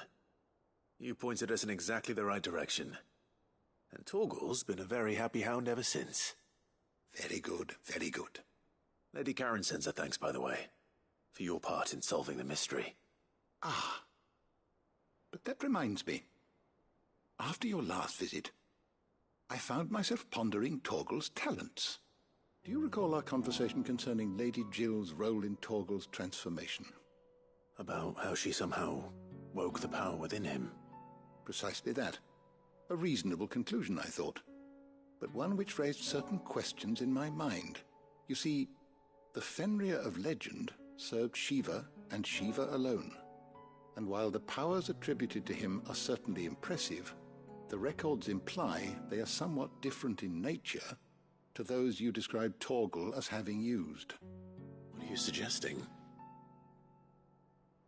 That Torgal may be the beneficiary of more than one icon's power. Consider that in addition to Lady Jill, he has served as a loyal companion to you, your brother, and even the late Cid. In short, the icons hitherto near at hand, or should I say at paw, have been diverse and plenty, and that number has only grown as the realm's dominance have fallen to your sword. One can but speculate as to how all of this has affected Torgal. He has seemed more fierce of late. And if I am not mistaken, he will grow fiercer still. We are fortunate indeed to be able to count him amongst our allies and not our adversaries. Oh, he's more than an ally. He's a friend.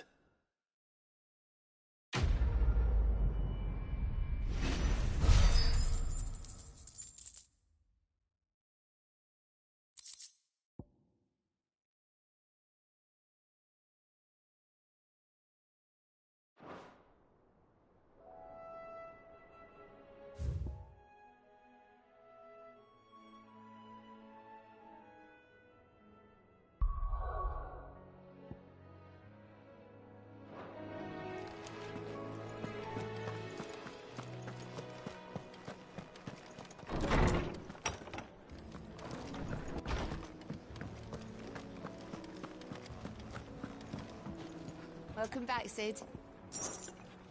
Honestly, Cid, you're too nice for your own good. Do you hear that, ladies and gents? The next round's courtesy of the realm's most benevolent outlaw.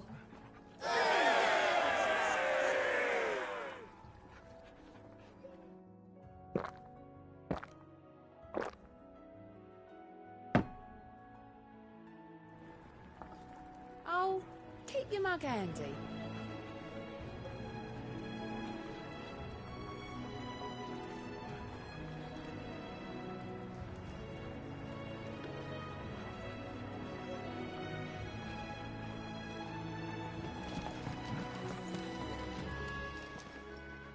And what can I do for you?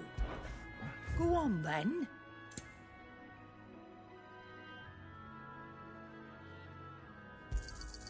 It'd better all be here. You're rubbing me blind, you know. It'd better all be here. Is that all?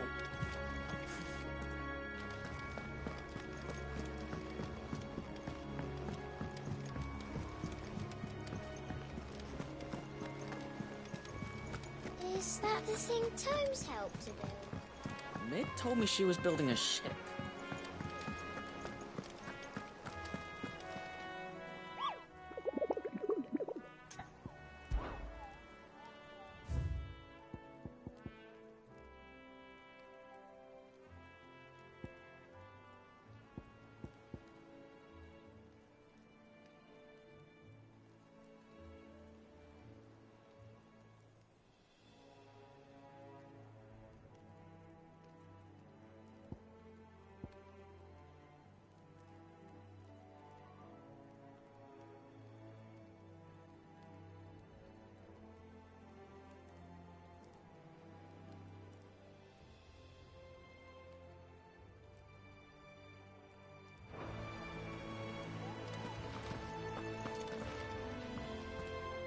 Right, Clive?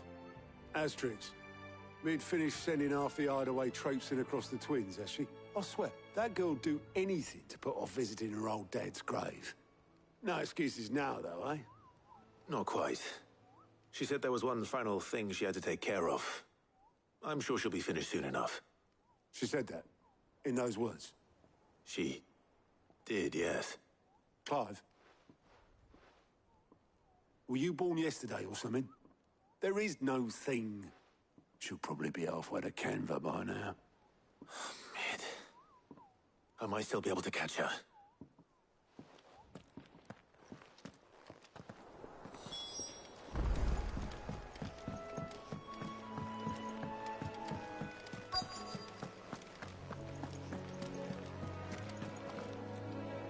Obolus, have you seen Mid? Yep. In a boat, going that way. Then I'm too late. You in a hurry and all, are you? Oh, I offered to take her across, but she wouldn't wait. Just paid for a dinghy and rowed off. Oars going like the clappers. Got some life in her, ain't she? But anyway, I was on my way up to see you, as it happens. Got a letter for you. Urgent, by the sound of it. One of your uncle's men said I was to hand it to you in person, post-bleeding haste. And you're here now. Thank you, Obolus. Don't mention it. What tidings, Uncle?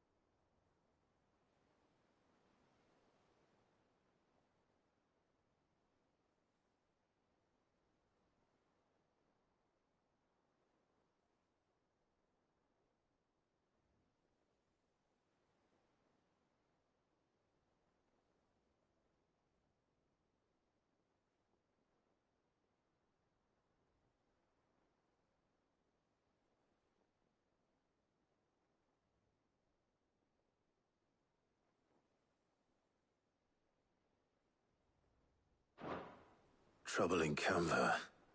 Well, I'll need someone to keep an eye on Mid.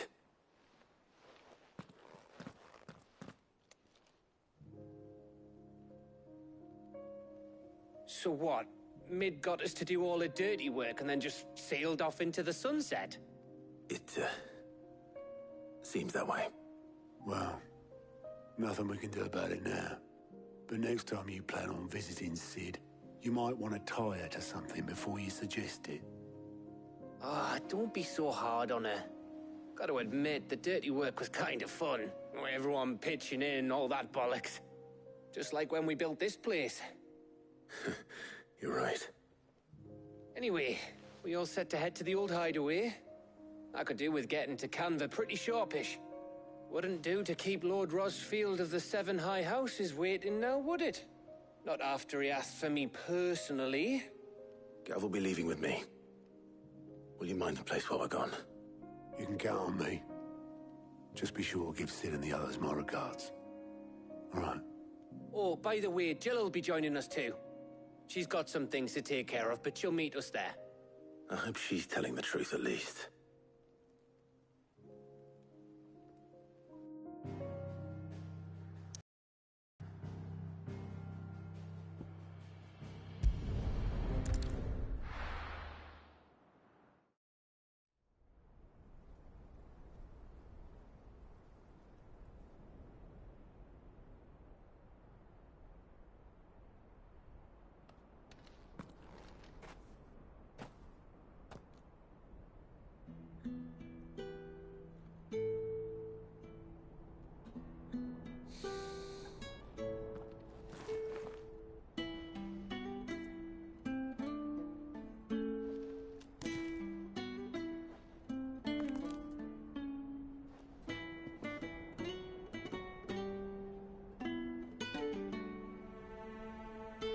Well, Sid,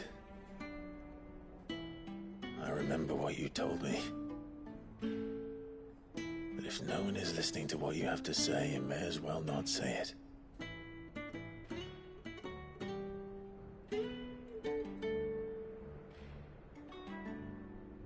But I will say this, old friend. Hugo Kuka is gone. His shadow looms over us no longer. It's a pity the Phoenix can't be in two places at once. If he'd have been with us, maybe he could have done something for the lost. Not even the Phoenix can bring people back from the dead. Life has a beginning and an end. So we must live while we have the chance. And not as slaves to the crystals, but as free men. May we join you?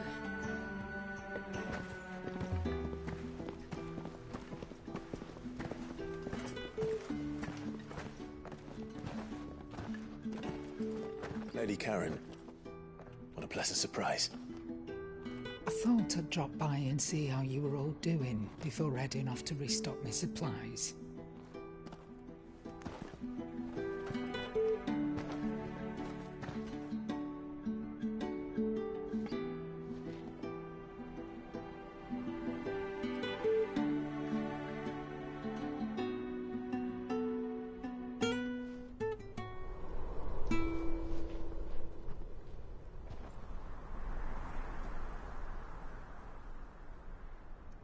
It wasn't the most scenic view back then, but it were never as bad as this. I know.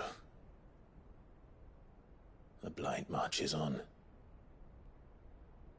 And soon, there'll be no escaping sights like these.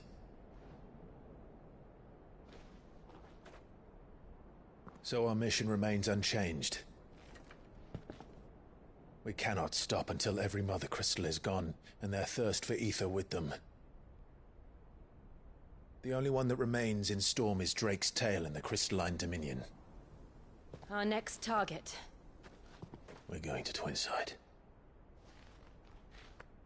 It's the capital of the Empire these days. I wouldn't like to think how tightly guarded they've got the place. Not that that'll stop you. But we do well to scout it out before you go charging in. We would indeed. If you're off to the Dominion, you can take this great lump with you. Goods. Oh, I am sorry. Have you forgotten you're the most wanted man in the Twins? I thought you might like to disguise yourselves as the attendants of a travelling trader, assuming you've no better ideas. You wanted to buy yourself some tools, didn't you? Well, now's your chance. You're letting me go? With them? Oh, thanks, Nan! Stop that! You'll break me bones, you great galoot!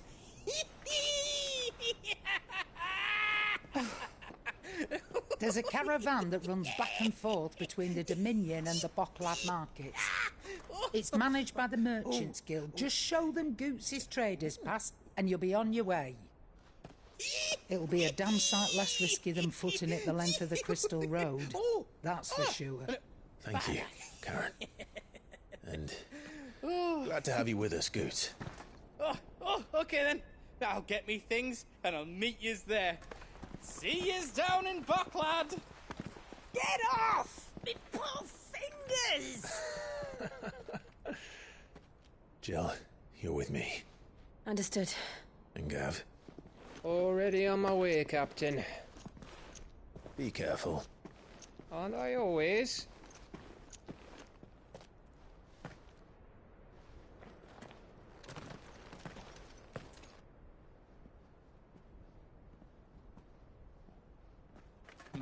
Do you see that, Sid? Your protege's making a proper little outlaw of himself.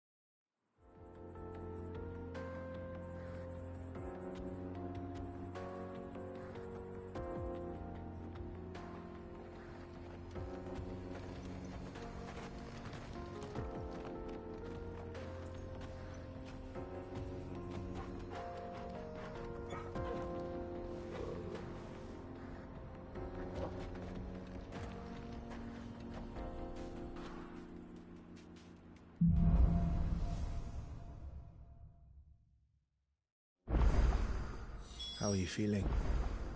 Better. Thanks to Tyre. I'm glad to hear it.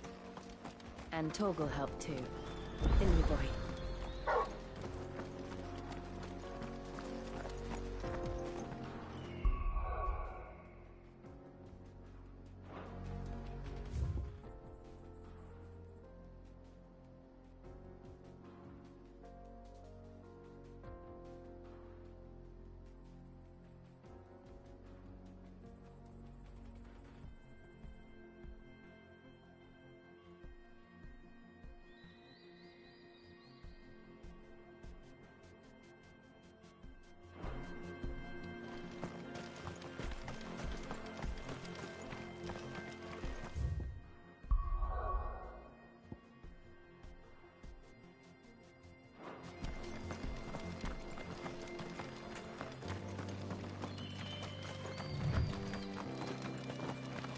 This used to be a trade route for merchants crossing the Scars, till the Republic laid a new road wide enough to let wagons pass, and all official traffic moved there.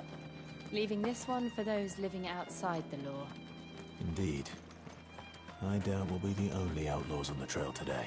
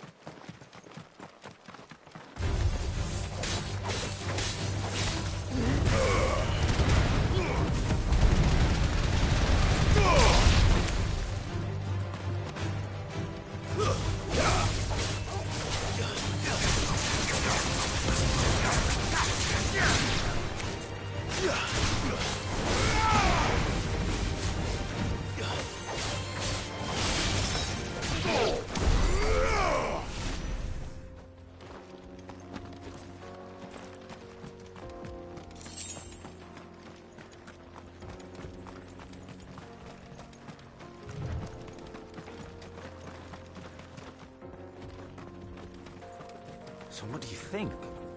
That we'd be lucky to make it. Really? It's as bad as that? Oh, aye. There's trouble up ahead. And too much of it for us to handle. I take it there's danger on the road. Oh, what about this fearsome-looking fellow? You think he'd be equal to the task? Well, no doubt. Assuming he's willing to hear us out. Well met, friend. My brother and I have been tasked with finding a merchant's missing cart. You seen it by any chance? How does a merchant misplace his cart? Oh, the man's a coward. When he thought goblins might come a-snarling, he ran, leaving his livelihood abandoned in the pass. He sent the two of us to fetch it, but it's gone. Now, I'm not much of a thinker, but I know the work of thieves when I see it. My brother's right on all accounts. And by my estimation, the bastards are lying in wait just down the road. We may have seen our share of action, true, but we've not got the skill in arms to boldly brave an ambush. You, however, have the look of a man who needn't fear a band of backwater ruffians. What do you say? Will you help us out? Chances are they'll come for you either way. But if you promise to lend us a hand, at least you'll pocket a reward for your troubles. Well, if I'm going to have to deal with them anyway. You've clearly got a fine head on those broad shoulders. We're lucky you came along. Now, hoping to make a heavy purse in Boklad, our merchant friend loaded his cart with as much as it would carry. Reckon he won't be forking over the rest of our fee if we don't find those goods. So, while you're seeing to those bandits, you keep your eyes open. All right. Just don't expect me to drag the cart out of there myself. No. You can leave the cart to us. You just put an end to those bandits and point us in the right direction. You do that, we'll take care of the rest.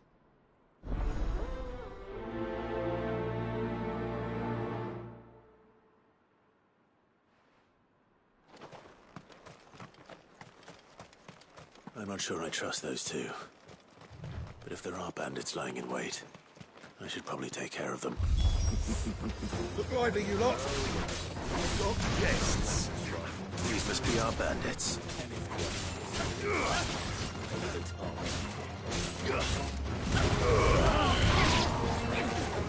Nice boys!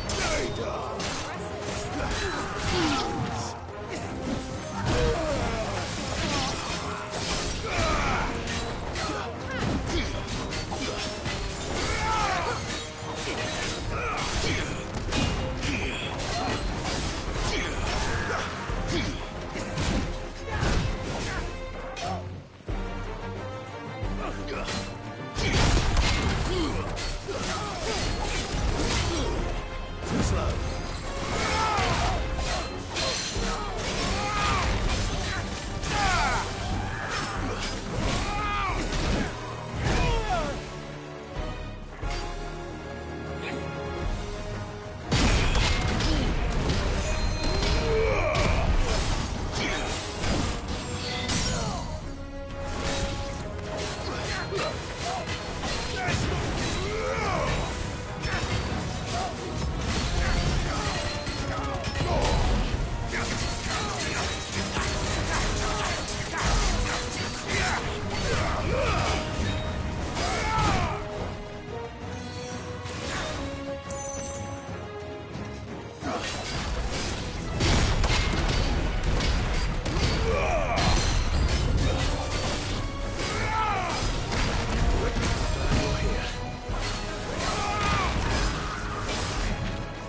Nice try. That's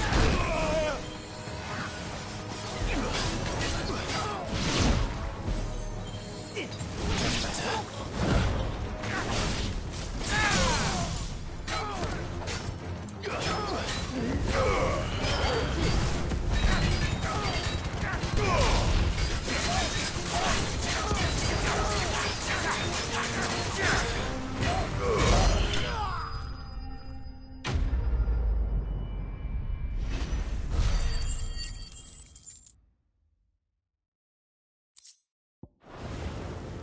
That's them dealt with. Now, where's that cart?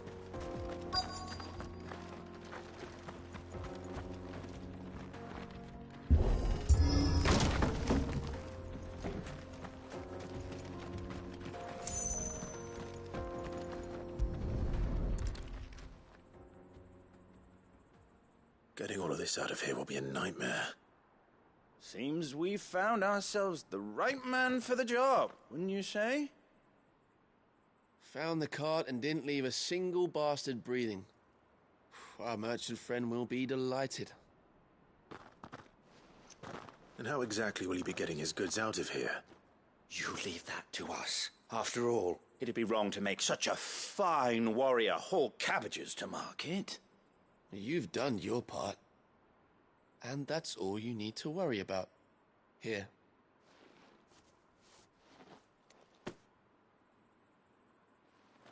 It's been a pleasure.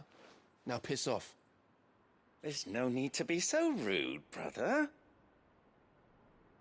What if we want his help again next time?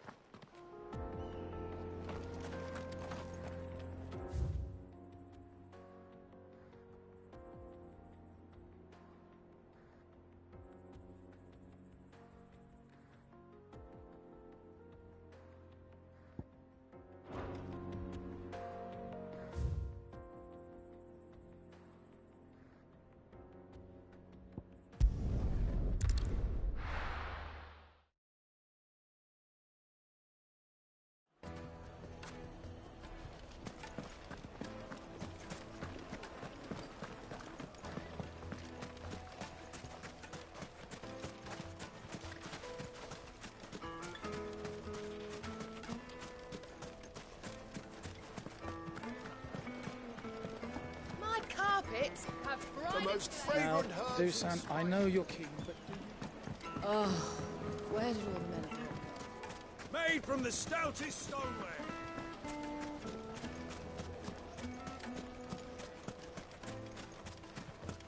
No, I'm telling you, it's gone.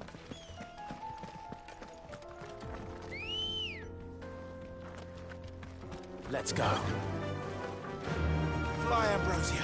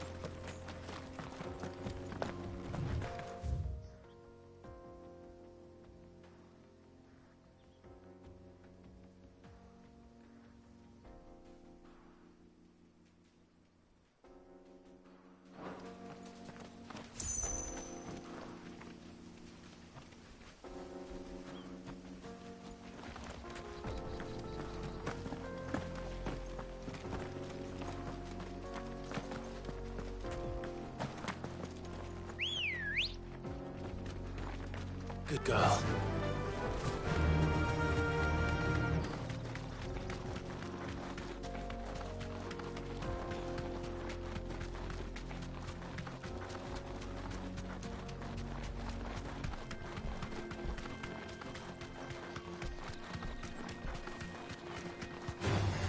All right.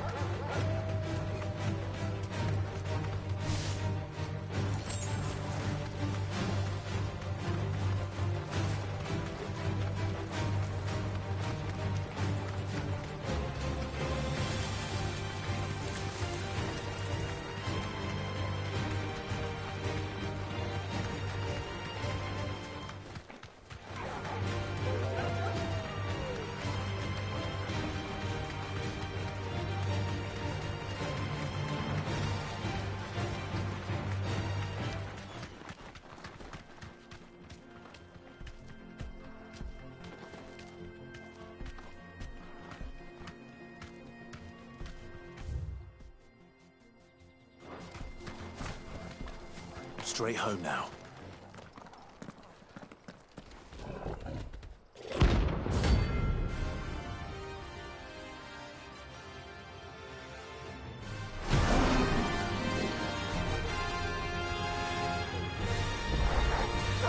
Playtime for the pack, is it?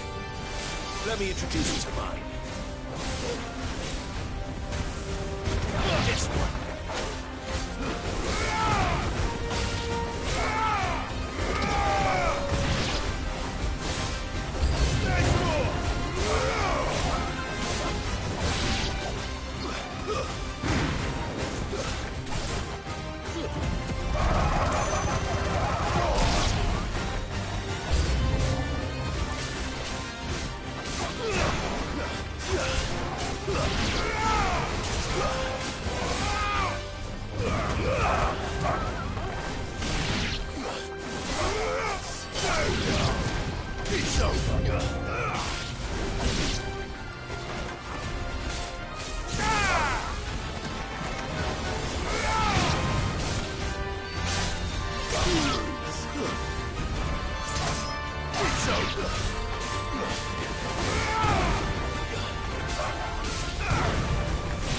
Torgal, kill! Get him! It's over! And then there was one.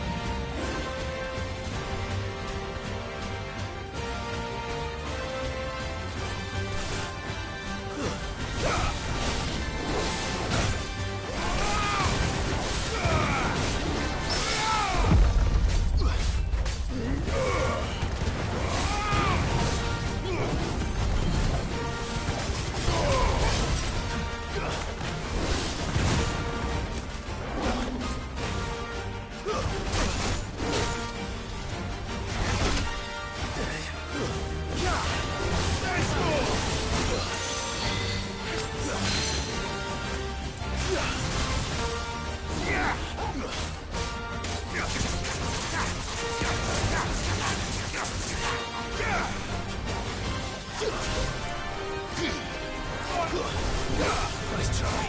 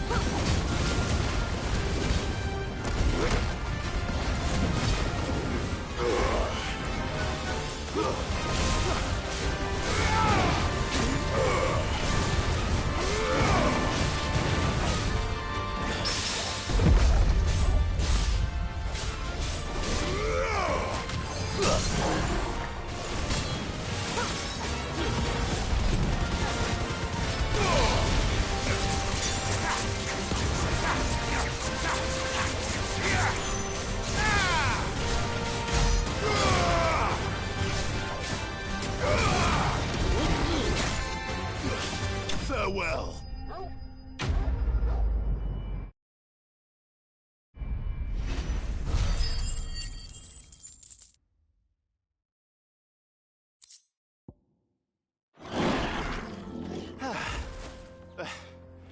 That wasn't too bad, was it, Torgal?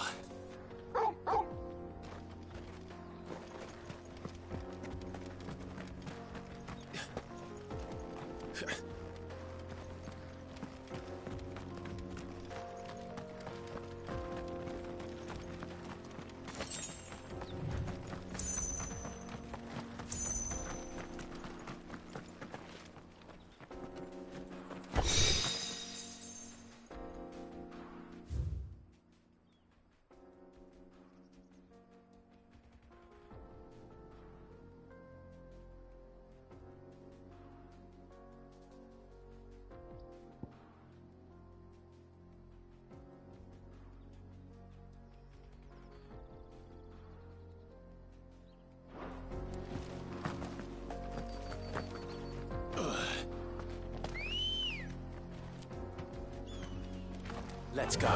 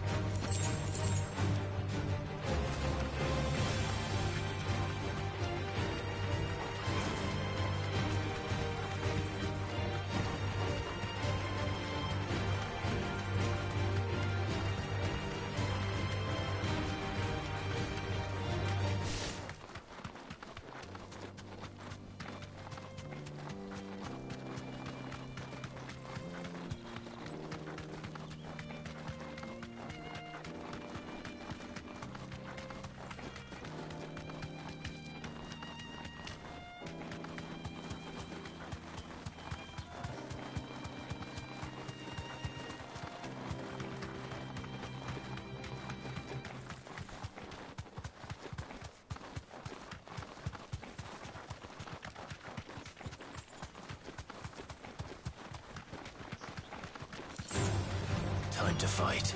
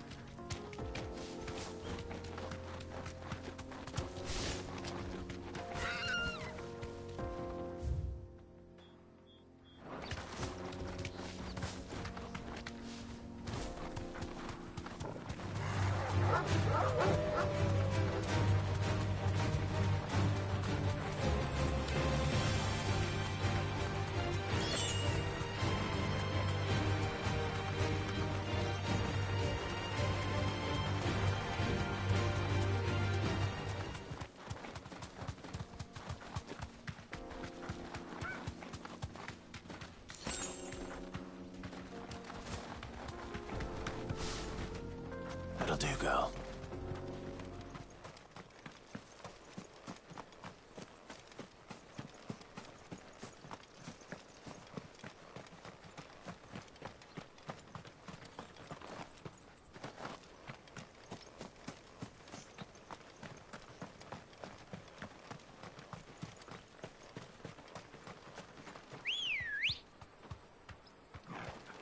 Come on. Run like the wind.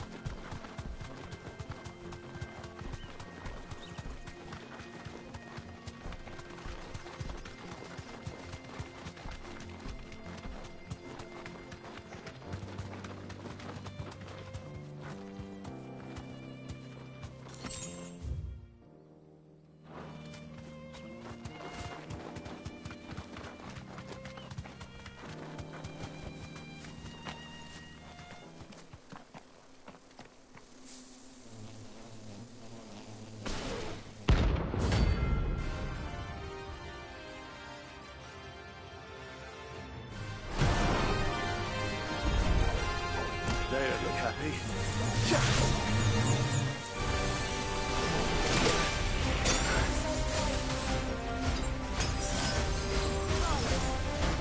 Glad you're here.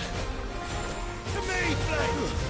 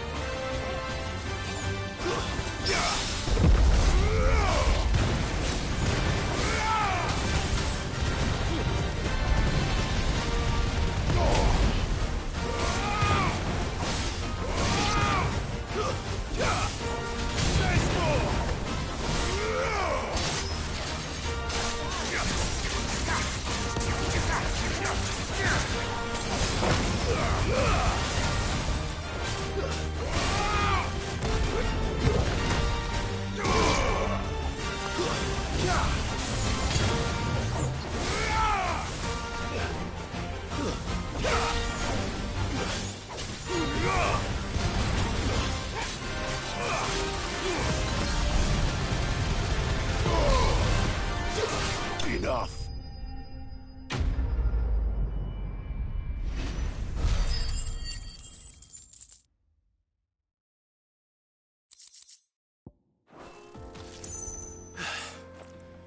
Peace at last.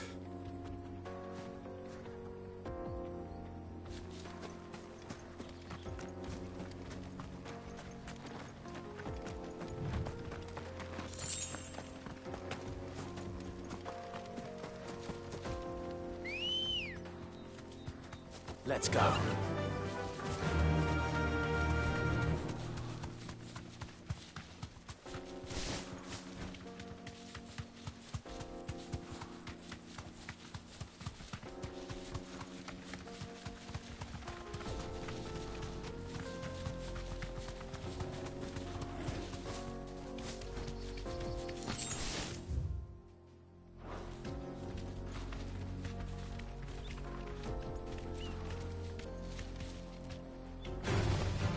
Mistakes.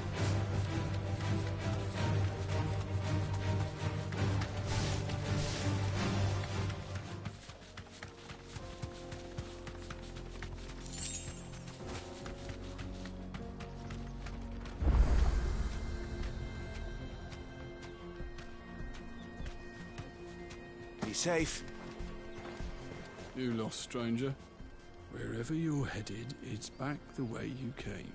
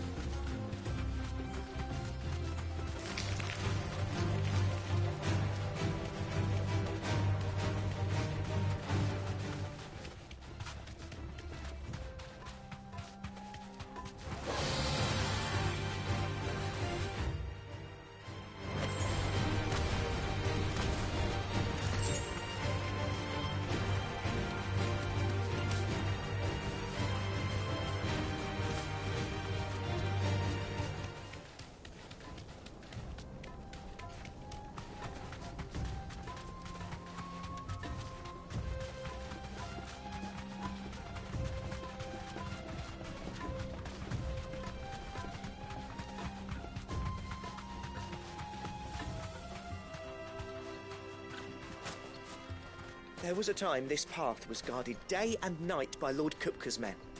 But now they've gone. Back to the Fang. Leaving us lesser mortals at the mercy of whatever bloodthirsty beasts they say.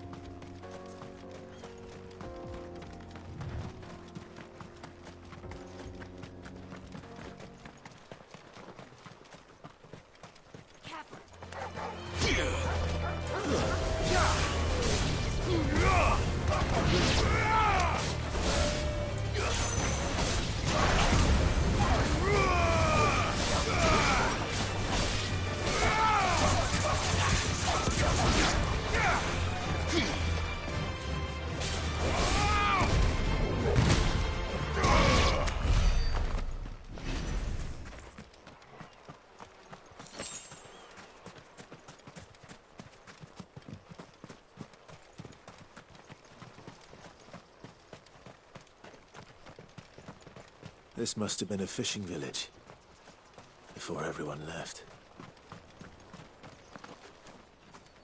We're not alone.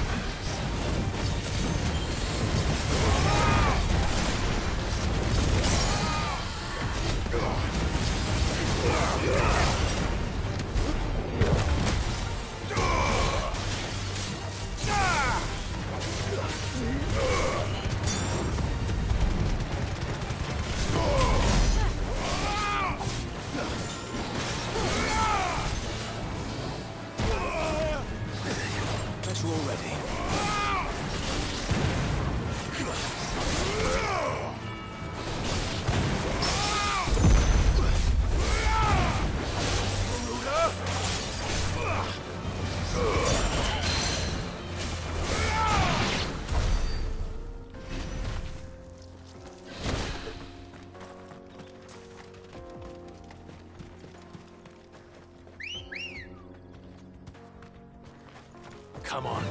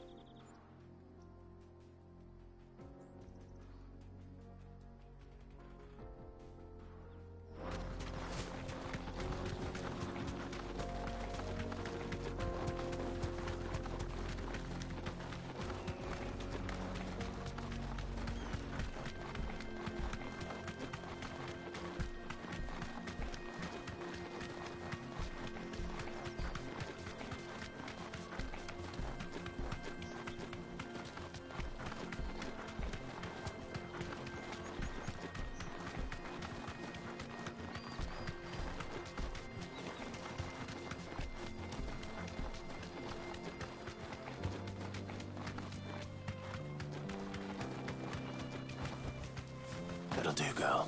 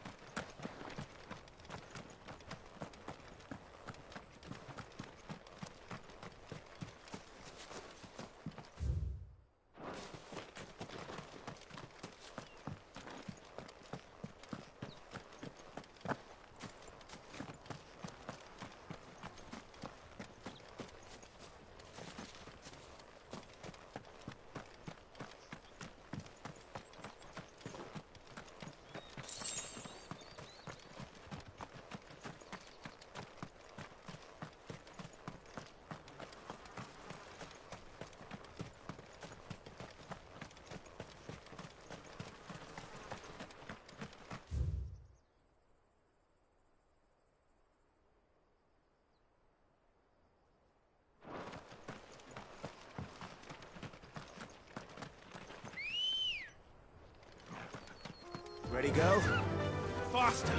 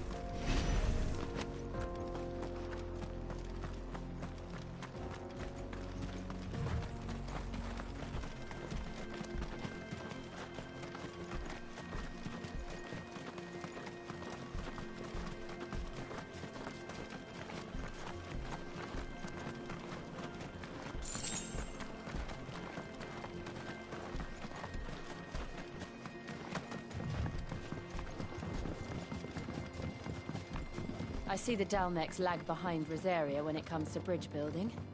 The fallen ruin should hold, at least. The path continues on the other side.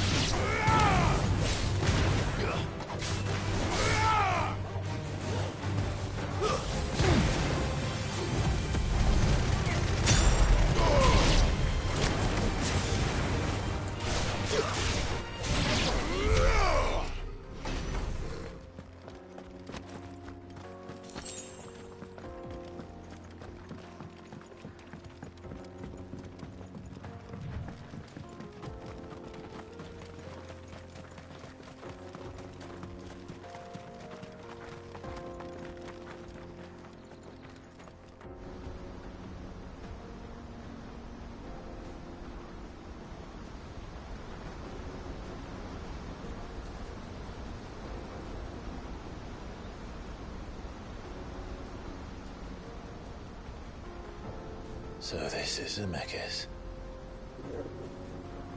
The land of the gods. It's even more impressive than I imagined. I remember being captivated by the story as a child.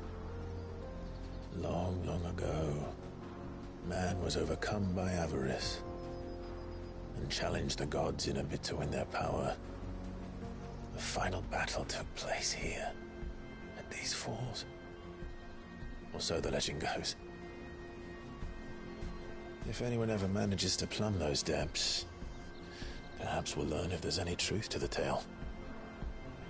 That the gods emerged victorious and punished man for his defiance by visiting upon him 2 curses. Dominance and bearers.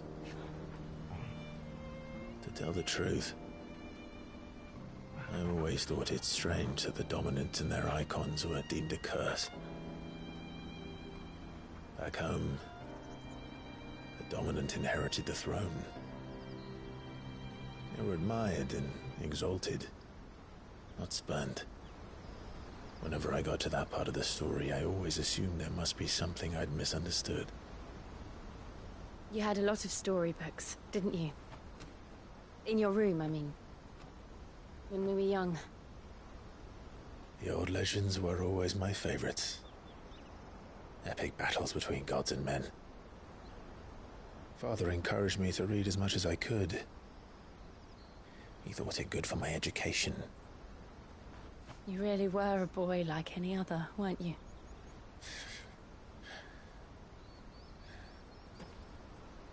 Just look at this place. It's enough to make you believe the legends are true. I know.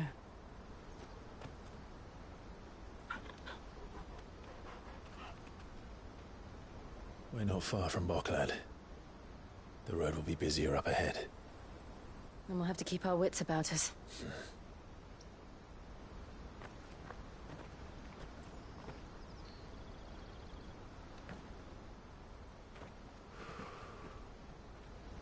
Clive? Something wrong? Nothing. It's nothing.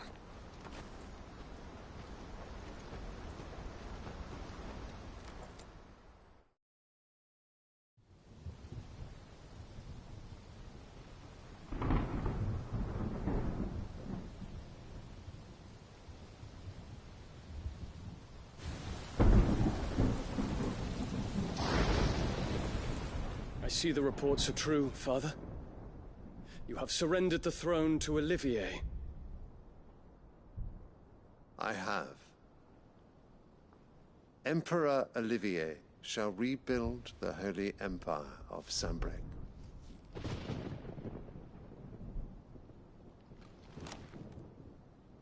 How is he to rule an empire? He is but a boy.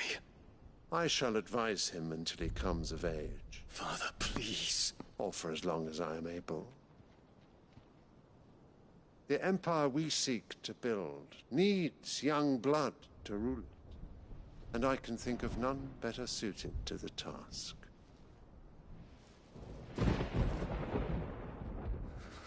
There is other news, Dion. Hugo Kupka is dead, and Drake's Fang destroyed. The pillars of the Republic have fallen. Ere long, the Imperial banner shall fly over every city in Storm. And then Valisthea. All shall bow before their Emperor. Father, these are the words of a tyrant. They are the words of a god. The Emperor whom I gladly serve. Great Grieger, made flesh.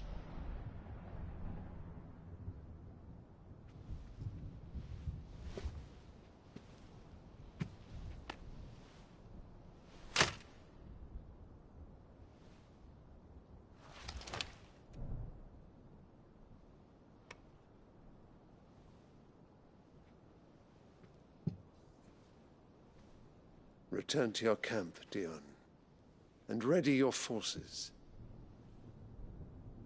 It is time to show the world the true power of Sanbreque.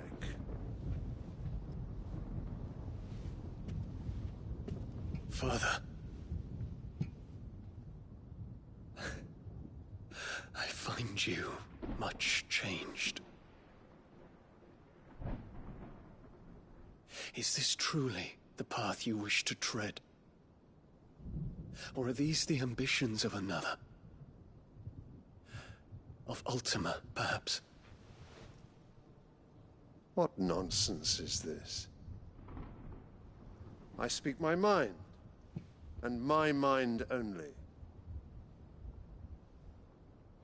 Though I do owe Annabella thanks for reminding me of certain truths regarding the nature of nations, of rulers, and of the divine. You would trust the words of this traitress? She betrayed her country. She slew her husband. You have ever been an invaluable servant to Sanbreque, Prince Dion. I trust you will continue to serve your Emperor in the wars to come. The canker! Silence! Insolent wretch! You will bend the knee. All else is heresy.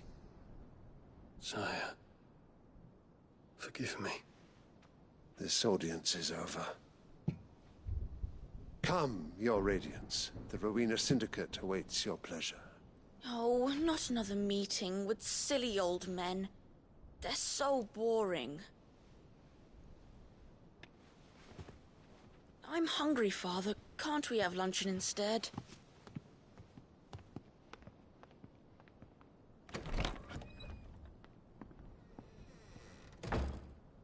Does it pain you that you will not inherit your father's throne? I have suffered worse.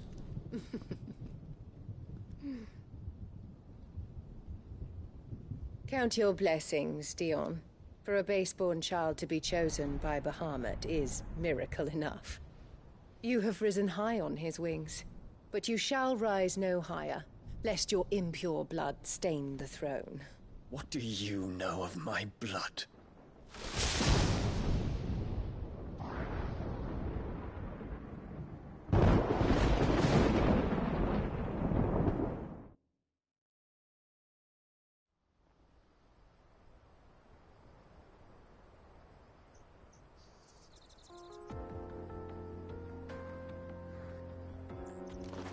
The Boklab markets are to the north. We just need to hug the coast.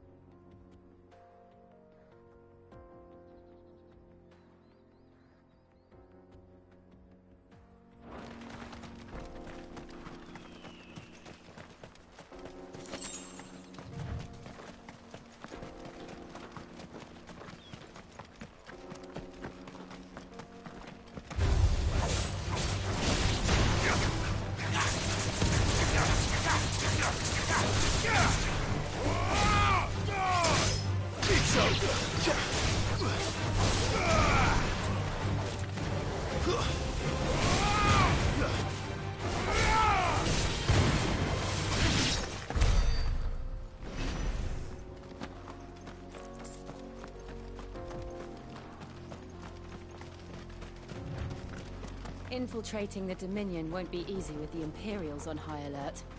No. His Radiance has lost one capital already. We can be sure Sylvester will do everything in his power to hold on to Twinside. His troops are well trained and increasingly motivated. Wait for the siege to win.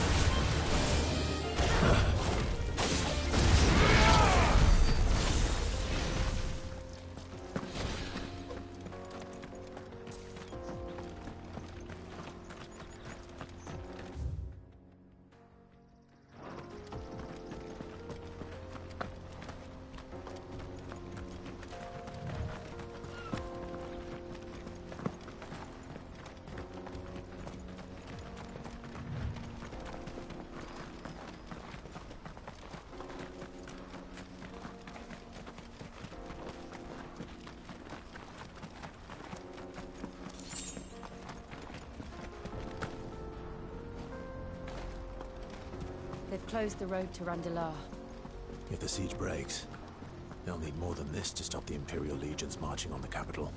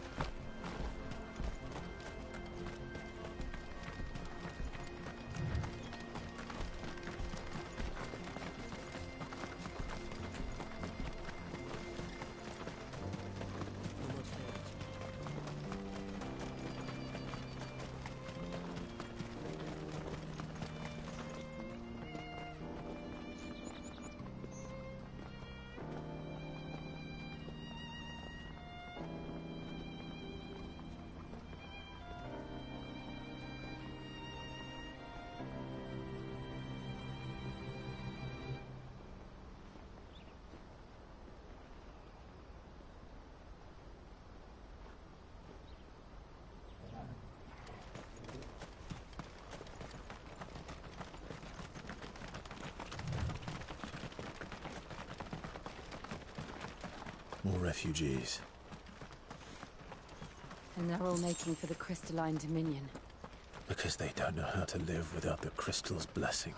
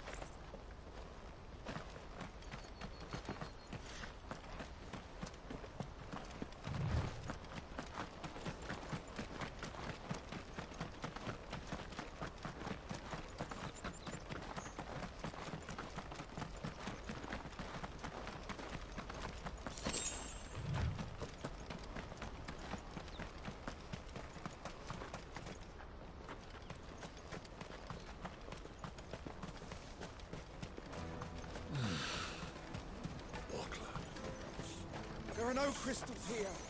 We have to keep going. This is where we're supposed to meet Goots, isn't it? That's right. He said he'd wait for us here after replenishing his supplies. I dare say he'll have finished by now.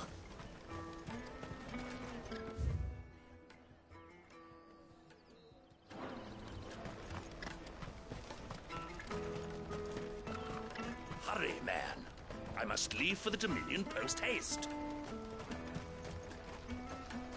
Bloody crimson caravans, scooping up all the best customers.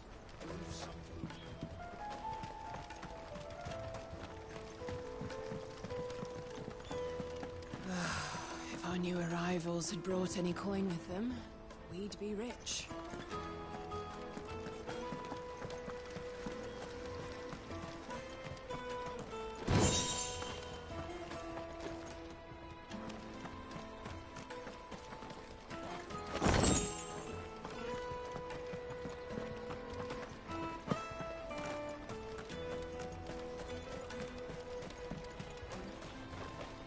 I wish to engage the Crimson Caravan services.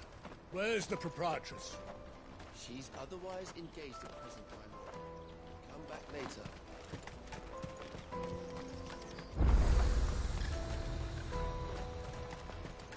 Out of mice!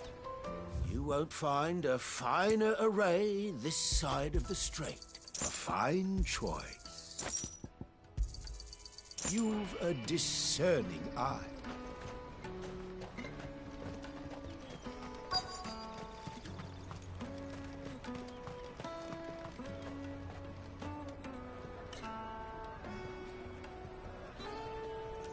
Wonders from across the water. Come one, come all. Feast your eyes. Good sir, can I interest you in...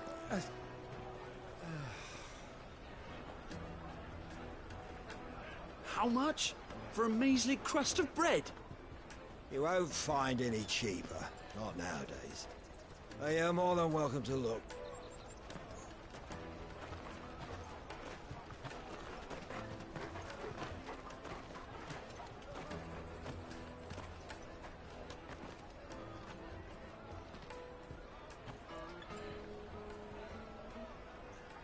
The Empire's unlawful and illegitimate occupation of the Crystalline Dominion is still in effect. Only those whose business in Twinside has been officially approved by the Republican Army will be permitted to cross the border. All who seek entry are to form a line and ready their documents for inspection. Looks like we aren't the only ones who are eager to leave. And they're checking everyone. Can't you make an exception? Not for the likes of you. We won't get through without that pass. Let's go and find Good, shall we?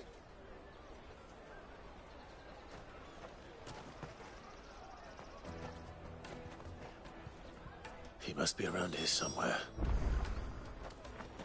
Tight-fisted swines. And they act like it's the end of the world. Come, taste my peaches! They're sweet as nectar! I'll take the large one. An excellent choice. Ah, Good. There you are. Clive, I'm so sorry. Don't tell Nan, will you? Slow down, Good. Just tell us what happened. It's me trader's pass. It's gone. We cannot ride the caravan without it. We won't even be able to get through the flipping checkpoint. Do you remember when you last saw it? It was in my pocket a minute ago. Then a bairn bumped into me and... Yeah. You don't think that they might have nicked it, do you? It wouldn't surprise me. A busy market like this is prime territory for pickpockets. So, to get the pass back, we need to find this child. Where would we even start? I know where! I've got a pal in Bocklad who might be able to help us. No one knows more about what goes on round here than she does. Where do we find her? She's the owner of the Crimson Caravans, up that way. Sign's got a red chocobo on it. No time like the present. You two go on ahead. I'm gonna check the rest of my stuff, make sure naught else is missing. All right. We'll meet you there. Let's keep an eye out for this red chocobo, then. And the other on our purses. It's next to the checkpoint.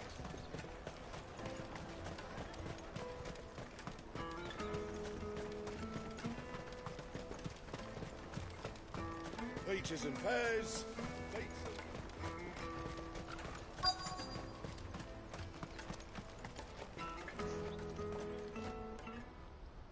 Looking to hire a coach? It's 10 million for a two-birder to the Crystalline Dominion. Take it or leave it. Oh, we're not here for that. Then I bid you good day. Oh, wait! Don't go, El. He's me mate. As I live and breathe. Goots, what are you doing back in Bocklad?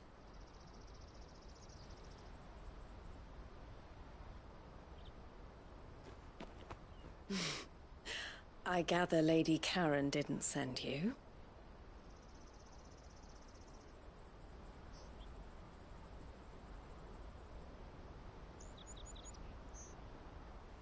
So what trouble have you got yourself into this time?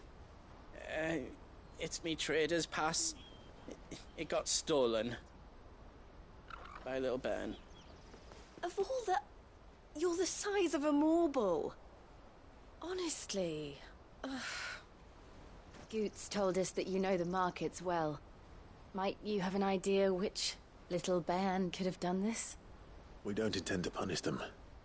We just need our pass back. Then, we can be on our way. I see. So neither of you has a trader's pass either. Not that anyone would take you for traders, but I suppose that's why you came to me, correct? Now, I can't say for sure who took your pass, but I suspect I know why they did it. Let me explain.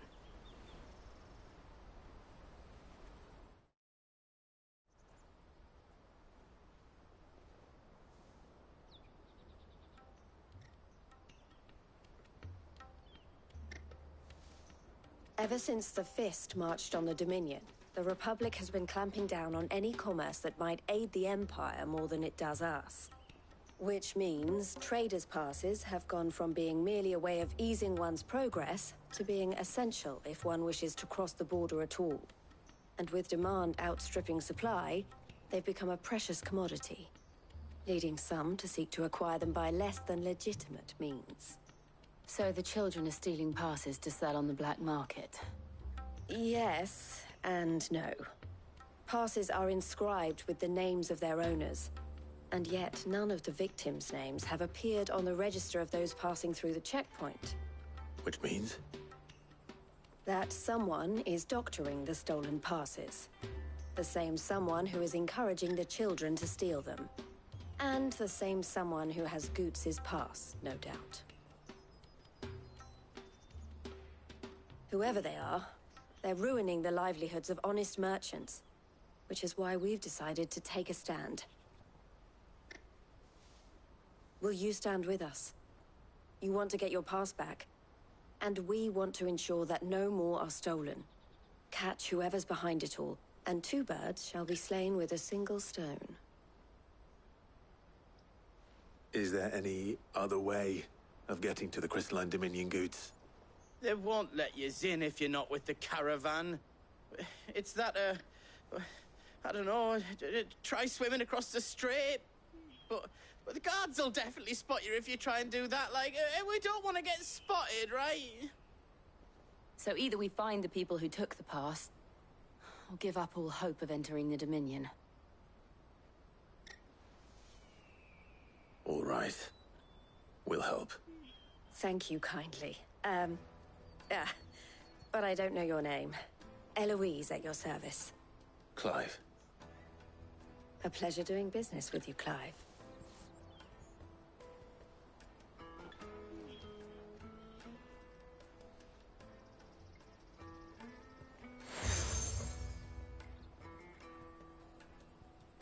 The proprietor of the furniture makers by the coach stop is spearheading the search. Wear that, and he will know you for a friend. I suggest that you speak with him first. The furniture makers. Understood.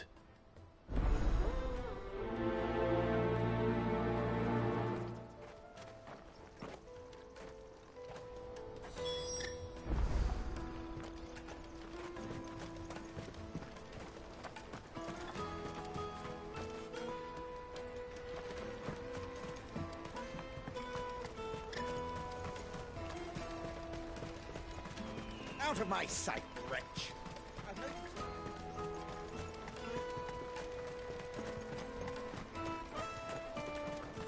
Come on, come on! Jug of snake spit for the road?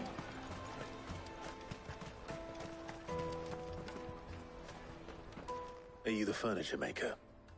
Looking for something in particular? Ah, Eloise collared you too, eh? Then I expect you want to know more. She told me you were leading the hunt for the pickpockets. What have you learned? For one, that they're targeting the traders carrying the biggest packs. Harder to watch your back, see? And less chance of the mark giving chase if they're spotted. Not that they'd be likely to catch them. Those imps know every inch of this warren like the backs of their hands.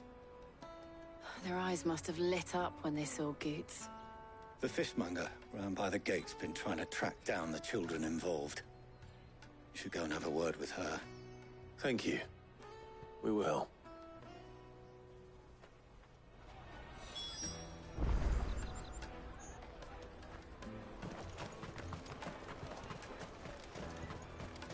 You won't find anything of this quality in Twinside. You should come with me to the Dominion. Life will... Fish for sale! Fresh sorted and smoked! Can I interest you? Ah, sorry. Message from Eloise, is it? She's asked me to help her. To help you find the pickpockets. Is that so? Suppose I better tell you what I know, then. For one, this isn't a family operation. All the traders say the children who stole their passes were dirty, dressed in rags. Street urchins, by the sound of it. We get a lot around here. Orphans from the wars? A few, perhaps. You saw the refugees gathered by the entranceway? They're all looking for a new start in the Dominion and beyond. Some of them take it as an opportunity to rid themselves of unwanted baggage. The shame of it. Whoever's behind this would have to have made themselves known to the children at some point. And so should we. You should start with the children around here, then. I doubt they're the ones involved, but they might have heard something. It's worth a try. All right, then. Questioning children. How hard can that be?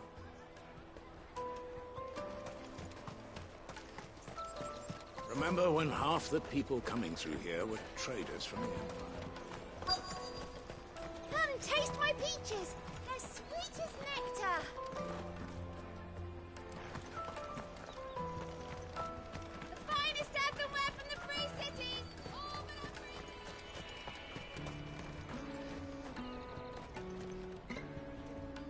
Do you have a moment? What do you want? What I want is to know who's asking children like you to pick pockets. I don't know. Nobody's asked me. What's picking pockets? Do you get paid for it? No, you get in trouble for it. So if they come calling, you know what to tell them.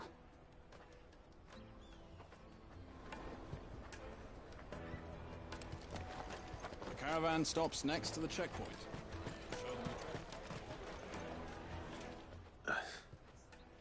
Excuse me? What do you want?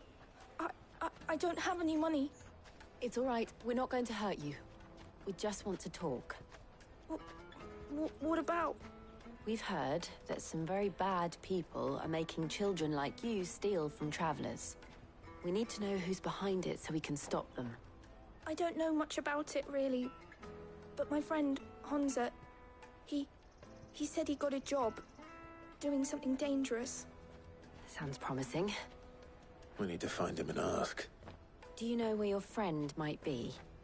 He's usually by the tents outside town. You've been very helpful.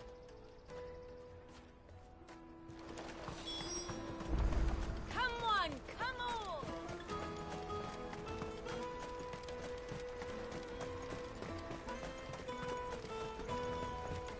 Let me carry your goods. I'm cheap. Water for hire.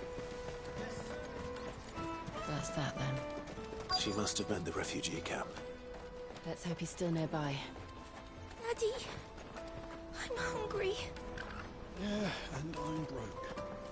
Enough of your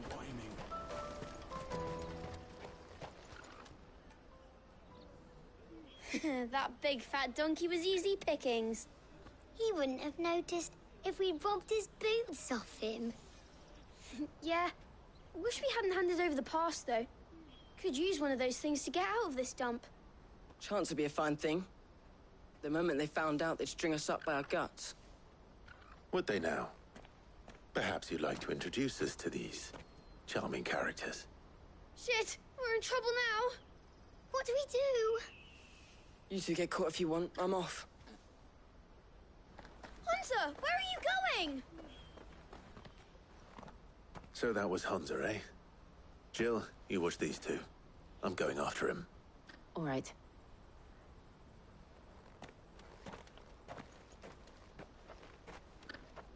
He can't have gone far. I need to find him before his employers do. Daddy, I'm hungry.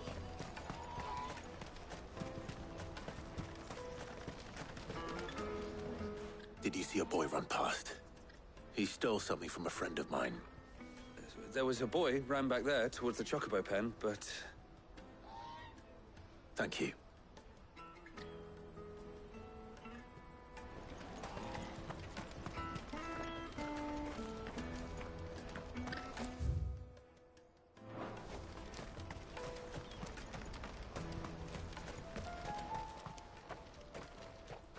Shit! I'm cornered.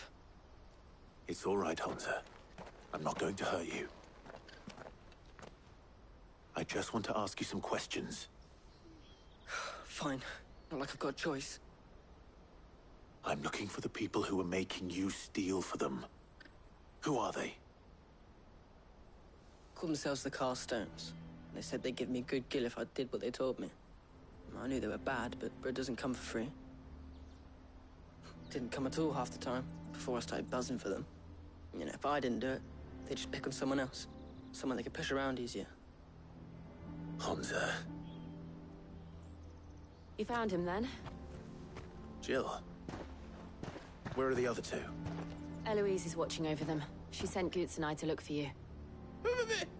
You're... him! I haven't got your pass anymore, if that's what you're after. I gave it to the Carstones. Whatever you do to me, I can't get it back.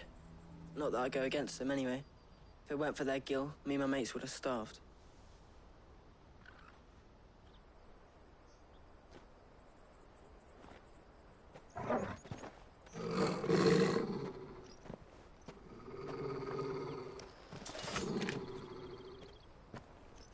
Cowards! You will not force another child to do your bidding. Wait, we're not... Don't hurt him!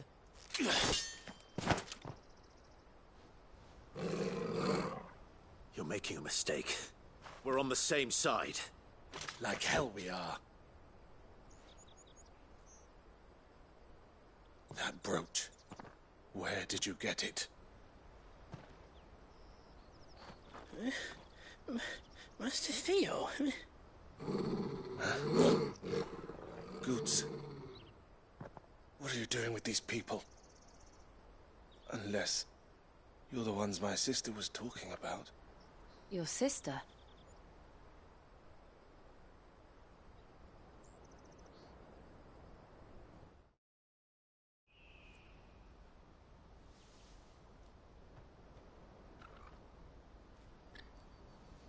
Eloise didn't tell us she had a brother. And why would she? I'm just her back and a blade. Theodore, at your service. Sorry about before. Theodore, what do you know of the cast stones? Vultures who have made Boklad their hunting ground. They prey on the desperate, stealing from those with gil and bullying those without it into joining their flock. I'd been looking into their activities in hope of sparing the refugees any further hardship.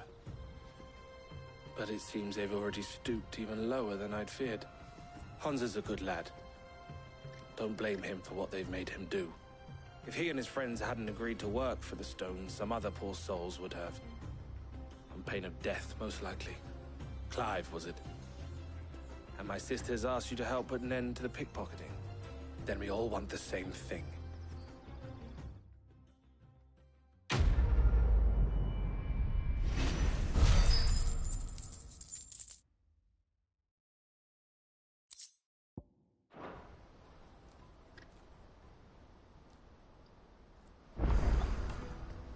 I'm sorry. Where is it? So, what's the plan? What else? We find the cast stones, and we crush them. You get your trader's pass back, and I make Boklad a safe place again. All right then. All right then. Honza, where are they camped? Don't worry. They'll never know you told us. Couldn't if I wanted to.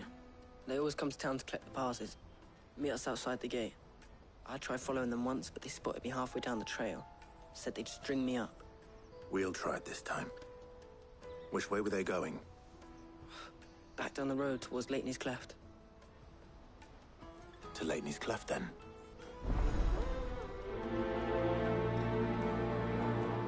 Leighton's Cleft is to the south, past the camp.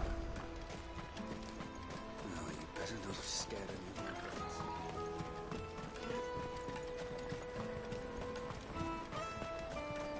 That's that then.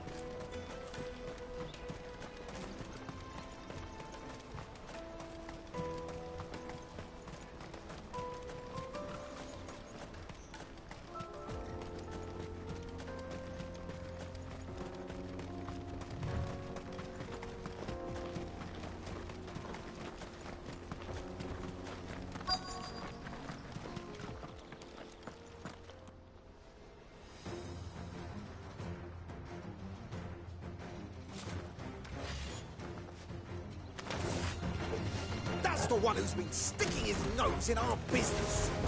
You should have minded your own.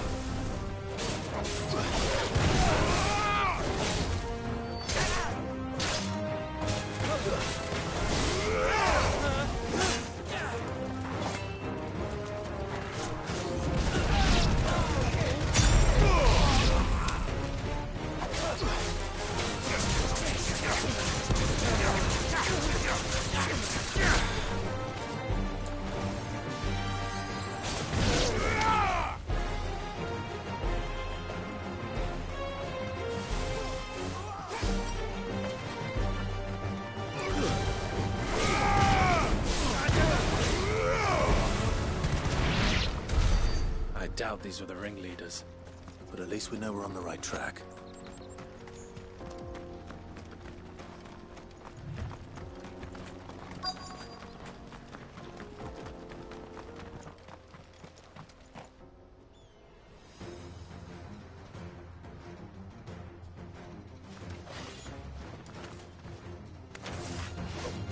We've got company! That's the lot. Too slow.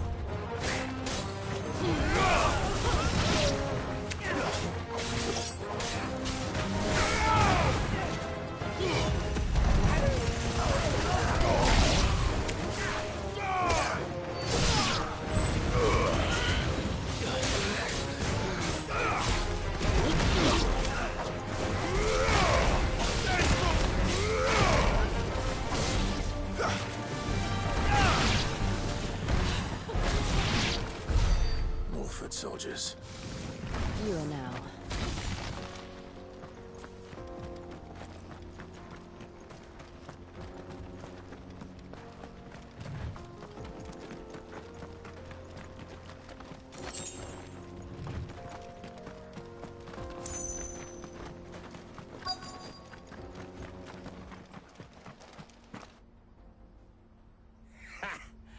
Not a bad haul today, eh? Aye. Some of our new recruits are natural-born ne'er-do-wells. Especially the little ones. That Hans has got nimble fingers, all right. It'll be a shame when they chop them off. But till then, let's make the most of it. Scum. The leaders of the cast stones, I take it. They don't deserve any mercy, Clive. I wasn't planning on showing them any. We're ready when you are, Theodore. Oh, I'm ready.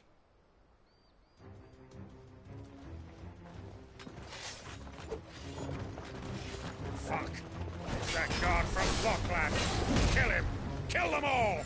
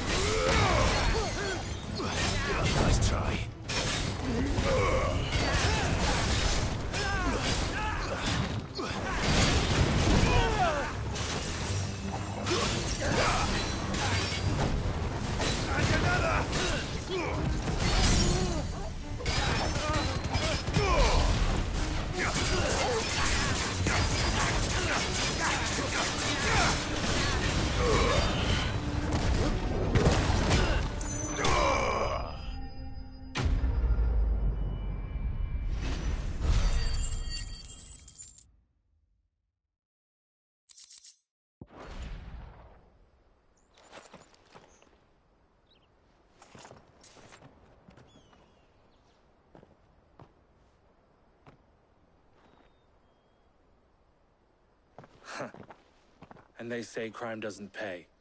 Gold chains, rings, purses. And traders' passes. Dozens of them. Have the names been changed? Not yet. I recognize some of them. No doubt Goots's is somewhere among them. Now I just need to sort through it all and return everything to the people it was taken from. We should go and give Eloise the good news. Can we leave things here in your hands, Theodore? Of course. Oh, and, be sure to tell her of the part I played, won't you? We'll be glad to.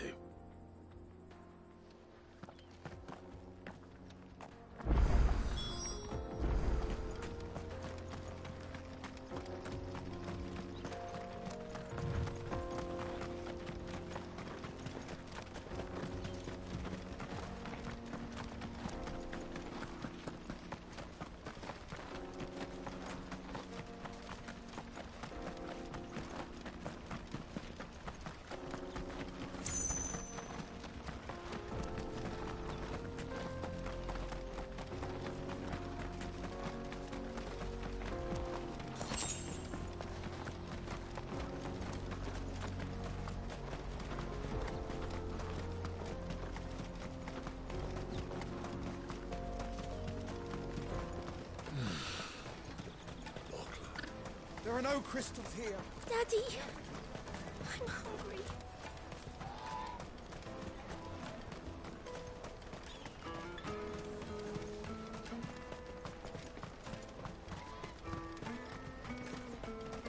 Let me carry your goods.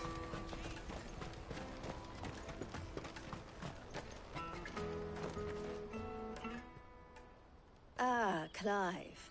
How goes the hunt? My brother isn't getting in your way, I trust? Quite the opposite.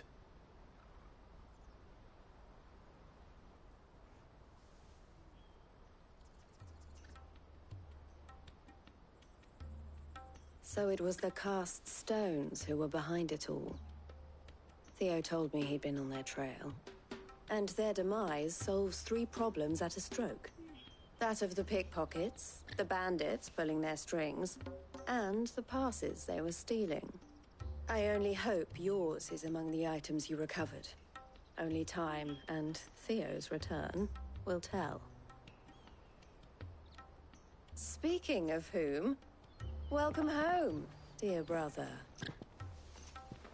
You are too kind, Eloise. Here, Clive. Goots's pass.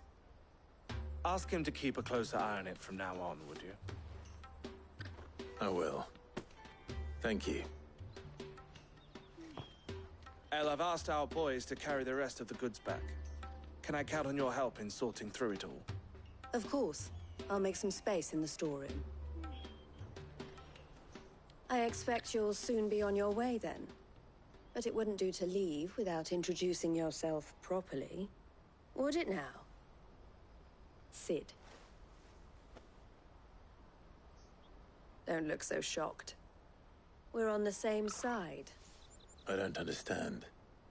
As you now know all too well, we at the Crimson Caravans are always happy to help those in need. For a small fee, we will move anything that needs moving. Be that goods to market, or bearers away from it. I was the first my sister helped escape. If it wasn't for her, I'd have been branded as a boy. I had no idea. It just so happens that we are seeking to expand our operation. And who better to join forces with than the leader in the field? Wouldn't you agree, Theo? I would. It seems our purpose is the same in more ways than one. So what would you say to working together again? It would be our pleasure. And our honor. The honor is ours. Here, Clive. This is for you.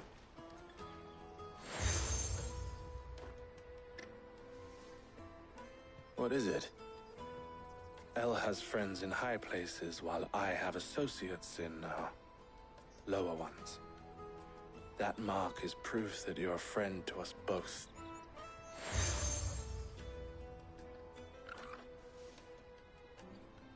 I shall bear it with pride. Well, all that remains is to wish you a safe onward journey. Goots's pass should secure you a place on the caravan, but if you encounter any difficulties, we would be delighted to provide you with a coach of our own. For a discounted price, of course. Say, 9 million? We'll try the caravan.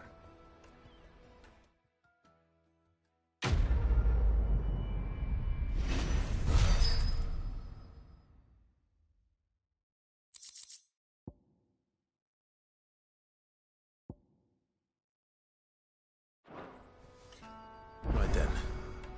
Let's get this back to Goots. And then it's on to the Dominion.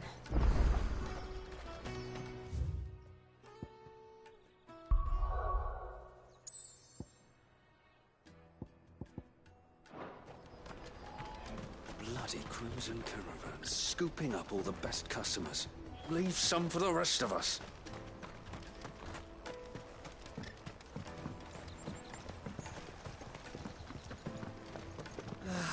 If I knew where I... Now I just need to see about getting the word out to everyone. I want to know right away. Bad news. Good, actually. Something worth celebrating for a change. Only trouble is, the serving girl's still new to the job, so I can't leave her while I go and invite those I'd like to celebrate with. What exactly are you celebrating, if you don't mind me asking? I've come by a particularly fine bottle of red. A Gotan 66, no less. Gotan Rouge is the only good thing to have ever come out of the Empire. And most wouldn't part with a 66 if you held a knife to their throats. So I've heard. Oh, so you know of it then? Clearly you're a gentleman of taste. A gentleman who might sympathize with my predicament, perhaps? Would you pass the good news to a few friends of mine? I'll give you a little something for your time, of course. Sounds simple enough. So you'll do it? Marvelous. Thank you. You won't need to go far. All three of them should be right here in the market. There's Aldrich the porter, Milan the butcher, and Bolek, a guard over at the north gate. Three of the finest fellows in Boklad, if you ask me. Tell them to come to the tavern when they finish for the day. Stop by again when you let them know, and I'll give you your little something. I'll be right back.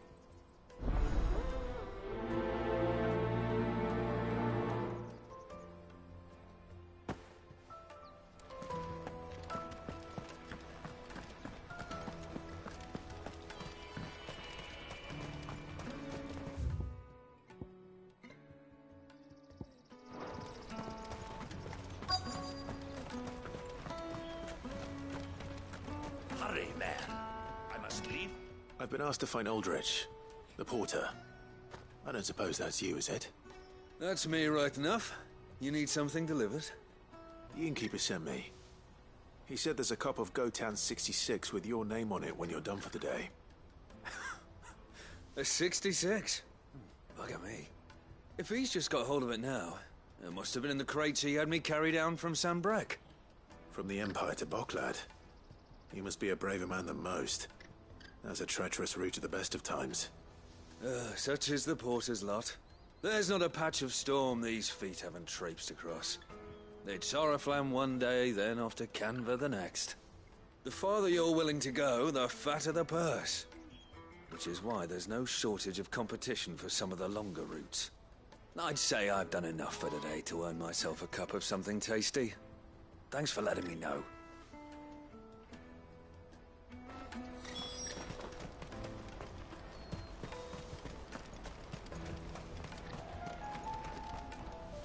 I see you've been of some assistance to Eloise. Perhaps you can extend me the same kindness? Perhaps. What would I be doing? Finding someone. You see, I've been having trouble with thieves, and despite the many pains I've taken, I can't stop them from rummaging through my packs. I was griping about my lot to a friend of mine a few days back, and he offered to track the culprits down. Now, Joseph's a sellsword, and a good one at that. But he's been gone days, and I'm beginning to fear the worst. Any idea where his search for the thieves might have taken him? The old Zemeckis Road, perhaps? He doubted they would be fool enough to linger here in Boklad. Joseph's lived a hard life. Made him grey long before his time. I just Pray hasn't been killed over a few sacks of grain. I can't imagine there are too many grey-haired sellswords around. Hopefully someone will have seen him.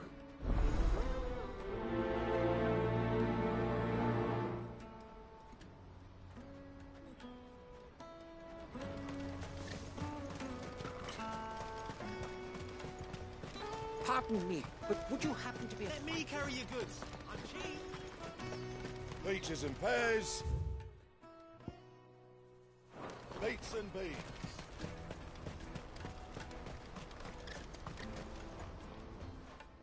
That well-notched steel and impressive physique. I have need of a sword for hire, and yours looks to be a weapon well worth the coin. Might you be convinced to offer me the use of those formidable arms?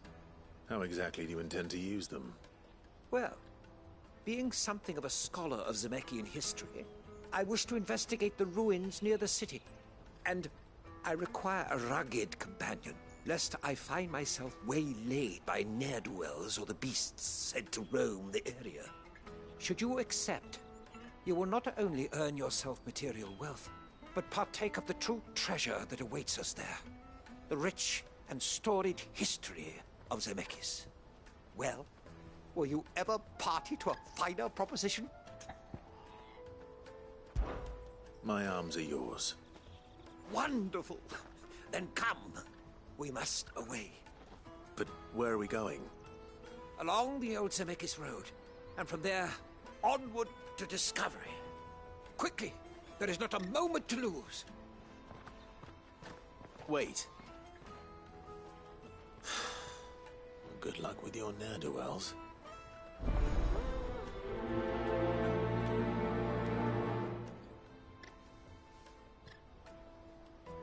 I'd better make sure he doesn't get himself killed.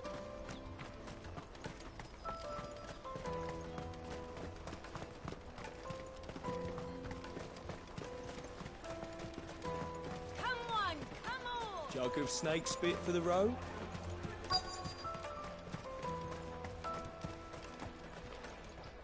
Are you Milan, the butcher? That's me. What can I do for you? The innkeeper's just had a special delivery. He thought you might like to join him for a cup of wine after you pack up for the day. He knows me only too well. And I've got a ham here that will go handsomely with a nice drop. Wine and ham to spare. Barclad clearly isn't suffering then. Comes with being the place everyone has to pass through to get to everywhere else. Those who travel the Crystal Road bring all manner of goods with them. We get meat from San Brec, herbs from Rosaria. Why, sometimes we even see curiosities from across the Narrow. My old man knew what he was about when he set up shop here all those years ago. Anyway, thanks for the good news. Oh, you know what? Maybe I'll shut up shop early. Wouldn't want to keep our friend waiting.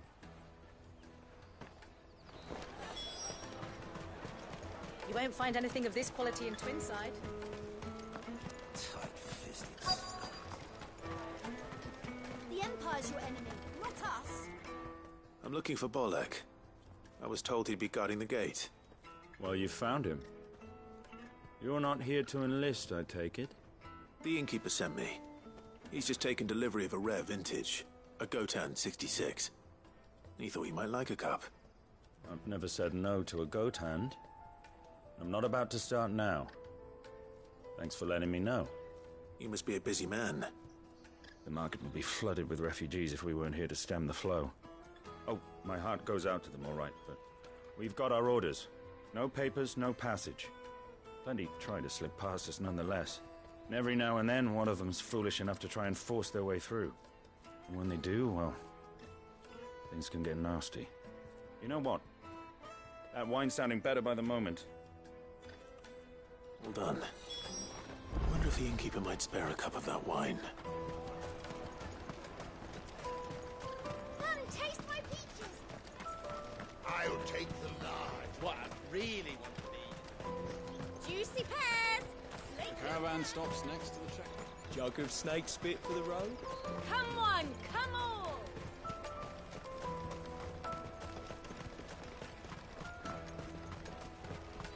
Out of my sight, wretch!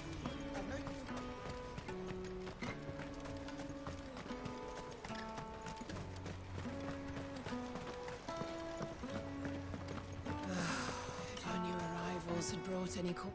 I spoke to your friends. They'll be along soon. That's fantastic news. Thank you kindly. It's been a while since we all sat down together. And the way I see it, that wine is as much theirs as it is my own. How so? Well, I wouldn't be serving anything but slops without Aldrich to go and fetch the good stuff for me. And then there's Milan, who always sends customers my way. And Bolek, an even-handed keeper of the peace, if ever there was one. Those three are the backbone of Boklad. Lose any one of them, and the market would soon fall apart.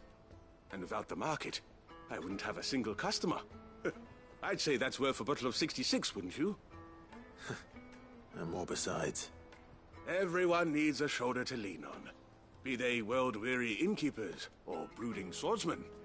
Right, I'd better prepare for my guest's arrival. I hear you had me carrying a bottle of Gotan 66. If I'd have known, I would have sold the thing and lived like a lord. I'll settle for a cup, though, if you're in a sharing mood. A Gotan 60 bloody 6. Just as well I had something special of my own set aside. A bottle between the four of us might not be enough to drown our sorrows, but it can't hurt. Here they are, the three pillars of Boklad. Sit yourselves down, gentlemen. The woes of the world may be monstrous in many, but there's nothing like a few good friends to keep the misery at bay. Never a truer word spoken.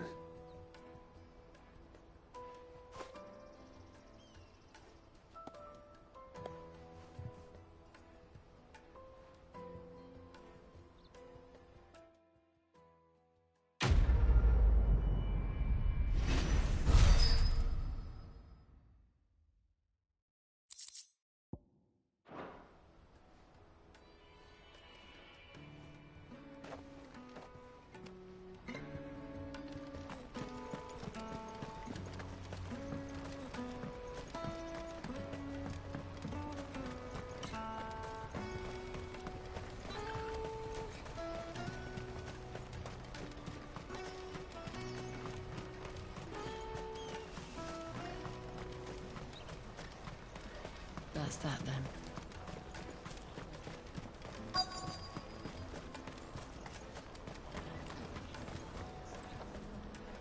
What do you want?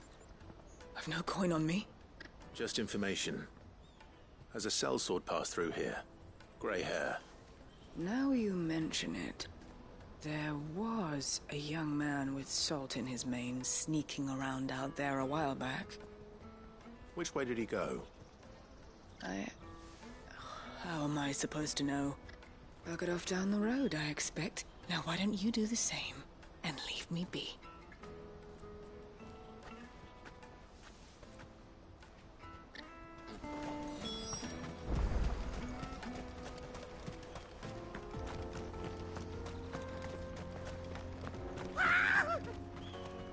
Why am I not surprised?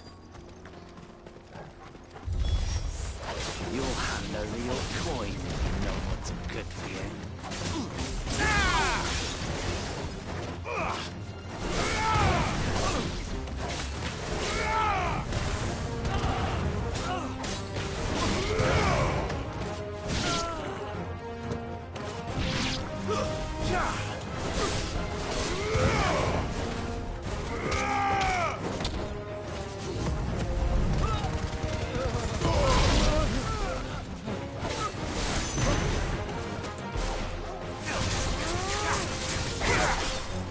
You're finished.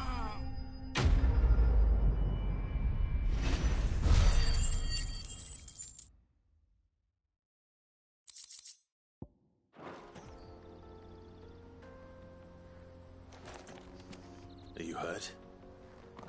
Happily not, good sir. Thanks to your timely intervention. More importantly, we have arrived. Now, feast your eyes upon the marvel before us. Ruins, a relic of the fallen civilization. A sight so common that man is oft blinded to its wonder. Colossal vessels, dashed from the very heavens. Airships, we call them, with very little thought to what wonders such a word might describe. Oblige me if you would. Does anything strike you as peculiar about this particular specimen? Though we ourselves find fallen ruins to be nigh indestructible, whatever gouged the final sin from the rock cleaved clean through the structure you see before you. A tantalizing mystery, no doubt, but merely one of countless enigmas in which Zemeckis history is steeped. Come, good sir. Our expedition continues, and we still have much to learn.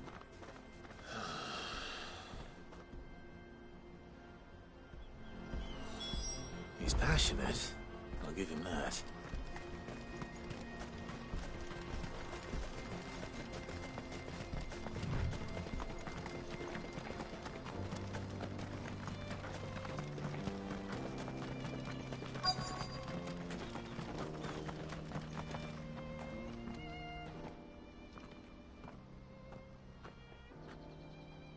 We don't want any trouble. Neither do I. I'm looking for someone. A grey-haired mercenary. Well, we haven't seen him. Yes, we have. We saw him climbing up the rocks. Those ones, over there. Maybe he found his thieves. Mum won't let me near them. She said there's goblins up there, and that they eat little boys for dinner. Shush now. You've said quite enough already. I only told him what you said. I'd listen to your mother if I were you.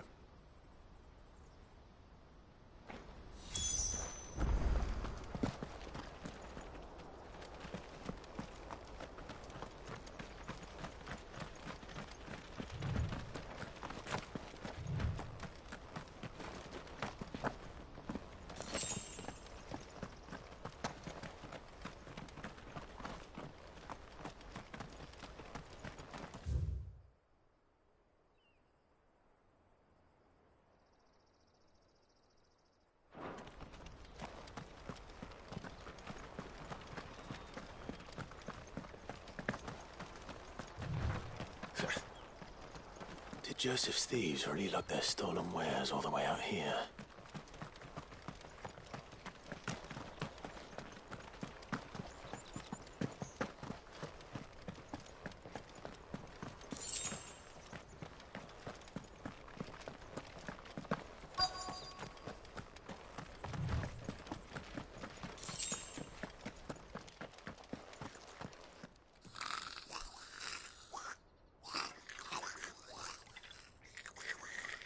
I think we've found our thieves. They don't look happy to see me.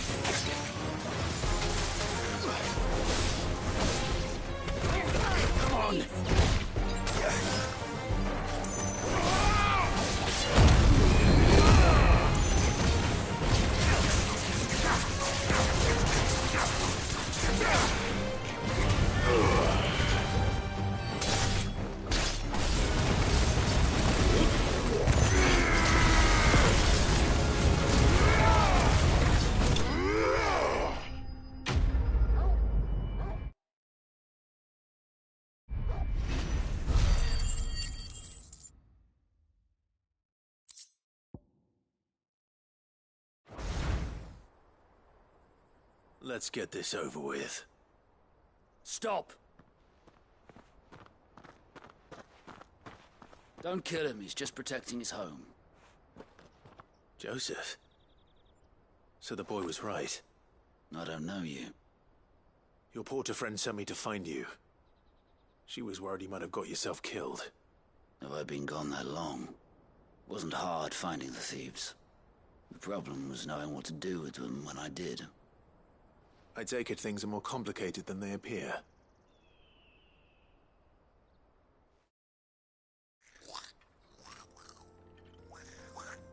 I'd all but ruled out bandits before I even left the market.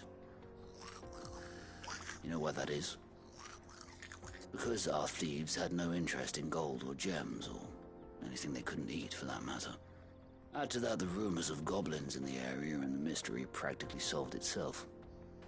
I soon found their cozy little homestead and all the missing food. I launched myself at them, full of righteous fury, but their leader was the only one who moved to meet me. The others, they huddled around that food, ready to die protecting it. They stole because it was that or starvation. I've been there myself, back when times were hard. So you spared them, and earned their trust into the bargain by the look of it. These goblins aren't native to the area. They don't know how to survive such barren lands, so I've been teaching them. And once they've learned to hunt and forage, they won't be fool enough to risk their necks in Boklad. I'm impressed. I didn't know goblins could be reasoned with. Do me a favor. Let the porter know I'm safe. I'll head back to the market once my work here is done. Oh, and don't mention the goblins. I don't want people coming here brandishing pitchforks. Not now this lot have sworn off thieving. Your secret's safe with me. I appreciate it. Thank you.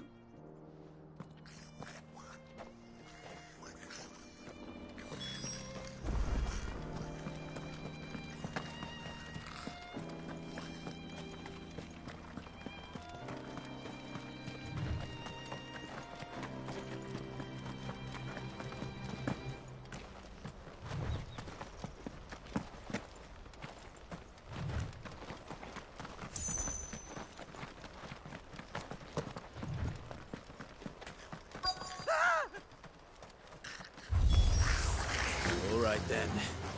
Who's first?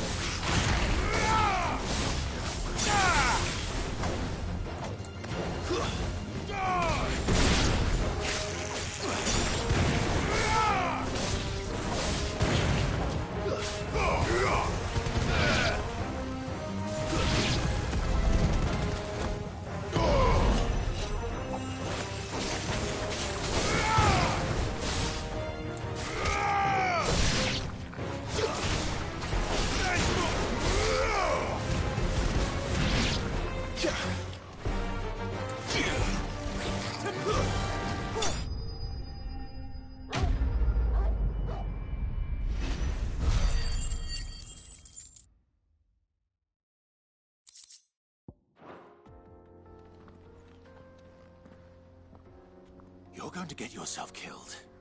Oh, that would not do. That would not do at all. Not when such majesty stretches out before us.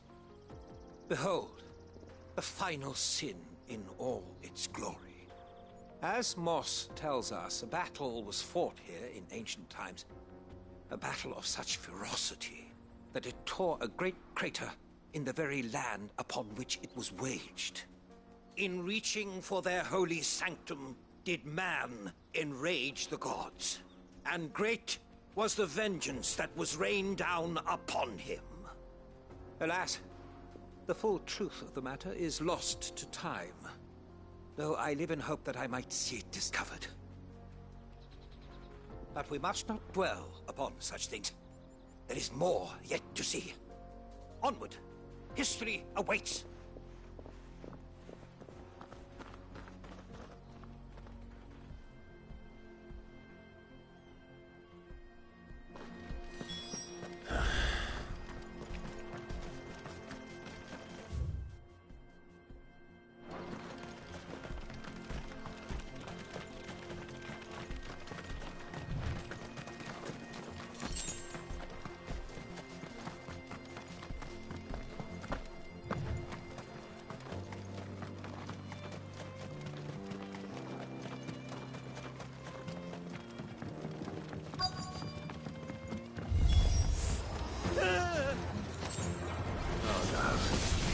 Really got himself into trouble this time.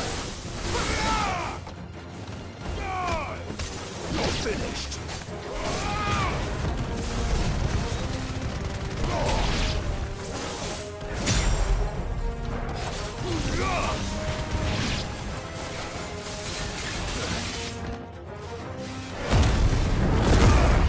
Help me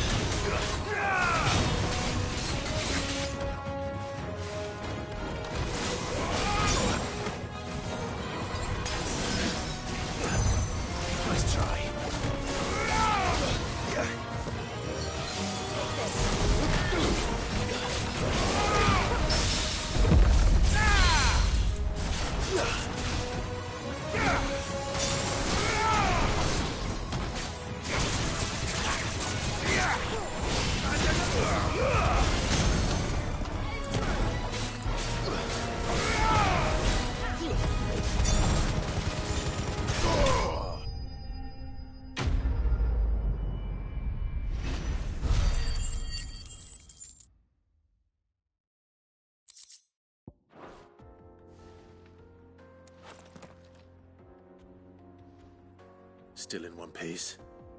It would seem so. Once more I am in your debt. And once more you impress me with your prowess. These were no ordinary foes, but ones we in the field call echoes.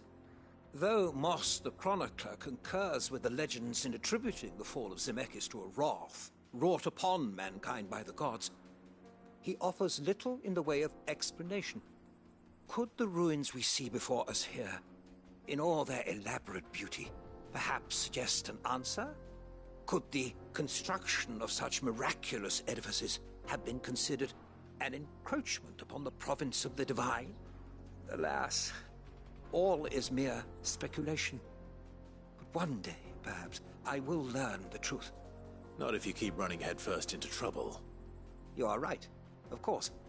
And not only have you plucked me repeatedly from the jaws of death, you have proven yourself a willing audience to my ramblings.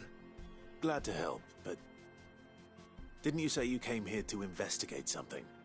I fear I may have rather overstated the case on that front. In truth, a captive ear was all I really desired. You see, even my fellow scholars have grown somewhat weary of my musings of late. And so I came upon the idea of purchasing a companion. A captive audience, if you will. That's what this was all about. I am afraid so. And now, my good man, it is high time we returned whence we came. Fine. Just don't go running off this time.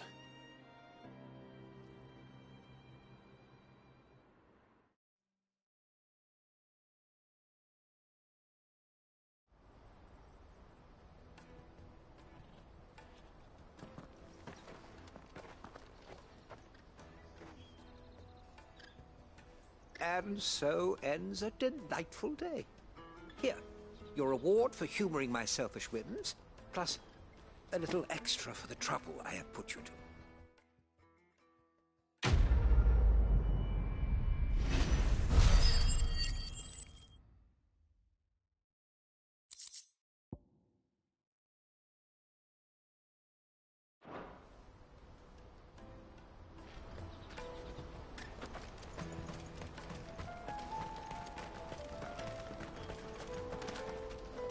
Joseph's fine. He'll be back once he's tied up a few loose ends. That's a weight off my shoulders. He certainly knows his business. You found your thieves all right. And I dare say they won't be coming back. A good man to have around, that Joseph. And if he says there'll be no more thieving, that's good enough for me. Thank you for putting my mind at ease. Here, for your troubles.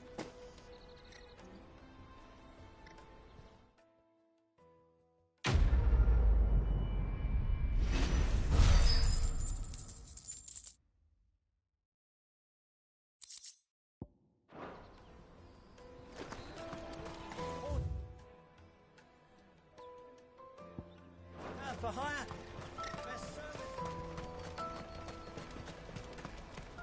Let me carry your goods. I'm cheap. Well met.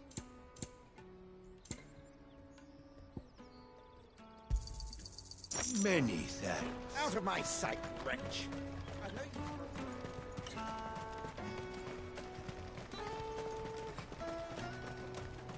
Come on, come on!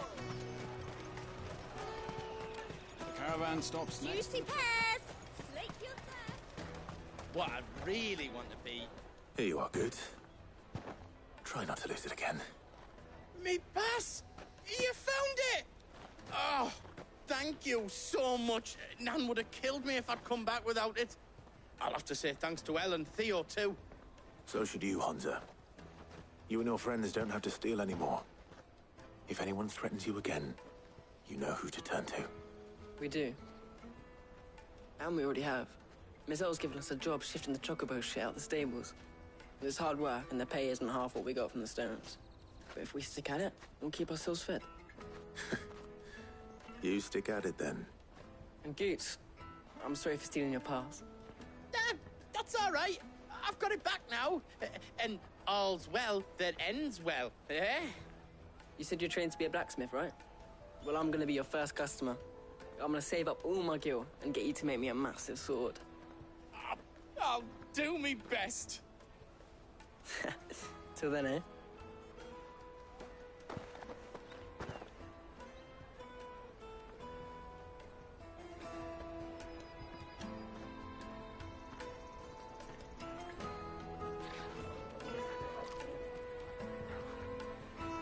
All right.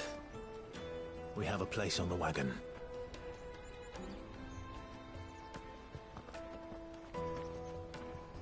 Remember, Goots, we're mercenaries. You hired us to protect you. Mercenaries. And you remember the plan? You're to ride all the way to Twinside. Jill and I will go with you as far as the outskirts, then find our own way in. I'll buy that stuff I need. Right. And we'll scout out the Imperial's defenses. There's a square with a big bell tower right in the middle of town. If you get lost, or out goes wrong, we can meet up there. All right. Let's go.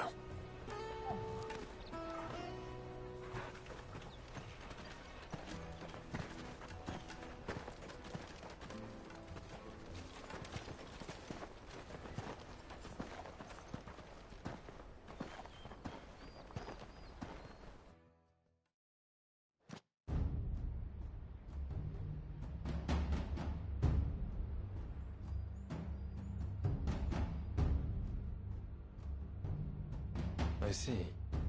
And you're quite certain your father has no knowledge of Ultima? I am. I have no difficulty believing a sinister force has come to exert an influence on Sanbreque. But be that as it may, it is yet to claim my father. For better or worse, his radiance speaks his own mind.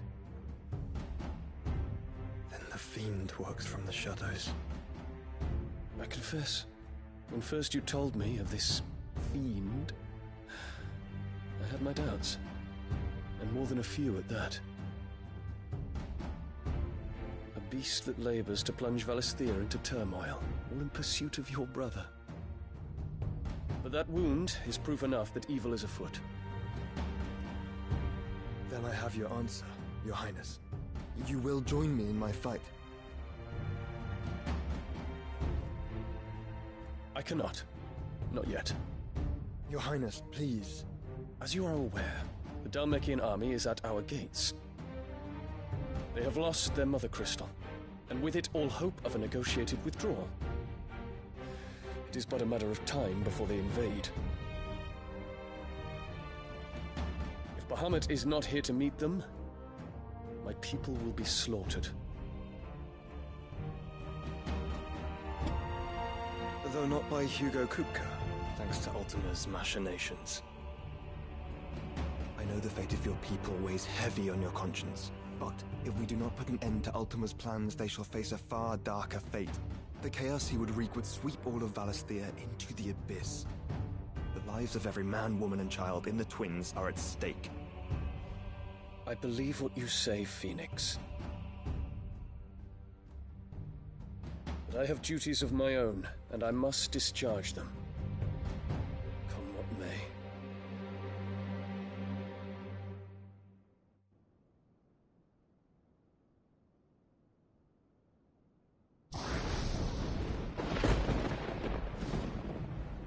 What do you know of my blood?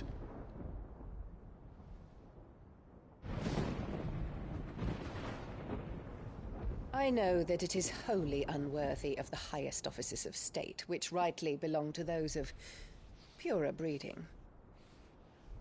Alas.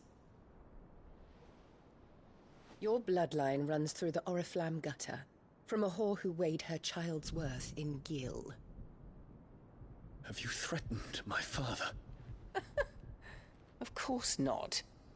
I merely whispered in his ear that his mongrel son is plotting a rebellion.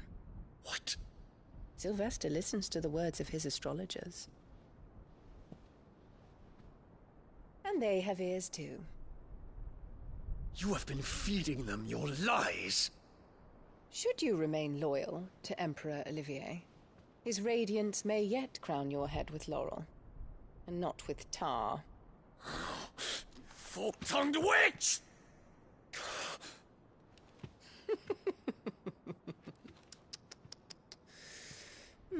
In consideration of your long years of service to the Empire, I shall forgive this uncharacteristic rudeness. Now hurry and make ready, Your Imperial Highness. Emperor Olivier expects much of you, Dion. Or should I say, of Bahamut. May your fire reduce his enemies to ash, till all of Valisthea bows to its rightful ruler.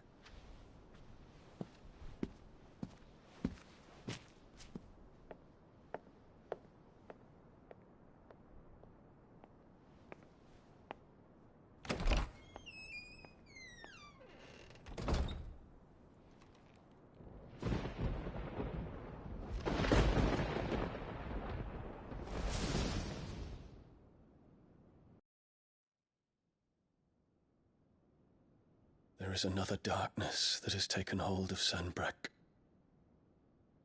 And until its grip is released, the flames of war shall spread ever wider, just as Ultima wishes.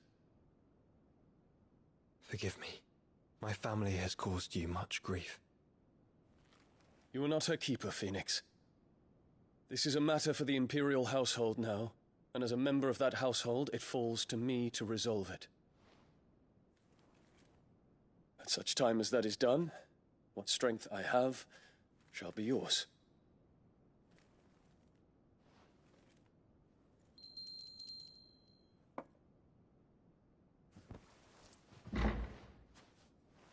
Thank you, Your Highness. Let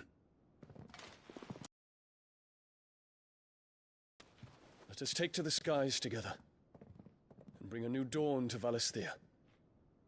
I should like nothing more.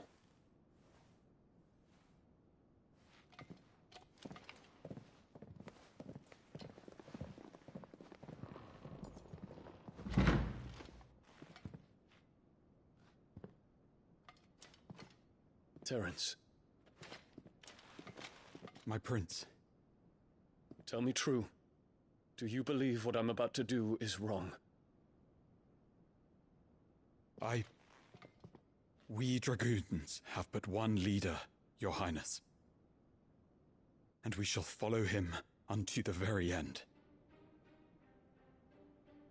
Thank you. And this is my decree. For their crimes against the crown, the traitorous Annabella and her usurping son shall be put to death, and the Empire restored.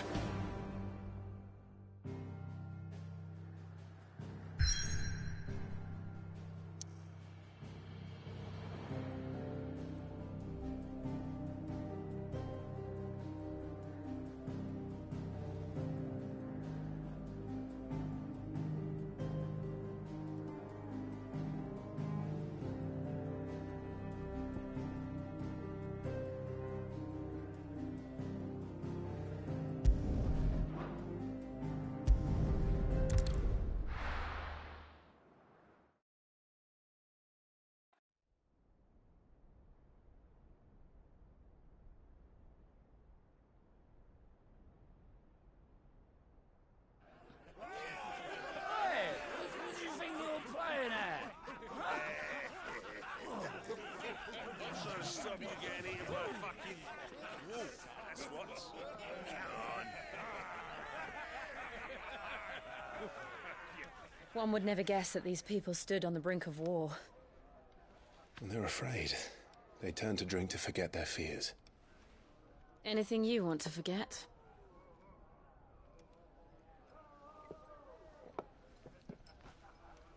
The harbor is empty, and half the market stalls too. The city may seem peaceful on the surface, but it's balanced on a knife edge.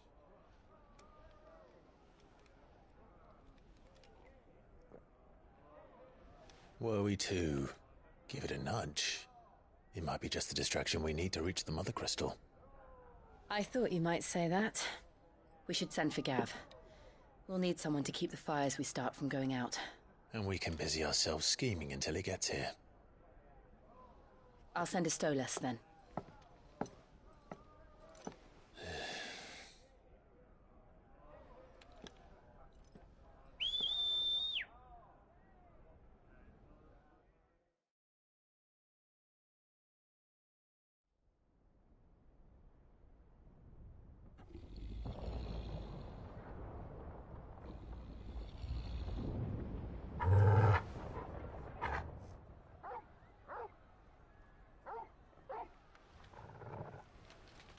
What is it, boy?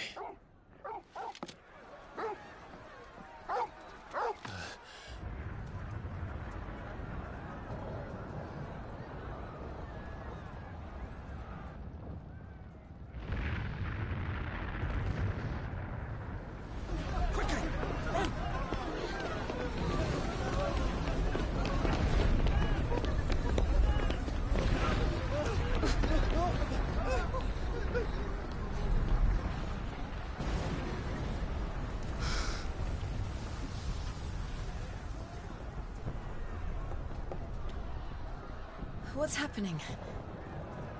I don't know. Torgal!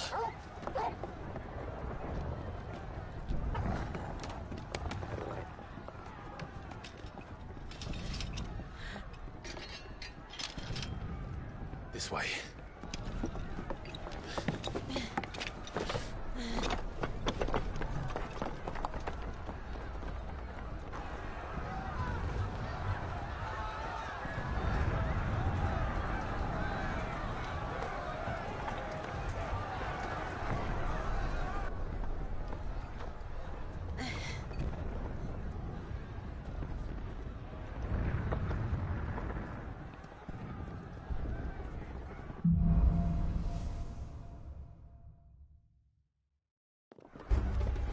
The city's on fire.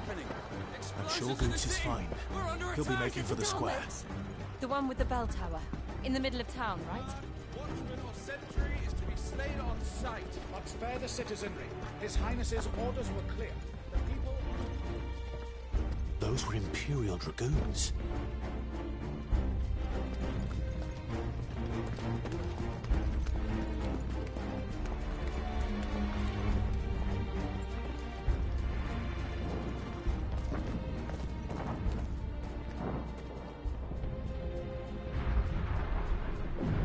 What in the hell is going on? Let's go and see. Right.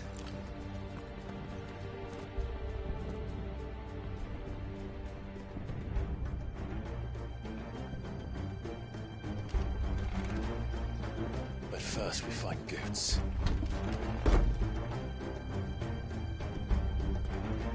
I just hope he's all right.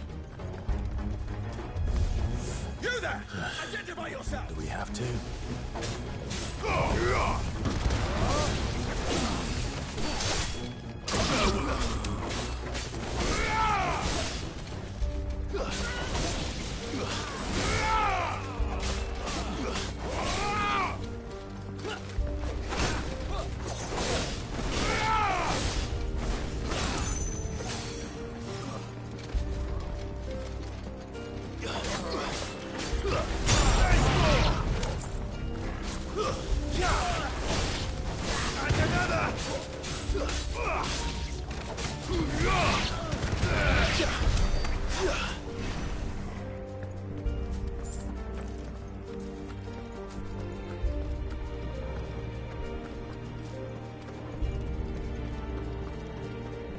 Hurrah!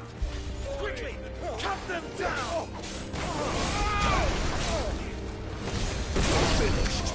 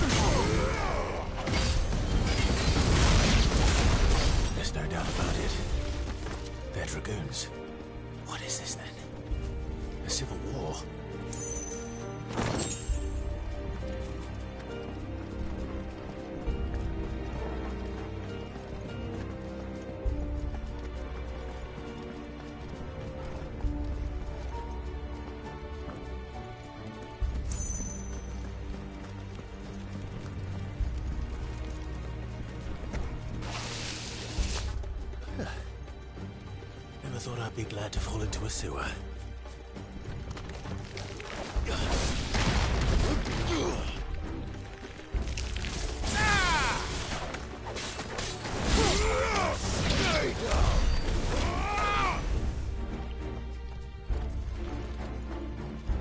Ward secured, Captain. None of the Emperor's forces remain. We'll gather the men. We push on to the council chambers. Yes, Captain.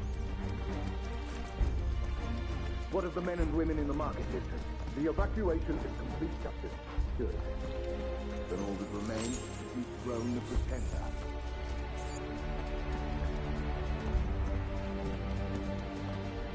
There it is. The bell tower.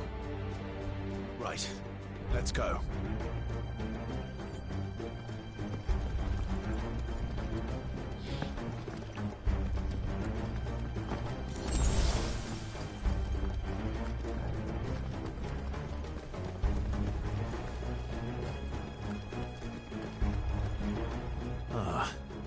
No goods left.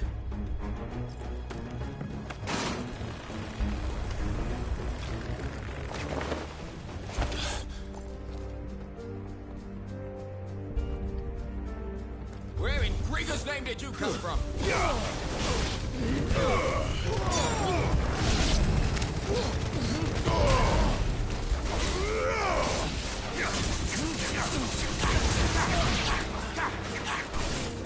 Someone heal me, damn it!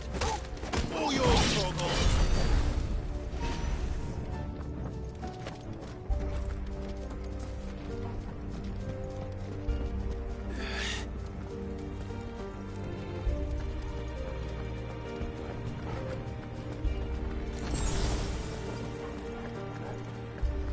Intruders! In the name of the Investigate!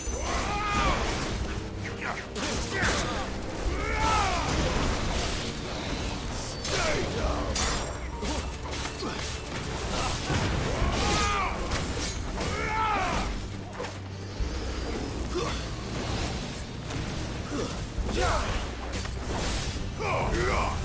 It's over!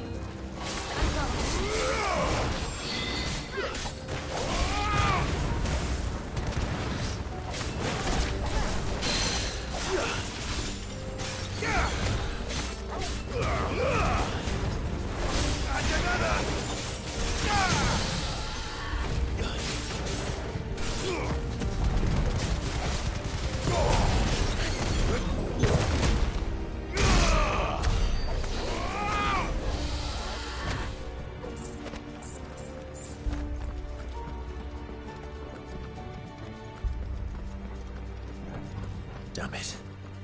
We'll have to find a way around.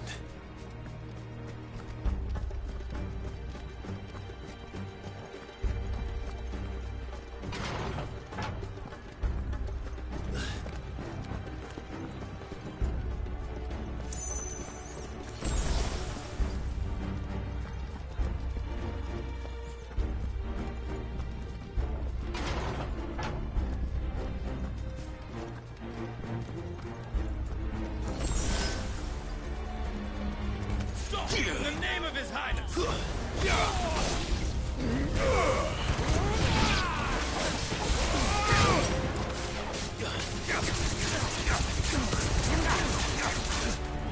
Stay down!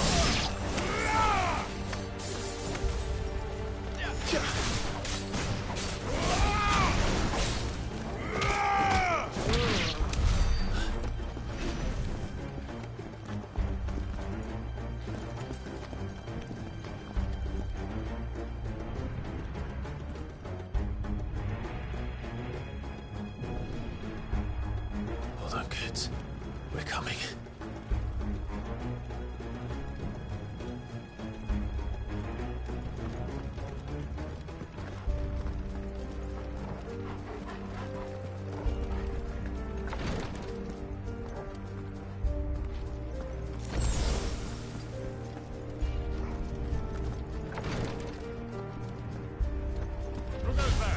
In the prince's name, none shall pass!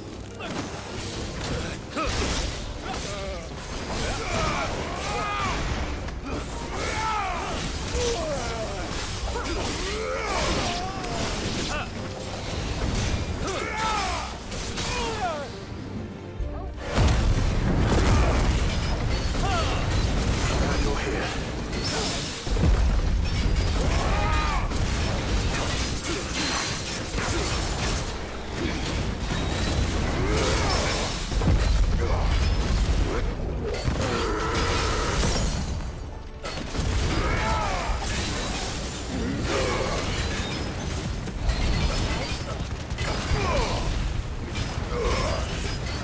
Soil stone!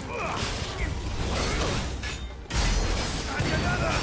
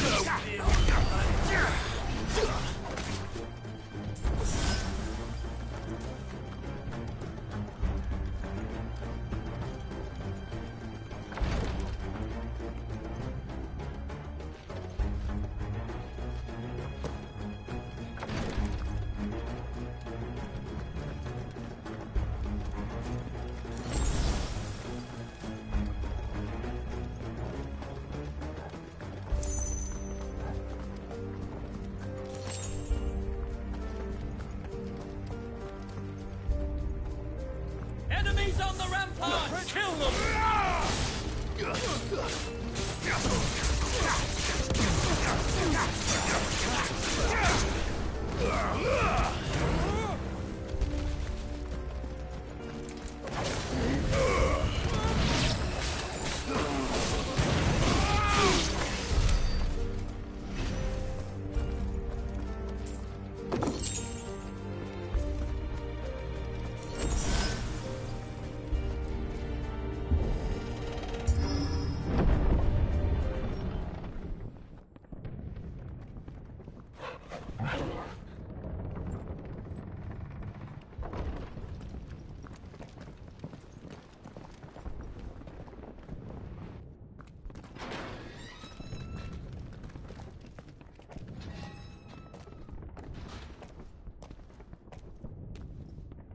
Can you see him anywhere?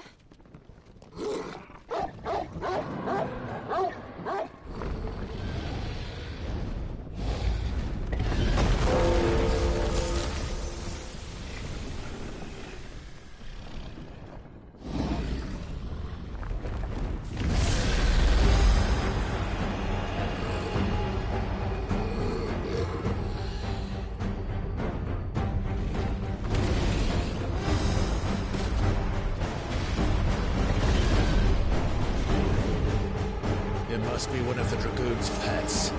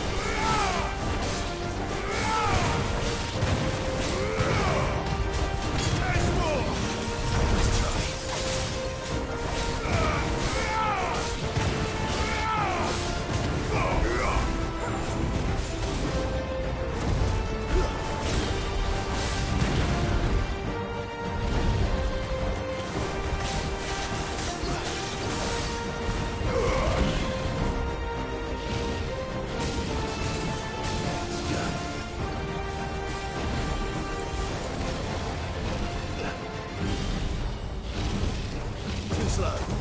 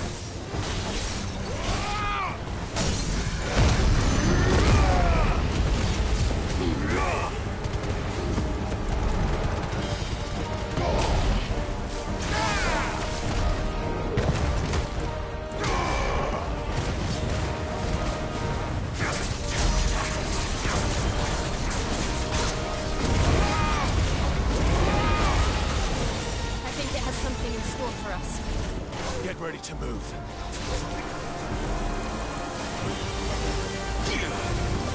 Nice try.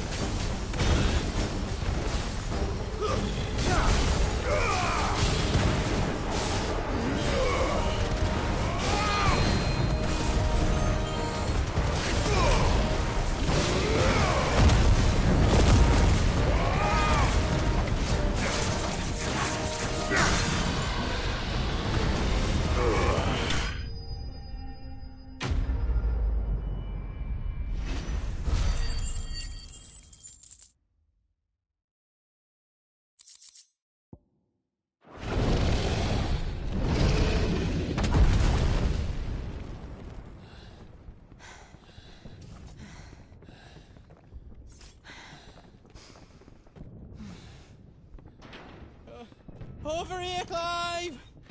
Are you alright? Goats, there you are. I didn't know there'd be a dragon. All right, let's get out of here.